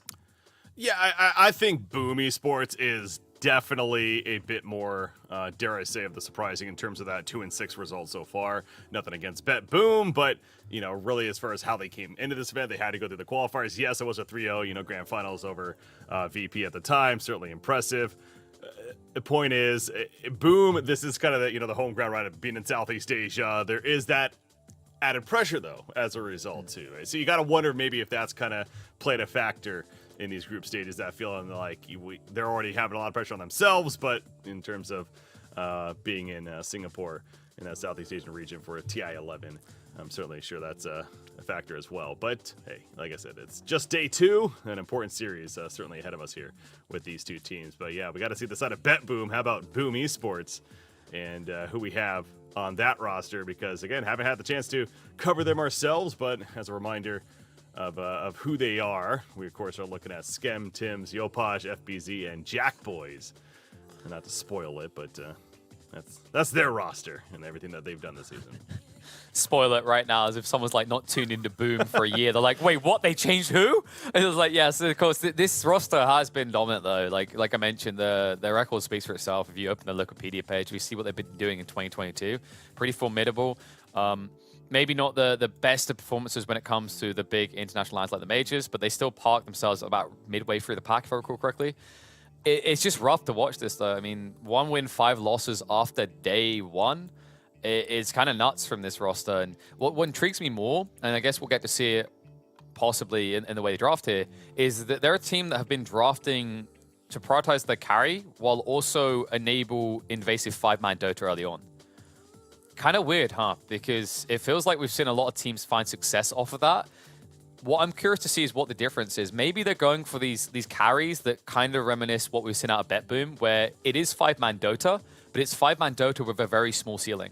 And that would actually explain to me why they're not doing that well. Because I feel like teams that leave themselves more breathing room with things like Morphling coming to mind, even though his win stats aren't that great, they make sense, right? Like you want something that's able to brawl around 20, 25 minutes, but you don't want to discredit your ability to scale towards 6-slot item status and be a god in that late game.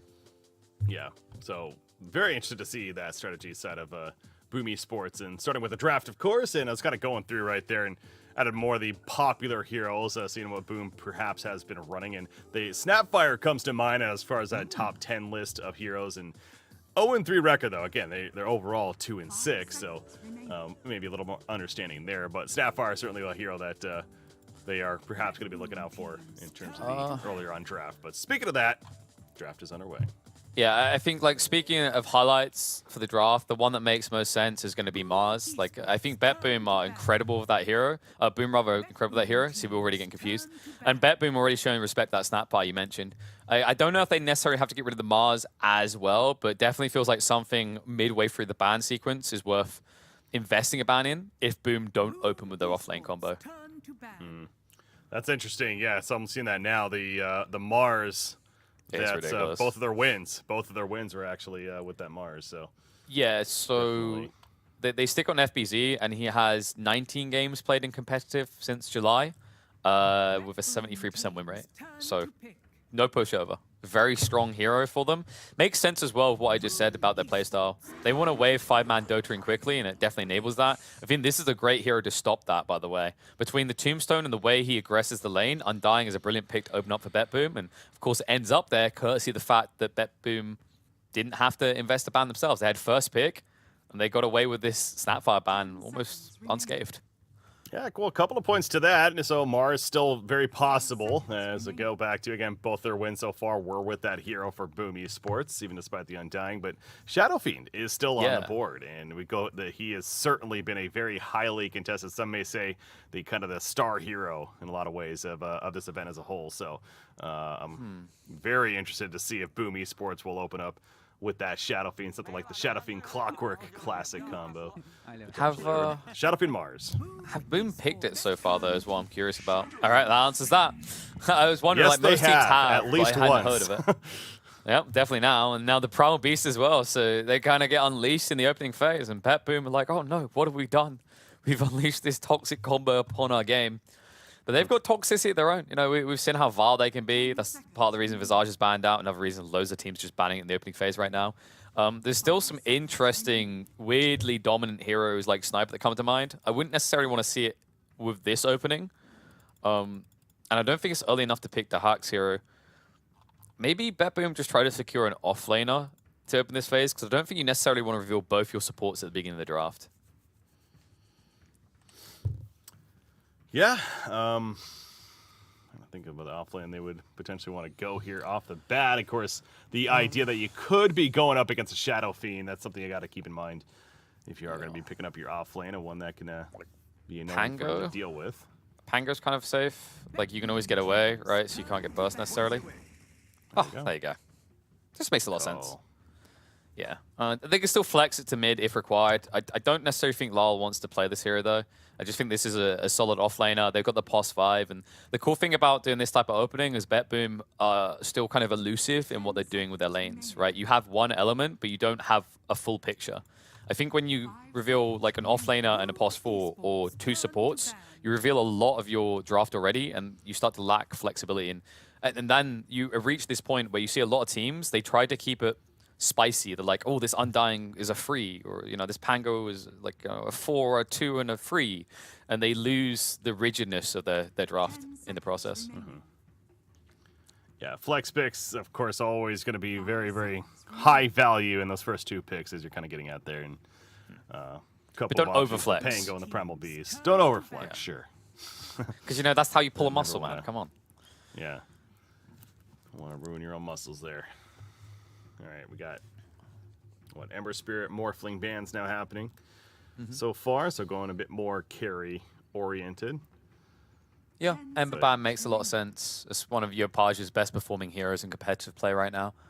So just extract the obvious choice. And you know, we did see the Ember Pango already face off, right? And you know, to surprise some people, the Ember does a lot better than you would think. And as expected, FBZ's hero is going to be removed in the second phase. No chance of Mars comes out. A hero that I feel like we've seen a bit of with Shadow Fiend is that, and I'm actually confirming right now, yeah. So Pudge, we have seen it specifically. It's kind of that position, one Pudge paired up with the mid Shadow Fiend. With the Primal Beast as well, right? Like I think we've seen a lot of Primal Beast as well.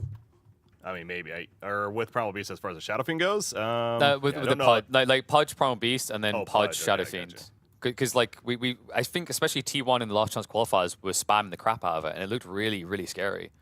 But I like that idea, man. That's actually a pretty cool one because it gives you a save for the Shadow Fiend as well. Yeah, well, save for the but it really is just kind of like a Shadow Fiend. The way he's built, especially now, is just pure right click. He is your right click carry. We know that he can flash farm. So getting that other quote unquote position 1 core whatever that is more about he needs an early farm. Sure, in this case the Ags as well as a Vanguard, and then he just does his thing. You know, he's that tanky presence. You don't need to have him continue that farm. Let Shadow Fiend pretty much take the map from there. So no Pudge bans coming out. You mentioned the Mars. They take out a Bloodseeker and an Ember Spirit. So I'm definitely eyeing that here for Boom. Yeah, so only downside to picking the Pudge, of course, is you are going to give the Undying like a great lane somewhere. Like, you know, it's Primal Beast plus Pudge. But I think that's short side. I think like what Pudge offers past the laning makes a lot of sense. I don't think Boom are going to rush to reveal, though. Like, it's unlikely Bet Boom are thinking Pudge themselves with this opening, and also based on what they've picked so far for the hack. So you can probably save it until the 4th pick for your team, or possibly even maybe leave it until the final phase. Yeah, Primal Beast doesn't necessarily need to be that support option, though, either. Yeah, Flexi, right? Yeah, that goes back to that, exactly. The offlane's there, and... I mean, here's a crazy thought. This could be the POS 1 and POS 2 already. Yeah, this one won't be. Yeah, that's a support, yeah. Yeah, like, I don't know how I feel about the idea of mid hoodwink anymore. Like, after the nerfs, it's not as clear and apparently impactful as it once was. It's just a nice kind of support hero these days. I love it in the POS 4 role. And the cool thing about that is you can shove dangerous lanes and you can draw attention to you. The difference between mid and POS 4 is like if the POS 4 dies, you kind of shrug. If your mid hoodwink dies, like, well, that's setting us back quite a bit. Why are you talking about a mid hoodwink? Come on. It used to be a thing. It used to be a very popular thing, you know? And I'm saying, like, ever since the nerfs, it falls off, right? So, yeah, like that's what I'm saying. Like, this is very likely a support hoodwink. Yeah, yeah. So, Bet Boom. Yeah, probably a support. Something with a stun would be nice, because right now they don't have any instantaneous stun. Pangoli is not going to provide that. Undying gives him some sustain, gives him some slow, but doesn't give you any reliable stun. Especially if you want to be able to easily address the hoodwink threat, because otherwise, if you don't have like a point stun, this hero is always going to run into the tree successfully and just waste your time. There is the Shadow Demon. I do go back to that as far as great against Primal Beast, and in general, having a save would be nice. Now, he doesn't necessarily bring a hard stun to the table, though, so that's the one thing I'm there you go. Trouble with on Gets you stun and provides push. the stun. Yeah. And Bet Boom, they do this a lot. We've seen it already in the group stage. They love their Skywrath. I think they're actually the biggest picker of Skywrath by a mile. Not many teams are utilizing this hero right now outside of the CIS teams. Let's see. Skywrath. Spelt that wrong. Skywrath. Well, he's actually only been seen once, and that was by so it's Bet Boom. Yeah. So So it fits. I mean, but this makes sense to me from like the heroes, from the players I'm seeing. Like, you know, I've watched a lot of CIS rosters over the years, and these guys used to be a win strike. Obviously, they've changed players since the days where it was most dominant, but they loved Skywrath back in those days. I remember when Always Want to Fly was part of the team. Skywrath support, Viper support. They're literally about these toxic picks that quickly can convert kills by being bullies. 10 seconds remaining. And this, yeah, it's a very fast team right now on the side of Bet Boom, and goes back to, is this, I'm really wondering if the Pango is going to end up in the hands of Dahak now, and they're going to get for Laurel that kind of carry mid that we talk about, something like a Templar Assassin, perhaps. So Where's the Pudge? Trying to think like whether you want to pick TA into this. I think it's quite overwhelming. Like Boom are playing fast. Their draft is about fast, and yeah, you're correct. That Pudge ban, like it just makes sense. It would have completed their draft really nicely. Would have given the flexibility as well. Like it isn't instantly apparently clear where each of the 3 heroes are going lane wise. Like obviously the Enchantress and Hoodwink should be the supports, but Primal Beast can still be a 2 or 3. Shadow Fiend can still be a 1 or a 2. Pudge, of course, you know, once that goes in, that will lock things in, but it just rounds out Boom's draft perfectly. So Boom thinking about their bans to go, and well, they've been a lone druid so far. So thinking that Dahak still certainly may be wanting his hero. Is Batrider still there, speaking of that? And yes. Yeah, Batrider is still there. And there's no reliable save for Boom, right? So if their Shadow Fiend gets grabbed, he's going towards his death. I think that's maybe an issue that Boom could look to resolve with the final pick. Like you could just pick an offlaner, get something that maybe has some sort of save. You know, akin to the idea of things like Outworld Devourer. I'm not going to commit to that one specifically because I don't feel like OD is very popular right now. But something that just gives you that utility.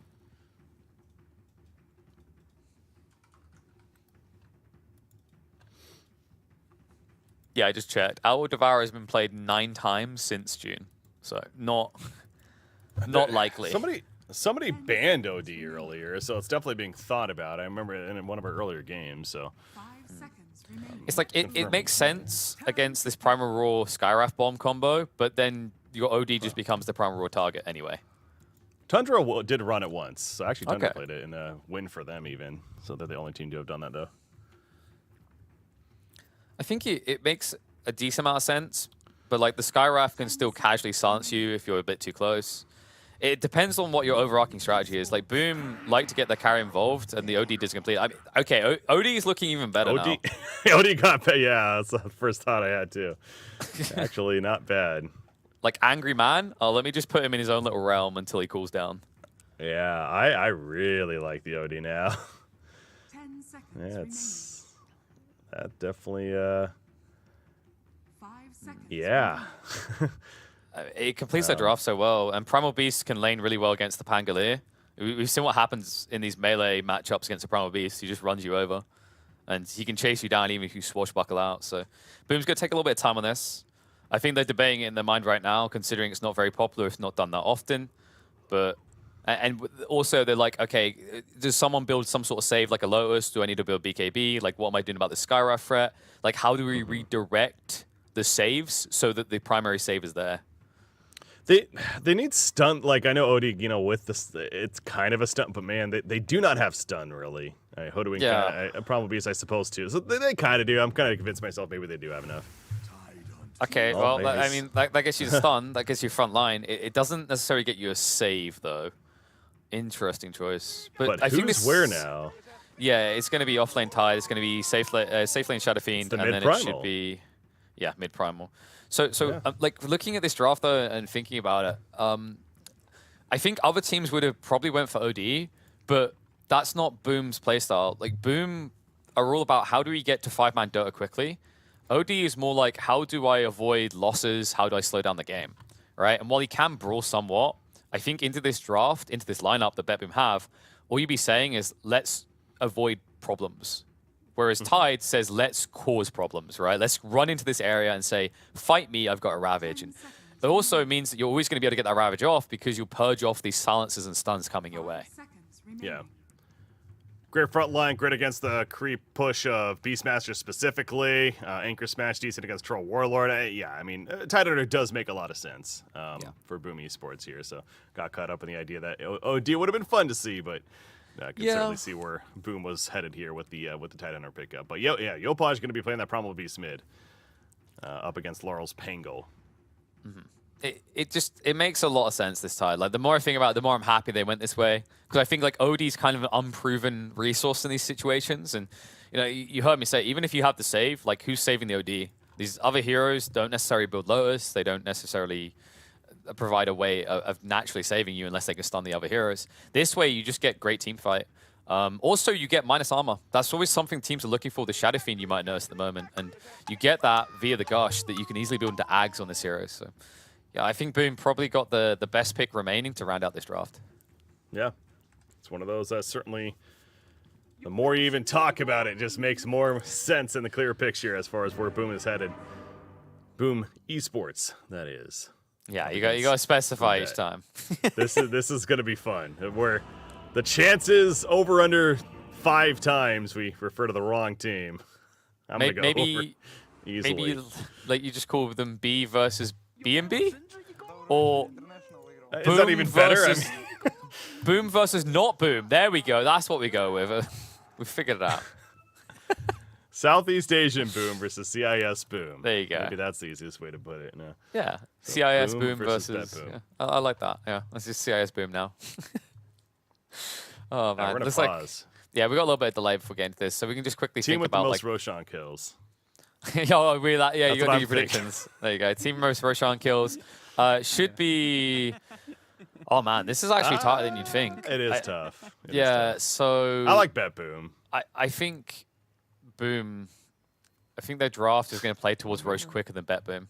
Yeah, we're already disagreeing. Like we're a disgruntled couple at this stage, Breaky. No. Will a towel be denied? Warlord Beastmaster factor. You got Pango. I think Bet Boom's got these Roshan kills. Yeah, but it's an SF and it's Ravage, right? So yeah, we'll see. So I'm thinking who gets the first Roche, because like in my mind, whoever starts to get Roche lead in this game is likely to take it. Because even we only have so much time here. Snowball. No time to explain it fully. Will a tower be denied? Okay. Yes. No. God, it continues. We hate each other. Total number of teleports canceled by stun at 25 minutes. 2. What do we got? Yeah, sure, 2. And total number of trees destroyed by 30. We got that's going to be 107. 301 plus. It's 301. It's 301. Go 301. It's the primal beast in the game. I'm good to go now. This guy just presses W and deletes about 20 trees at a time, so then everyone's eating tangos. Then I'm not actually sure, like, maybe someone on the prediction team could tell me, like, with the trees destroyed, I don't know if it counts when acorn shot trees despawn. Oh, that's a good point, actually, yeah. Probably not. I would assume not. It probably just registers only the actual trees that are up from the beginning, so. But even without that detail, Breaky, there is a Beastmaster as well. So, yeah, I think 301's a safe bet. We've saved That's people. what I was thinking. Well, actually, we haven't saved people because of the delay between us, like, coming across in the cast. And, yeah, no, people missed their bets. Unfortunate. No really contesting going on for the bounty runes. Just simply make it a 2 for 2. Tim's kind of snatches the one in the dire jungle. Could have been headed top. That's got the Blightstone. I like this with the SF. They're going to be able to bully the troll pretty effectively. Even the Undying, actually. Like, you got this health, but you haven't got armor. Well, to that point, so yeah, sending the Shadow into the top lane, and Tidehunter's making his way bottom. Makes sense. Like, SF's weakness in these outer lanes is because he scales slower. There's that whole idea that I can't walk on top of an SF isn't as true, because his Shadow Razors aren't as powerful as quickly as a mid SF. So your immobility against things like boars can get you killed. Oh, nice line. Another courier kill. Oh, by the way, the other thing, by doing the lanes this way, like Enchantress is on the Beastmaster lane, so he has to do an Axis build. You can't level boar. Oh, yeah, true. Yeah, Scam is ready to steal those creatures if they get summoned. So, to the point, level 1 Axis already leveled up. And the other cool thing about Ench on this lane is she mirrors the Skywrath. Like, movement speed-wise, they're more or less neck and neck, but you have an armor advantage, plus sustain. So overall, given time, Boom's lineup comes out ahead in this lane because Roger can't compete. Yeah, I mean, this is a very good insight as to why the Enchantress was picked up in that 4th spot. In reaction to the Beastmaster Skywrath, I remind you that, as you're kind of referring to, it definitely very, very powerful pickup. Yeah, he even started with Nature's Attendant, which I love that little detail. A lot of people would have came to this lane with Enchant, but it makes sense because your Tide doesn't want to try to kill yet. He probably wants level 3 with a point in each, maybe, before he starts to assist, at which stage you can have Gust plus Enchant against this poor little chicken that, as you may notice this day, still has 0 armor to start with. They improved it, though. I think it used to be truly 0, and now it's 0.8, but it's still abysmal. Oh, man, noticed? Is he dead? Tim's? Oh, Tim's gone. Tim's gone. Bottom lane noticed. Might be gone as well. He sure is. So the first blood going the way of Bet Boom, but Boom responds. Yeah, so one more piece. Kind of a rough start to this top lane, but kind of to be expected. Like, the Blightstone is nice, as I mentioned, but until you've got 2 levels on the Shadow Fiend, like 2 points in maybe Necromastery or Shadow Raise, these melee/melee ranged hybrid heroes are just going to dive you, because you don't have enough damage to keep them away.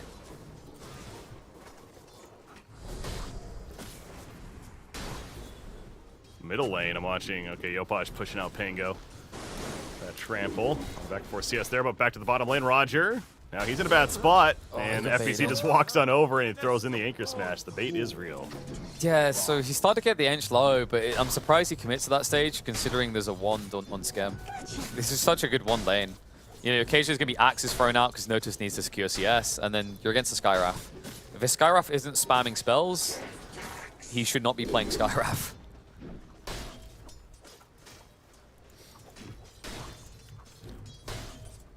See, Beastmaster goes the inner beast there, so more wild axes. It is crazy that a support hero like this could just completely deter a Beastmaster from going, arguably, his like best ability. It's crazy that one support pick can dismantle an entire lane, right? Mid, though. Yeah, just, you know, I love Gary B. He made a comment in response to the Haas on Twitter, pointing out, like, you know, what a fun hero with this, like, initiation tool, this 2000 range. I was like, yes, also a 2000 range get out of jail free card. Yep. No Bosch staying alive. He's got the bottle, got the water rune. Back to farm he goes. 18-10 against an 18-5 Pango, so has a deny advantage, but overall Pango keeping up with the CS. Yeah. The CS though, Shadow Fiend's looking very good. Exactly. Like, this should happen as well, because Seneca can only do so much with no armor. Like, you can get all this health, but at the end of the day, you're going to be trading with 2 Agi heroes, so while you reduce their HP, you don't reduce their damage.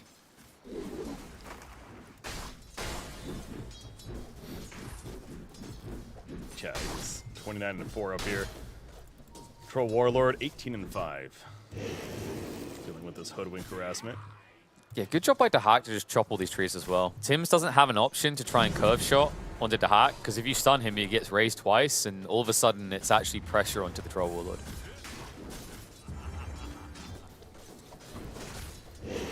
Five minutes coming up. There's a rotation mid lane from Skywrath, but not much is going to come out of it. Is already hiding, falling back. And they're going to farm it. Scam is suddenly in the top lane because Tide is completely unleashed. He doesn't need help anymore. They're going to just dive now, and Seneko could die. That's going to force the TP rotation. Nice stun coming out to Hawk. They can't get the follow-up damage. Still, they do force the TP rotation up here, and Tims will live. Tims? Or not. What? He had one. Tims dead. 9 stacks, yeah, he definitely could have used right there, but I don't think he believed he died. But Yopaj believes. He just charges in, does this Primal Beast thing, and gets a free kill on a Skywrath and teleports back mid. As you do, rotating level 5 as a mid Primal Beast. Didn't even wait for the Pulverize at level 6. Probably wishes he did, because he probably could have got a follow-up kill into Dahak instantly. But instead, he can just arrive in the back in the mid lane in time to stop this push in from the Pango. Yeah. Let's say Shadow Fiend missed one of his raises there on a Troll Warlord as they were diving. So I think that was kind of the moment of, okay, yeah, maybe we should do this. And then we saw the hoodwink falling after committing a little too much. But again, they traded out. And now Laurel is rotating. He is level 6. He's got an invis. This is big. Uh-oh. Oh, next to a wall as well. Jackie Boys instantly dodges though, but I don't think, I don't believe. Heal? Scam's heal? Wait, no, he can't reach him. He's dead. No! Very well played by Laurel. Yeah, just clip Scam before he can get in range. Really important detail there. Lol. It's good on the rotation. Bot lane, great rotation coming out from Yopaj. Secures a big kill onto the Beastmaster. Yeah, these mid's doing work. Rotating, getting kills. He still hasn't used Pulverize. Yeah. Why even level at this stage? How about our new mid lane, by the way? Hoodwink versus Undying. Let's go. Woohoo! I actually like that they gave XP priority to Tims. Hoodwink is one of the most impactful heroes to quickly get 6. You can talk about these ideas of things like Echo Slam, but the difference with Hoodwink is how low cooldown Sharpshooter is and how much damage it does against each target. 550 at max. Yeah. That is plentiful. Yeah, there's like not many Skim. spells that compare, right? Like now that I think about, maybe the other obvious one is Pulverize on a POS for Primal Beast. But that's a high mark. As far as the pulverize or the sharpshooter damage? In terms of like priority for 6, because like you can think of the obvious ones like Enigma, Shaker. Sorry, I should have explained it better. Like Shaker and all these heroes, like oh, big Echo Slam, oh, big Black Hole. But the cool thing about these type of abilities is the high impact and low cooldown. Yeah, yeah. I was thinking like Finger of Death or something like that, but I guess it's much longer. That's such a big cooldown, though. Yeah. Yeah. Bottom lane, Beastmaster gonna be jumped in. Oh, there's a Primal Roar. However, the Ravage coming out. He does have Pulverize, but not enough mana for it. It's not gonna matter. Gets the kill. He uproars after the fact, and he's in trouble. Yopaj, TP out. I said in trouble. Never mind. He's good. FPC, is he in trouble? He is Tanky Boy. On this Tidehunter, he's got that Hooded Defiance. Has another Anchor Smash to use as well. The knockbacks constantly from Laurel to the Swashbuckle, and they will cut him down. So they make the kill on the Tide. Yeah, they at least get the Tide in the end. He did commit the Ravage. Good read by Yopaj. As soon as you're like, he doesn't have enough Pulverize, like, yeah, but he has enough for a TP. The funny part is, Tide, I don't know if his stick was on cooldown and Soul Ring was as well, but if he used either one of them, he probably could have TP'd out as well before the Pango gets the ult off. So maybe a way that they all could have dodged death, but good read by BetBoom to respond in force, especially after the Ravage gets committed, maybe slightly earlier than intended. Just love the animation of this hero too. With the comes back middle lane, trample. I told you, man. He just looks mad all the time. Like anything and everything he does, he looks angry. Taxes, like tuition. I don't know what it is, but someone's really got him right. You know what it is? I figured it out, Breaky. He's so angry because he knows he's getting nerfed after TI. Yeah, that's well, yeah. There's certainly a good chance of that, but it's still TI, and he has got to be happy about that at least. Might be involved here as Dahak. Rolling Axis farming nearby. Battle Fury queued up, by the way. He already has a broadsword towards it. Sounds good on SF. And Deception. Yopaj trying to save the day. The Pulverize is going to keep him alive. They'll turn around and take out the Pango. Jackie boys will live. Not enough damage out from Roger. That is massive. The Tombstone, though, making this so Boom can't really overcommit to make more happen. But you know what? The fact that they keep Shadow Fiend alive and they kill the Pango in response, you got to be satisfied with that. So yeah, Boom playing it careful. The Tombstone, 8 more seconds. Don't want to give it up. Sineko's trying to deter them, but he's not going to be able to successfully. And that's 150 going the way of Skem as a result. Not just that, Jackie boys, he walked away just in time to stack the camps as well, so he hangs around to farm after stacking both the Ancients and the close by camp. But fight still happening top, the Skem. They're going to have to commit the wrong Thunder just to get a kill on the Ench. That'll be all they'll get for it, though. I mean, overall, you've got to be happy as Boom. Not only do you keep SF alive, but you drag all these heroes top, and they only find a measly kill on Ench for it.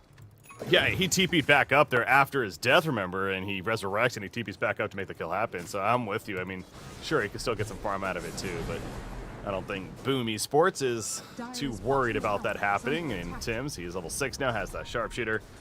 And he's still getting some more solo experience for the time being. Primal Beast off over towards the Ancients, and the fact is going to go another stack of the Ancients in the meantime.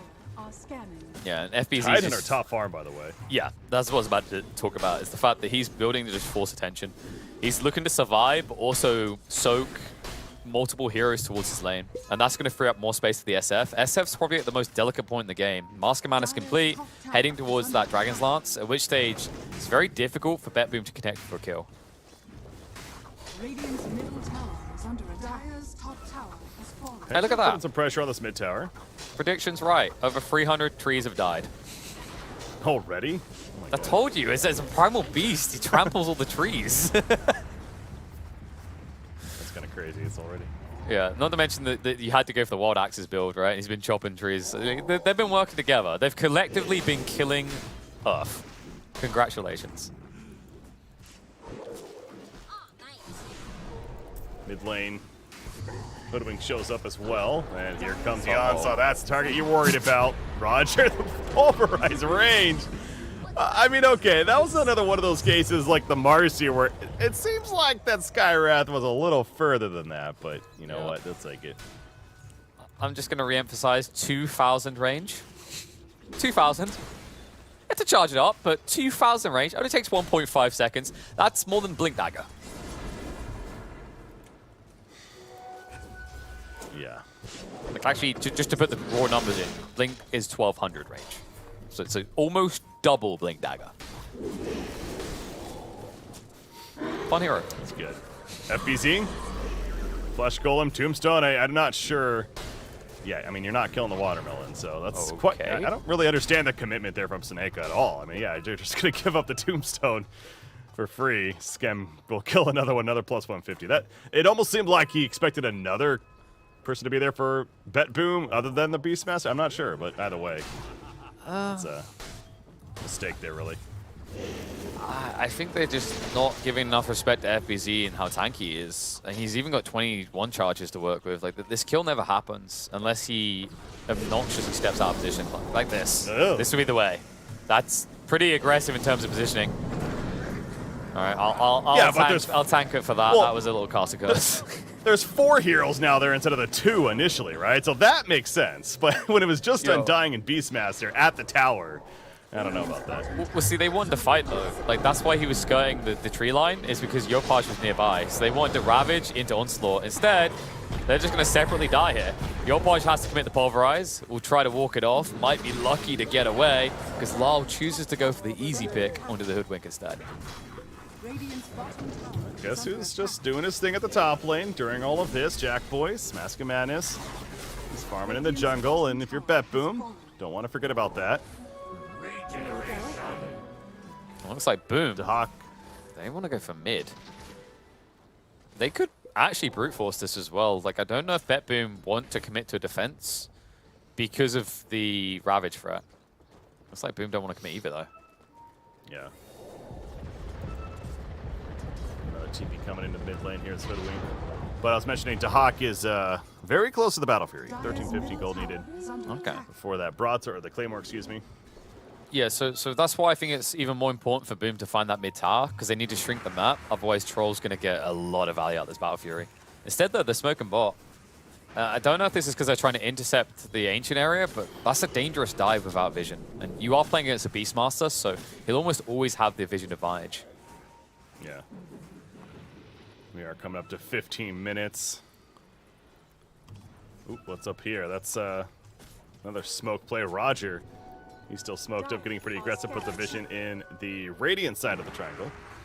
And there's also going to be a scan hit on the side of Bet Boom in the Radiant jungle down there. And now they're going to push out and go for this mid lane is Bet Boom. Army of Beastmaster, Pango in the front lines, going for the catch on a Primal Beast. A little too far away now, though. FBZ, he's got Ravage. Undying puts a Tombstone down. FBZ slowly walking at them, though. Has a Soul Ring, one charge. Is going to try to kill the Tombstone at least. He's the only one doing damage to it, though, for the time being. And those decays, they are starting to add up. 16 strength so the tower kill is successful. Yeah, it's that is a bit. And it's just going to be the tower kill, though, it looks like. Yeah, I think they made the best of the situation. Bet Boom felt like they were going a little bit too deep. They back up. The reason they're going so deep is they've set up for it. If you check their vision, they got deep wards. You mentioned the one over near the Ancients. They also had one close to the mid-tier 2. So they were fully prepped for a fight in this area. Even back it up with an observer close to the river area. So they made their intent clear and punished Boom for not trying to take the tower first. Boom will at least turn it into a kill back the other way. Notice they have to commit the Ravage as well to try and kill the Beastmaster off, and it still takes a long time. Skywrath was picked up in the process too, so a little bit more there, but yeah, them making sure to make that kill happen. The Ravage being the big cooldown. Pulverize, 20 more seconds, it's going to be good to go, but now it's Boom's turn to push Bet Boom's mid-tower. And you get the tier 1. Jack Boy shows up as well, worth reiterating. In fact, he's got a BKB in the works, so he almost has a Mithril Hammer and just needs the recipe after that. So, yeah, I think what makes that work so well is the Roll of Thunder is still on cooldown, and they just saw Primal Roar commit as well. So there's literally no threat of Bet Boom coming and delaying the push in and then counter-attacking on the tier 1. So just a great read by Boom, turning a win in a fight into an objective, a key one at that. Poor little Tims will at least hang around the mid a little bit too long as Lal will be able to tap him down, but overall still a good exchange for Boom. Yeah, credit to Laurel. I mean, he's even keeping up quite a bit with that Shadow Fiend, too, and his farm's really showing the Orb of Corrosion, that Diffusal Blade, and they're hunting this stack right here. They're going to take the stack, if anything. I'm guessing they are, at least. Yeah, there's no way they just let this be, so they're not going to get the hero kill, but they will get the stack steal, and that's a pretty good net worth swing in their favor. Yeah, they're trying to just find the hack as much as possible. Now that the tier 1 mid's gone, they need to be more invasive, because the idea now is every area of the Radiant jungle they take away isn't just more farm for the troll, it's less for the SF. And now they're trying to get something bigger for the troll. They move into the pit, but Boom, quick to react. Now smoked up and moving in.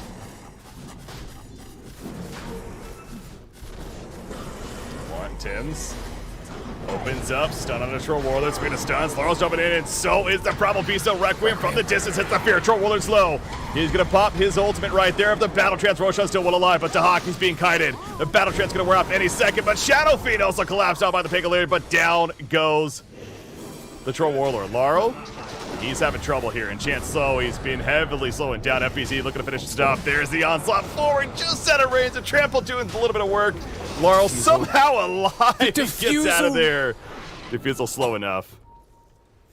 That Diffusal saved the day for himself there. If it wasn't for that, your Page would have got 1 or 2 tramples out and the Pango dies. But man, really good fight on both sides. I think the key detail, Boom show you the layering to the CC. If they get the perfect setup, like they follow Ravage into Requiem, everything on Bet Boom is controlled. So that's something to keep in mind. And also it's a fragile state for the Troll. He's only got Battle Fury so far. Until he has BKB, he's not safe from this. That's why Dahak just goes bot. I don't think Bet Boom Rob are going to try to go back into that pit. It's too dangerous, especially with Ravage still being available. God, it's so low in life, though. He's starting to regenerate a bit, but yeah, that's got to feel pretty bad for Bet Boom, but Boom Esports, they do their job, and sure, they lost the Shadow Fiend, but they prevent the easy Roshan kill. And now the option is there to have it taken for themselves, and look at Tidehunter, though. The Wraith Pack just finished now. Yeah. By Hood of Defiance. I'm surprised they don't go in, actually. I think they could very comfortably take this. I think it's the Pango threat. They're just showing a lot of respect, because like I mentioned, like the Ravage is still available. Like it looked like it might as well be Ravage, but your Page in that last one, it was just the Onslaught. That's just how impactful it is around Roche. So they still have every layer that they require, and quite rightly so. They will walk into the pit confidently. Even if Bet Boom know, they can't do anything to stop this. And they probably know. Yeah, they're like, oh, that's happening. Oops. Yep. Poor little Snako. That's a lot of slows. Good lord.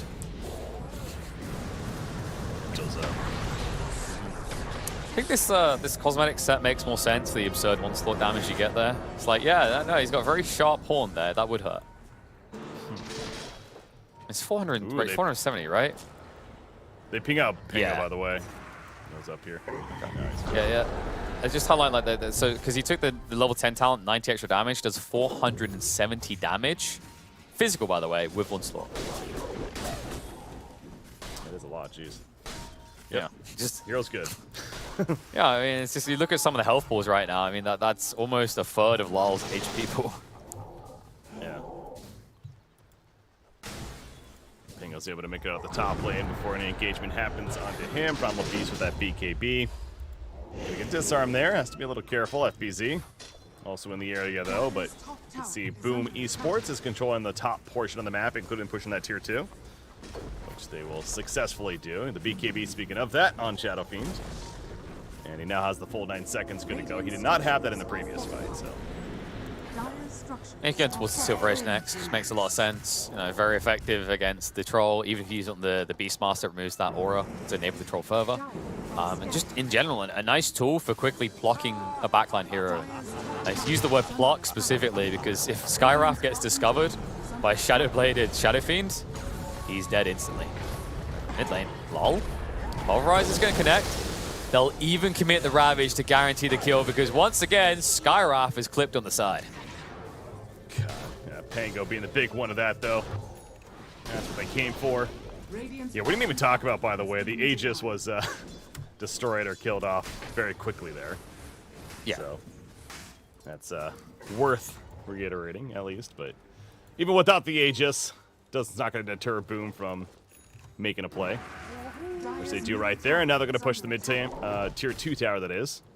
The Mask of Madness pop, and Tier 2, it's going to fall quickly. Pain go up in 10 more seconds. Beastmaster going to do it again. He has his own Wraith Pact as well. Troll Warlord, though, they really need that BKB on him before feels like BetBoom can feel confident about taking another engagement for themselves. Yeah, so I mean, with the Aegis now out the equation, BetBoom have a way of going. It comes down to the BKB and Troll. I think that's the best opportunity. And then you kind of get this interesting dynamic in this game where whoever jumps first takes the lead. Because both sides have a way of insta-giving, more or less, right? Like when you think about the Ravage, the Onslaught, Pulverize, Sharpshooter follow-up, Requiem, then on the other side you got Raw Thunder, Primal Roar, you got the Mystic Flare. So much burst both ways. Dire's bottom tower is under attack.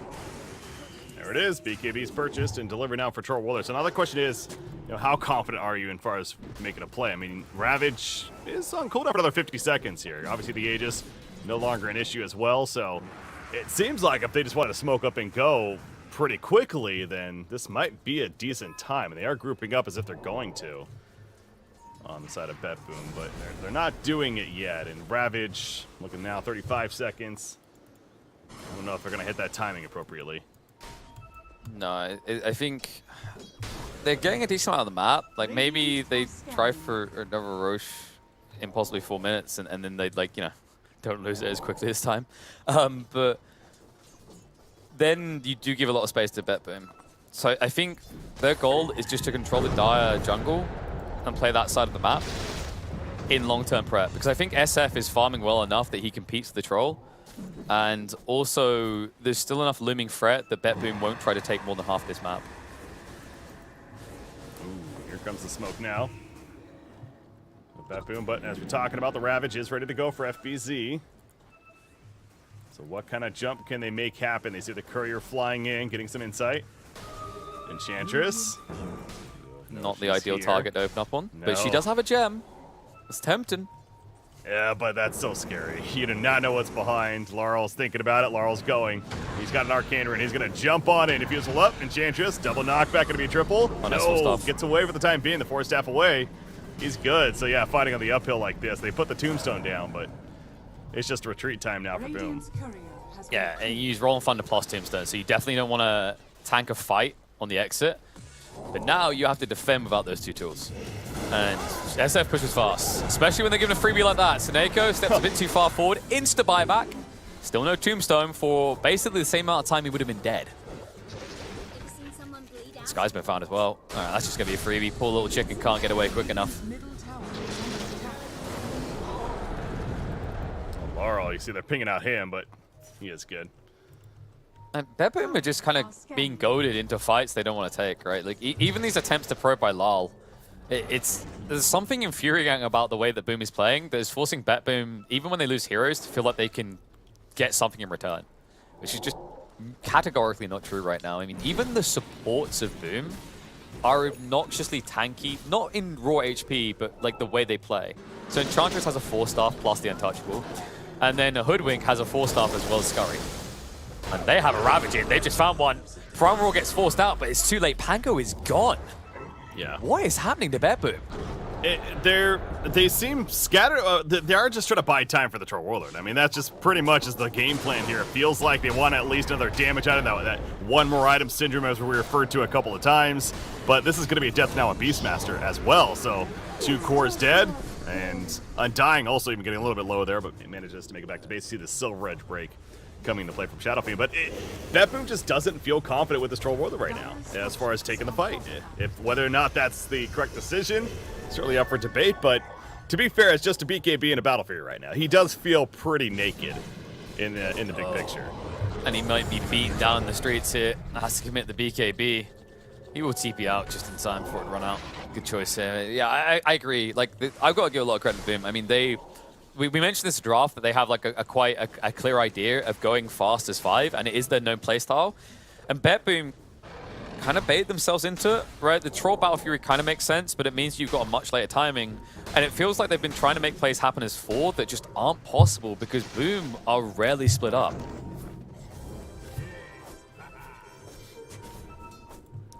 All 5 are up on either side now. Again, Ravage not available for another minute or so for Boom, but Boom Esports every reason to feel very confident about what's going on right here. 30 more seconds for the red timer of Roshan.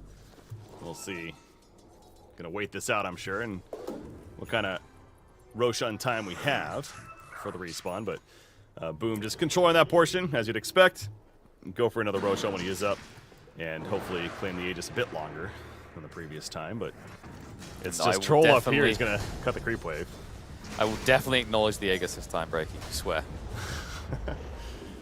Dear God, we forgot.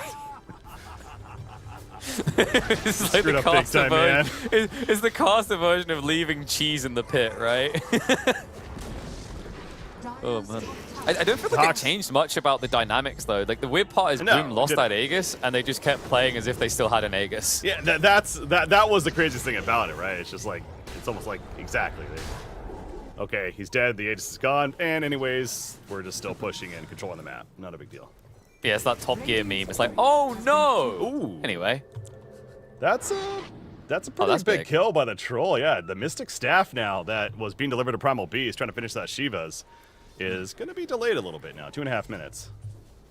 Yeah, definitely is going to set back the timing a bit. Especially going to be a key detail considering that was the final component and Roche is now up, so might be forced to take a fight without that, so there's a few K net worth less to worry about that Boom have, but they're still 14K up overall, and they've got the big ultimates to play with. Ravage, and that big ultimate. Just feels like any second now that jump could be happening. Of course, needs the actual vision. There we go, there's somebody. Not the somebody you're looking for, though. As it's just undying. Radiant's courier has been killed. But Roshan is up. It's one of those funny games where if you see the green hero on either side, you don't jump him. It's like if you see Tide, no. If you see Undying, no. And Betboom, they could actually wrap around and try to get some wards in the Ancient area, or the Radiant side. Probably their best posturing opportunity. Betboom should have better vision around the pit. At least you'd think with the fact they have a Beastmaster in play, but this lane top, this push-in has just forced them completely away, and Boom will exploit that perfectly. This is, yeah. Again, not surprising. Pretty fast Roshan killing team. So that's the shard as well going to be coming out. Oh! Larl trying to make a play there at the last second. Wait, he got the axe shard. Did he get the shard? No, he already had it. No, he had that. Yeah, he ignored it. Like, it looked like he got it for a second. That was so close. He had the inventory space. He made it. He was going for the steals, but no, both are picked up by Shadow Fiend a little too quick. So good attempt from Laurel, but I mean, that's going to be on cooldown now for 50 seconds, the Rolling Thunder, that is. And now you have this Aegis on Shadow Fiend, and understandably, Boom says, okay, now let's go high ground. Now let's watch the SF intently. It's all that matters now. He's a god in his own right. Prime Roar comes out, Mystic Flare, and it does nothing. Well, that was kind of the combo, Breaky. I don't think there's more to say here. That should be a lane. Unless they get miraculous back-to-back disarms consistently here. Oh, Troll Warlord just from afar is doing the ranged attacks. He's got that Skull Basher. I don't know how much they can commit to the Rax kill, though, on the side of Boom. Seems like they are going to be deterred enough. So they're having trouble breaking all the way through. But it's how aggressive do you really want to be on Shadow Fiend? He is almost level 22, and again, as we always stress, level 20 pretty important. Gonna try to hit that here as we're sieging. Here's Boom, but another disarm. Yopaj thinking about going in all the way. Nope, not going to be that though, but there's the one Rax now going for the melee, but the fortification kicks in. But you talked about they use their combo. Primal Roar still on cooldown for 30 seconds, Flare for 8 seconds. Yep, it's not going to be up in time though.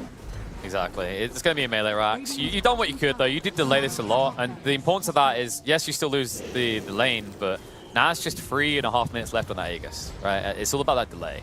Now, don't make that same math situation to justify losing a second lane. Like, they won't do that. They will fight if Boom come into their base again. Bottom lane being pushed in. Dahak has kind of channeled his inner Nature's Prophet. He really has this game on the Troll Warlord. I've constantly been noticing he's been cutting creep waves, pushing out lanes, specifically this top lane. And that's really what he's been doing.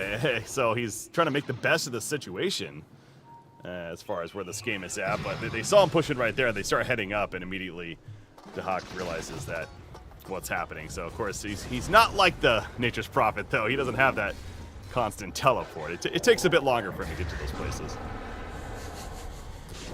Every time someone's like, it takes a long time to get places, I just watch a primal beast just travel 2,000 distance. Okay, I'm gonna stop now. I think we've beaten it like it's a dead horse. Hopefully it has gone through to Ice Frog's ears.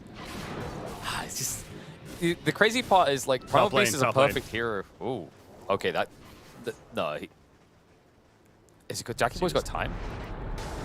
Oh, yes. That's such a bad feeling for the Troll Warlord. He's like, all right, I'm just gonna hide now. I see these TPs maybe coming in, and all of a sudden he's just dead. I mean, it's one of those situations where you're like, maybe the carry has the most godly senses and knows something's wrong with BKB TPs, but there's no justification. I was watching Jackie Boy's Silver Age time. I think he had 3 seconds left when he finally cast the Requiem. The fact that Dahak stopped walking is what allowed him to do that in the end. Otherwise, he probably would have got the BKB off and just TP'd away. 18-9 hero kills, 20,000 net worth lead though for Boom Esports. They are just wrecking right now, and of course led by the Shadow Fiend, but also Tidehunter's got some pretty good farm. He's going to be Ancient sealed up immediately, but not the biggest steal in the world. That's eventually going to wear off, and so that Ravage threat is real. Proper War locked on Shadow Fiend. He's at Half-Life. He got 4 stepped in. Actually pretty awkward right there, but there's the Aegis. So now he's in it. Not the friendliest of spots. Troll Warlord is TPing in, but he's not going to get here fast enough. BKB out. Tide has the Ravage, so you don't want to hard commit. Now, Dahak does still have BKB, but I think BetBoom should be happy that the Aegis is gone. They're not. They want more. BKB on BKB. Stun comes out on the Yopaj, though. That's going to be a commitment to Battle Trance. Dahak is chasing very deep here. Needs to be careful because he's about to run out of Magic Immunity, at which stage he is donezo and gone. I don't know Jackie about Boy that. picks him apart. They'll find Roger on the exit. Mistakes made by BetBoom, and just as Boom was ready to leave, they're now ready to siege. Yeah, I mean, we all know how Troll Warlord works, and that Battle Trance, yes, it's a great ability at the right time. It's also one of your worst enemies when you use it at the wrong time, and I think that was the case right there. Using it to chase the Primal Beast, who just kept him on a leash, basically, to run him back to his team, and then they just blow up Dahak as soon as it wears off. So, unfortunate mistake there, and that is going to at least be the middle set of racks. It definitely potentially. I mean, he still has Ravage. Yeah, this really might just be the game. Laurel jumps in, doing what he can. Buyback is still available to Troll, but refusing to use it for the time being. There is the Ravage to stop the Rolling Thunder, and the dead Pango is there. He buys back on Pango, and it is going to be enough of a hold, including a Bash Proc with the Swashbuckle, and Laurel is moving forward, KP. Yeah, they need to get a lot done here, though. Lol is going to get the rebound attack on the Shadow Fiend. Dust reveal here. BKB on cooldown for 5 seconds, but have they got the burst? It's going to be tight, but just enough. SF gone, and FBZ in a bit too deep will join his friendly SF in the early grave here. But still a big mountain for BetBoom to climb. It's still a 23k net worth lead. They had to buy back on the Pangolier. And one of their tier 4s is already almost dead. Yeah. I mean, hey, it's considering the situation, it keeps them in the game. I'll say that for BetBoom, certainly. And the fact that Troll Warlord did hang on to that buyback the whole time proves to work out. And so he's allowed to get a little bit closer now to that Nullifier that he's trying to build up here. Almost 3,000 gold saved up. So the hope still stands as both Tidehunter and Shadow Fiend are going to be remaining dead. It's just, how does BetBoom, or what do they capitalize off of what just happened right there? How do they capitalize? And maybe a tier 2 mid could be a possibility, but Dahak still got to be a little bit careful about this, especially by yourself. But yeah, here comes the backup. Yeah, Nullifier almost complete. Maybe just unbind R from Battle Trance and bind it to the Nullifier. I think it's going to be a good item, but I still see a world in which we get the walking the dog, as I like to call it, where the Troll Warlord just comes with you and finds himself very much out of position, just like he did in the mid. And there's definitely heroes that can do that, right? Like, especially if he gets forced to commit onto a Primal Beast, which we've seen happen already, Primal Beast will just onslaught away, and you're going to be following him the whole way to the enemy team. Yeah, something tells me he's going to be a bit more conservative when it comes to holding on to that Battle Trance in a future upcoming fight. But he's almost got the Nullifier, actually. It's just about there. Just needs a Sacred Relic now. Yeah. He has another 3,000 gold saved up. He just slaps a little post-it note next to his monitor. It's like, if royally screwed, then use Battle Trance. definitely don't want to... I don't think you want to use it to initiate unless it's like there's a split pick. Like, oh, this SF is not guarded. I will definitely battle trance him on his own because then I can get to a point where I'm perma bashing. But if 5-on-5, it's a very difficult spell to use correctly in this game right now. Yeah, to his credit, I think there was that fine line in that last where, you know, we're talking about how he battle trance and they took him for a walk. Like, that is the idea. Like, you know, you pop battle trance and the bash procs hits right away, and all of a sudden you can lock down and get the kill. But yeah, very close call there. They broke the smoke, but they went the wrong direction for a second, and that's long enough. I mean, that kill, even though he has buyback, like that would have set him back. That would have prevented the nullifier coming out, and he probably wouldn't have been ready by the time Roche came around. So, important dodge.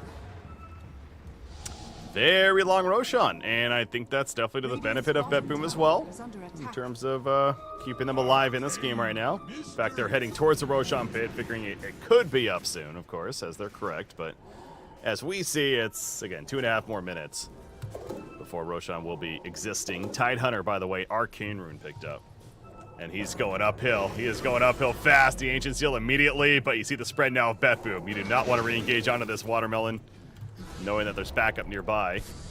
He's got a BKB, so he can ravage whenever he wants. The only thing that will stop him is a primal rule, which you don't want to commit onto a tide. So this game just got very difficult from that perspective, and it's going to get worse if FBZ gets towards this refresher. So that's why BetBoom needs to start doing things now, and you see they're smoked. They are moving towards Boom. Boom, who are looking for a pick outside of the base into a push onto the front. So Troll, no buyback, but yeah, he has the item he was going for in the nullifier. And we might see the engagement now. Yep, Laurel is going in.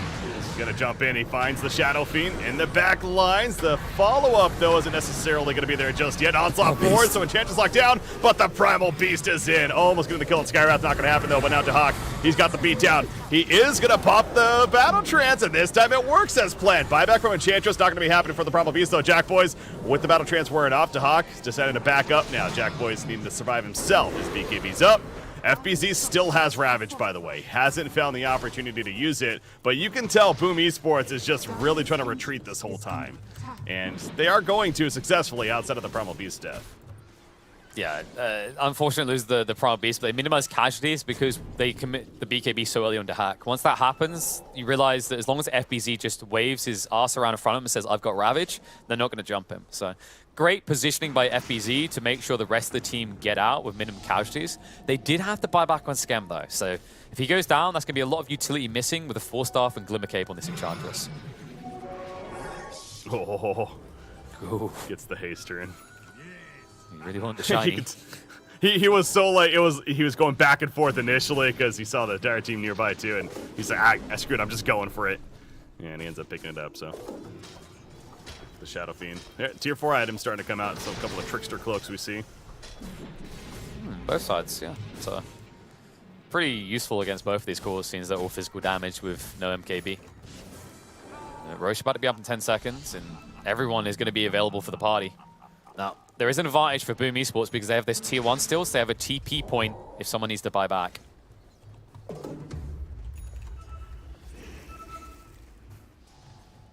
Pango high ground, not going to stick around though to expose, or maybe he blinks just in time. Primal Beast thought he had the engagement. Laurel's a little too quick though. You really want that grab. You can see BetBoom that they have to be very elegant with the way they start this fight.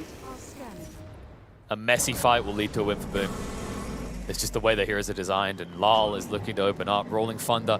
The best thing he can do is back off and not reveal himself in the smoke, but now they know. Rolling Thunder has been used. It's already half duration. He's not going to get great value for it. Tim's is going to be forced off to safety, and Lal now without his ultimate for 60 seconds. Yeah, you can't commit a fight without that at all. So BetBoom will start retreating, but yeah, it's, again, it's one of those situations. You're antsy, you know, it's trying to come back in this game. He thought they had an engagement, but Boom has been doing a great job of retreating when they need to, and they're doing a good job of almost finding a pick chance. They still could find it. Noticed being run down. Gonna pop the Wraith Pact, Primal Roar, but on the Primal Beast, it's gonna piss him off even more. He's definitely dead. It's just a matter of how long.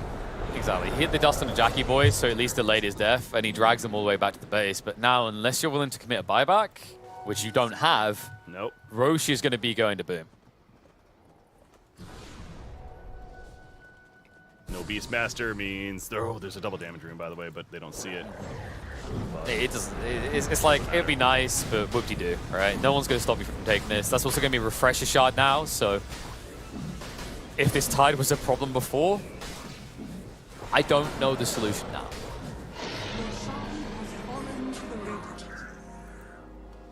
Oh, there's the Refresher Shard. Yeah. It's like, take everything. You will carry the rest of this game, FBZ. You are the chosen one. And he's going to go pick up the double damage now. So, I mean, you got all the tools, right? If you're Boom. I ain't saying they got to force a big fight right here, but it feels like that they got all the tools of the double damage rune, the Aegis, the Cheese, the Refresher Shard. As much farm as they have. Go bottom lane, get that tier 2 tower, and start sieging into the base, try to really finish this game. Feels like a pretty good strategy if you're Boom. Yeah, it does give enough time for Bet Boom to get all their heroes back up and ready to brawl, but that DD did get spotted in the end. Jackie Boy has it in his bottle. This SF will kill the troll before he reaches him in this situation, so very difficult to defend this tower. It's a very big ask. And look at FBZ just confidently walking in right now. Radiant's courier has been killed. Dire's bottom tower is under attack. Using the courier to get some info as well, killed off immediately. Yeah, it's Bet Boom basically just protecting this high ground area. They got the vision. They're just going to sit here and try to wait for an engagement opportunity. I mean, Laurel is ready to go.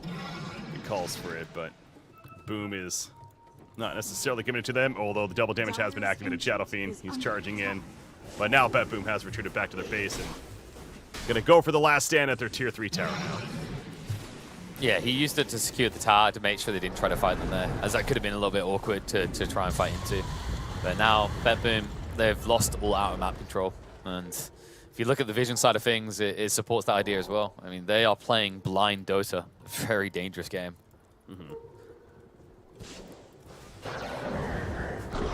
Hoodwink. Lotus Orb, the Aeon Disc has a Solar Crest buff. He's able to apply to his Shadow Fiend. Yeah, it's just such an annoying hero like this, because this Hoodwink is actually doing a lot more than is clearly apparent. The Bushwhack is just a probe for a free kill. Sharpshooter follow-up damage is no joke either. 1,250 damage at maximum charge, and with the Pulverize of the Primal Beast, we've seen already in this game that you get a free full charge into a hit.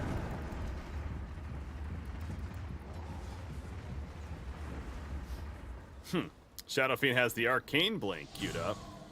7,300 gold saved up as well.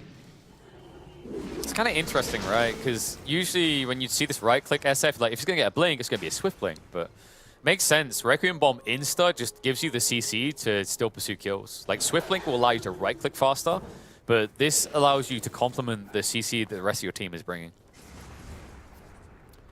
It really is interesting. This has definitely become a very noticeable mindset. I think I say this a lot of our games at least that we've been covering here on Stream E, and that these teams that get these obvious leads that they have of 20K plus net worth and feeling very good, and even in this case, you know, having the Aegis, the Cheese, Refresher Shard, etc., but they're just not confident enough to truly push into the base. And again, there is that fine line. You don't want to just literally throw yourselves at the other team by any means, but the idea of just waiting for their opponents to eventually try to, you know, make a play themselves, make that mistake, and then, you know, win the fight and end the game that way. It feels like a lot of these teams are relying on to finish these games out. It's the history of TI. It's the lessons that have been learned. Too many times a turnaround has been offered by a team playing a little bit too aggressive, trying to end the game a bit too fast. And I think there's definitely an argument to be had that, you know, playing to win is better than playing to survive. Especially when you're ahead like this. But at the same time, you can't blame teams for thinking this way. And the funny part is the team behind is kind of mirroring that feeling, right? Like we've seen this time and time again where the team in the lead doesn't have any intrusion upon that lead because the other team's too spooked to come out of their base.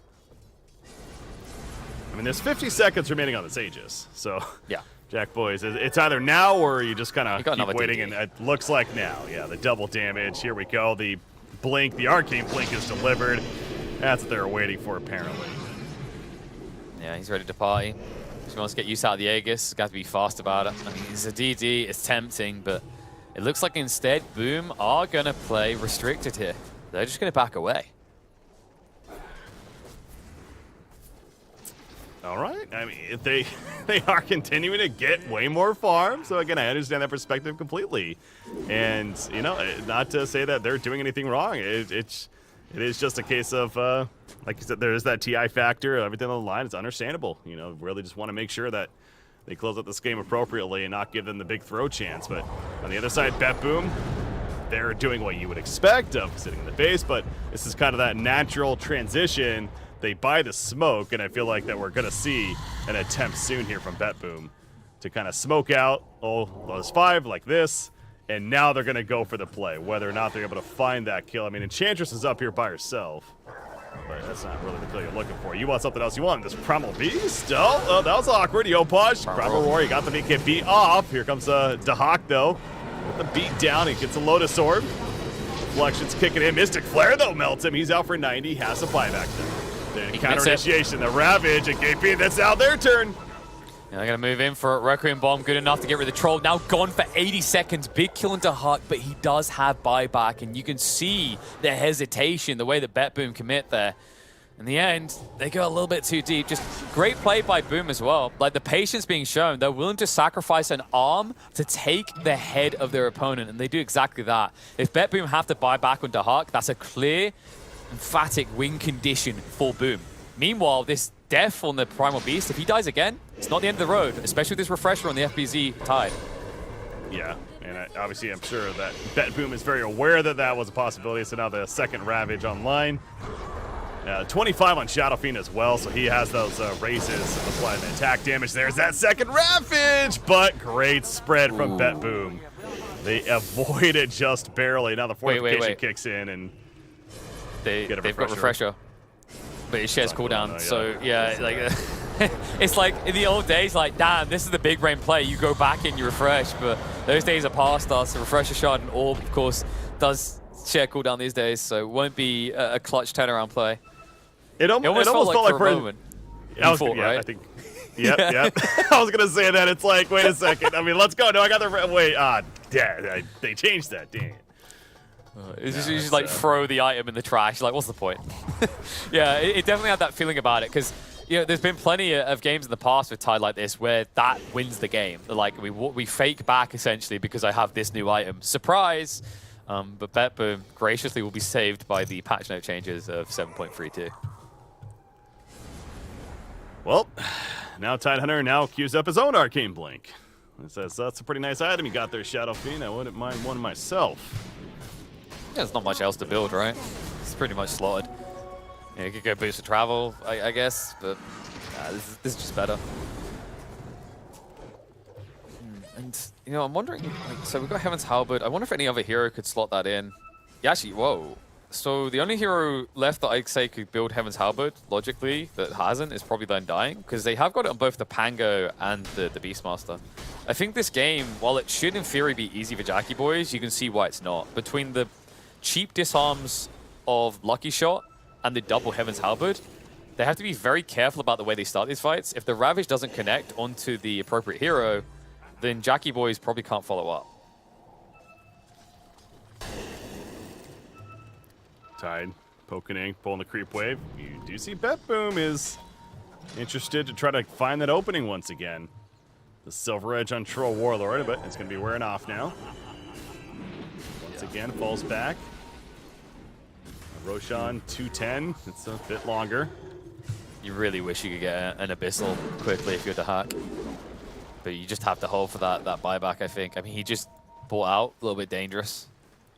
He's 450 short, so I don't think it should be anyway dangerous until he's got that buyback available again. Like, otherwise, he's just going to be a walking liability for his team. So Refresher Orb is ready now for the Tidehunter, but I also saw, what is it? Yeah, Pango picking up the Refresher Orb himself, so he's actually got double everything now as well. Oh, that's actually pretty cool here. It comes back to that idea, who jumps first can win. The problem is, like, it has to be maybe FBZ, and you might have enough lockdown with Double Rolling Thunder to hold him before he can Ravage. But it's the BKB, right? Like, there should be a window when Kraken Shell dispels him where he can BKB. So they still need a direct answer for that, which is why I want Abyssal for the Troll. It still feels so far away. You know what the item that Boom has been waiting for this whole time to actually now finish this game is the Sprink. Oh. The Sprink on Skem, and he gets it. Of course. So yeah, he's just, you know, the power of the memes. Bet Boom want to end in favor of them. Dahak's going to move in hunting. Prime Roar's going to come out. They're going to roll through. Ravage is going to be forced out, and it does connect in time. The farm Ravage as well. Troll Warlord has used BKB. Requiem there. Oh. He's gone. Dahak has no opportunity to respond. Refresher is too late from the Pangolier. He is also going to hit the deck.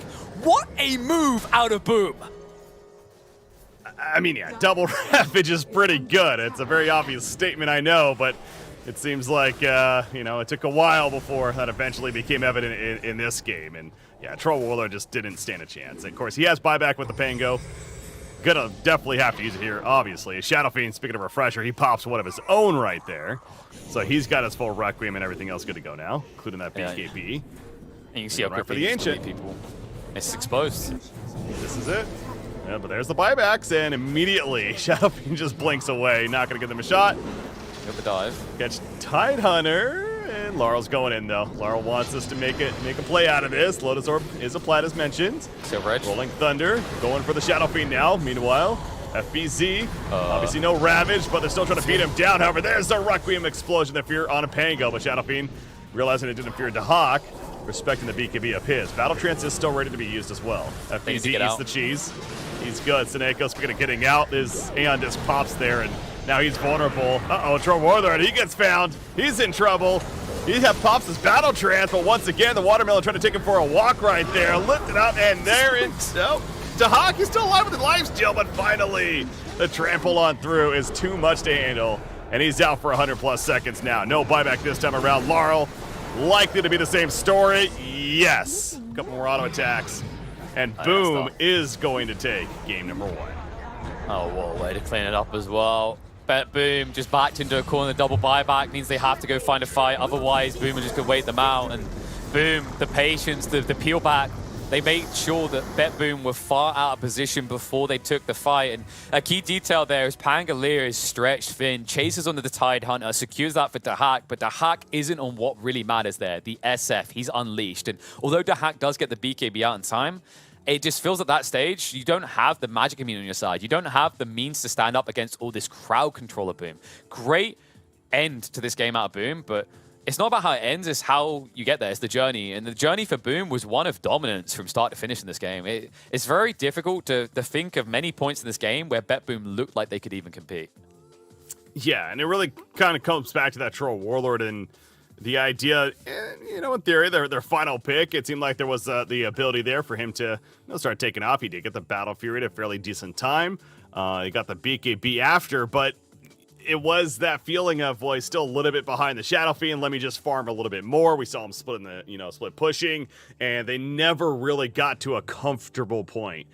With that Troll Warlord specifically, that they were able to feel confident as fighting as a team, fighting as 5. And Boom Esports, on the other hand, especially with that Tidehunter in the front lines, Ravage online, ready to go, and his great early success in farm, I think that was the big difference maker in the big picture there. FBZ, I believe, should get the MVP on this one, with all that said, so. Oh, yeah. That fight around Miz, where he just perma-locked down Dahak for the follow-up Requiem bomb, that didn't allow him to BKB or do anything. Like, that was clutch. That was the deciding moment where it's like, okay, now we clearly have the lead. Now we can clearly take the game. So, yeah, FBZ, as is appropriate, will be the match MVP. And, a lot of credit to the way that he drew attention to his lane after he was playing solo. I think that was an important part, an integral part, in fact, in getting Yopaj back into this game. Oh, sorry, Jackie, back in this game. Like, the SF got the space required. I say back in this game, he didn't necessarily fall behind. But usually at that point, when you look at the draft of Bet Boom, they're meant to have a way of hunting this SF. They were so distracted by what was happening with his Tidehunter wherever he went that they didn't really get as many opportunities to strike at the Shadow Fiend, which is why he looked like a Chadley god at the end of this game. Yeah, again, great performance by Boom Esports. It is, let's be honest, one of these games you see 54 minutes. Oh, how close was it? It wasn't really close. It was just Boom.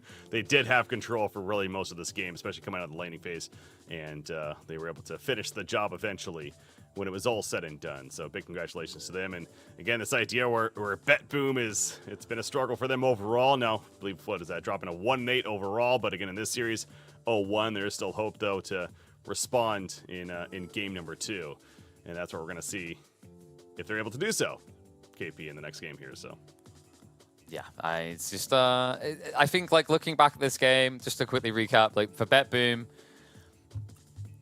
I think they got counted hard. Like, I think the more I think about the Enchantress pick especially ruined their ability to brawl early on. If BetBoom can get a brawler-type lineup that they like, there's a way that they can potentially compete with Boom, but nothing to take away from Boom. From draft to execution, incredible performance. Yes, a little bit reluctant at times. We've seen that at plenty of teams. You know, it's TI. They're going to be hesitant. We'll just have to see if that hesitation is going to be there in game 2. After a short break, we'll return for that one, where we'll see if Boom's confidence will lead them through to a 2-0. With Bet, Boom can claw back a second win. Would be their second win overall so far in this group stage.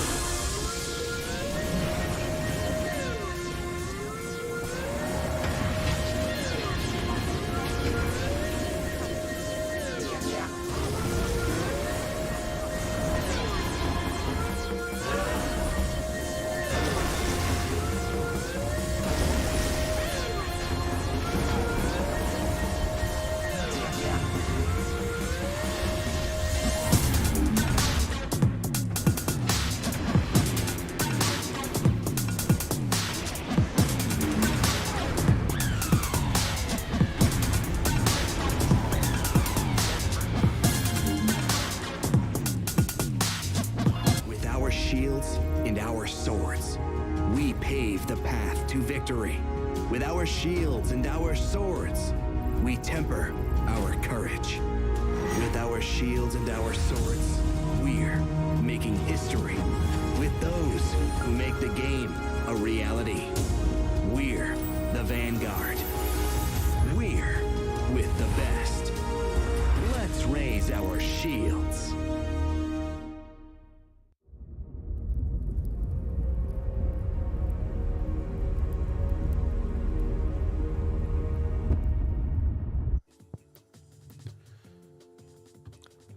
I have dug deep into the arcane pools of knowledge, and I have brought out a reason for game one.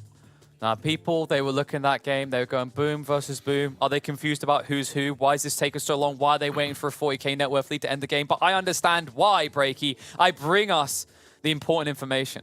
They were trying to steal Tundra's fresh record. Because apparently, that Tundra Talon game we cast earlier, Breaky, with a 70,000 net worth lead, was the biggest stomp since TI6. It makes sense now. They wanted the record, you know? That's what they were going for. Right? Want to be the record. I mean, there's nothing wrong with that, if that's perspective, I suppose. No, again, it's... there is no secret here, and that, well, secret is in this event. But again, to the point, there is no secret here as far as what I'm about to say, that game went on a bit longer than maybe it should have in favor of Boom Esports. Ultimately got the win. That's what matters. But I do go back to, there are the couple of factors. One, the TI factor, as you were talking about. Yes, we understand. There's a lot of pressure. There's a lot on the line here. You do want to be careful. You really just want to make sure you're not overplaying your hands.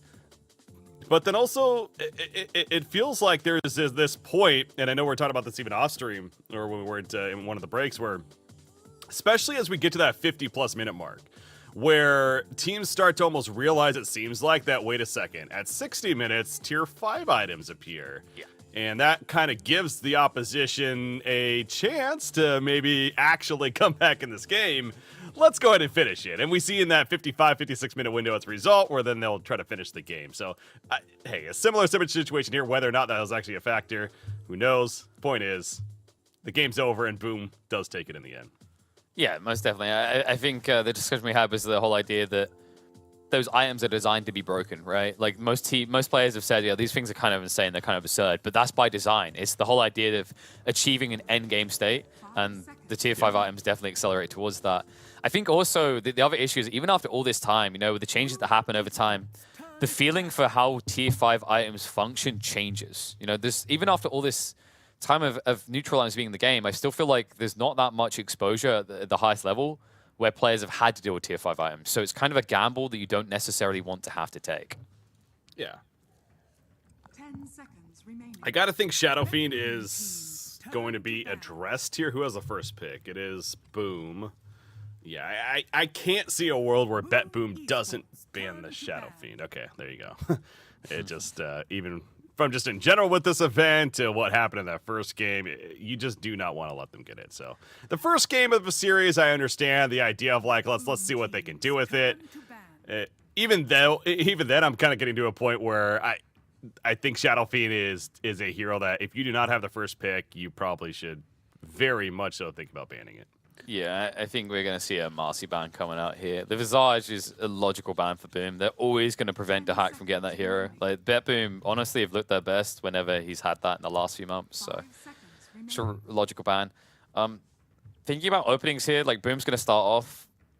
If the Marcy doesn't get banned, I wouldn't be surprised to see it come out. They could also just prioritize the Primal Beast. We've just seen how impactful it is, and they're also very flexible. We saw it in Yopaj last game, but Tim's plays a mean Primal Beast as well. Yeah, no one would be surprised to see that Primal Beast make the early appearance. Absolutely. If not banned here. But Bet Boom, they are really thinking about this. I mean, I suppose Boom did as well. They've already used a bit of their reserve time for the first couple of bans. It's kind of like what is our opening now? Because we've got a ban into a pick. That pick needs to set the pace of the draft. Let's get something that gives a good foundation but can't be ignored. There's definitely plenty of heroes. They choose to go for the Batrider, so they... Interestingly enough, like that's something we consider Dahak to play a lot. I feel like Bet Boom are maybe going towards something a bit more vulnerable, akin to the sniper idea that they've ran in the past, further down the line. And that's why this Batrider gets banned out so early. 10 seconds Okay. Marcy, Primal Beast. Certainly the two off the bat, Undying, as we even saw in the first game. Really kind of these heroes that come to mind in terms of what pick your poison type deal. I think for Boom, I almost want to say I wanted them to go the Primal Beast here. I know there's argument to be made for the Marcy certainly as well, but with how they looked in that first game running it, especially. Okay, well, whatever. I'm not even going to finish my point because they go Undying anyways. Just pick the new heroes. Psych. Nature's Prophet and I was going to say, I'm sure the Primal Beast is now coming for Bet Boom. So they get it. Now, do they go the Marcy here with the Undying? It's not necessarily the combo that we usually see, but... You could. It gives you a stunner to go with this healer, this kind of bully like the Undying. It also gives you bullyish lanes in general, right? Marcy's great on the lane. I don't expect the Marcy to survive the next round of bans. I'd be incredibly baffled if that happened. So looks like it's gonna be the Ember opening. A popular pick for Yopaj, one of his most picked heroes in competitive in the last few months. And there's further logic there too, right? Great at catching maybe the Nature's Prophet. I suppose decent against the Primal Beast as well with that Flame Guard and even the Shackles itself. So yeah, I can see where that mix with the Yopaj played. Absolutely a valuable pickup for Boom Esports here with the second spot. Yeah, but I'm not sure if I'm a fan of it on the lane. It's another melee hero that suffers. Like, the Searing Chains can slow down the Primal Beast, but he can still Onslaught charge you. And keep in mind, like, the Trample is magical damage. Considering the base damage plus attack damage modifier, I feel like if you hit maybe a half to 3/4 rather of the Trample, you'll get rid of Flame Guard every time. I think we're getting to a point, though, where... Because I noticed there's been a lot of that case of, in the matchup against Primal Beast, maybe not as strong, it's going to be an issue. You kind of just accept that. Maybe we're just at that point, right, where sure, he's not going to necessarily win the lane against a Primal Beast. That's what the matchup that ends up being. But still just overall, especially against Nature's Prophet at that point, and again, the comfort factor, he's potentially going to have a really good game. So yeah, I think that's where the... We've seen, like, I feel like the Storm Spirit we saw from them before was a bit better against the Primal Beast, right? Because that was the lane they had with Storm versus Primal Beast, and the Storm actually, I'd say, won that lane. He came out ahead. So I'd be curious to know what the thought process is in Ember versus Storm. I guess, like, Ember, the cool thing about Ember in comparison to Storm is it's more free to probe without committing. Whereas, like, a Storm Spirit, if he does Ball Lightning in, sure he can Ball Lightning out, but he can only do that 2 or 3 times, while an Ember can just keep Sleight of Fist chaining almost indefinitely. Bet Boom teams turn to bat. A lot of factors in play there, but Boom decides it in the end. That's what they want to go with, and now one more ban to go before we see our next couple of picks coming out. You got the Beastmaster, Death Prophet, Enchantress ban on the side of Boom. The other side, you have the Tidehunter and that Morphling taken away. Yeah, it's kind of funny just seeing the Ench get banned out there. It's like, no, we don't want to take this ridiculous pick again. It's very strong. It's actually good against the Ember, especially like when he tries to rotate early, just enchanting him, locking him down, getting rid of that Flame Guard. Makes it very difficult for him to rotate. Also, we've seen how trivial it is for a hero like Enchantress to slowly kill off the tombstones for the Undying. So just trying to remove those trivial heroes that relegate Boom's opening. Hawk just going through his notes, and he just seems lost. I mean, he's like, which of these pages? I mean, where are we going here? I mean, tried a lot, and he's looking for. He's like struggle so far. He's like, my notes didn't say anything about facing elimination in group stage. So, guys, we need to rethink this. Okay, yeah, it's a rough place to be in. It's like every page, almost every page in that stack have Silencer in it, actually, because I feel like BetBoom must be the team that's picked Silencer the most here at this event so far. Well, let me get you that stat. Oh, here he comes. My Nabreaky. BetBoom is 3 games, 0-3. But Entity has played it 4 times, so technically okay, the most. But I mean, I guess they've at least got the title of most losingest team with Silencer. It's been a rough event for them, I know. Okay, we forgot about There's this. the We Mars. talked about it in the first game. Yeah, this is FBZ's most played hero by a mile. 19 games in competitive play since July. His next closest is 13 on DP. Very strong pick, and now you start to see the combo come together. The cool thing about Mars as well, why it's really good against Sansa, is the way Mars works, he jumps in and he initiates. He already commits arena and spears someone. If you global Sansa at that point, sure you stop the follow-up, but you don't reset the fight. Your teammate is still trapped and dying to this Mars. Yeah, and it just goes back to as well that FBZ is a star on this hero. You mentioned that with the Yopaj Ember Spear. That's so really kind of getting two, especially that are signature heroes for them. The Mars specifically, those 2 wins coming into this series that we mentioned, where they're 2-4. Both of those wins did include the Mars specifically. So yeah, I think BetBoom a bit of a miss right there on their side, but hey, they're still going to feel confident with this 4th pick, I'm sure. And well, okay, that's a confident 4th pick. You know, Leshrac, hard to go wrong there. It's confident for a team that doesn't really have a save for him right now, right? Like they don't have this healer or this clutch save. They've got overwhelming brute force. The Nature's Prophet can arrive to lanes early. The Primal Beast can intercept. Global Silence. But there is still a concern that if the Shrek gets jumped, he dies. By the way, another thing to consider with Boom's combo that I really love is Hoodwink plus Mars. Even on the lane, it's free setup for the spear because you bushwhack someone to a tree. Huh. Yeah, you're going to be pinned down for a while in these laning phases if you're not careful with the positioning. So certainly something we'll be looking out for. So what is this? Position 1 for both teams? Oh, well, Dahak's probably going to play as Nature's Prophet, right? So Yeah, Dahak Prophet. It'll be Lull mid. Primal Beast could still be flex, but they have final picks, so likely it's going to be Noticed Hero to round this out, and they stick the Primal Beast in a 4-row. Yeah, so Boom is putting some heavy thought into what they want to ban here. Is figures that off lane potentially, and interesting. We saw that yesterday. That was from BetBoom, right? Yeah, the Ricky. Yeah, they ran a possible Ricky in the end. I don't know. Like, I'm not sure if it's as threatening. I think there's maybe like more dangerous elements, but you can kind of understand it. Like, it breaks up the flow. Mars can initiate, but if a Hoodwink is slept or an Ember is slept, like, where's the finishing damage on the Mars? On the Mars's combo, rather. I'm just looking at what Boom need, though, specifically. Like, they don't have great push as it stands. They are terrible at taking Roche. Maybe someone that ticks both of those boxes. You know, we've seen some Lone Druid coming out in the group stage so far. Definitely the type of hero that kind of ticks that box, and you can, to a certain extent, go toe-to-toe with the Leshrac. Yeah, Sniper and TA bans happening from BetBoom, so yeah, Lone Druid left open there. I actually feel like maybe Drow? Lone Druid potentially be pretty good. Maybe the Leshrac could be annoying, but you mentioned a Drow. Yeah, like, because Drow, the cool thing about Drow is, like, you don't have to get too close to Lesh that she's life-stealing off multiple heroes, and also you can build into the Ag Shard, so you strip away the Bloodstone healing. And like, BetBoom, they do have a Primal Beast, sure, but that's it. There's no other hero that gets on top of the Drow instantly. Yeah. It's a good pick. It's a really, really good pick in this game.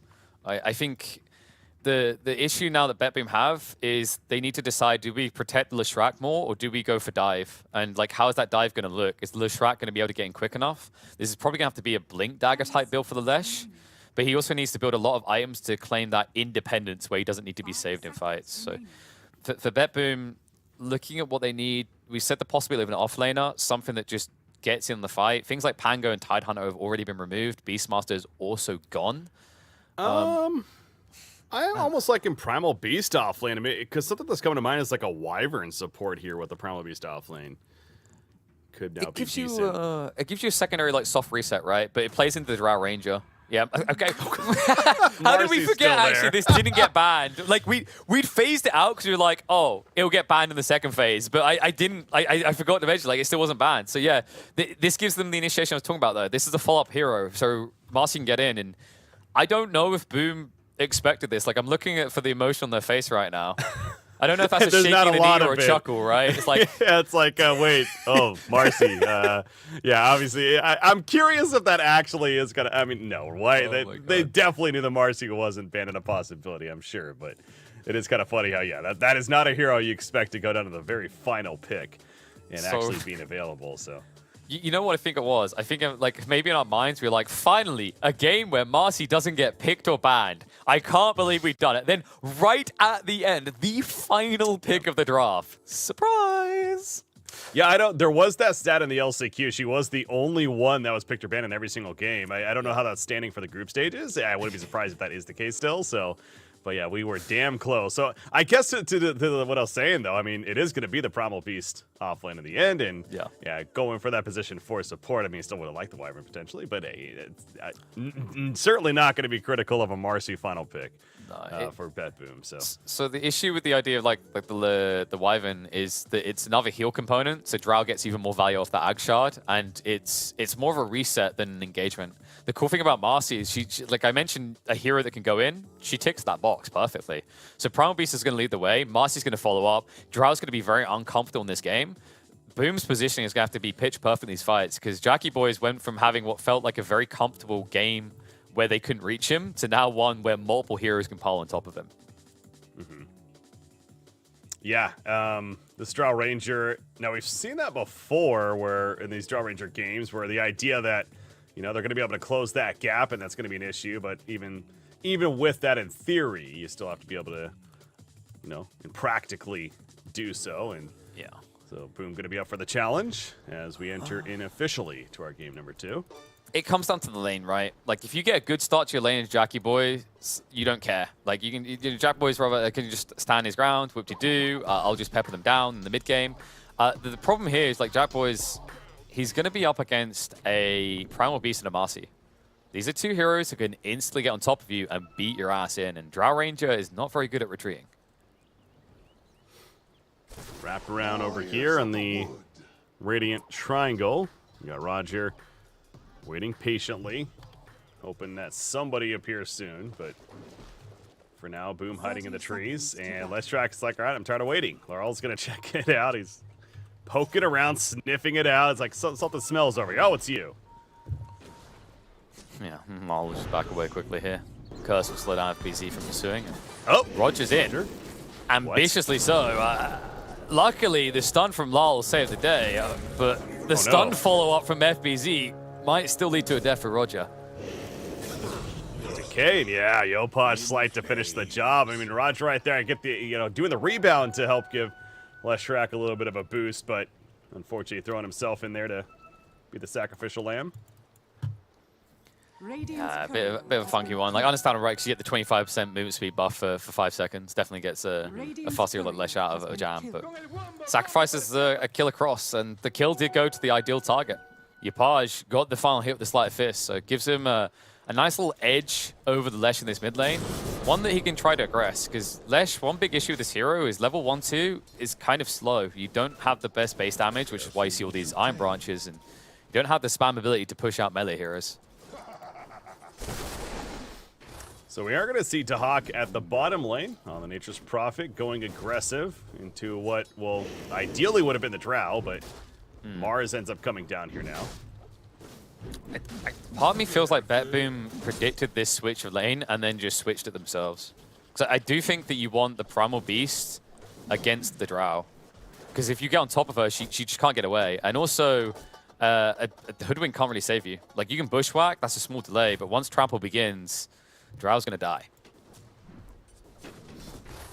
Well, lane staying as they are for now. Skem, meanwhile, going at it with Roger behind the Tier 1 tower.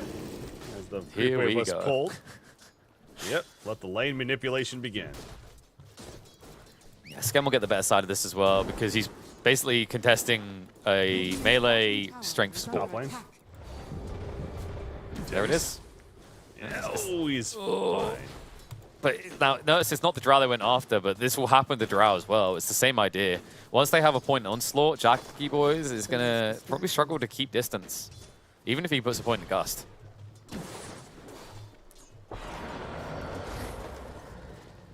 Yeah, curious if he does actually, especially with how aggressive this lane could play against them.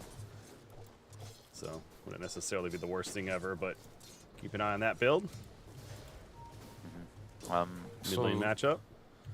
So BetBoom actually, what they really have going for them is the fact that even after this draw pick, Boom didn't really resolve the lack of push issue. They don't have heroes that take towers. So BetBoom do have a prime opportunity to shrink the map very fast. At which stage, Boom, outside the Ember, not many heroes will be able to split push lanes. FBZ might be in some trouble here. This all started with the dispose initially, but he's in the trees. Speaking of the trees, the Treant's chasing, and Dahak actually gets the auto attack off with that Blightstone to finish the job. So good Mars kill by BetBoom.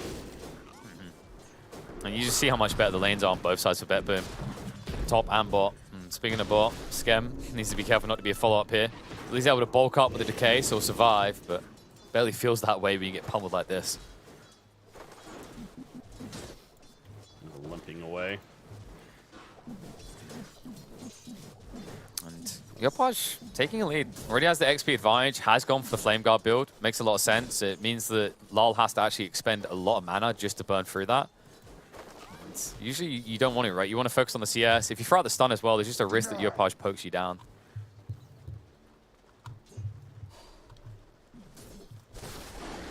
Top lane, we got Drow currently at 12-3. Noticed on the Primal Beast at 15-3. Lane's being pushed up slightly now, but yeah, you do see the onslaught online for Primal Beast. Level 3 on Drow, no Gust pickup. Does go to level 2 Frost Arrow. Yeah, I think Seneko is going to go stack the camp and then pull through. At which stage the wave will pull back towards Dire's tier 1, and then Jackie even needs his support to go pull the wave back towards their tower, or he has to come out and almost definitely die. Skem, speaking of dying, Undying might be dying. Skem. That's a confusing one to say 10 times. Realized it as I was in the process of doing so, but the death is there. How does an Undying die? It's just, you know, it's like those people that call it, like, you know, my name is God. It's like a God is unkillable and then they just die. They're like, I am unbeatable, and then they lose a fight. Like, come on. Yeah, fantasy games will do that. We're going down this road again. Oh no, that again. If you want to, yeah. Courier snipe, by the way, by Hoodwink. Takes it out as up here, so Seneko a little frustrated about that. Mid lane, ooh, some pressure on Amber Spirit. Yeah, this is a really good build out of Lal. He's prioritizing Diabolic Edict, so instead of trying to offset the Flame Guard and remove it, he just goes right after the HP pool of the Ember because Diabolic Edict is physical damage, and Flame Guard only stops magical.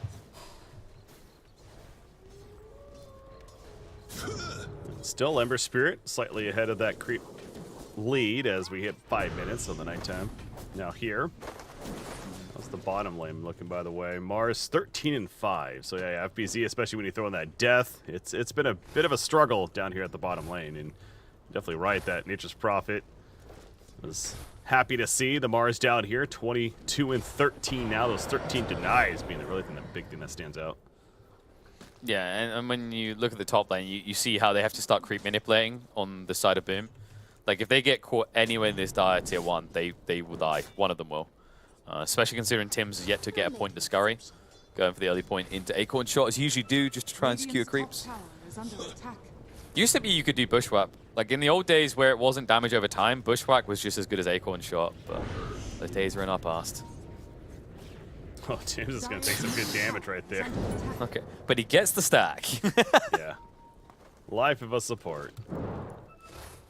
He's like, I do it for my team. He's under vision as well, so they know about this stack.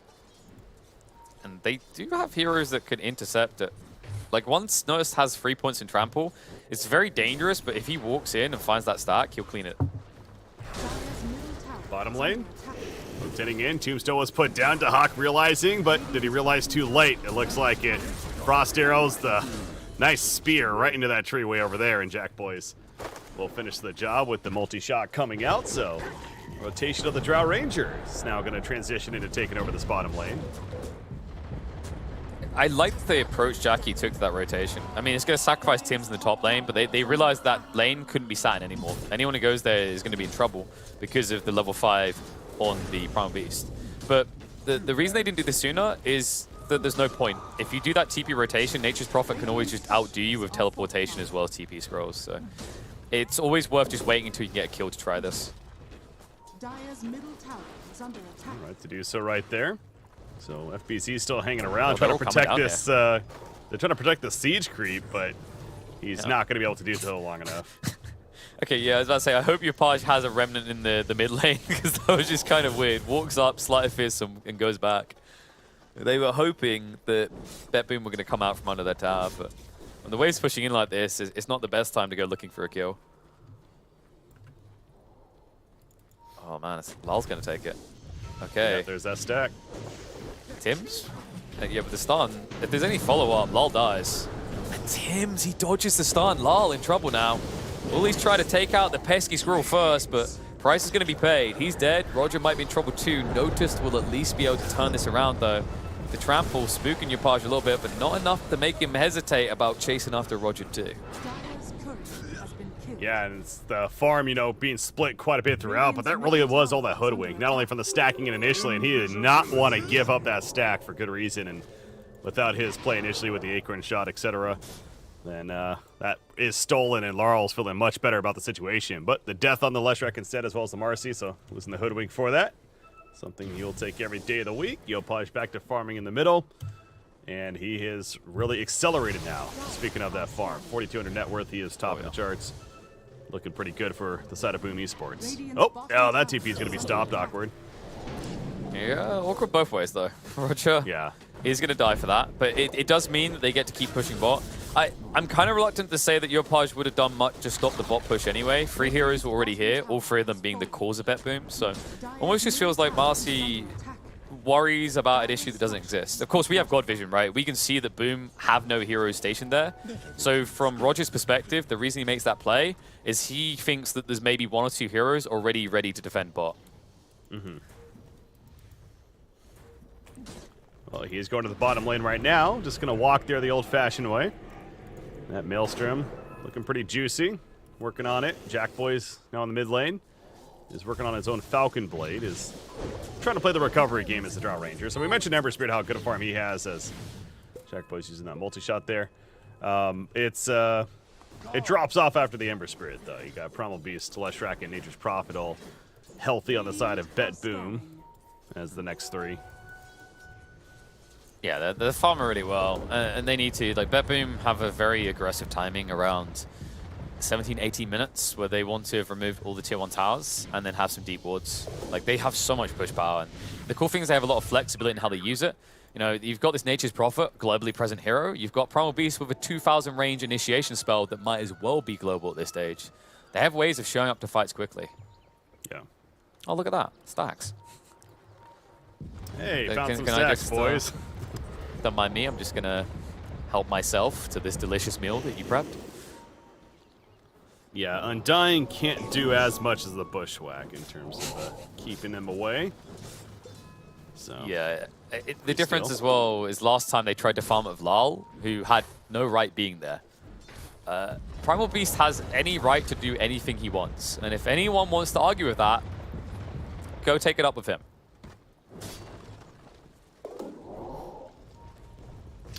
Being the free steal, and back to in his own jungle he goes. As mid lane though, Yopaj continuing his successful early start, which will now include a tier 1 mid tower kill.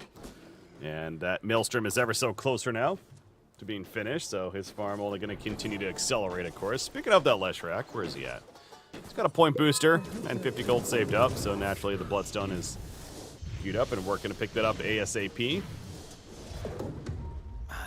It's tough because the Bloodstone's going to be there a lot quicker than the Drow get towards an Ag Shard. Like in the type of builds Drows go for, you probably want the Dragon Lance and the Hurricane Pike first. That's almost at the cost of a Bloodstone, and you're already playing from behind on farms, so might be a big window of opportunity where Lal is unkillable.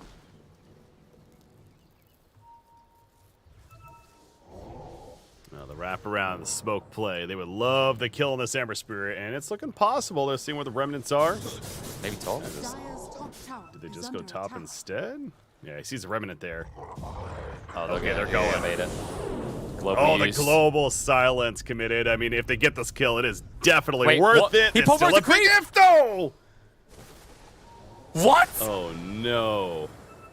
That is a feels bad man for BetBoom. Yeah, pulverizing the creep. That was a whoopsie.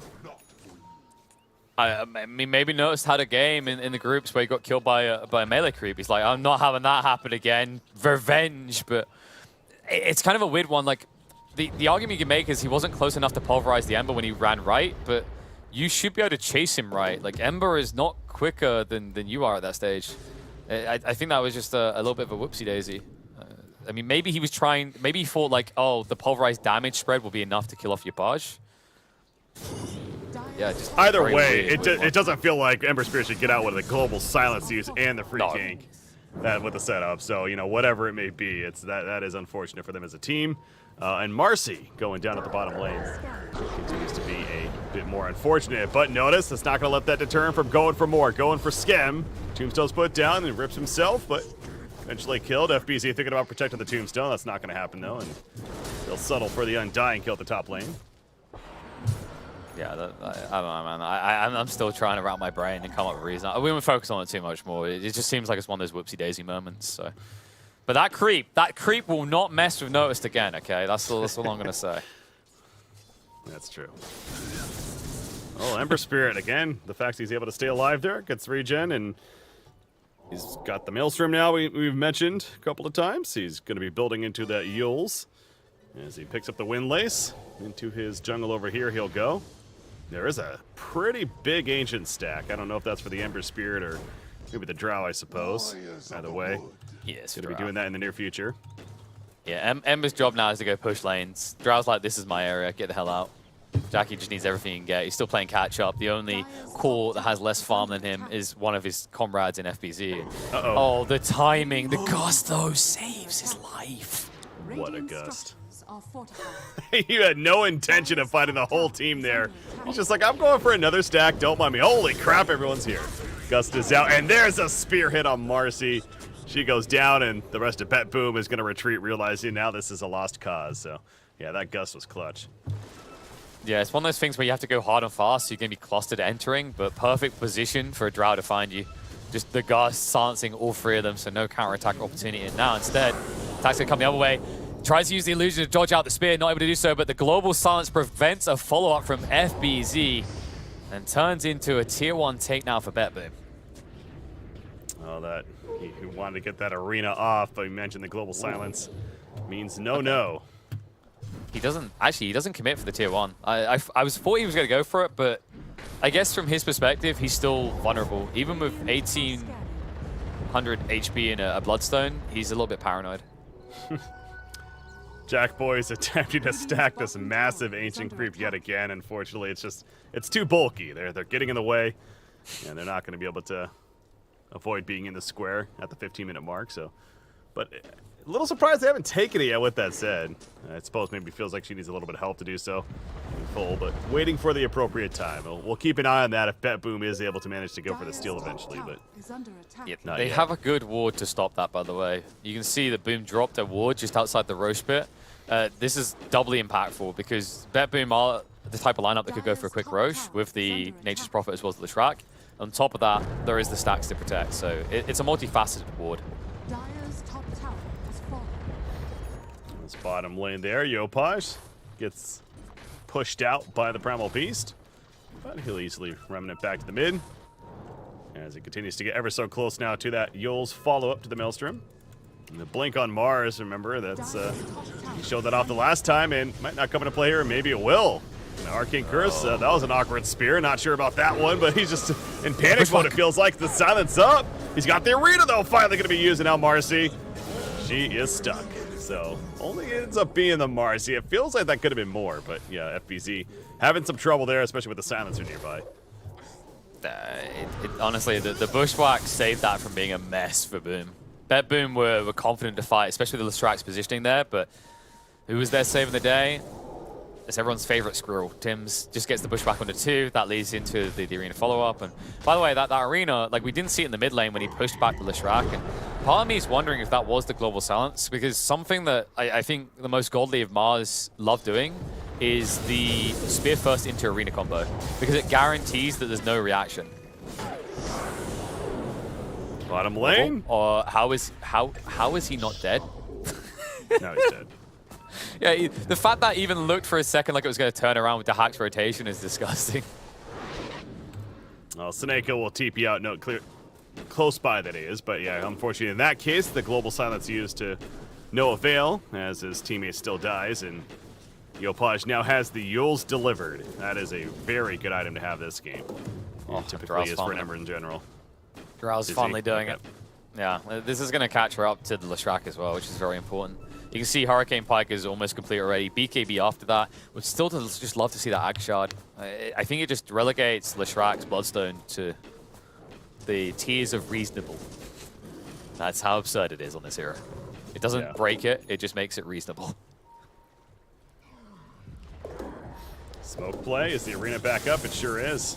FBZ looking for another jump. Leshrac? No. Thought about it. Oh. Okay, well.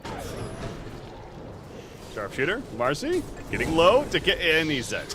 It's just a bit after bit after bit, and eventually Marcy goes down. Yeah, it's one of those funky interactions between Bushwhack and Spear, because like when you spear them out, it stops the Bushwhack. But Arena, Lul's been found here. Bloodstone activate. They need to get out of range of him. Noticed, what are you doing, sir? That's a wall. You can't walk through it, no matter how angry you are. All right, we found the counter to Primal Beast. Just drop an Arena, he can't do anything. Yopaj now committed in. Long range poke from Drow, good enough, and the Disco Pony is dead. But they're gonna find more. Primal Beast bushwhacked in the tree line, second one falling. The BKB activated for nothing. Double kill for Jackie, just as he needs the cheddar. He has plenty of gold provided. Yeah, noticed right there again, talking about really being uncertain, using the BKB when that death almost felt certain.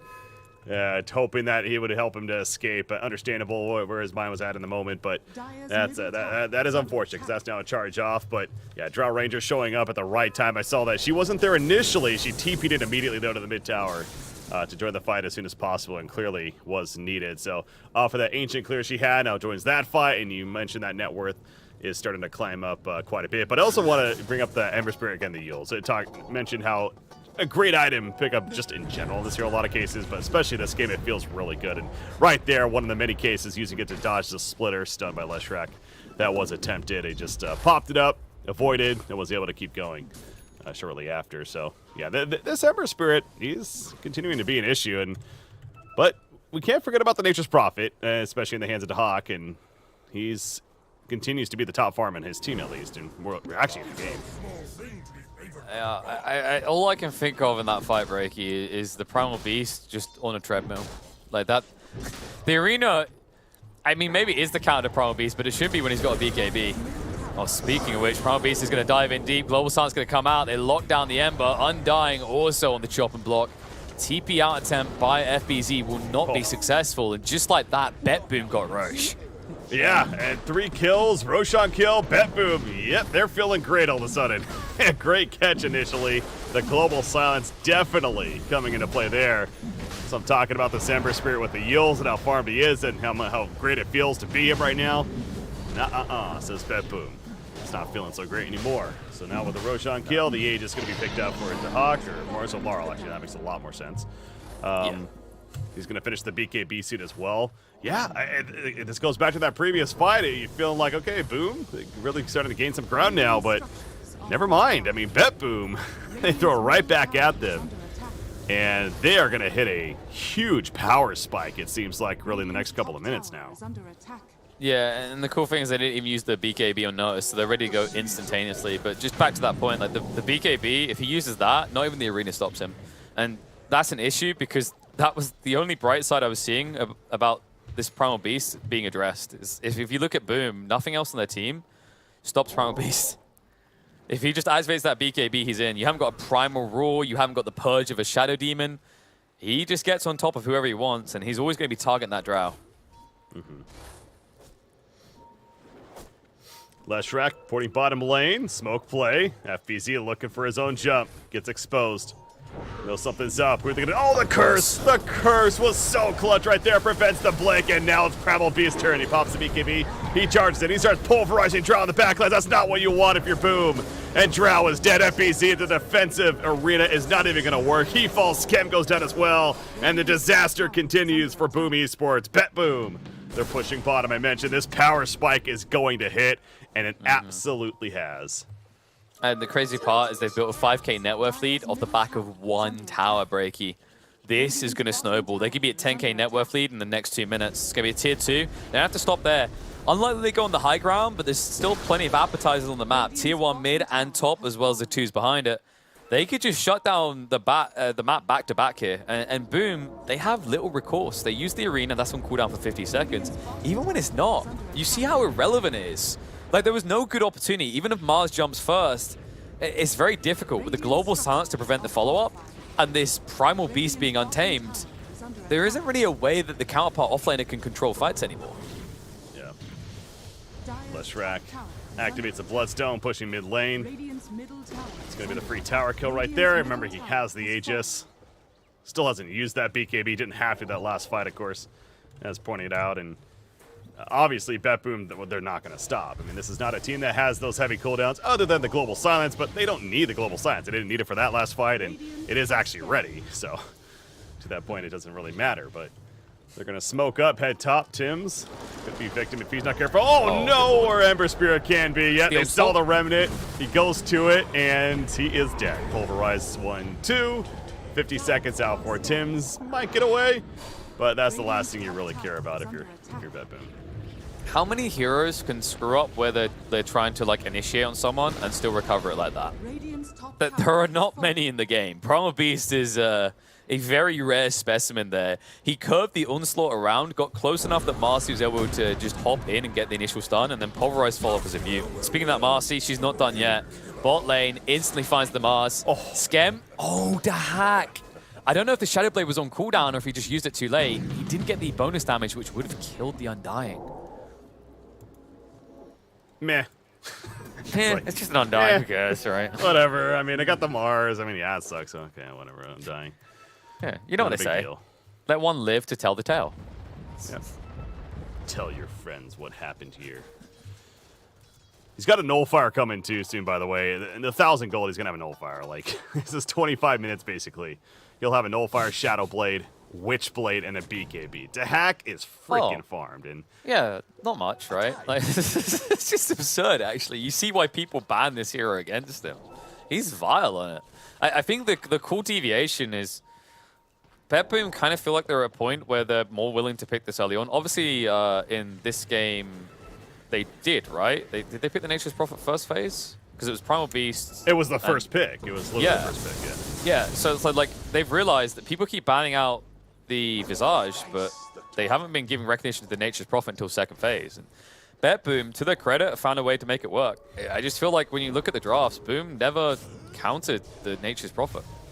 Like in theory, they do with the initiation, but yeah, that's. I think the Ember Spirit was kind of supposed to be that, especially with the second pick. Ember Spirit, and it's fair on paper, it makes sense, but yeah, it just hasn't. I don't think we've seen the Ember Spirit even attempt to go for the Nature's Prophet. Not that he should be, but we haven't gotten to that point, right? Like, yes, he had a great start, but it then started to quickly snowball the other way with Primal Beast, etc. And Silencer, of course, is an issue for Ember too, and that clearly has been showing here. And that's the thing to clarify is like what they've done brilliantly well is like even just with the two openers, they addressed the concerns. Like Primal Beast wasn't countered because they became very tunnel vision on the Nature's Prophet. The crazy part is by that tunnel vision, not only did Notice get to have a free game, but the knock-on effect is that Dahaka is just having the vibiest of games. I mean, it's just calm and cool. 1 death, 2 kills, 8 assists, and a clear and dominant lead in the net worth department. Primal Beast keeping us guessing. Thought about using the Onslaught in, but thinking better of it. And now Ember Spirit's going to go in. Is this what you want, though? The arena's up. Leshrac, he gets pinned down, but hey, here's the Bloodstone. And he's just going to walk out with his own BKB. Everyone using their BKBs. Barely everyone has one, including Roger. He's starting to run out as well, but those, of course, are going to be wearing off now. Global Silence was used in the midst of it. Somehow nobody dead, but that's a huge curse, by the way, hitting 4. That'll stop any reinitiation, especially from the Mars. I mean, they committed a lot to that fight. You know, it doesn't look like a lot. It's like Tombstone and the arena, but that's more or less their lot. Like, they have to get a kill off of that. Now with this reset, BetBoom have to be feeling pretty confident. They did, of course, have to commit the global, but I think overall they can just go back in freely. It just comes back to that Primal Beast. He has got BKB on cooldown for 50 seconds, but if Boom don't play contained as 5, anyone who shows up on the lane now will be jumped.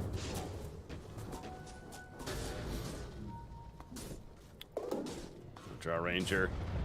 BKB, Hurricane Pike. I mean, it seems like she's got some of these tools. Even she's going to be going to Shadow Blade next, so really will have a lot of these tools to just stay alive if gets jumped. But will she? I mean, no matter what you have, if they get the jump first, specifically this Primal Beast, even the Marcy, hell, Silencer with his Global Silence, it might just not matter if you're the draw, no matter what items you do have here. So always going to be vulnerable.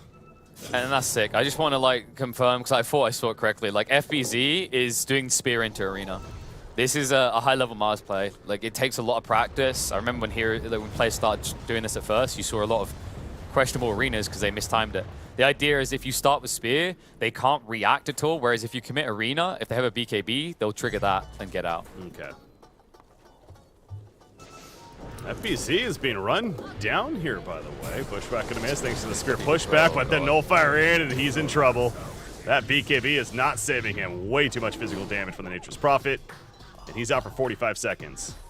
They baited him hard as well. They let him keep running long enough, get him low enough that even if he tries to BKB TP out, it's not going to be enough. And the crazy part actually is maybe if he turned around to face the Nature's Prophet before TPing, then he would have been saved by the Bulwark. But it's very hard to make that call when you're panicking like that to get out. 45 seconds on the Roshan. It's a very quick one. Roger chilling here for now. Waiting to see if it spawns very quickly, but if he chills for another 35 seconds, he may get a chance. No rush for them. They have good map control. Boom is essentially playing with what feels like a quarter of the map right now. Like actually, every time I'm looking at the map, they're in this ancient area together, huddled, praying that a Primal Beast doesn't run straight through all of them. Radiant's courier has been killed. Oh, that courier actually does connect. Kill. Primal Beast. Onslaught. Okay, yeah, he decides against it.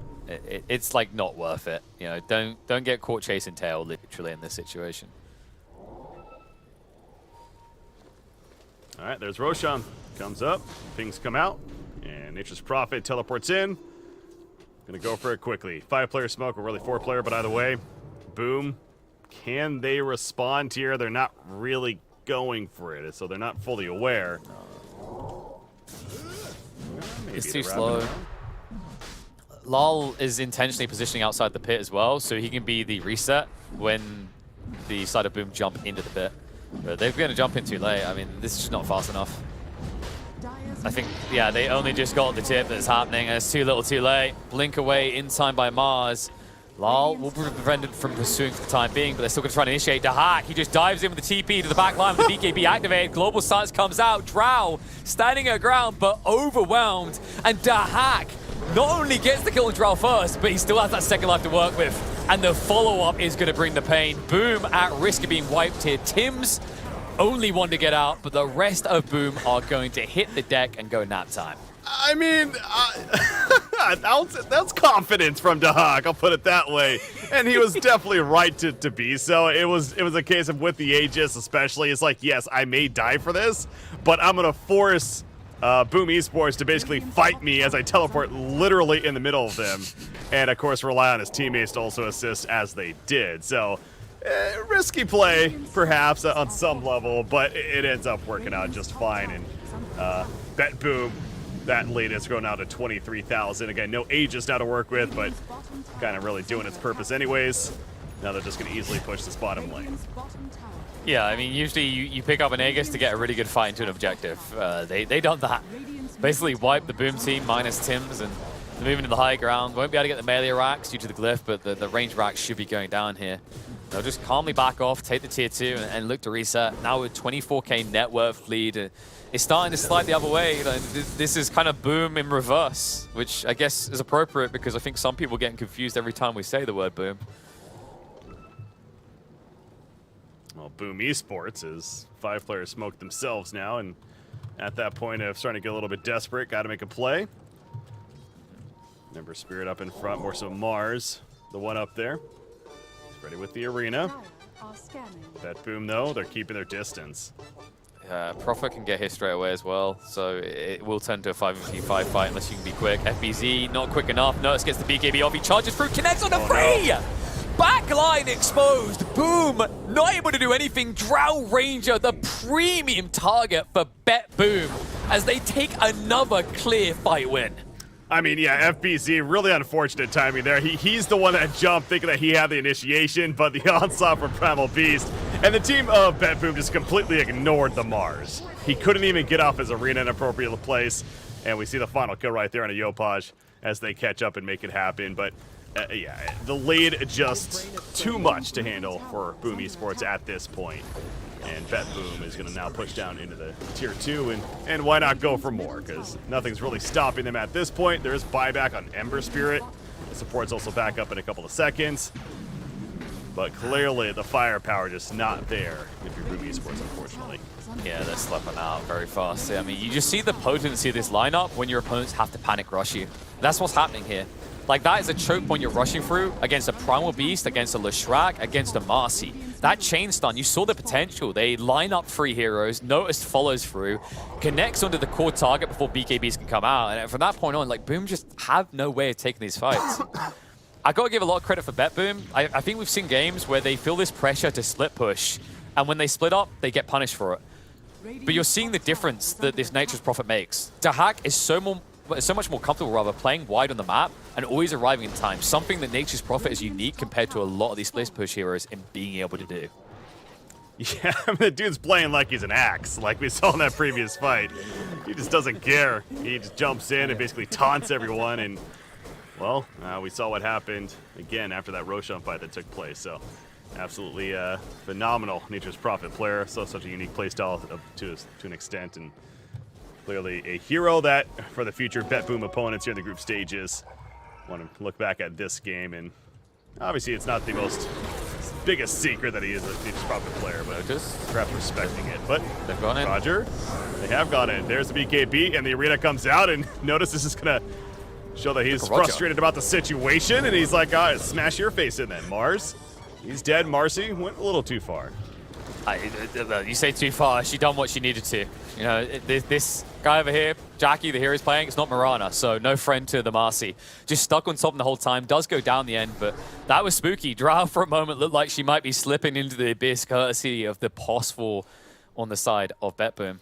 But now, after all that's said and done, I mean, the primary initiation, the control for Boom is gone, and the follow-up coming out from Bet Boom is a beaut.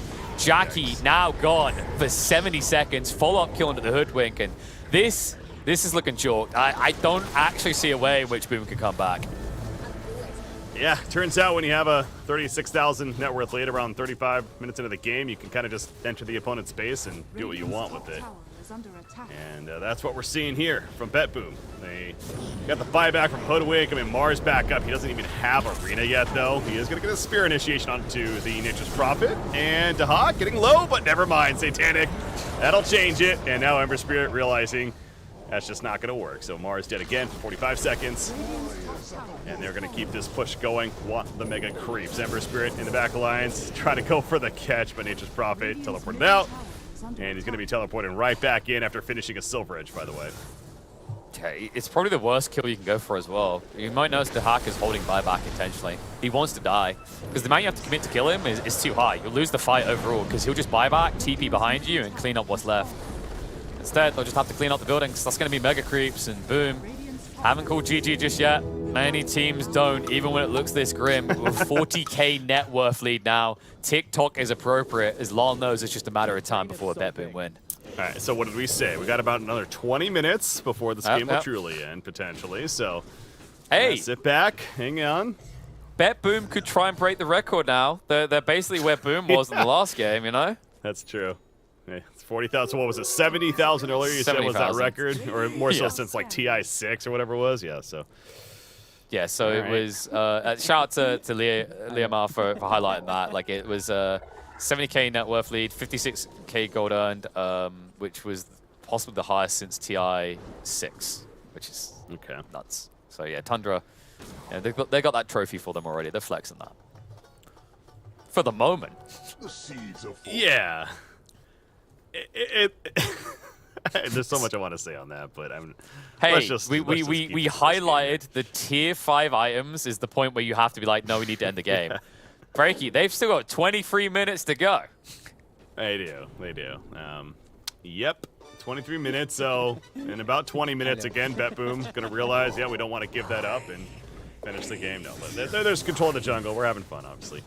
Not much else to do for the time being. Roshan, understandably, they may wait for a Roshan here at this point. They got the Mega Creeps. 30 seconds, but on the red timer, so that's probably, I assume, where BetBoom is headed next, and we'll see if Boom Esports even tries to contest it, or if they just use that time to push out their lanes a little bit further. It should be highlighted, by the way, like the memeful side of it aside, like if BetBoom do drag this game out a bit, they could easily crack the Tundra net worth lead because of the differential. Because they got Mega Creeps, unlike that game with Tundra, Boom are getting less gold when they're pushing these waves. So it leads to a bigger expansion in terms of net worth lead for the side of BetBoom. Yeah. God, it's going to be a long Roshan. Oh my god, yeah, they're going to break the record. I mean, I could say, I think they get like 8k extra in 3 minutes, to be honest. Probably hero kills to make that happen, so. Well, it's a better draft to make it happen in general, just because of the fact that you have an Nature's Prophet. Like, the Huck farms their side of the map, the rest of the heroes farm the Radiant side of the map. I like how we're sitting here discussing are they going to break the net worth record over can Boom Esports actually come back? Well, it starts right here. The Hex on Mars as soon as he jumped in, but he got his arena off. Global Silence, though, coming out. Laurel was put in a bad spot, but yet again, the Bloodstone, the Lotus Orb, BKB, he just walks it off. And all that firepower of Boom Esports is now essentially gone as far as their upfront chance. All right, I mean, there's a tip thrown out there, but I think Notice is just kind of shrugging. He's like, okay, I hope that was a complimentary tip. He intercepted really well. Like, Boom couldn't follow up because of this annoying Primal Beast standing there. So BetBoom get away, no casualties, still extending to that 42k net worth lead. I mean, and the other issue I kind of see on the other side is something else that Primal Beast adds in, and I think that's why the tip came out. It's that Rock Throw. Even though it didn't connect on the back line, the problem with Rock Throw is it's quite a big AoE. So you see its trajectory, but you don't know when it's going to land. So you have to act like it's going to come straight for you. So it just forces heroes to sidestep comparative to the way you'd have to sidestep a Mirana Arrow. Only imagine Mirana Arrow had double the size. Well, the 25s are being hit too, so we can talk about that. The 2.5 Treant HP and damage picked up by Dahak. And we got Leshrac with the 25 Diabolic Edict explosions. Whoop whoop. So, because there you go. Because this is the fun part of the game. You know, you do something weird, you come into the base. Oh, team fed. But don't worry, guys. I press Diabolic Edict, so the fountain can't stop us. Nothing can stop us. Everything will die. Okay, it's not for the fountain, of course, you can't tell it, but it's for the ancient. Like the idea is, I've seen this before where the Shraks, they almost look like they're throwing the game. They dive in with an edict, they kill a tower, they come back and do it 2 more times, and the ancient's just dead. Still waiting around for the Roshan, 20 seconds remaining as we see. Seneko, I'm sure, is just like, come on, really? Like, where is this thing? This is ridiculous. Even the tree's coming over here to scout it out. But yeah. Next 10 to 15 seconds, it'll show up, and BetBoom, I assume, is going to go right there and kill it off quickly. So again, it goes back to, does Boom try to make a play here soon? I mean, they have no vision outside of their base, so they really just have no clue as far as when would be the right, appropriate timing to do so. But there we go. Roshan spawns, and immediately BetBoom is in there. It's going to be an Axe Blessing to go with the cheese and the Aegis. Edict. I actually think that the Leshrac got most of the damage to Roche there. I don't know.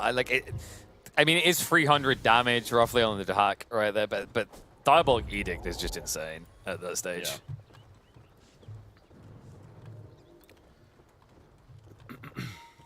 Yeah. Ags is picked up by Leshrac, speaking of him. Ooh, Nihilism time. Got that. Nihilism, yep. New ability.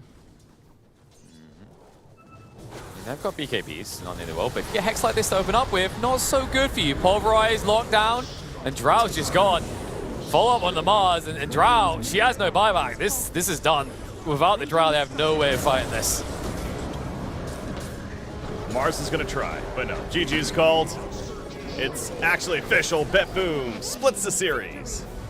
And they come through for their second one of the group stages, so congratulations for them. Boom, again, with the split, but definitely not the result that I think it's safe to say that either of these teams are looking for. I mean, they would have certainly preferred the 2-0, as of course goes without saying, especially with the positions that they're in right now. But hey, you'll take a split at the same time, and that's exactly how this one is playing out. But yeah, the Dahak Nature's Prophet, I think that was the biggest key, certainly, for BetBoom. And, you know, banning him in the first 2, I don't think it's fair to say, oh, Boom, in hindsight, should have absolutely banned the Nature's Prophet with the first 2. But, again, future teams, it may be a thought at least, because he does play very well. Yeah, I think like there's a wider issue here in the way the draft plays out. I do feel like BetBoom completely outdrafted Boom. I love the draft pick. You know, it made a lot of sense, but at the end of the day, you allowed a Marcy to go through to the final phase. A Marcy went all the way to the final pick, which just doesn't happen for good reason. I think while Nature's Prophet is very potent, it feels like Boom got sucked into paying attention to the early picks, and they forgot that the Marcy was even there. I don't want to like assume that, but the way the draft plays out, it's kind of baffling that this makes its way through. Just a great choice in the end by BetBoom. You know, they get all the new heroes, right? They get the Primal Beast, they get the Marcy. Both these heroes have been looking dominant at TI so far. They got Dahak on his specialist. They got Lal on what I think is going to be the Loki most busted hero of TI, in that, you know, we know that Marcy and Primal Beast are pretty busted. We kind of expected that, but a lot of people were sleeping on this rack, and they round it out with a comfortable hero. You know, they haven't found success with the Silencer so far, but apparently 4th time is the charm. They finally get a win on the board, and no surprise, MVP is going to go the way of Leshrac. I think he done a lot to close out this map. Dahak, sure, he had a great game, but I would say in a lot of ways he had a free game, was the weird part, because of what the other core has done. Yeah, well, there you go. Yeah, Laurel is the MVP chosen, and understandable decision there, as you're pointing out. So, on that Leshrac, yeah, he was a beast, as we've seen so many times before. That Bloodstone especially. 9 kills, 11 assists, 35,000 net worth. But no record for BetBoom, unfortunately, as far as the overall net worth is concerned. But you know what? Not necessarily a record you're hunting for, I suppose. In the end, getting the victory is what really matters, and they are able to close it out. So, again, what does that put them at? 2-8 now, I believe we're saying. Yeah, because everyone's 6 yesterday. So, yeah, 2-8 record for them. As far as Boom is concerned, 3-7. So, both still remain, you know, down there at the bottom of Group A. Yeah. And it's going to have to pull through with some victories in their later series, more so starting with day 3. Yeah, and BetBoom, like one maybe easy win, no offense to them, but like Sonics is down there now as well. Like they're plummeting to despair. So BetBoom maybe have a way of kind of holding on, making the lower bracket still, but it needs to be clean dirt from here on out. And what we'll say about this game, they executed well, but they really did have the best draft possible if you think about it. Like they got everything and anything they wanted in this game. That's not going to happen every game. So definitely need to be able to do it with other lineups. But you know what, Break? Yeah, I think we should round this out. That series took quite a while, probably an extra hour than it maybe should have been, and we've still got one more series ahead of us. That's right. After a short break, we're returning for the final one here on Streamy. It's going to be Asta versus Beast Coast after a short break.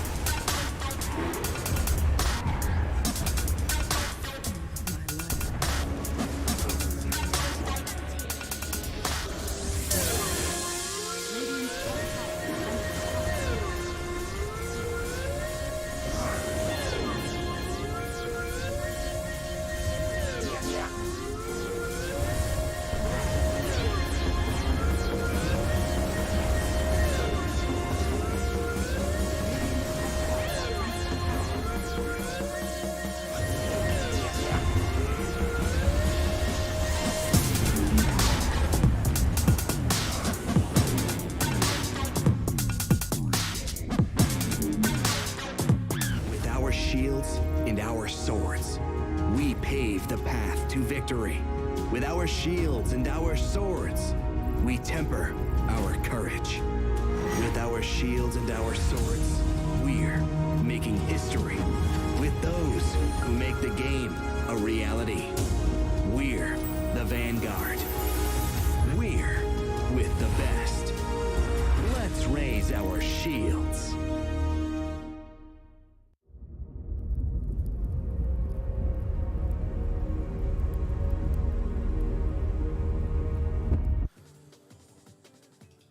Oh, it's been a long and arduous day here in day number 2 of the TI-11 group stages, so it seems appropriate that I found myself a Wagamama close by. Wait a Happy second. to join in here. Thank you for having me on this E-stream, my first time visiting here. Oh, that's not a Wagamama. There we go, we got the right one. What are you doing to me? In fairness, you were wearing a blue shirt as well. They thought you were breaky. But yeah, no, of course, it's a pleasure to have you here, man. Welcome to my humble abode. We've been hiding behind here. We weren't allowed to be part of the squad stream. Twitch only allows 4, so... Yeah, I'm here to try and find all the good games of Dota. You know, there are 50 games going on per day. There's so much. I told them I have to be able to join you for some Dota as well over here and see if there's more good stuff happening. Hey, man, I'm happy to have you. I mean, this is the first time I think we ever got to cast together, so this would be a lot of fun. Yeah, I think so. I actually remember casting you in the earliest days of my journey. I remember... when I was playing? Yeah, on LOTV. I distinctly remember a game where you guys realized I was casting and you kept trying to do things to make me cast faster. Yeah, and one of our players from LOTV actually made it. It's here at TI. We got Stormstormer, So someone made it out of LOTV and got to TI. There you go. You got to TI as well. I mean, in a different form, but you made it, okay? Like, that's what counts. I guess it counts. Yeah. Yeah, no, this should be a fun one, though. We're not going to get CN entity, I'm afraid, but what we are going to get is some CN versus SA Dota. We have got Aster versus Beast Coast to round out the day.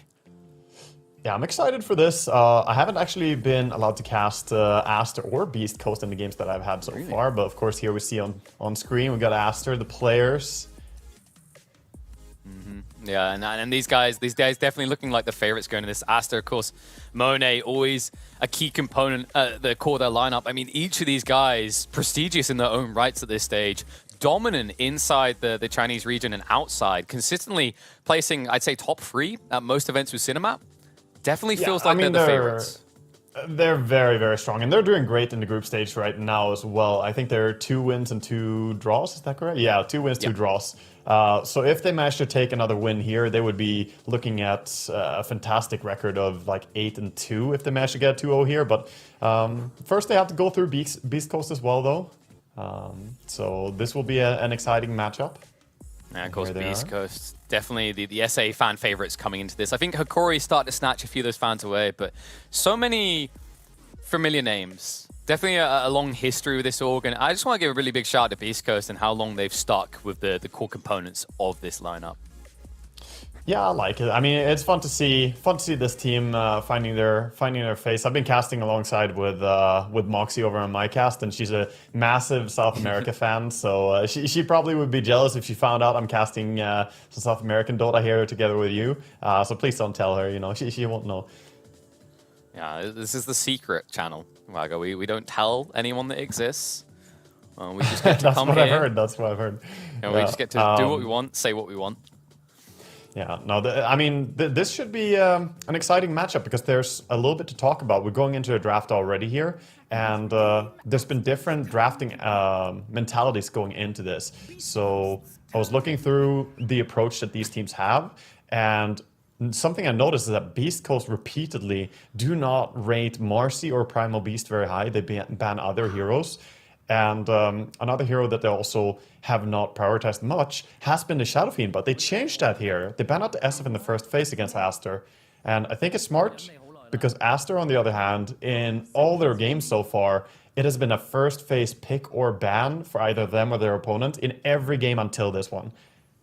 Yeah, I mean, it makes a lot of sense for their playstyle as well, because the interesting thing about Aster is usually they're trying to create this space until Monet's online. I'd actually say, based on the drafts, and maybe you feel this way as well, Asta typically tried to get Monet a great matchup. So I guess it's just a very big booster to them if they're able to get what kind of feels like a very easy hero to slot into any lineup, like the Shadow Fiend. Yeah, but the same is also true for Marcy. I feel like this hero is not very limiting at all, as it just enables your team to play hyper aggressive in the early mid game. It has great laning stage, no matter what you pair it with. Pretty much, you have, there's probably like 15 different Marcy combinations in laning stage that are just beyond bonkers and very hard to deal with in the double lane setups. Yeah, the crazy part as well is like, I wonder if we're gonna see it here again. Like Team Asta also have this propensity towards picking what looks like late game lineups, but they find a way of using it very early on. It's a very unorthodox playstyle compared to a lot of teams here, but weirdly enough, it seems to be finding a lot of success. Yeah, this is exciting to me, the way Beast Coast draft, though, picking the Tiny Lich. I actually saw this exact reaction to Marcy, I believe it was as well, in the RNG versus Sonics earlier today. Okay. But the Tiny Lich is a nice combination. First of all, you get quite a bit of chain stun with Tiny, of course, having 2 disables, Lich having that pull as well. But also the block from Lich Shield is great for protecting against Marcy ultimate. And in response to that, Team Master says, okay, more physical damage. So definitely an interesting opening here. Like, considering how often these two heroes get picked, like you mentioned, like Beast Coast, they don't seem to rate the Primal Beast or the Marcy bans highly. Have they been getting rid of the Visage often? I can't remember if I think they've generally been banning really strange heroes. Like they let through things. Last game of Beast Coast, they were banning Silencer and DP first phase against Fnatic, both games. So just letting a lot of the popular heroes through, and as a result, Marcy was picked in both games. And before that, they were banning Visage when they played against Tundra, but Tundra also really liked Visage, so it could more be a specific thing there. Oh, interesting. I mean, I guess like especially against an Asian team or SEA team, maybe the DP pan makes a little bit of sense. I think it's like one of the most played heroes when it comes to regional metas, but. Yeah, definitely an unorthodox approach. At least this makes sense. I mean, is this something we're definitely going to agree on straight away? It's how we feel about this hero, Leshrac. Yeah, Leshrac is a solid ban here for Beast Coast if they don't want to play it themselves, because that's exactly what I think RNG ended up drafting twice in a row. They picked like a push lineup basically, and one time built it around Leshrac, and seemed to be really effective, honestly. But of course, Tiny Lich is not very limiting. They can still play it in many different ways. Doesn't have to commit to a push. They can pretty much build into ganks, into push, into late game. It's sort of non-telling way of drafting, showing these two. And let's think a little bit about like the playstyles of these two sides, because we started to glaze upon it at the start of the draft. Like Team Asta, weirdly enough, go for a later timing, but they always find a way to fight. The interesting part is Beast Coast have a similar style, right? They always try to find a way of getting K1 involved in the earlier engagements and 5-man dotaring as quickly as possible. Yeah, usually. And when I think about K1, I think about, him playing on, like you mentioned, those active heroes, carry heroes that can actually join in. Like for me, stand out in my mind is his Gyrocopter, his Juggernaut, heroes that are capable of joining the fight.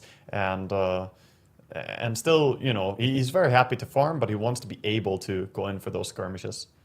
Yeah, I'd love to talk about that Gyrocopter a little, because I feel like we saw a decent amount of it at the LCQ, and the kind of takeaway for a lot of people is that Gyrocopter doesn't work. I remember Fierce specifically saying like he's not a fan of Gyrocopter carry.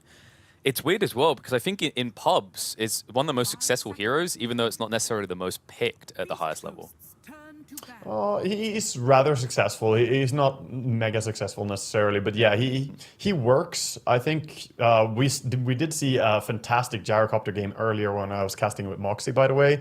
It was Team Spirit playing it. Yatoro was completely handling that game. Like he became an unstoppable force that just won the game on his own. But there's a reason why Gyrocopter was good. If you play against Enigma, I'm down with the Gyrocopter. If you don't play against Enigma, then I think the Gyrocopter is not necessarily as highly rated. Okay, yeah. So in most games, people are just going to be like shrug because Enigma is rarely ever seeming to get through the first phase of bans in these games. Yeah, or you can bait it, you know, let through the Enigma and then just feel confident that you have a good Jara player and you can counter it. But obviously, we're not going to see any of that here today, but we'll see. We'll see what these teams want to go with. Beast Coast insisting on banning out some pushing heroes with the Lone Druid and the Lesh bans. Meanwhile, Aster securing more late game stuff. Don't want to be against that Lich CK combo or Juggernaut Lich and some really strong laners together with it. And the Chrono for the Chain Frost even. It's interesting as well because, like, Asta, from what I've seen, they don't necessarily prioritize objectives. So these kind of push heroes, these roach-taking heroes, aren't on their agenda. They just seem to be very efficient at finding farm across the map and then coming in at late timing when this whole idea of, like, you know, a very early Lesh pick or push rather, or a very early Beastmaster push doesn't matter anymore. You're deep enough that any hero can take towers. Yeah, then a hero like Marcy should definitely fit well in their hands. This hero not getting banned, by the way, is something worth mentioning. A lot of teams, when they have gotten their hands on Marcy, have been banning out Pango. From my observation throughout this group stage, I've seen it like 4 or 5 times now. When Marcy slips through, generally Pango is a ban in the second phase. That's because the disarm of Pango is really great for stopping Marcy DPS in her ulti. And also, you can't really hit Pango if he hops into that Pango role. So he's generally a very good Marcy counter, even though Marcy is very, very strong. Yeah, I like that idea. And I think we've seen a few teams try to address the Marcy with just root-based heroes also. Especially when you're playing it in this POS 4 or POS 5 Marcy type role. You don't get BKB quickly, so you remain kind of invalidated for the first 20 minutes of the game. Yeah, it's true. I mean, teams are going to try and find ways to deal with the Marcy. I'm still personally on the board of, like, ban Marcy if you're playing Dota and then try to deal with other heroes, because Marcy is so ridiculously strong in the early phase. I mean, she's beyond busted. Yeah, you caught the end of that last series, right? The fact that I don't know how that happened. We got to the end of the draft, like, finally, Marcy's been ignored, and it came out as the final pick. I'm surprised when this hero makes it past the first phase.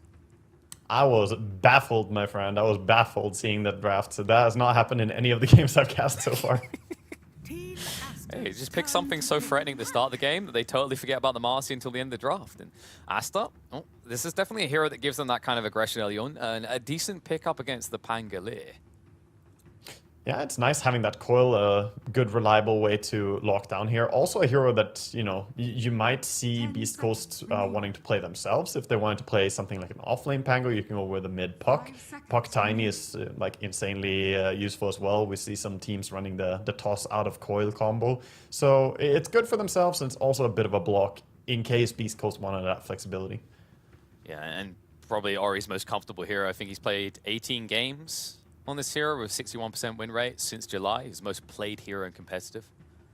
Yeah, Ori is good on heroes that are able to just non-stop fight, and Puck is one of those. Even though you rely a little bit on the coil, you still have that high uptime on Puck. Like, he can keep fighting ulti or no ulti. And there's another Pango counter coming in for Team Aster as they pick up the Bane as well with Fiend's Grip. Have we seen much Bane here so far? I feel like it's been ignored for a lot of the games.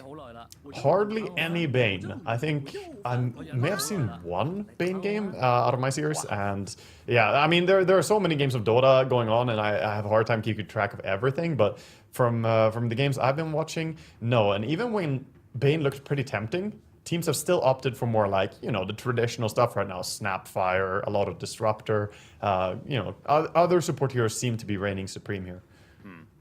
Based on those two, for example, that you just kind of listed off, I think it fits with the theme at the moment, is maybe the alternatives offer up an opportunity to get farm as well. Because Bane's not really a good lane pusher. You're not able to take the dead lane safely. Unless you're guarding heroes and getting kills, there's not really any way to inject gold into this hero. No, not really. I mean, Bane usually has to operate on very little gold hit. Like, maybe you can afford a 4-staff or an Ether Lens in the game, but if you have anything beyond that, wow, you're farmed. You're like, this is the original poverty support hero, but he does pretty well with a few items as well. Yeah, now Beast Coast whipping out the Sven. So we talked about this idea of getting K1 a hero that can participate, and I think Sven kind of ticks that box, right? Doesn't need too much to start showing up to a few brawls. Yeah, it's an interesting take. It's something that that they enjoy playing as well. I mean, K1, I've seen a lot of K1 Sven in the days.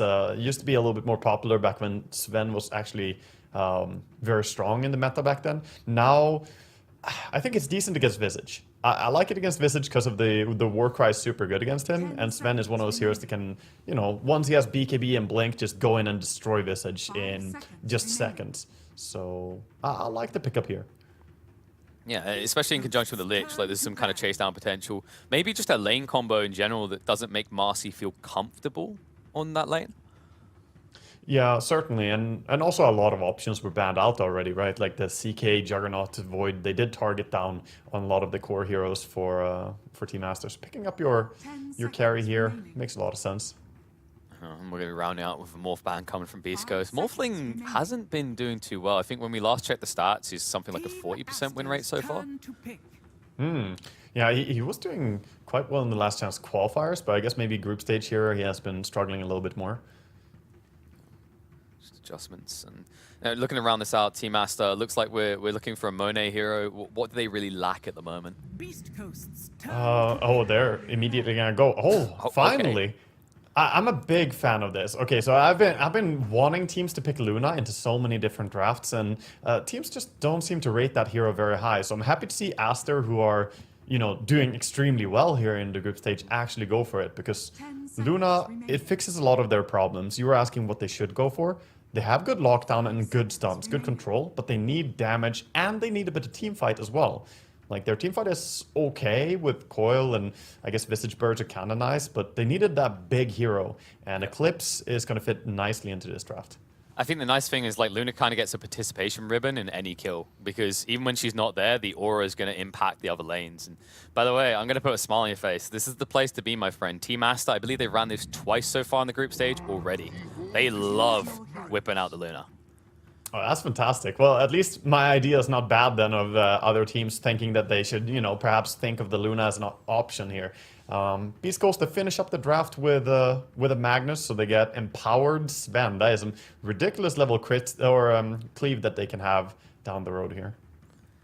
Yeah, it does it maybe lean them a little bit too hard into the physical damage comp as the game goes on, or do you think that with the Tiny and the Lich, they still have a nice spread of magical? They have a spread, and like the Pango rolling around in his ulti can do quite a bit of mixed damage as well, but a concern for me is that they are running 4 melee heroes right now, and that leads to you stacking up a lot, which could lead to big coils. We can also see Marcy enjoy some, you know, multi-hero stuns, possibly with a W. I think I favor Aster a little bit here, draft-wise, just personally. Yeah, interesting. Do you think it's like part of the constant pressure they can apply? Because looking at Beast Coast lineup, like the Magnus can farm well, he can maybe bring in some big RPs. There's a lot of downtime as well compared to the offlaner on the other side.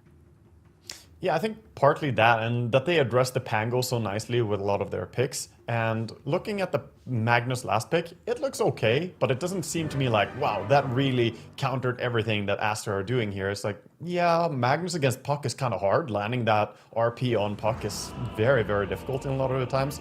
So it's almost like -1 hero that you can expect him to be catching. So he's going to focus more on the Luna and try to shut her down, or possibly Visage.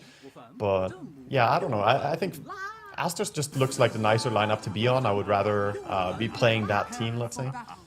Yeah, I mean, I see where you come from. Aster, from the first pick into the last pick, a clean rounding out their draft. Let's see if it pays off with a win in game one, or if SA fans are going to have something big to cheer about. Yeah, both teams running out here. Interesting to see that neither of the teams are actually doing the smoke out for ward placement. So just chilling. Oh. That's especially interesting from an Aster perspective. Like sometimes what we've been seeing them do, I say sometimes quite frequently, is they'll delay smoke and then go for a kill when they feel like they've got 1 or 2 stuns at their disposal. I mean, I guess this lineup maybe isn't the clearest or easiest kill to get. Yeah, usually you make the read, is our level 1 stronger than theirs? And it's not completely clear-cut in this case. I mean, Pango can do a lot of damage. There's the avalanche from Tiny. So perhaps they don't see themselves as like clearly the favorites if they run into each other. But it's cool to hear that they've been going for a late smoke and kill potential, because I complained earlier today that all teams just smoke, run up and place wards and then check mid for vision like Pango is doing right now. I feel like more teams should go for kills level 1. Yeah, I absolutely agree. And I think the way Asta usually makes it work, they usually wouldn't be here top, they'd be bot. I've seen them frequently wrap around and catch the safe laner off guard. And they usually wrap really deep between the tier 1 and tier 2 to come from behind. That's interesting. Yeah, I mean, I certainly think that there's a lot of possibilities there to find people who go alone, because currently most teams just smoke out and kind of cover the entire river with like one hero along like the entirety, just standing on choke points and smoke revealing. But if you manage to make a deep wraparound, then you could probably find kills. Definitely. And right now they're going to find a lane swap here. So Asta just looking for the favorable matchup. Want to dodge out that Sven and Talis. Monet is making his way bot. Yeah, that's a tri-lane that you do not want to lane against right now on Luna. I mean, it starts out as tri-lane, expecting the Tiny to probably make his way down bottom, possibly, or even Lich. We'll see if they swap it. Yeah, I don't think you can keep it here long. I think this is actually the first game of Cast where a team has even thought the idea of just parking 3 heroes in the lane at the beginning. Yeah, I've seen it a little bit where they set up, usually when they have something like a Visage themselves, perhaps, or just a strong 3-man. Uh-oh, Bane? He's in a bit deep. He's going to be blocked off. Nice move by Gajira. The follow-up stun should be good enough to get the kill on the Bane. Say that. What's happening? He's running though. Wind Blade. That was getting uncomfortable. The soul assumption damage was adding up fast under K1. Yeah, Visage, he enjoys... That's the funny part of Visage. Doesn't matter which team is doing the damage. Just as long as people are taking damage, he's there to dish out some soul assumptions for someone. So targeting down K1, good idea. And Tiny now finally going to make his move bottom as Magnus is struggling a bit on this lane. You know what he is? He's like that. But yeah, his CS is great though.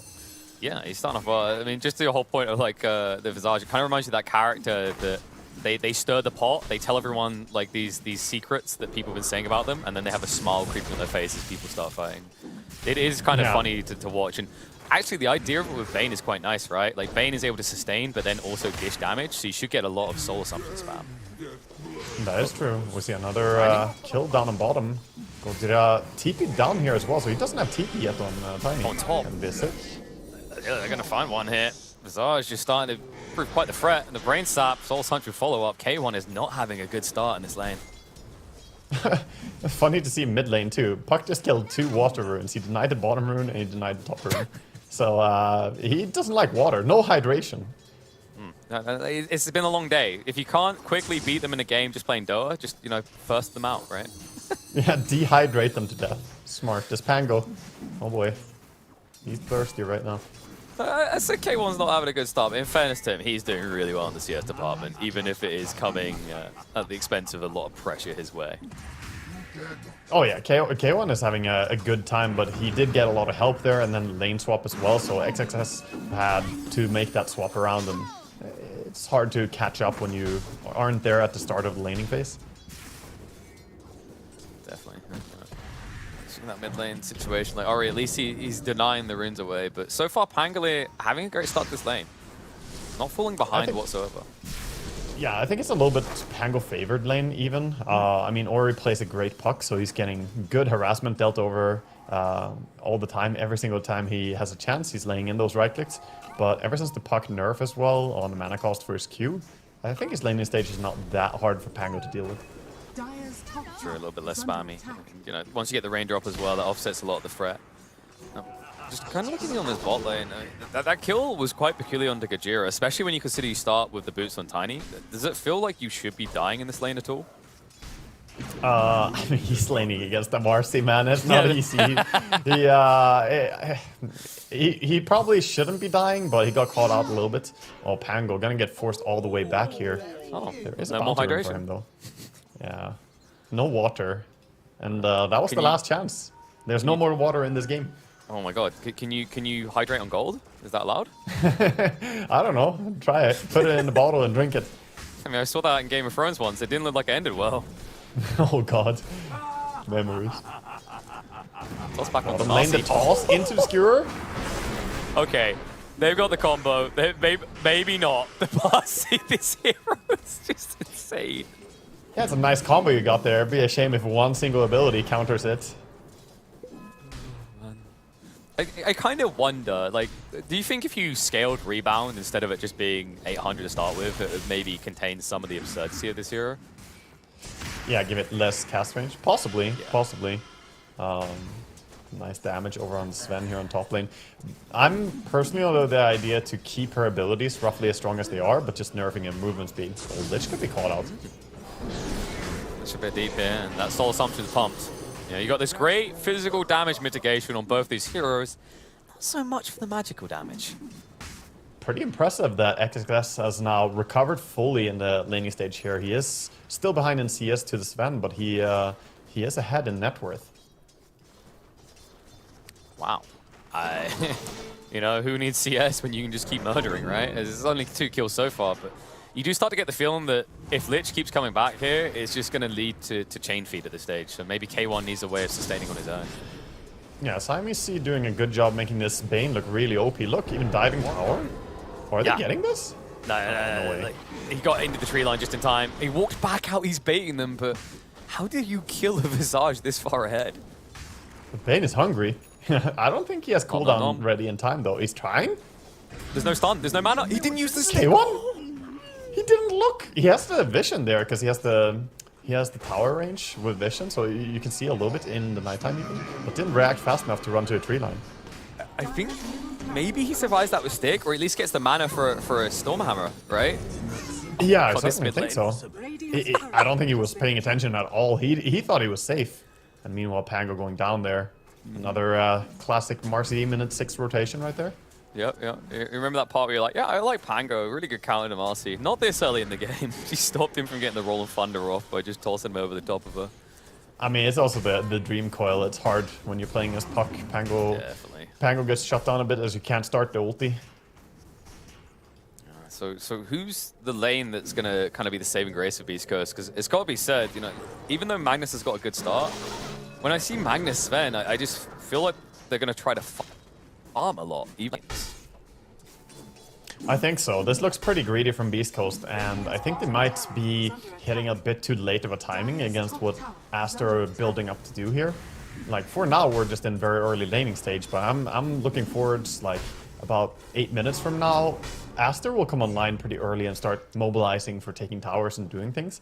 I can't say that I feel the same about Beast Coast. They can play around Pango ulti, but that's really it that I feel they have to lean upon.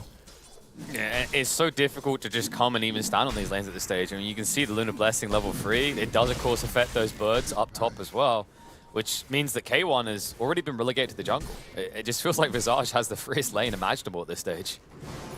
Yeah, it's actually a crazy combo to be able to get that Lunar Blessing all the way up on top. I mean, they're basically flying around with DD Rune right now, those birds. They found K1, and he's already low HP. I'll move him to silence. You got to finish him off. He already used the wand, and he thought he was safe here. Nice deep ward from Aster. Yeah, Aster doing a great job of just bullying this carry of Beast Coast. He's not having a great start, even though they tri-lane at the beginning and got the first blood on top.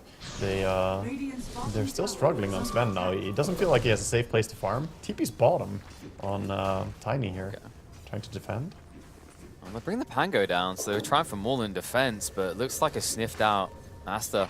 They had the vision, so no bueno on that rotation. Instead, it's going to be Puck coming down and invised up. So some free kills to be had here.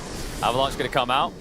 Not easy to escape from this. And K1, he's not going to participate. They actually forced the Pangolier to use the Roll of Thunder. But Poker says thank you very much. But a little bit too soon. Almost completes the TP out. Still, a lot of heroes rotated and pretty much gained for Beast Ghost. Yeah, very patient there on Ori as he was invis, but he was under a sentry, so in the end they miss out on a kill for the Lich here. If he just used the spells a little bit faster together with the Marcy, they could have gotten that kill. Well, that's happening. You see what's happening top. The XSS of the pushing. We mentioned the Luna blessing it. It feels like Luna right now with Visage kind of reminds you of the old Drow Visage days, right? Where it's like, oh, I'm not even here, but my Visage is just so big because of me. Yeah, it truly does. I mean, that's more than a DD rune even at this stage of the game. You're getting plus 28 on their 25 base damage, so... Oh, lordy. Sven? He's used the Warcry already. He'll stun the birds, but I mean, you can still get this. The They're birds are chasing. so fast. Baboka's in. And that's a kill. Yeah, no way out of it. I mean, everyone just congregating here for getting that takedown. So he goes down. Fortunately, though, for Beast Coast, there's light coming soon. And I literally mean that. It's going to be daytime soon, and that means the Little Luna is not going to have the complete or global effect here. That's true. And then, you know, you maybe take back the vision side of things. I mean, you can see right now, actually, Beast Coast has invested a lot of vision into essentially giving a safe area to K1, but that safe area is pretty restricted. Only 2 camps that feel like they're farmable at this stage, especially now with the tier 1 bot going down. Yeah, he's working on, I mean, he's not really on food stamps level struggle, but he isn't having the type of start that you want, because they're playing greedy, like we said. They want to farm up and hold on to this game, whereas Aster seems like they're already going to speed up the tempo, taking down that bottom tower, and their top tower is not being threatened meanwhile, so they get a clean tower take. Oh, in fact, top tower being there might enable them to do something here. Whisper, caught out by the Nightmare, Berserker ready to party, Fiend Script committed, and yes, that's right. It's just the 2 supports casually taking out the Fat Magnus. Yeah, it was just completely alone. I mean, their 2 ultis together synergize pretty well. The Fiend Script and a full Marcy just right-clicking you. Meanwhile, Gojira has to be careful. It almost feels like Beast Coast are just rushing to put out fires at both ends of the map. Like, they lose the Magnus top. They're having to invest everything just to get K1's jungle back. Meanwhile, Asta, once they see that, they just go back to farm their side of the map, and that's essentially how they're escalating now to 3,000 net worth lead. Just the 11-minute mark. Yeah, the wards also tell the story. If you pay attention to the dire wards, they have wards that are freshly placed on the bottom, middle, and top part of the map, meaning they want to play the entirety of the map, which is a good idea now. After they took down the tier 1 bottom tower, they can play big map and get more out of it, whereas Beast Coast, they're going to be a little bit more restricted in farming territory. Yeah, it's a tough one to kind of watch, because like usually you say, oh, okay, you know, you're being too greedy. You can't play the whole map. You don't get to do that. But it almost feels like Beast Coast, to answer either side of the map, has to bring everyone, which means the other side of the map will lose their fight. Yeah, it's easier to play the entire map when you hold on to all your tier 1 towers. So they've done a good job so far at holding on to them, but partly that's also Beast Coast, their draft possibly being a bit lacking. They don't have that one hero that naturally rotates and take towers. Like, who's going to do that? Pango? They only take towers if they get kills. Yeah, and the interesting part about Asta, I mentioned in the draft, is like this is a team that doesn't necessarily have to take objectives. They're just really good at finding resources, and it's definitely showing in that regard. You know, they're not rushing to stay on the Radiant side. They're just quick in and out, find a kill, and then return to safe areas. Ori, can he get out of this? It's a puck, of course. The right answer. I think The worst hero to smoke into. Yeah. You mentioned the draft, right? They don't have an instant initiation, at least not until Tiny has a Blink Dagger. No, they have some clear weaknesses in the draft that are making it difficult right now, and I love how Aster are not feeling any form of, let's say, stress because they're at an advantage. They're just very calmly farming everywhere right now, and Beast Coast, they're looking more like they need to remove this tier 1 top tower. They're trying to mobilize for it now, but we'll see if they can actually overwhelm it. Okay, that was a good scan. Gajira is rotating towards bot. They know Luna's down here, so it looks like with this many heroes up here, they will get that tier 1 tower. Just to see if they can follow it up by getting into the base. The reaction, though, there are already 5 heroes on the mid tower, so Aster correctly reading that, okay, or 4 heroes, sorry. The birds count as 1 hero, right? Yeah, they're all individual yeah, so, people. Okay, come on, Wagga. They exist. Yeah, they forced them back here. Looks like they're being cautious, though. There's Blink on Whisper. Actually show respect here. A lot of restraint. It's like you just said, Asta, they're not feeling the pressure, and that's important here. You know, I think what they're seeing is their ceiling isn't low, right? They can afford to go a much later point in this game without having to worry about Beast Coast. Yeah, certainly. I mean, they will scale really hard, and they don't necessarily hit their timings yet. You have some items finishing up, like the Vlad's Visage and the Witchblade on Ori, but their timing is later than this. So you want to keep farming until you let Luna get really massive. Once the BKB and Manta are complete, that's when she's going to be ready to just look for non-stop fights. Dire's middle tower is under And Luna's definitely getting all the Loomies top of the net worth right now.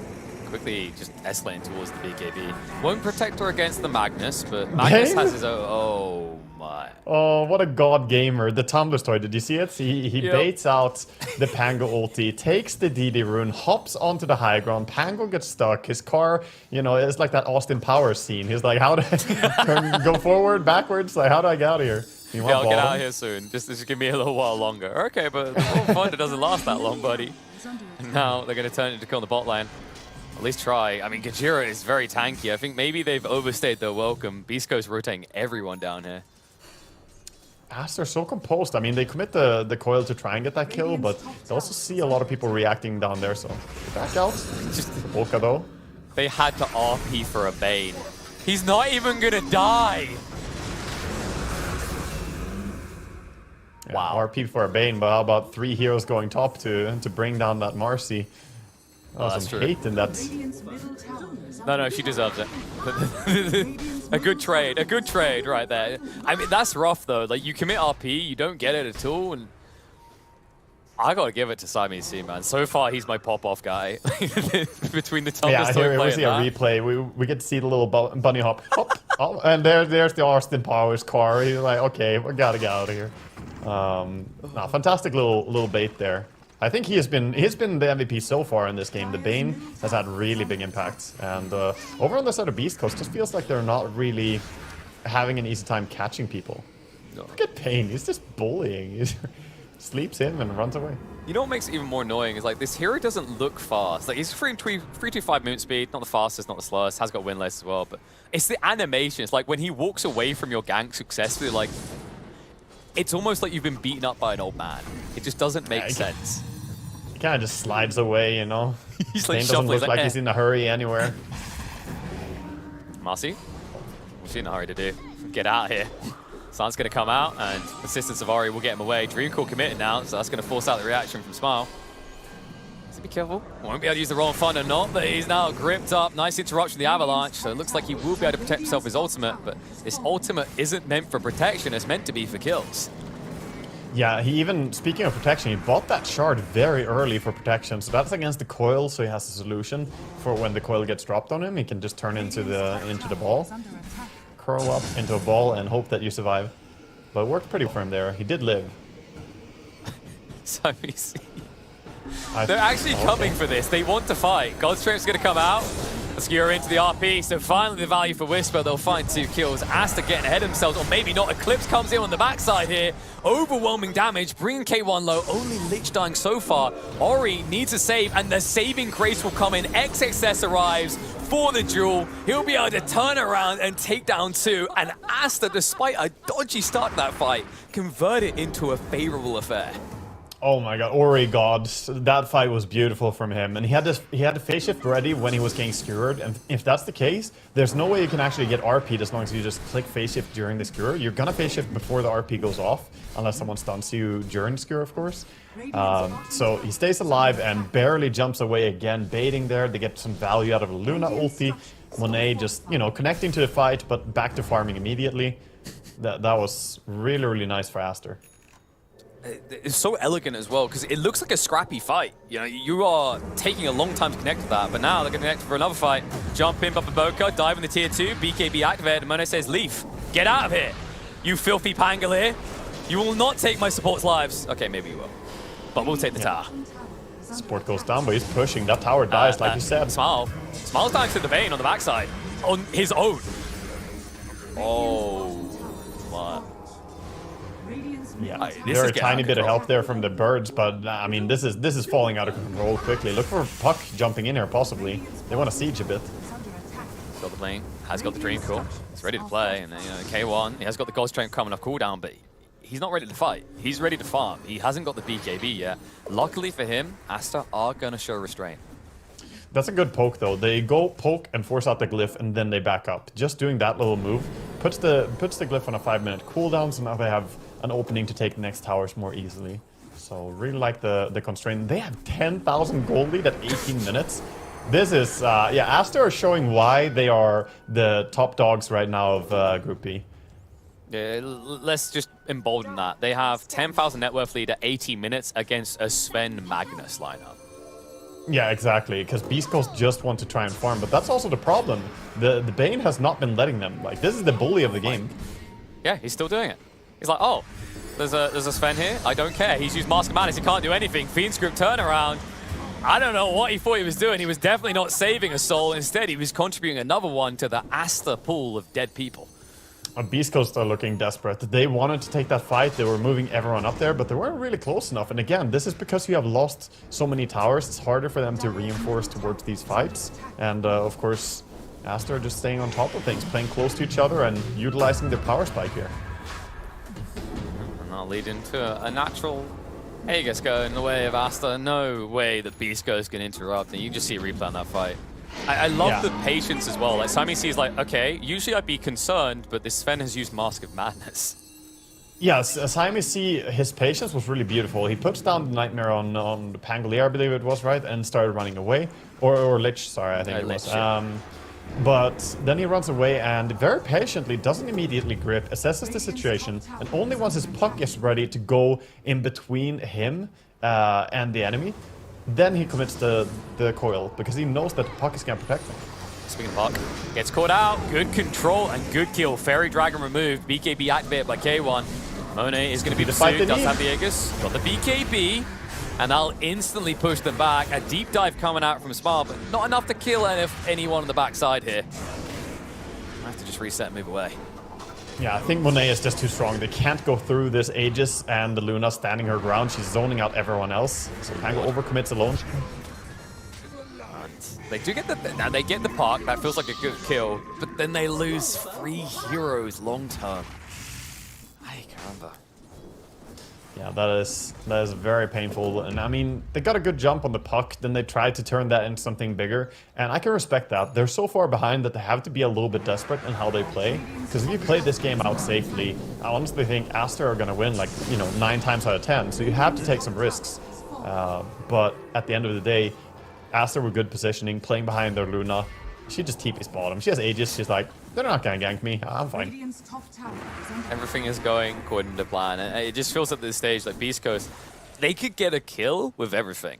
Oh, the smoke. But then what's left for the rest? He's in position again. Siamese C gets the Nightmare out. He's hunting for a second with the Fiend's Grip, and he'll find it. Commitment now by the Marcy on top of the Sven. No chance to react. He's just done and dusted. No BKB. It was on cooldown still for 8 seconds. Dream Kill committed on the Whisper. He'll be the bonus kill on the side, and Beast Coast, they just don't have a leg to stand on in this game. Marcy's not even done yet. She'll quickly connect onto Smile. Stinger, not able to save the day. That's just going to be another one dead. Okay, I mean, Aster are starting to look like an absolutely fearsome team here against Beast Coast. The way they're playing is beautiful. I've watched a lot of different teams, but this is the first one in the group stage I get to watch Aster. And, I mean, Beast Coast, to be fair, I think their draft is pretty damn greedy, but they call it. Just 22 minutes here. They know they are beat. There's no way to turn this, so Aster with a very fast closeout of game 1. Absolute beatdown. Aster, a draft that maybe shouldn't have been able to pressure as much as it did, but brilliant start to this game. Brilliant plays by the supports as well. Man, looking at this game, Wagga, I'm pretty sure I can at least say this for Stream E. That's the fastest game we've had in the group stage. I think I may have had one game that was even faster. Actually, there was some 21 or 20-minute game as well for me before, but that was a beatdown. Like, Siamese C on his Bane, by far the standout player for me. I mean, they played great on everyone on the side of Aster there, and their coordination is fantastic. But this Bane, he truly was a nightmare to the team of Beast Coast because he was everywhere. He had no respect at all for Beast Coast and where they're supposed to be allowed to farm. He just said, no, this territory belongs to me as well. He set up so many kills. I mean, the most impressive play for me is the one that began looking like a feed, where Aster almost looked overconfident. It was where they were able to force a fight around the outpost bot, right? The one that comes out where the RP starts and it looks like a good fight for Beast Coast. The crazy part about that is Aster's teammates, they weren't nowhere nearby. All the cores were across map. They had to run what felt like a journey to get to the fight. Yet these two supports last long enough through that all that they allow the core lineup to get into position. They allow them to take a favorable fight and always just turn the screws. I mean, Aster, the crazy part is you want to just say in this game that they were non-stop relentless, but you mentioned it in the game. They shoot great restraint to lead through to this, and yes, damn straight you're giving my boy the MVP because Siamese C has made a good argument for pick and bait. He's definitely made a good argument, and I mean this is just a clear case for me that he was the MVP. He facilitated so many of the moves that Aster relied upon. Like he went in, just showed like, oh, here's a guy, guys. I'll leave him here in a nightmare. You can pick him up whenever you want to. No, absolutely fantastic gameplay from him, and even a little Tumblr's toy holding on to it until the end there. He made great use of it for the entirety of the game. He kept it as a tier 2 item. So yeah, he's just on it. I don't want to die. Only 2 deaths, despite the way that he was setting up fights. Marcy actually ended up before to throw Baboka under the bus, but he was definitely throwing himself deep in that one. But man, Asta, just calculated gameplay here. Just kind of like quickly looking back though, you know, what's the big takeaway from Beast Coast perspective? Because it feels like they really need to level up if they want to take a game in the series. Honestly, I think they need to learn a little bit from what I generally see from a lot of the Chinese teams we're drafting is more structured, like clear plans. When I look at their draft, it just looks greedy. Like we go late game and we have some big spells for team fighting, but if you look at Aster's draft, it just looks very like the heroes harmonize between each other in a very beautiful way, and they all have clear different purposes, and there's a power spike that's easy to read. And even though that conveys to the enemy team like, hey, we're gonna do this, it's still hard to stop it if you see what is happening. It doesn't matter. You have to find a way to stop exactly what's going to happen. And that's something that's been key for a lot of the Chinese teams that I've watched, that they have very clear mind of how the structure is going to play out, the mid game, the early game. And some of the teams from other regions seem a bit more chaotic in the draft. I think that's a good way of kind of summarizing it. Like, there's something harmonious about Chinese Dota, kind of fitting, but let's see if they can keep themselves in sync and provide that experience, provide maybe one of the quickest series we're going to see here in the group stage, or if Beast Coast will be able to bite back when we return Game 2.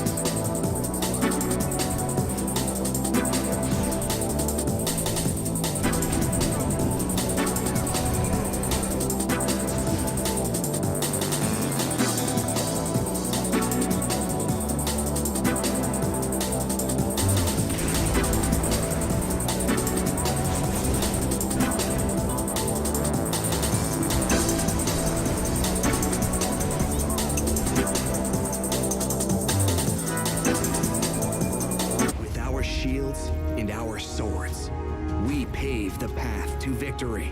With our shields and our swords, we temper our courage. With our shields and our swords, we're making history. With those who make the game a reality. We're the Vanguard. We're with the best. Let's raise our shields.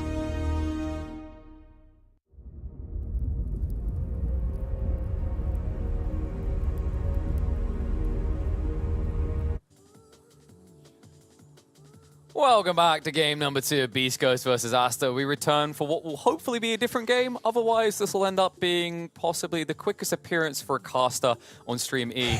I hope not, though, Wagga. It's definitely a pleasure to have your smiley face here. Yeah, it's like Team Aster didn't want me to be on this stream or something. They just go in and end the game in 22 minutes. Please, Aster, I want to enjoy casting here for a little bit longer.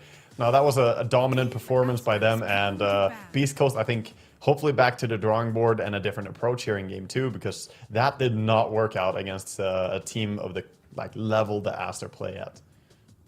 I think, like, thinking about the draft you mentioned in the game, like, Beast Coast just looked very greedy, and it's kind of interesting as well, because I feel like most teams, if anything, have been drafting in a way that gets all 5 players participating quickly, while Beast Coast was more of your kind of classico, we want farm, we will get farm, and I know it's K1, but maybe a little bit out of meta. It's a bit out of meta, but yeah, I think you need to have a plan at least to activate every single hero at some point within the first 15 minutes in some constructive way. And of course, that could be that you're just like, okay, he's a Morphling, he's going to build towards these items, you know, like you can be greedy. But I think they were a little bit too greedy overall. I also don't like when you end up with like 4 melee heroes in the same draft. We saw them a bit struggle because they clumped up so much in the team fights. Something I didn't actually point out in the last game, but they were really stacking up for like AoE silences from the Puck or the Glaive bouncing around from Luna. Oh god, they let through Marcy again. Yeah, the Marcy wasn't the problem at all. Like, come on, my guy, it wasn't the Marcy that's the problem. It's the Bane that's the problem. I mean, Bane was certainly the one we named as MVP by far. I don't know if you can really spend a first phase ban against it though. Maybe Aster deserve it after that performance, but letting through Marcy, she had some big early game impact as well. Yeah, I think the other awkward issue is, like, you know, when there's a hero off your radar entirely like Bane, it feels almost wasteful to ever have to invest a ban into it. But like you're right, I think Aster kind of made an argument for an, oh lordy, we're back for it again. XXS, he loves this hero. Yeah, pretty much every team feels like they have told their offlaner just go learn Brood and be a Brood player. I mean, some of them are of course Brood players since before. It's an offlane hero that is very oppressive in the way it invades the map, and it forces a lot of attention to try and root her out of your own jungle after that tier 1 tower falls. So this hero can create massive space, and like you said before first game actually, Monet, he can farm up a lot if he's allowed to do that, and he can be a real hard carry in the later stages. Yeah, I think that's why they go for this early Brood, is that's now going to absorb a lot of space. That's going to draw attention away from Monet so he can farm. And it's kind of funny because I remember like casting IW Beijing at the start of the year, and China especially had a really big obsession with first phase Brood, and it rarely ever seemed to work out. Weirdly enough, it just feels a lot better now compared to the start of the year, though. Yeah, I mean, Broodmother is just in a pretty good spot. I think at the start of the year, she didn't have all the buffs that they gave her down the road, and like they changed her talents around a little bit and some other stuff for her as well. Like she's just in a very good spot right now. Overall, her laning stage is almost the weakest part of it. Like level 1, level 2, you're not that strong, but I've seen so many Broodmother picks first phase, and they always seem very difficult to deal with. We even saw Team Liquid, by the way, they tried to counter the offlane Brood with a last pick Matumba Legion Commander. It did not work out. No, he did fine, but they lost all the other the other part of the game crumbled. So. Okay, I'm kind of surprised that the Legion doing well. I remember after the last chance qualifiers, I think it was the worst performing hero, 5 losses, not a single win. I don't think it's been doing much better here in the main group stage of TI. Yeah, that was part of the last chance qualifiers though when he played it there, and okay. Yeah, it was part of those losses. It was an interesting approach. I think Broodmother now is harder to deal with than the old Broodmother who had spawn Spiderlings on level 2, because now it's not just like pick a hero with AoE and you're fine. Now it's like, no, we need to actually understand how to bully her, not let her get that level 6 early on, because we need to limit her her timings a little bit and not let her get the items that she wants.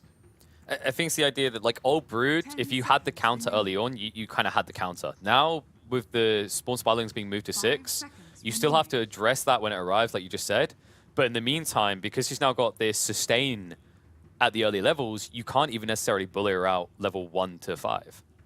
Yeah, it also feels... I've seen so many Brood games, but not a single one of them, I think, has gone to, like, real late game. So Broodmother, she does generally, you know, tend to make games end around, like, 30, 40-minute mark. I haven't seen any of them actually extend, even though I've had a few 50-minute games. None of them have been Brood, because I want to see those late-game talents for Brood as well.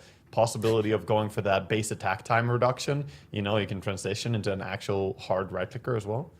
Okay. Yeah, I've seen some of your streams, Wag. I know you've been spamming a little bit of POS1 Broodmother. Oh, you've seen the POS1 Brood. That's a secret, man. Oh, well, no.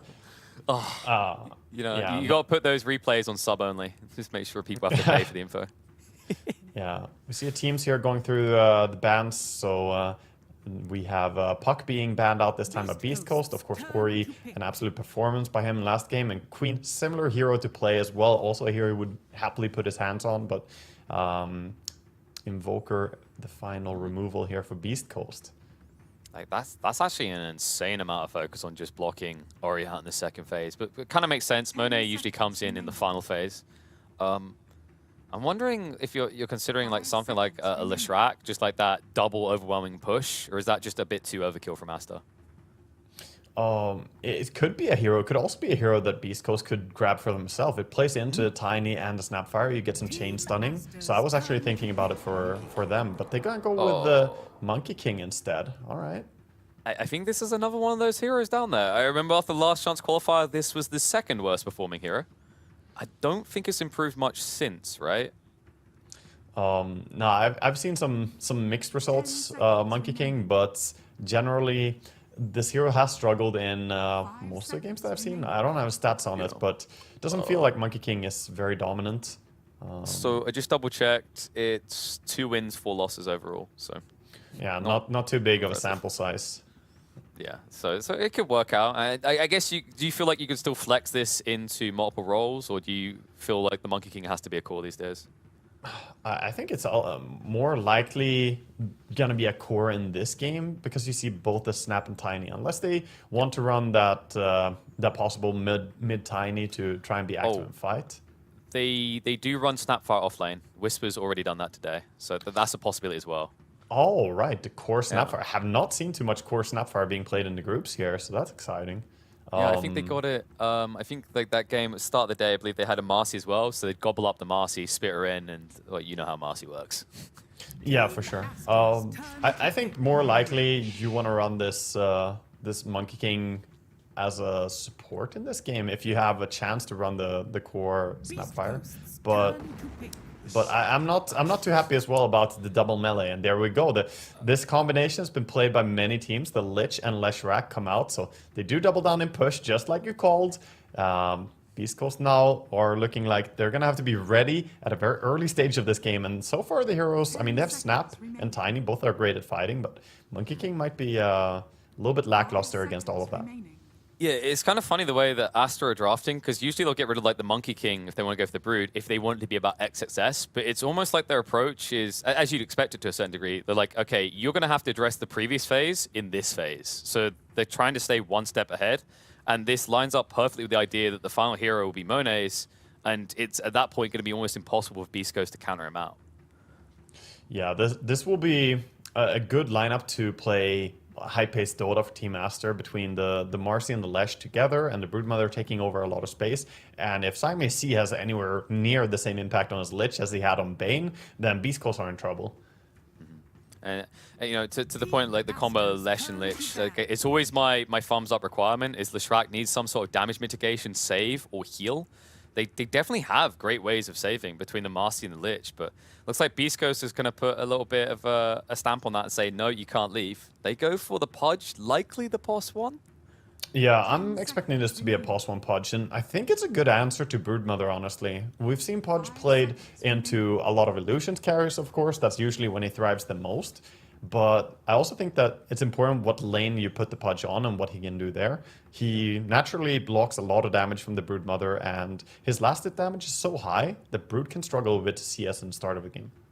Yeah, and he has great scalability. Once you get to the Ags, it counters out 2 of the cores you're seeing already from Aster, right? The Broodmother won't be able to insatiable hunger heal. And most importantly, busted Bloodstone becomes okay-ish Bloodstone. Yeah, that's a very good point. Usually Pudge has a pretty quiet role in the game until he gets to that Aghanim Scepter, but once he has it here, it looks pretty damn great. So also limits a bit the choices by Team Aster, as you definitely don't want to run any form of Illusion Heroes. If they had any idea of picking themselves up, you know, some form of Naga or PL, that's not really going to be on the menu anymore. Yeah, I think this is actually like the best solution we've seen out of the experimentation at LCQ. Like, a lot of teams are trying to find solutions to these healing type heroes. I think the leaders of the pack was Pudge, Ancient Apparition, and Drow. Just feels like Pudge makes the most sense. I guess also because it's the more independent of the 3 heroes. It doesn't need someone else to enable the game as much as it enables other people's. Yeah, I saw Drow Ranger earlier today with a Shard, and it was, I think, Yarwar was playing Slark, and there was one point where he popped his ulti and thought that he was fine. He just died. He didn't heal from his ulti properly, so he just died, and he had BKB ready. It was, you know, one of those surprise moments, like, yeah, your regen is actually lowered because Drow has the Shard. Yeah, it's pretty vile. I saw it come out multiple times. Like, it was an idea against Morphling drafts as well, because, you know, another hero that suffers from that, but unlikely we see the Drow to round this out. Team Aster, I don't think they've been picking too much Drow so far. What do they need out of the carry role here? Could see them go for something like a Lone Druid if they play it. That hero would fit their lineup really well. That would be similar to what RNG have been running. And let me tell you, the Lone Druid Leshrac timing and the push you can have coming out from it it's pretty overwhelming. It looks like an okay Lone Druid game. Pudge struggles a bit against the bear when it runs up on you with a Mask Madness Desolator. That can really hurt. Yeah, it feels like Pudge, like, he's got his work cut out for him because we mentioned the Ags, but it's also that type of game where you probably need a BKB to even walk in and dismember because of all the CC that has to have on 3 of the 4 heroes. And that mentioned the Lone Druid, if you add that in as well, it feels like it's going to be difficult for Beast Ghost to position correctly for these fights. Yeah, they also have, I mean, similarly to last game, Beast Ghosts have very limited range. Their longest range hero is like Snapfire and then Monkey King, so they will be very melee. Okay, this is a common approach to Pudge. Picking up the Lifestealer is just a hard counter. It's very difficult to play Pudge when Lifestealer is on the enemy team, so like we said in the first game in this matchup, that you said Monet likes to get a favorable game. They like to wait with his pick and get him a good matchup. This is a great carry-to-carry matchup, which I put a lot of emphasis on when I look at a draft. I think the other cool thing is why I'm always a big fan of Lifestealer. I know you heard that right. Try not to vomit.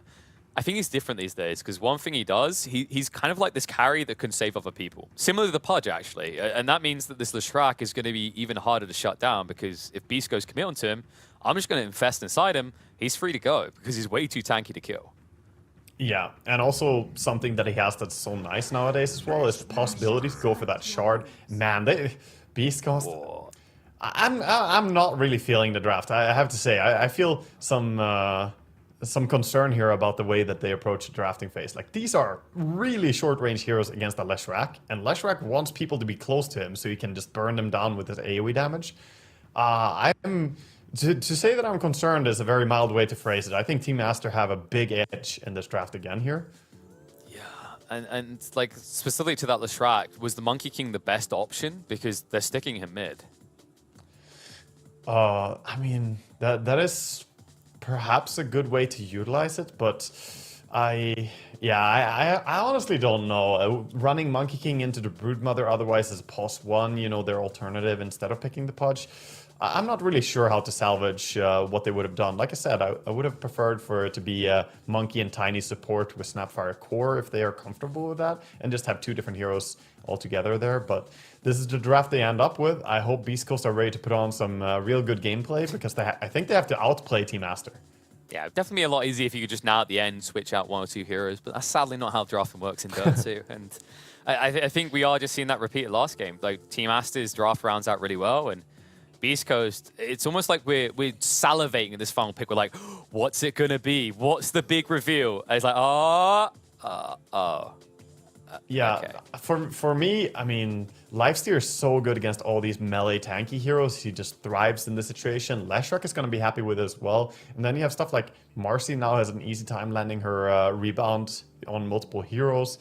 This just looks very complicated. Even Lich, to a degree, putting down that Frost Shield. Honestly, I just think this is a big outdraft, but we'll see. Maybe I'm missing something in the Beast Coast lineup. I mean, obviously they're going for this, so they believe in it.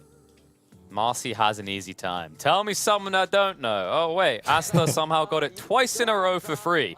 Let's see if they can convert that into 2-0 victory, which would almost cement their position at the top of the pack at the end of day number 2. Beast Coast can claw back some much-needed points.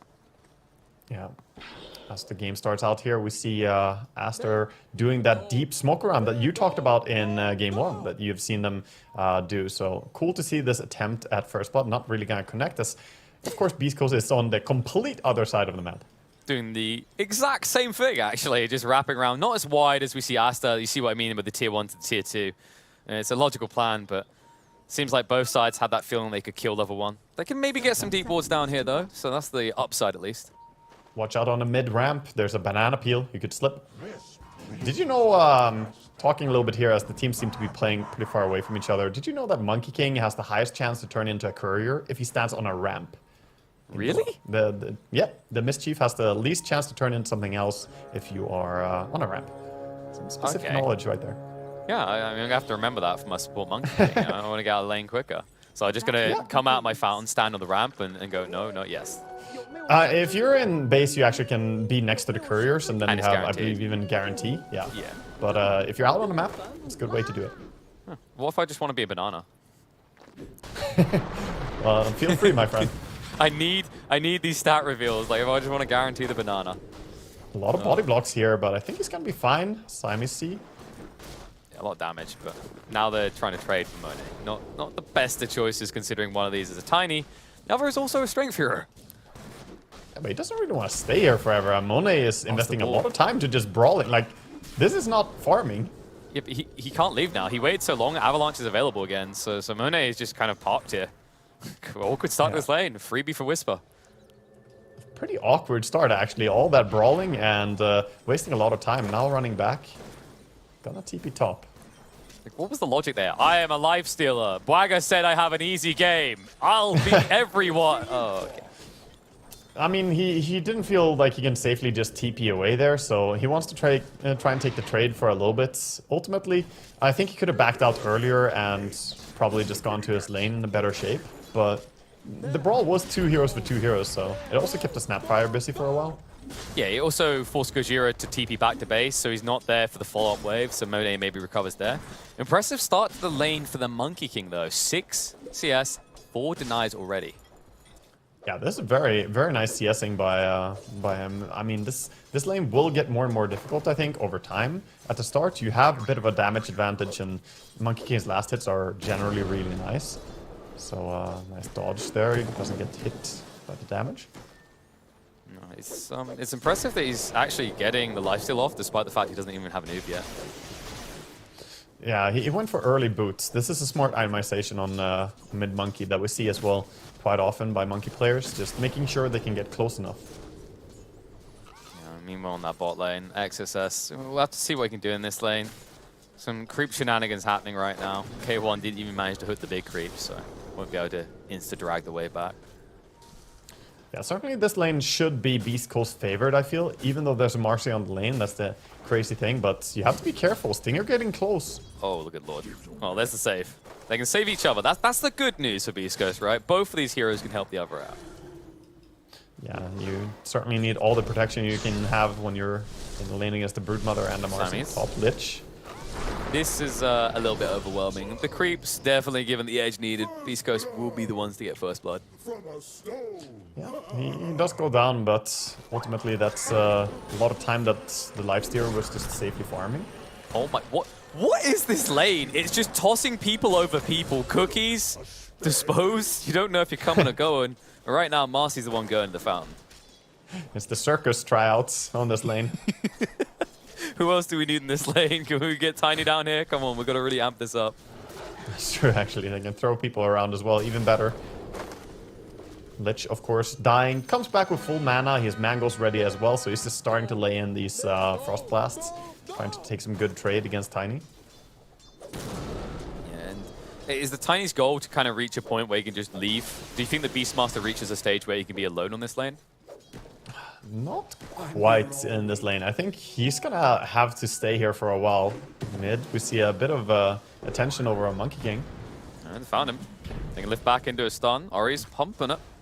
He's trying to force the Duke out, and oh wow, that hesitation. It means that Smile's able to get away, and instead Baboka's going to be the one going down. So looks like they didn't want to sync up for an insta-stun off the dispose. It's the opportunity. Yeah, a little bit of hesitation there, or it could maybe have just, you know, landed a Lightning Storm along with Dispose, and then he wouldn't really be moving at all, land a stun on that. But again, good dodge by Monkey King, dodging with the Mischief the damage. Hope they get killed though. Yeah, so Gajira, that's expected to happen though, right? Once the Lifestealer comes running, if you haven't got every tool in your arsenal ready, there's no way Tiny gets away. He's also just been taking, like, overtime damage by Lich continuously throwing his harass at him. Like, nice pull deny by Lich. Overall, a little bit of a CS check here. Broodmother is actually #1 in CS, and that surprises me. I thought that she would be having a harder time on bottom lane, especially with Marcy going to bottle refill on mid, but he's getting good farm here. Yeah, I think the initial death on the Marcy is like deceptive of how that started. She was drawing a lot of attention, and Brood got past the hardest phase, more or less free. Speaking of that Marcy, she has now arrived in the top lane. Whisper has nowhere to go but home. Home in a box. It's so difficult to survive those rotations. I feel like out of all the games that I've watched with so many Marcies, I think the general like 5-minute gank rotations have about an 80% success rate or something at least. Like, well, once she connects on something, it's just out of position. You know, you get stunned first, pulled back, and you're too deep. Wherever you are, if you're an off laner, mid laner, everybody is in danger for this. It feels like that person, that like old grizzly teacher hitting you and going, "You're doing it wrong." It's like, you're not even teaching me. It's like, how do I do it right? It's like the life lesson is there is no way of doing it right. It's a Marcy. You're here to suffer. You're right. You're wrong even when you're right, you know? Yeah.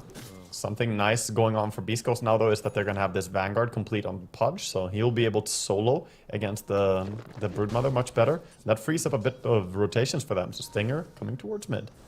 And that has been the difference as well. Marcy's been able to participate. We saw the rotation towards mid that didn't work out, then the one towards top. Snapfire can definitely have a similar impact. Not as absurd, but offers up a stun, offers up some control. Yeah, and she can also counter gank in a great way. If Marcy tries to gank something, Snapfire coming in, top, we might see a rotation on Beast. Gajira interrupts Baboka, but he's still able to pursue forward. Cookie will get them out of the jam, but Baboka sticks him right back in it. Lich, however, does go down first, and now C-Smile is here to punish Asta. Lifestealer, no way to get away, doesn't have 6, so can't infest. Instead, that's going to be a healthy kill for the Monkey King. Fantastic punishment there by Beast Coast. So, yeah, now, because Pudge is very self-sustaining on the bottom lane, this frees up these reactions, and they're not really even losing anything during it. They can try Pudge bottom, but this will be difficult. Or maybe it won't be. Broodmother level 6. Not. Oh, he just got 6. Dismember, but nice interruption. Baboka was holding on to Dispose just in case. And the only downside is you get this kill, but I was about to say, Ori's build doesn't allow them to punish by taking towers when Beast Coast rotates. It's a no Diabolic Edict build.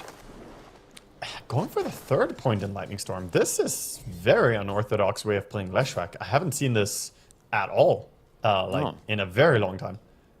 Yeah, typically you want the Diabolic Edict quickly just to erase towers, but no, apparently he just wants the magical damage. Oh, that's physical damage though. Getting beat down. Even the creeps are joining in. Yeah, sad part is maybe he would have lived if those creeps weren't hitting him, but the Frost Shield makes it so that the neutral creeps got angry at him. Why are you trying to make us cold? It's already hard enough to pay for my heating bills. Yeah, well, he paid in blood for lowering the electricity right there. bottom tower is under attack. Electric, Ori. Just trying to surge forward with a little bit of farm here, but you can just see C-Smile's relentless, actually. He's just hunting it. Should a Monkey King really be this free to go that deep? No, I don't think so, but he's having a good impact. I mean, he does have a ward from Snapfire from before, so he's enjoying his vision here. But overall, C-Smile is having a pretty fantastic showing. Top rune, the haste. He's gonna get it. Nope. No chance that Ori can get the stun in time. Give me a high five. Come on, you gotta admit. He's diving. That was some skill. Okay. Final tap. He has got the bounce strike. He realizes that this is a bit too much, though, even with a haste. Yeah, you see that quick glyph there? That stopped some of the healing from Monkey King. So the glyph up the creeps. He doesn't get extra lifesteal from damaging the creeps. It's a good 5-hit play against Monkey King. Anytime you see him like getting Jingu and about to stun, time that glyph, you can outplay him. Good identification there. See, that's why I got Wagger here. That's why we pay him the big bucks. I was going to be lol, didn't get a kill with a haste. Oh, lol, gonna get a kill bot. Stinger. Oh, it turns into a double stun. K1. Sinister Gaze is going to interrupt his fun time to dismember, but it looks like they just want out. Dispose will get them far enough away, but Boca needs to retreat, but all spells on cooldown. Just have to leave the supports behind. Siamese C will be found by Smile. Boca is fast enough as well. He's just charging away here, being chased by the Tiny. He's even going back for the bounty. Like, it's actually funny. We talked about Bane looking so slow no matter how fast he is. Look how fast Baboka looks when limping away. Oh, he's not fast enough now, though. The shotgun. Right. I find shotguns do slow people down. Yeah, bullets are faster than the Marcy, confirmed. Damn, that's quite the challenge, judging by the anime. Ice Frog getting an idea for how to buff Marcy for next patch. Yes, bullet speed. Make her rotate a little bit faster. I thought you could go with getting an idea of how to nerf her. There's just like a cinematic where she gets shot in the kneecaps. Like, that'll stop her moving. Well, I heard your ideas about sending Disco Pony to a glue farm. Yeah. Hey, man, you were on board. You straight on my DMs like, yes, yes! Valve should hire you, KP. He definitely said that part. This is all fabrication, by the way, chat. Wait until you get to my lore time where I start questioning everything. Like, why would you want to eat this spider, K1? Why would you think you could eat this spider? Oh, nice interruption, Gajira! XXS was mid-animation with the spawn spiderlings. Yeah, that was fantastic timing to arrive there, and he's gonna save his friend DD Rune on Monkey King, looking for maybe more than just saving, maybe a kill potential. Saving XSS from a torturous life being a giant spider. Cut him off. Avalanche is ready. I'll slow him down enough. They'll be able to get in range for the toss before the spiders can intercept. Balance strike through now, and Baboka trying to save the day, and he comes in clutch into an attempted double stun, but C-Smile on point with the dodge out. Sinister Gaze follow-up looks good. Nori chooses to go for the easy kill into Gojira, while the rest of the team chases the Monkey King. Looks like he should be able to leap into the tree, though. Tree dance just in time.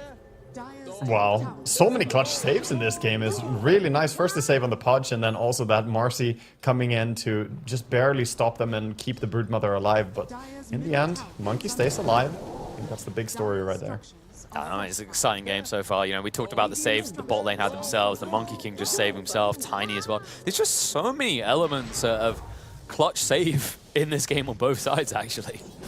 Yeah, I'm impressed so far by what Beast Coast are doing. I mean, they're having very big impact from the Monkey mid against Leshak. I did not expect he would be 4-0 at this stage of the game, and just looking pretty fantastic overall. C-Small certainly impressing me with this gameplay here. No, still gonna try and impress with the smoke rotation. Infest straight away into the creep. What made you think that you could have this Centaur for free? Looks like he's quick to disengage, so a little bit paranoid about the Primal Roar. Meanwhile, bot lane, they tried to pounce upon XSS. Wraparound coming in, Gojira, he snipes out the Vlads. And XSS will try to quickly make his way out, but nice setup. K1 able to drag him back to his death. There's so many repositioning things here. You get hooked back, you get, you know, the toss back as well, and all the disable from the Monkey King and the Avalanche as well. Difficult for him to get out there on Broodmother, but that is a lot of time and space created here.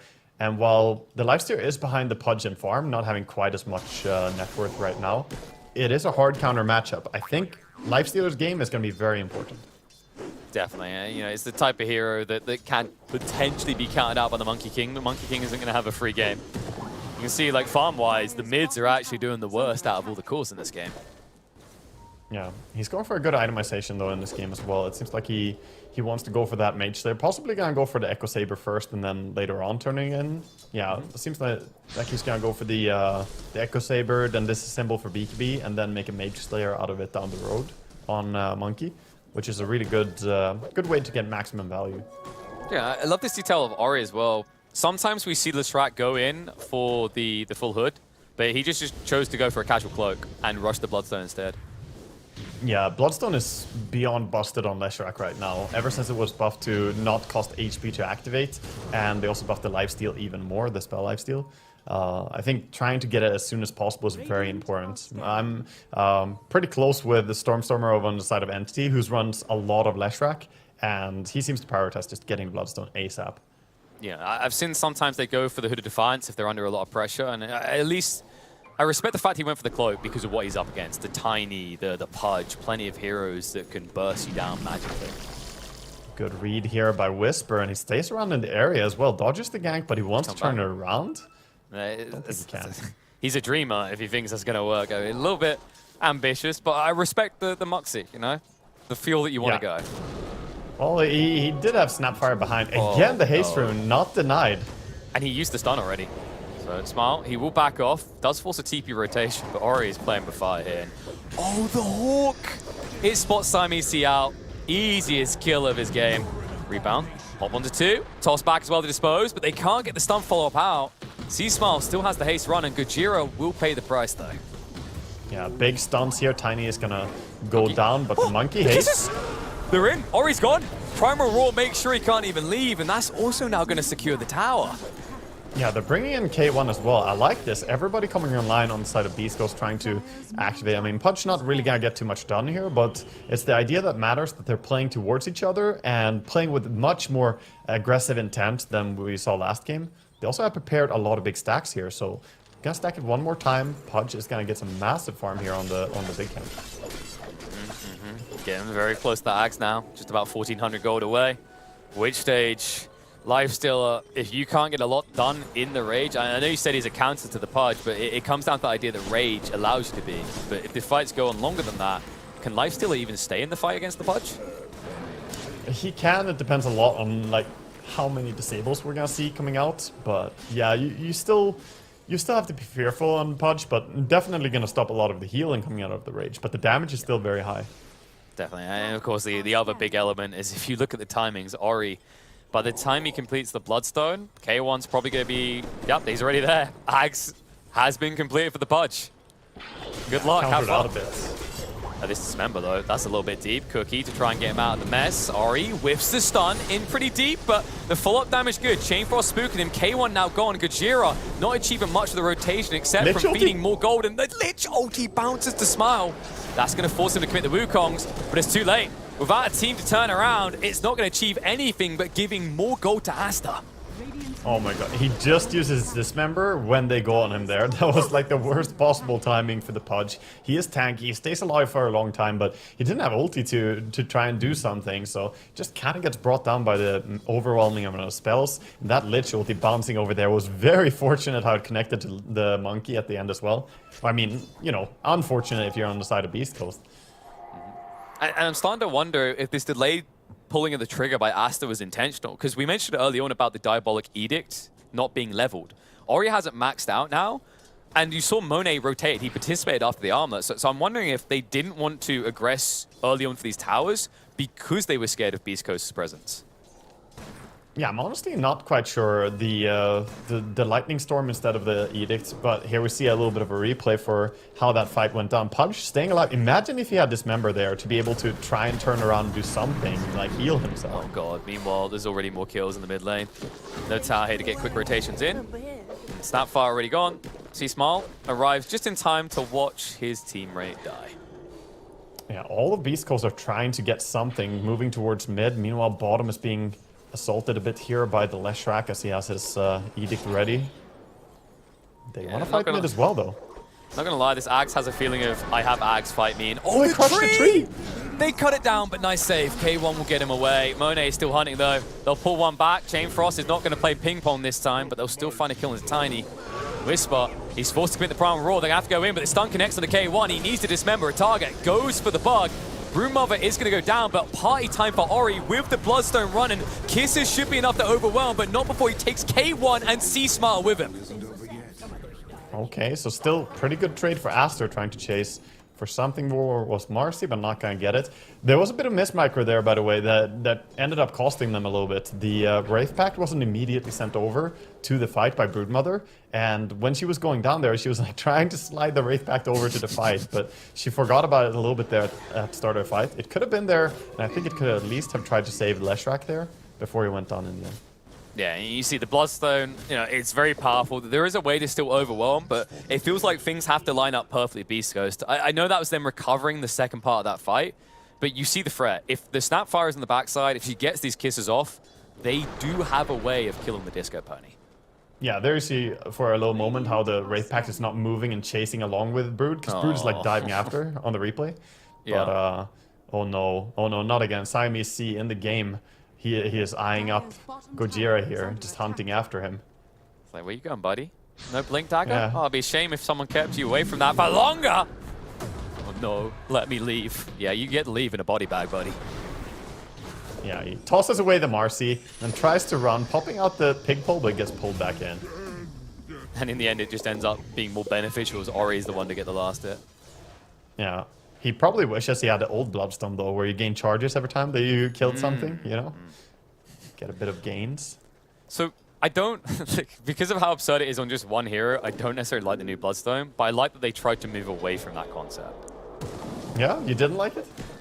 I feel like it's the type of item, like, it's cool because it is playing to win, it's a snowball type item, but it also... you get to a stage where it's like, oh, I've died once, and my game kind of felt ruined, right?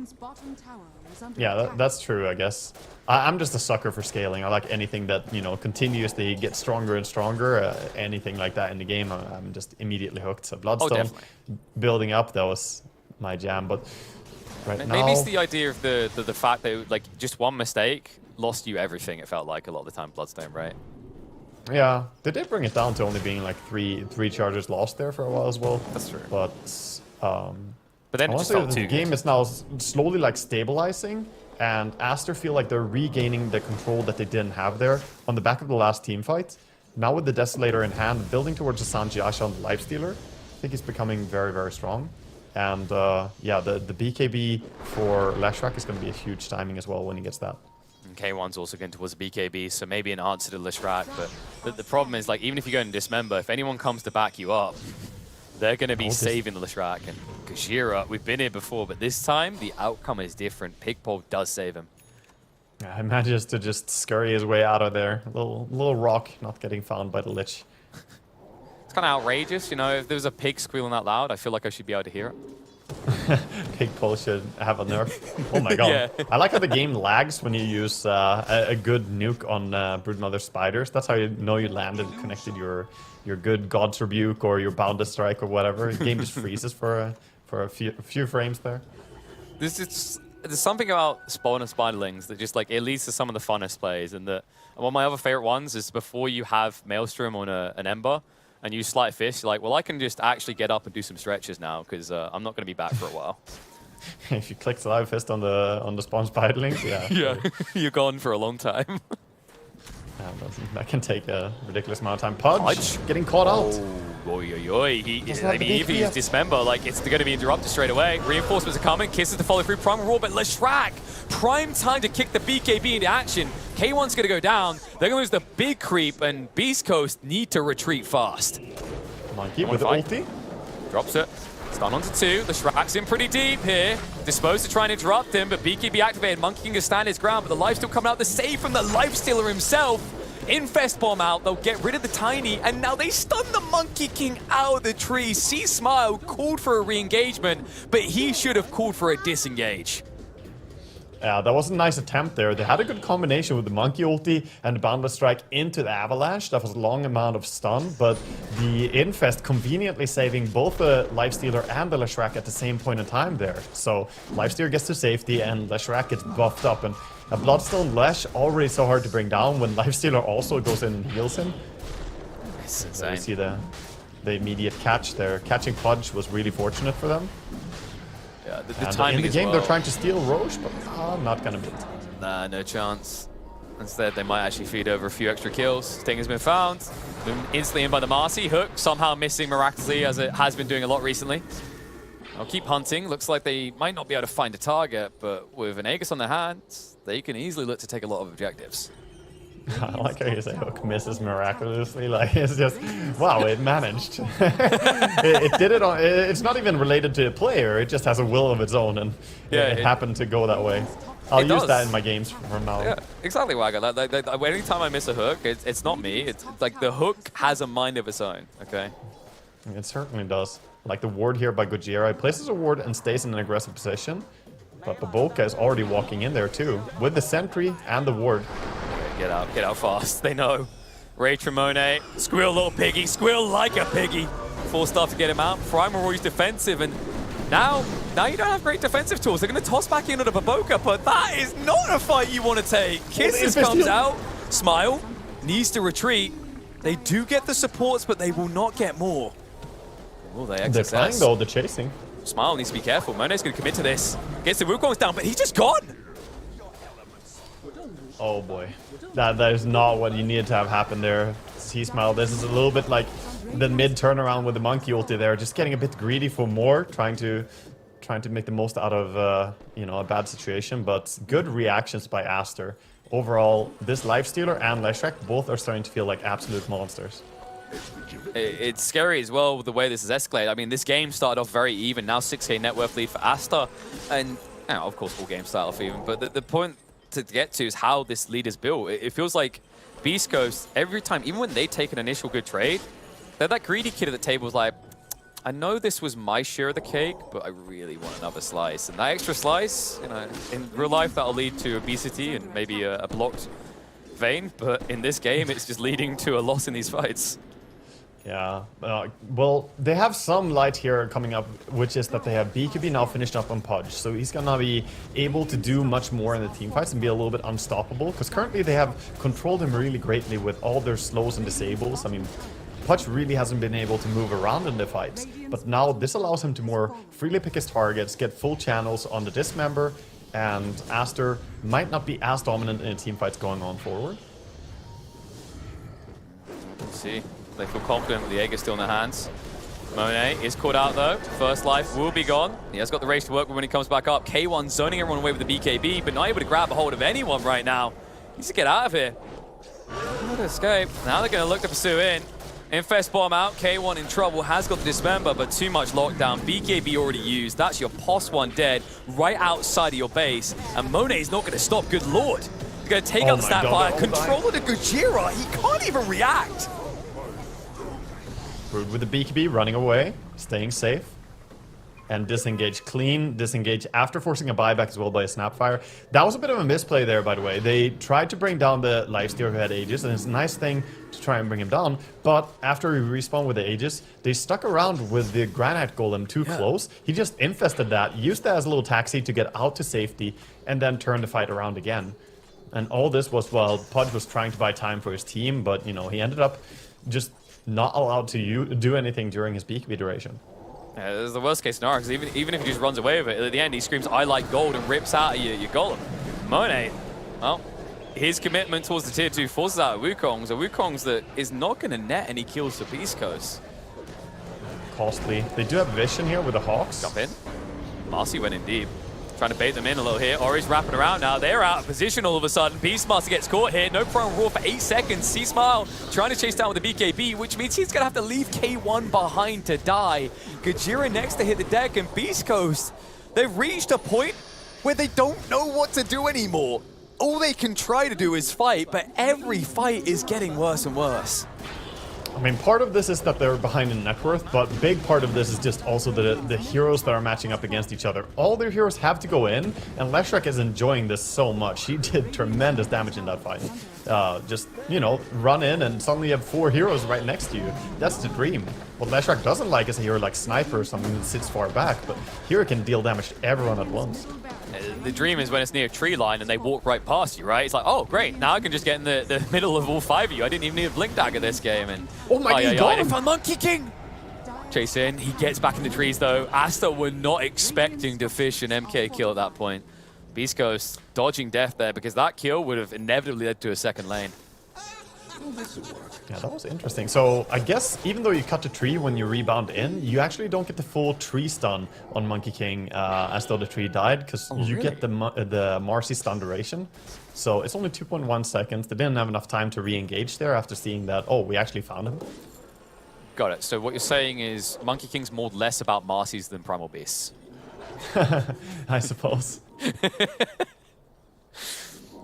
Oh, they want to fight. Beast Coast desperate. They see him. They're going to chase in. Monet. You can see how confident he is right now. He's like, let me at everyone in this game. XSS is wasting so much of their time as well. Love the Wraith Pack totem on the high ground. The high ground? Like, you can't touch me. They're going to find it in the end, though, with the sentry. This Lesh is coming in. Yeah, they're on both sides. Ori gonna try to come from the north, south side. They're gonna find Snapfire straight away. K1, BKB, we've been here before. Dismember's gonna come out. Bondo a support. Wukong's gets committed. Primal were thrown out, but Beastmaster now dead. C-Smile has to carry it all. Monet now getting the lifesteal out. Sustains off of K1, does go down. But Monkey King versus the world is gonna crush you, son. I love Marcy's just using her Ogre Seal Totem, charging off into the distance there while they're still bringing down Monkey King. Feels like disrespect almost going on, but yeah, Aster are completely in control of this game at this point. Beast Coast, I love how they're not a team that, you know, goes down and just, oh, we can't go fight, it's scary to go in there. They have absolutely no hesitation. They charge in, it doesn't look like the best situation, but they just go for it. And if you're already this far behind, I completely admire that mentality, because too many teams are just, you know, slowly accepting the loss by trying to stay safe. Oh, I agree. Especially on this channel, we've just seen teams get 40, 50, 60, even a 70k net worth lead at one stage, and it's off the back of this, almost this dwindling hope, like, oh, it's TI, you know, maybe they'll make a mistake. Maybe they'll accidentally click on our fountain instead of their own, and it's rarely ever the case that turnaround comes. You have to seize the opportunity. You can't really be praying for that power outage when you're sitting in the same building. After all, it's not gonna come and save you. But Aster, yeah, they're just looking so damn strong now. The Leshrac is having the freest game of his life. He's 12-2-10, and ever since he got his Shivas and BKB Bloodstone, like, he is not dying. Beast Coast are trying to burst anyone in the fights. They're focusing Broodmother a lot, but they're not addressing the big issue. The Leshrac is just dominating. Spiders. Spider ate the hook. Yep. That ruined the combo. Oh man, it's so infuriating actually. Like, XSS is one of those type of micros that outside of almost crashing your PC with these Monkey King stuns, will spread the spider out just to stop these skill shot heroes, as we just saw there. Yeah, every single play. Oh no, Tiny's getting caught. Well, that's just gonna be Tiny going down. Every single Broodmother player has to use the setting, the Dota selection groups false setting, so you can use the tab and quick switch. It's a setting in the console, and then after that you can do easy micro. Hodge. Yeah, you better be KB. Even that might not be enough though. Babuka goes fishing for Stinger instead, and there's a Sinister Gaze just before he can get out. The cookie jump, he's gone.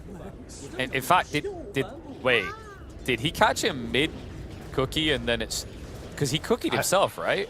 I think he pulled him back, yeah. I think he pulled him out of the cookie. Cookie can be disrupted if you get force moved. Yeah, but it's the fact that Glob goes through. Primal Royal, I don't know about this one. Guys, I really don't know about this one. Pudge is gone. Smile. Or he's holding the BKB. He's not even using it. You're trying to kill this Leshrac. It just doesn't work anymore. Maybe the fountain can turn it about. Nope, he'll walk that one off too. Oh, Hook back in. If he turns on the lifesteal though. Oh. So he can die. We know how to beat Leshrac. We found a solution. Just stick him in the fountain. Okay, his complete disrespect here. Monet is just diving in. Then maybe thinks better of it. Oh, they're going in now. This member's going to come out. Need an interruption, and there it is. Jumping from Baboka. Cookie stun turnaround, but Monet is going to stand his ground. Infest bomb out. And with that heal mitigation removed, it's party time. Gajira is going to be dropped, and credit where credit is due. Beast Coast have not called GG until now. It is finally over. Asta with one of the most brutal beatdowns I have seen on another team in the groups. Completely dominating. The first game was a 22-minute win. Second game a 32-minute win. It did look for quite a while there, like maybe on the back of C-Smile and his great laning stage and his impressive gameplay overall, that they could find a way into this mid-game in a decent shape. But bit by bit, it just felt like this is starting to get worse and worse for Beast Coast, their heroes. Honestly, I don't think they matched out very well against Aster at all. I think they did better than they did in the first game, though. And honestly, perhaps if they played at the level they played now, but with the first game's like draft matchup, maybe they would have had an even better chance, though. Yeah, I know. But the issue with that one, right, is it was so greedy. I think that I appreciate from Beast Coast is the difference in this game is they chose heroes that want to do things. And for a while, it looked good, right? It was a back and forth bloodbath. I love that Beast Coast is playing towards what like is kind of seen as signature SA Dota, historically at least. But Aster, man, the execution is so clean. They've definitely been the team impressing me the most in this group stage. Yeah, this is, I mean, they're looking fantastic, especially game one. They look terrifying. Out of all the teams I've cast so far, I think game one, they put on an absolute